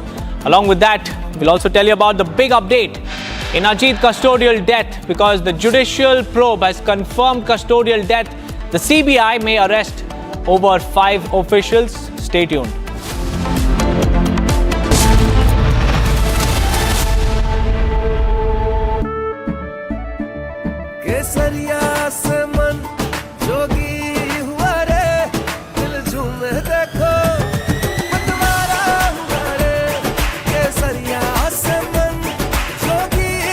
हर पल मनाओ केसरी त्योहार विमल बोलो जुबान Kesari MDH की देगी मिर्च देगी मिर्च का तड़का अंग अंग फड़का MDH की देगी मिर्च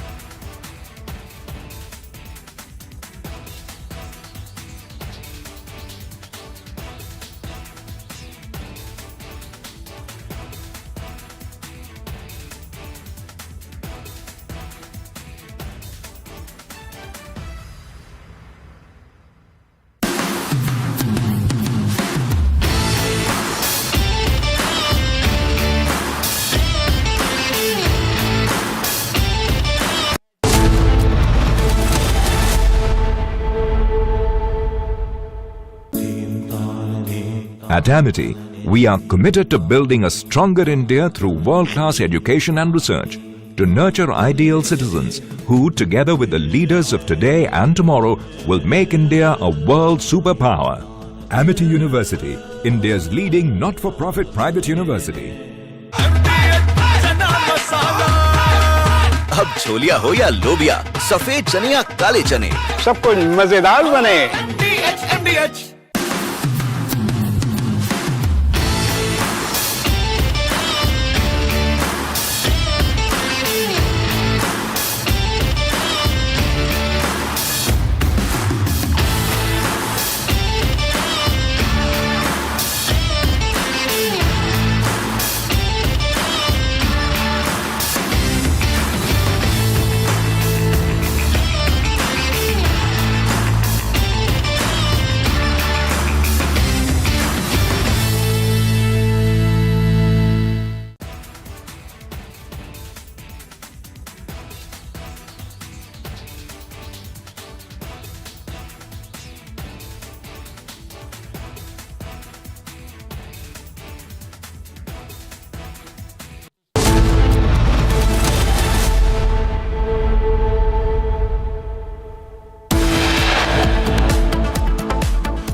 SFI members barge into Kerala University, clash with police alleging saffronization of universities.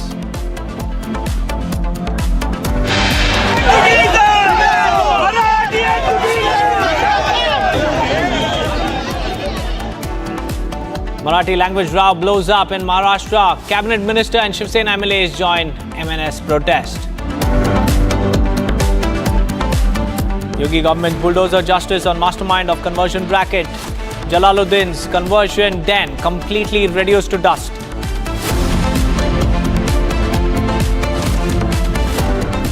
Big update in Ajit custodial death case. Judicial probe has confirmed custodial death. CBI may arrest over 5 officials.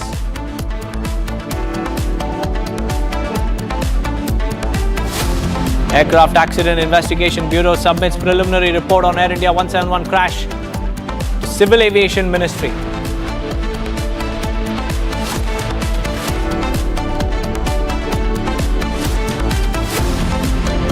FIR registered against cricketer Yash Dayal on charges of sexual exploitation, physical violence, mental harassment and cheating.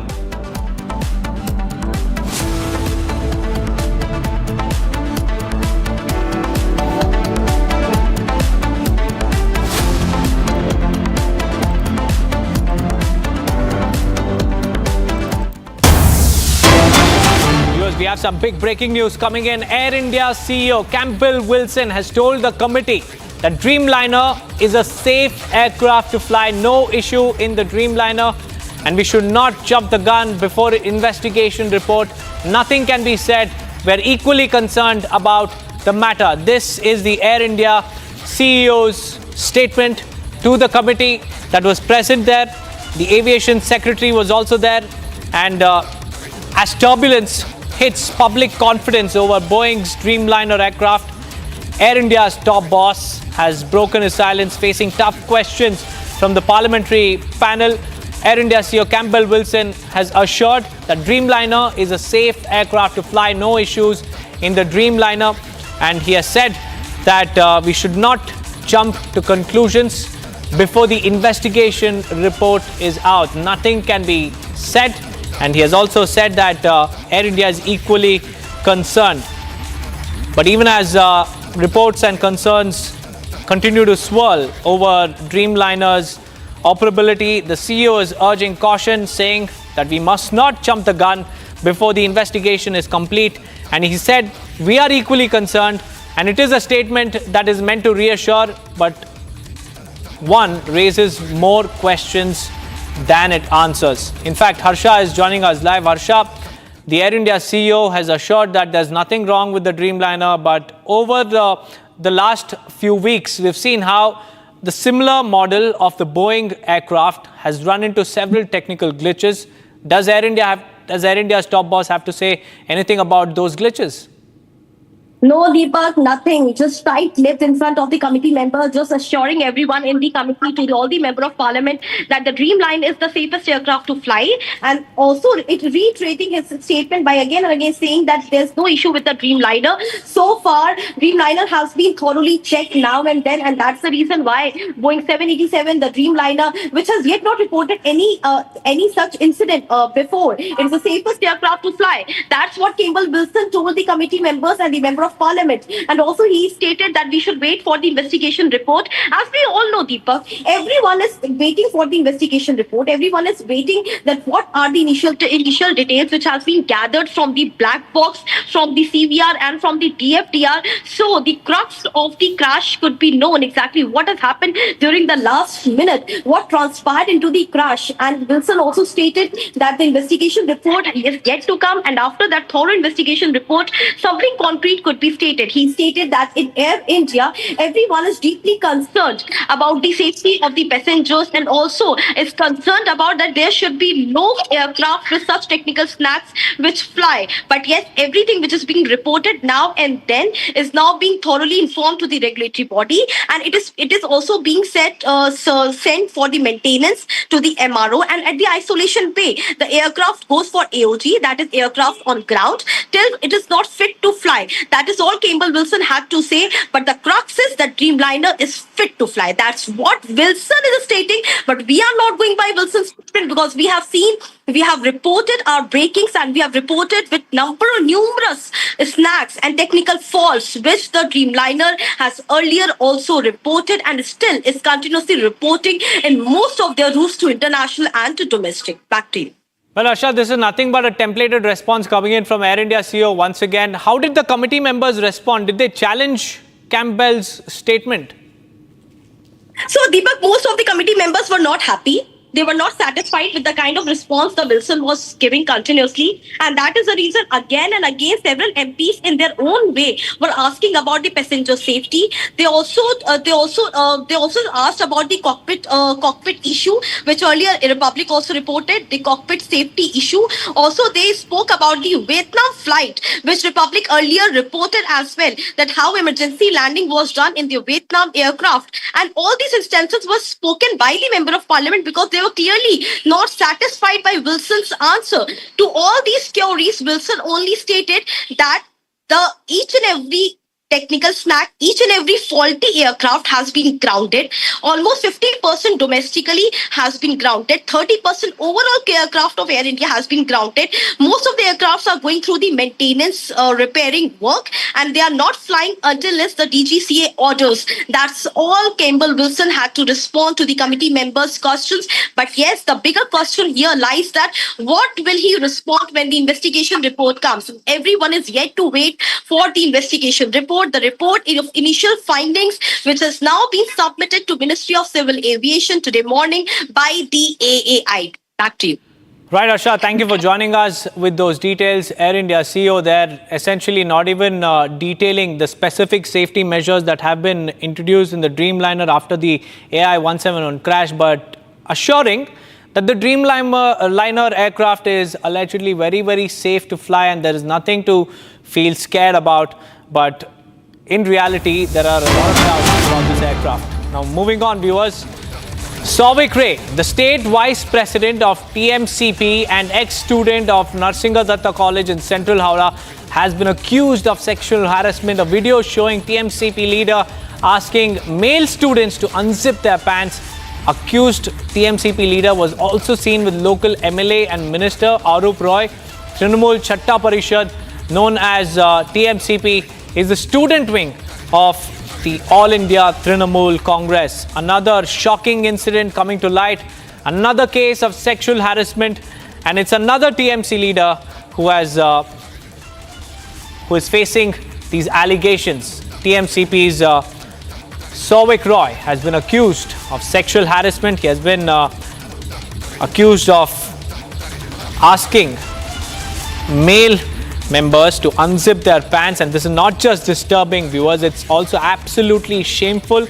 Souvik Ray, the state vice president of TMCP, the student wing of the ruling Trinamool Congress, is again at the center of a storm. A former student of the Narsinga Datta College in Howrah, Souvik is seen in a viral video allegedly instructing male students to unzip their pants. Yes, that's exactly what he has done. It's a display of humiliation that reeks of power abuse, intimidation, and also sickening entitlement, because an MLA and a minister was also present there. And what's even more damning is the fact that he was seen in close company with none other than the local MLA and a senior minister, Arup Roy. So this is another case of sexual harassment coming to light. And the big question is this just the depravity of one rogue leader, or is this the dark face of student wings backed by the TMC? These are the questions that the TMC must answer, but with each passing day, a new case is coming to light, again with the TMC link surfacing in this one too, and this time in the student wing of the ruling TMC is at the center of a storm.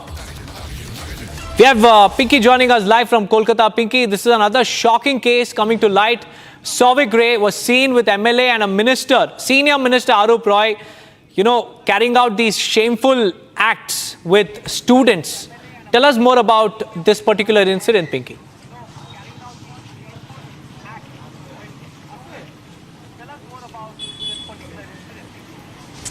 देखिए, कौशबा case के बाद, कौशबा के मनोजित Mishra case के बाद ही फिर एक कोलकाता का नाम उभर के आ रहा है, जिसका नाम है, जिस कॉलेज का नाम है नरसिंहा कॉलेज हावड़ा में। इस कॉलेज में सोभिक रॉय, जो कि टीएमसीपी का ही लीडर था, इस सोभिक के साथ बहुत सारे ऐसे लीडर्स हैं, जिसमें सीनियर पॉलिटिशियन अरूप राय का नाम है, जिसमें त्रिरंकुर भट्टाचार्य टीएमसीपी का प्रेसिडेंट का साथ पिक्चर है।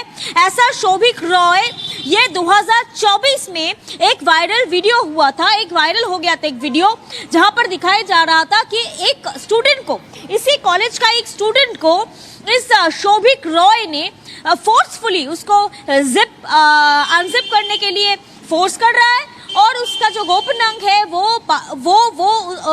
ऐसा कुछ मॉलेस्ट कर रहा है। मॉलेस्टेशन का केस के ऊपर रिटर्न कंप्लेन भी दिया था प्रिंसिपल के पास।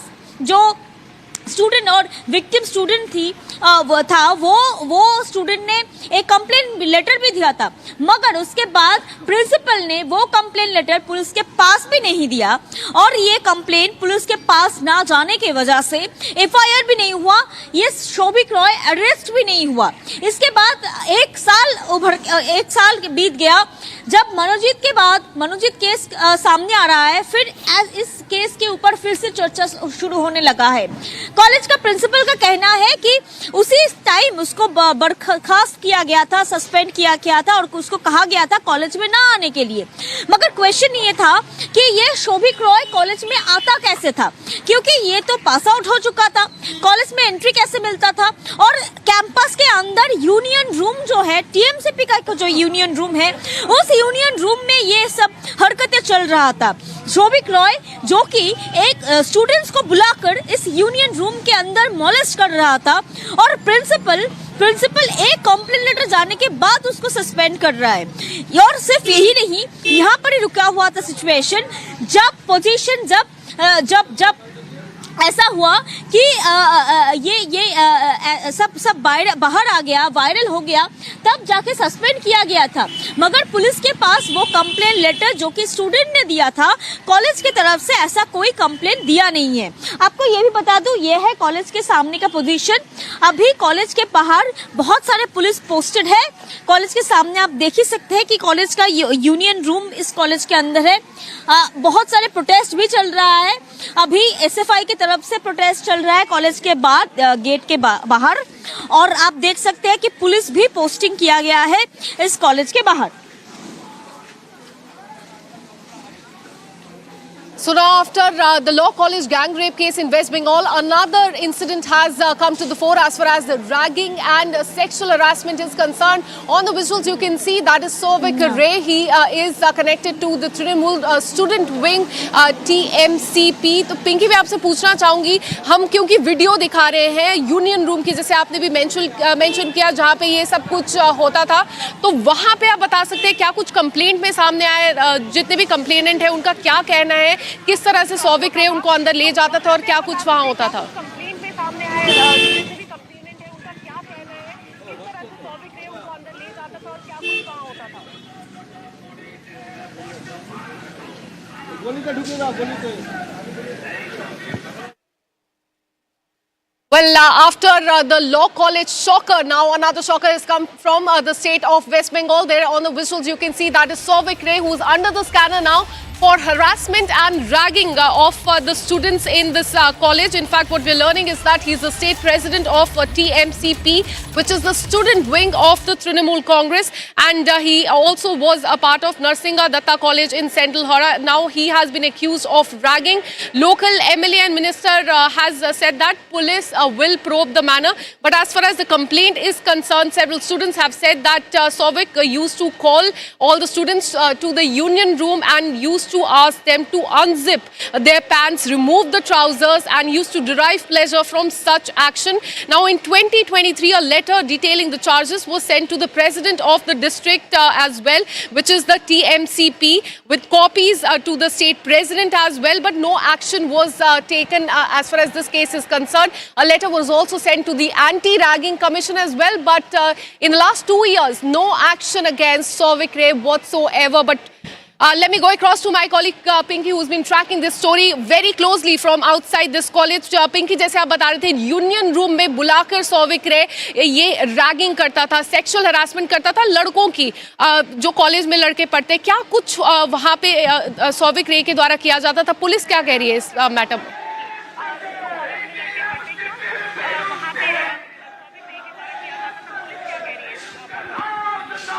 देखिए, आप देख ही सकते हैं कि अभी जो कोलकाता का सिचुएशन है, कोलकाता के बाहर, इस कॉलेज के बाहर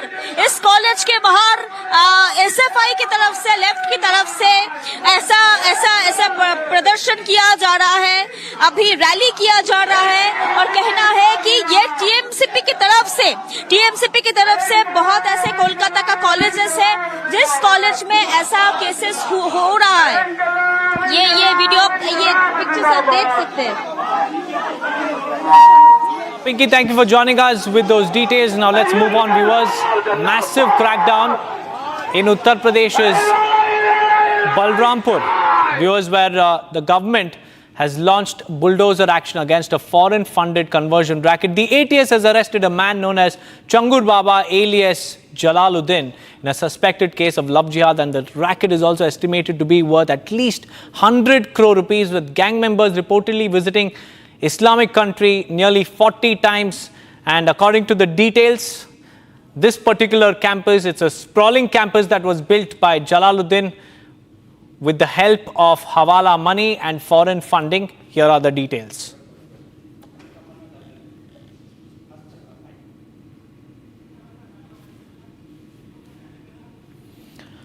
Well, we'll get you the details in just a few seconds, but let me tell you what happened today. Today, Yogi Adityanath's administration's bulldozers rolled on this illegal conversion den in Balrampur. In fact, we have Raghvendra also joining us. Raghvendra, tell us about the foreign funding, the Hawala transactions, and also how Jalaluddin could erect such a huge campus for illegal conversion. आ रही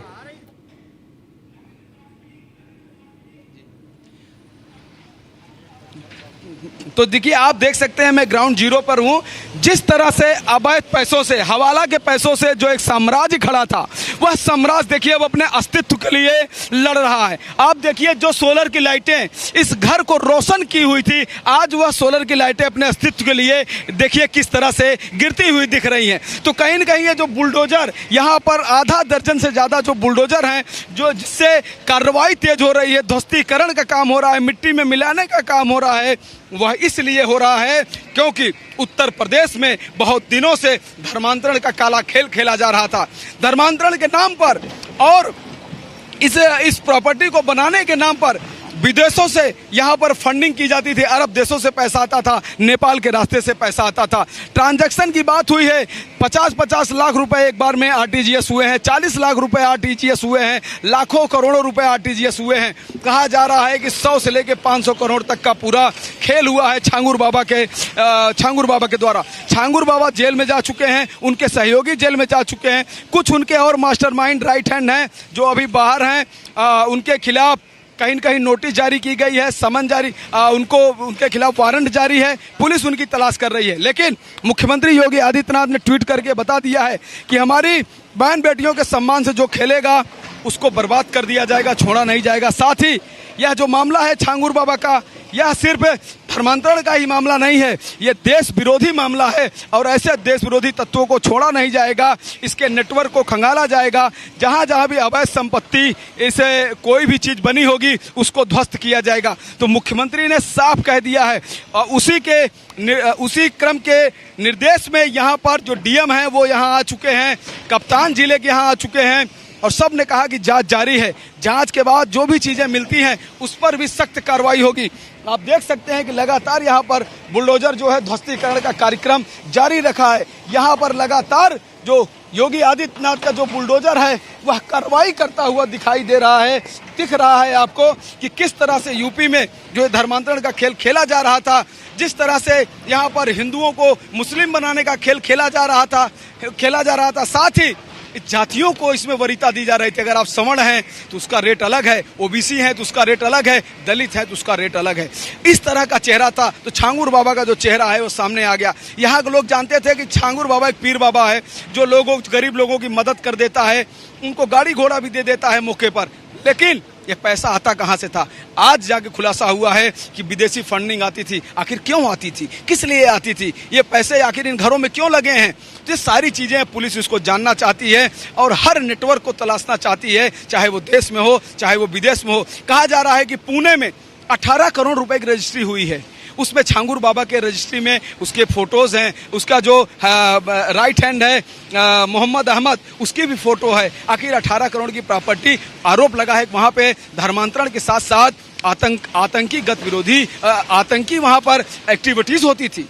तो इस तरह की चीजें आ रही हैं। तो कहीं न कहीं जो नेटवर्क है वो बड़ा है उत्तर प्रदेश की जो पुलिस है, एटीएस है, एसटीएफ है, सभी लगे हुए हैं इस पूरे मामले में, जांच कर रहे हैं। जल्द ही इसके हर नेटवर्क तक यूपी पुलिस पहुंचेगी और कार्रवाई भी करेगी। Absolutely, a major crackdown and conversion racket has been busted. Raghavendra, हमें और बताइए फाइनेंशियल एंगल पे, क्योंकि हमें पता चल रहा है कि 100 करोड़ रुपए 40 अकाउंट्स के थ्रू रूट किए गए थे और उसके बाद पता चला है फाइनेंशियल ट्रांजैक्शन के बारे में। 100 करोड़ बहुत ही एक बड़ा अमाउंट है, हमें फाइनेंशियल एंगल के बारे में बताइए। बिल्कुल, देखिए फाइनेंशियल एंगल के बारे में मैं ये बता रहा हूं कि 40 से 41 अकाउंट्स हैं जिसमें पैसों का ट्रांजैक्शन हुआ है। एक बार में 50 लाख रुपए का ट्रांजैक्शन मोहम्मद अहमद के अकाउंट्स में हुआ है, 50 लाख। फिर जो छांगुर बाबा का जो सलाहकार है उसके अकाउंट में 40 लाख का ट्रांजैक्शन हुआ है। जो नीतू नवीन जो बोहरा है उसके अकाउंट्स में लाखों रुपए हुए हैं, नवीन के अकाउंट में लाखों हुए हैं। तो कुल मिलाकर ये जो पैसा है कई बार हुआ है और इसमें जब पूरा अगर हम कैलकुलेट इसको करेंगे तो वो करोड़ों में जाता है। तो 1 करोड़ 100 करोड़ से लेके 500 करोड़ के बीच में यह ट्रांजैक्शन है। लगभग 3 दशक से खेल चल रहा है। चूंकि छांगुर बाबा एक सामान्य सा अंगूठी का पत्थर बेचने वाला व्यक्ति था। ये जो अंगुलियों में जो रिंग होती है उसका पत्थर वो बेचने जाता था, महाराष्ट्र में हाजी के दरगाह पर जाता था और वहीं से इसका खेल चालू हुआ। और आज देखते देखते जहां वो साइकिल से चलता था, मोटरसाइकिल से चलता था, पैदल चलता था, लेकिन आज लग्जरी गाड़ियों से चलता है। आज इतना बड़ा साम्राज्य खड़ा कर लिया है जिस पर बुलडोजर चल रहा है। एक साम्राज्य आपको इधर दिख रहा है, देखिए ये यहीं बगल में खड़ा है, इस पर भी कहीं न कहीं कार्रवाई होगी। साथ ही देखिए वहां पर एक मस्जिद, मैं कहूँगा अपने पीछे से दिखाने के लिए, देखिए वहां पर मस्जिद नहीं बन रही, काफी बड़ी मस्जिद बन रही और उसके पीछे एक मदरसा है। उस मदरसा में हिंदी नहीं पढ़ाई जाती, उर्दू नहीं पढ़ाई जाती, सीधा फारसी पढ़ाई जाती है। तो वहाँ पे जो विदेशी भाषा पढ़ाई जा रही है वह क्यों पढ़ाई जा रही है? क्या उर्दू से काम नहीं चल पा रहा था? तो बहुत सारी चीज़ें निकल रही हैं। आप देख रहे हैं कि किस तरह से कार्रवाई हो रही है। आखिर यह सारा नेटवर्क कैसे निकल कर आया? अभी 3 से 4 दिन पहले मैंने दिखाया कि वो जो पीड़ित थे उनके ऊपर बहुत यातनाएं हो रही थी, उनके ऊपर बहुत जुर्म हुए हैं, उनका जबरन निकाह हुआ है, उनका लोगों ने शोषण किया है कई बार। ऐसी महिलाएं जो खुद हिंदू रीति रिवाज से पूजा पाठ के माध्यम से लखनऊ में वो घर वापसी उनकी हुई है। मैं खुद वहाँ पे था जब मंत्रोच्चारण के साथ घर वापसी हुई। मैंने उन पीड़ितों से बात किया, उनकी पीड़ितों का दर्द सुनकर तो आदमी रो देगा। उनको किस तरह से उनके ऊपर उनको बरगलाया गया, मुस्लिम बनाया गया और फिर उनको मारा पीटा गया। उसके बाद 1 से ज़्यादा लोगों ने शोषण तक किया। इस तरह की चीज़ें सामने आई, तभी मुख्यमंत्री ने ट्वीट करके बताया कि बहन बेटियों के सम्मान से जिन्होंने खेल खेला है उनको छोड़ा नहीं जाएगा। तो आप समझ सकते हैं कि चीज़ें क्या हो रही हैं। यूपी में ये पूरा जो धर्मांतरण का खेल है वो इसमें ख़त्म हो चुका है, सामने आ चुका है। कुछ और जो इसके नेटवर्क हैं वहाँ तक भी पुलिस जाने के लिए जांच कर रही है। जल्द ही सब कुछ सामने आएगा। जी, Absolutely, conversion racket has been busted. The bulldozer action that we can see on the screen is currently underway. Thank you so much, Raghavendra, for all the details. In fact, we have reaction coming in from the police in Uttar Pradesh. Have a look. गया था उसको ध्वस्त किया जा रहा है और पूरी प्रक्रिया विधिक रूप से चल रही है और पूरा निस्तारण जो विधिक रूप से कराया गया उसके बाद ही कार्रवाई की जा रही है। मैं देख रहा था क्रॉस के निशान लगाए थे, नोटिस भी चस्पा हुआ था, उसके बाद ही ये कार्रवाई, उसके बाद ही कार्रवाई चल रही है। सर ये वाला जो मकान दिख रहा है जहाँ पे पुलिस फोर्स है उस पर भी कार्रवाई होगी? अभी फिलहाल इस पे कार्रवाई चल रही है और इसको आज हम लोग पूरा करेंगे। आज इसको पूरा करेंगे, उसके बाद आगे का चार्ज मिलता है उसके अलावा जो भी जहाँ भी मिलेगा उस पर कार्रवाई होगी। जी, उस पर कार्रवाई होगी। जी। And now let's have a look at the top national stories in under 1 minute. Bharat 1 Minute brought to you by Canara Bank. Together we can. Counter-intelligence unit of Jalandhar in Punjab has foiled a target-killing plot orchestrated by Lawrence Bishnoi gang and apprehended a key operative, Himanshu Sood from Fagwara of Kapurthala. Investigation reveals that the arrested accused was acting on the directions of Dubai-based Namit Sharma, who's the close aide of gangster Lawrence Bishnoi. Waterlogging has been witnessed in several parts of West Bengal's Calcutta. Heavy rainfall has caused waterlogging in the city and this has occurred in several places.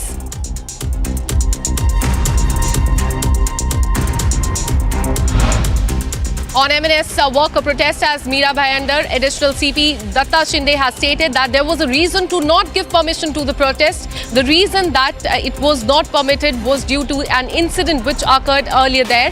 He stated that the police was fully alert and taking lawful actions to maintain the law and order situation there. He also went on to share that the situation is peaceful now and people are being told not to gather at the location.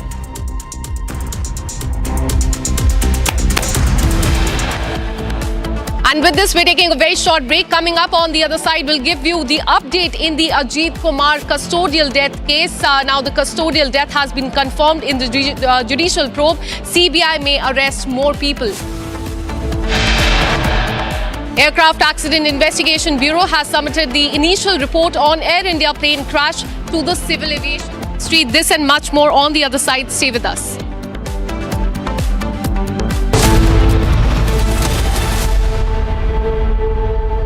Secret recipe MDH का जीरा SIP जल जीरा मसाला SIP SIP जीरा SIP MDH का जल जीरा SIP MDH का जल जीरा सिप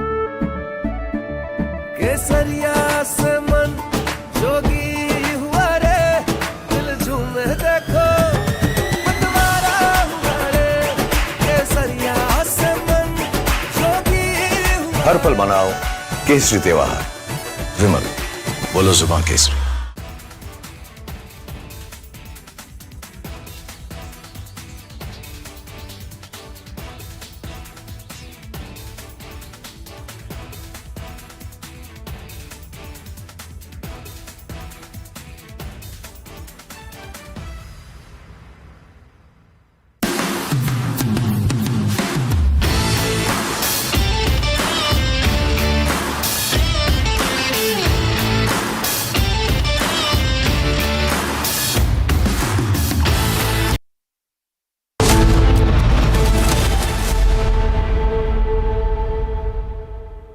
दादी के हाथों का जादू और खुशबू से महकता घर, माँ की मुस्कुराहट और खाने की सुगंध। MDH गरम मसाला, क्योंकि हर रिश्ता है स्वाद से जुड़ा।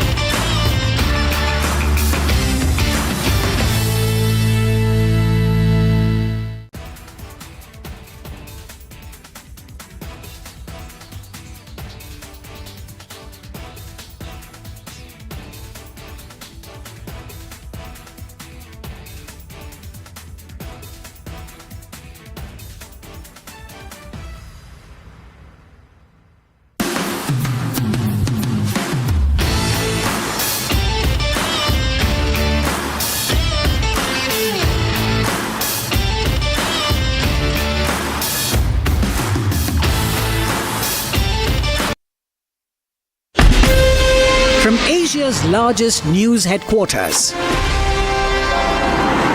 setting the agenda for Bharat.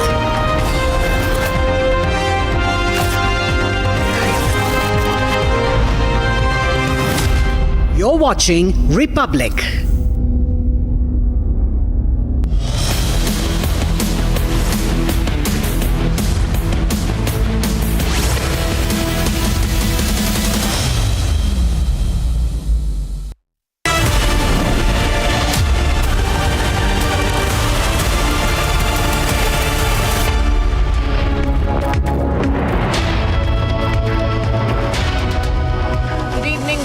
Republic and Rhythm viewers, the top focus is going to be on the Maratha language row that's blowing up in Maharashtra. Maharashtra cabinet ministers and Shiv Sena MLAs now join the M&S protest. First to look at our top headlines. SFI members barge into Kerala University, clash with police alleging saffronization of universities.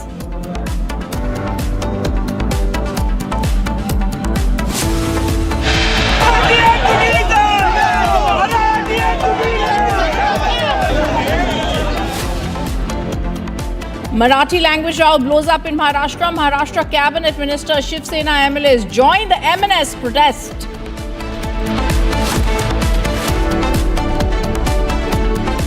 Yogi government's bulldozer justice on mastermind of the conversion racket.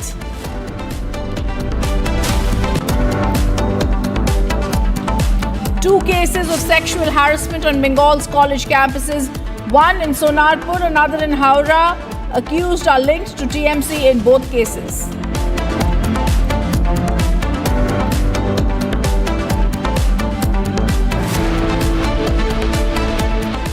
Aircraft Accident Investigation Bureau submits preliminary report on Air India 171 plane crash to Civil Aviation Ministry.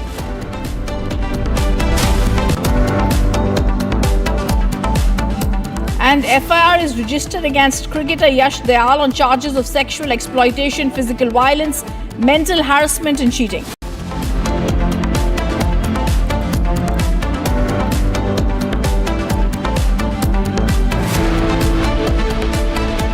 Viewers, our top focus: two leaders associated with the TMC student wing TMCP have been accused in two different sexual assault cases. First is the Kolkata Law College gang rape case, in which Monadeep Mishra is a student wing leader, is the prime accused in the case. Another case which has now come to light from Howrah, where another student wing leader, Sauvik Ray, has been accused of sexual exploitation of male students.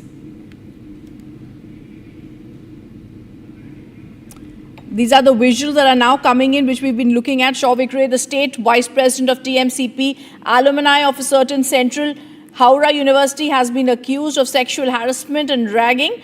We've been told the police is probing the matter. These charges have been there. These have been showing multiple students are there, accusing Ray of forcing them to remove trousers and deriving pleasure from such actions. These are videos that have been shown in the videos. There are also complaints that have been filed. In 2023, a letter was also sent detailing the charges to the president of the Howrah District Trinamool Chhatra Parishad. The initial complaint was sent for sexual harassment. It said we were asked to come to the room after 8 p.m. When everyone left, we were asked to stay in the union room. He would tell a few of us to remove our trousers, look at our genitals, record videos, give burns and pour water into our trousers. We informed this to the seniors. These are proper complaints and very serious ones coming against Sauvik Ray also, who was the state vice president of the TMCP. These are two leaders associated with the TMC student wing, the TMCP, both accused in two different sexual assault cases. This is a big shocker and very big news coming in for the TMC that will have to explain how their leaders are going across campuses and have been accused in two different cases. These are horrific charges that have been put against leaders of the TMC. No action has been taken against them. Complaints have been filed, and these are not just one complaint, but several complaints that have been filed in both these cases.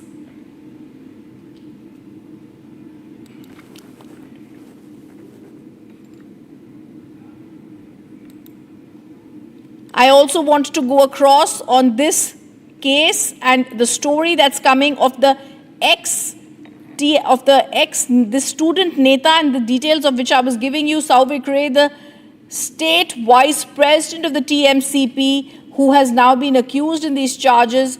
There are reports and videos that have come out of this violence and this sexual assault that has been there.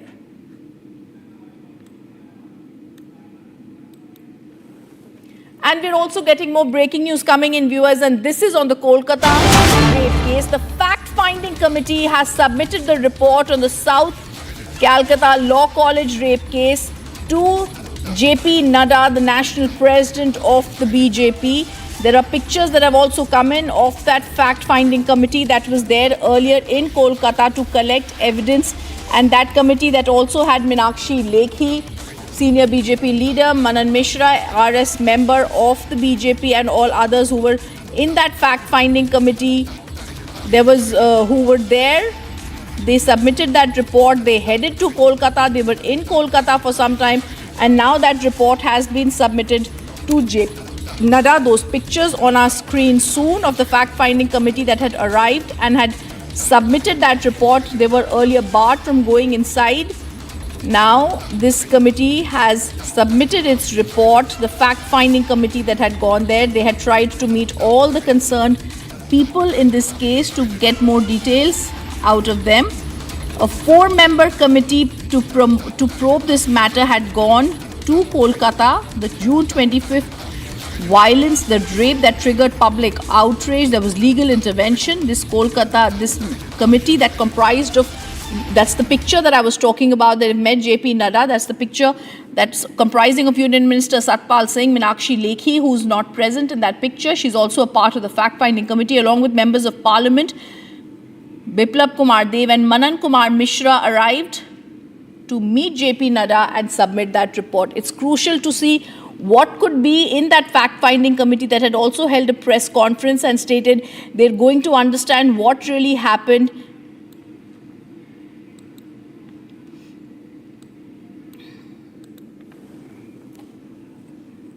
And we're getting breaking news right now. SFI activists have entered the premises of the Kerala University as they protest against the governor, alleging saffronization of universities.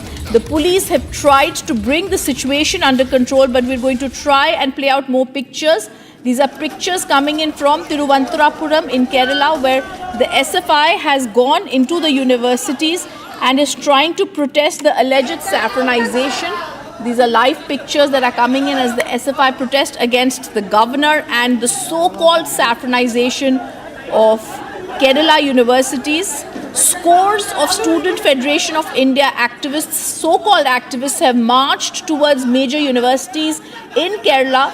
They protest what they are calling the saffronization of the Hindu education, of the higher education institutions, they are saying.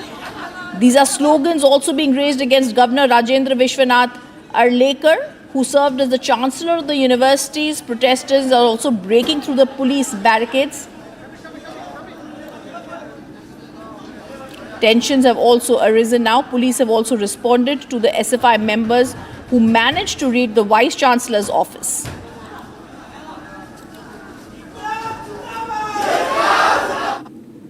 Viewers, we're also going to go get more details on that story, but also permanent representative of India to the UN in New York, Ambassador Parvathaneni Harish, has now spoken regarding the UNGA resolution on the situation in Afghanistan.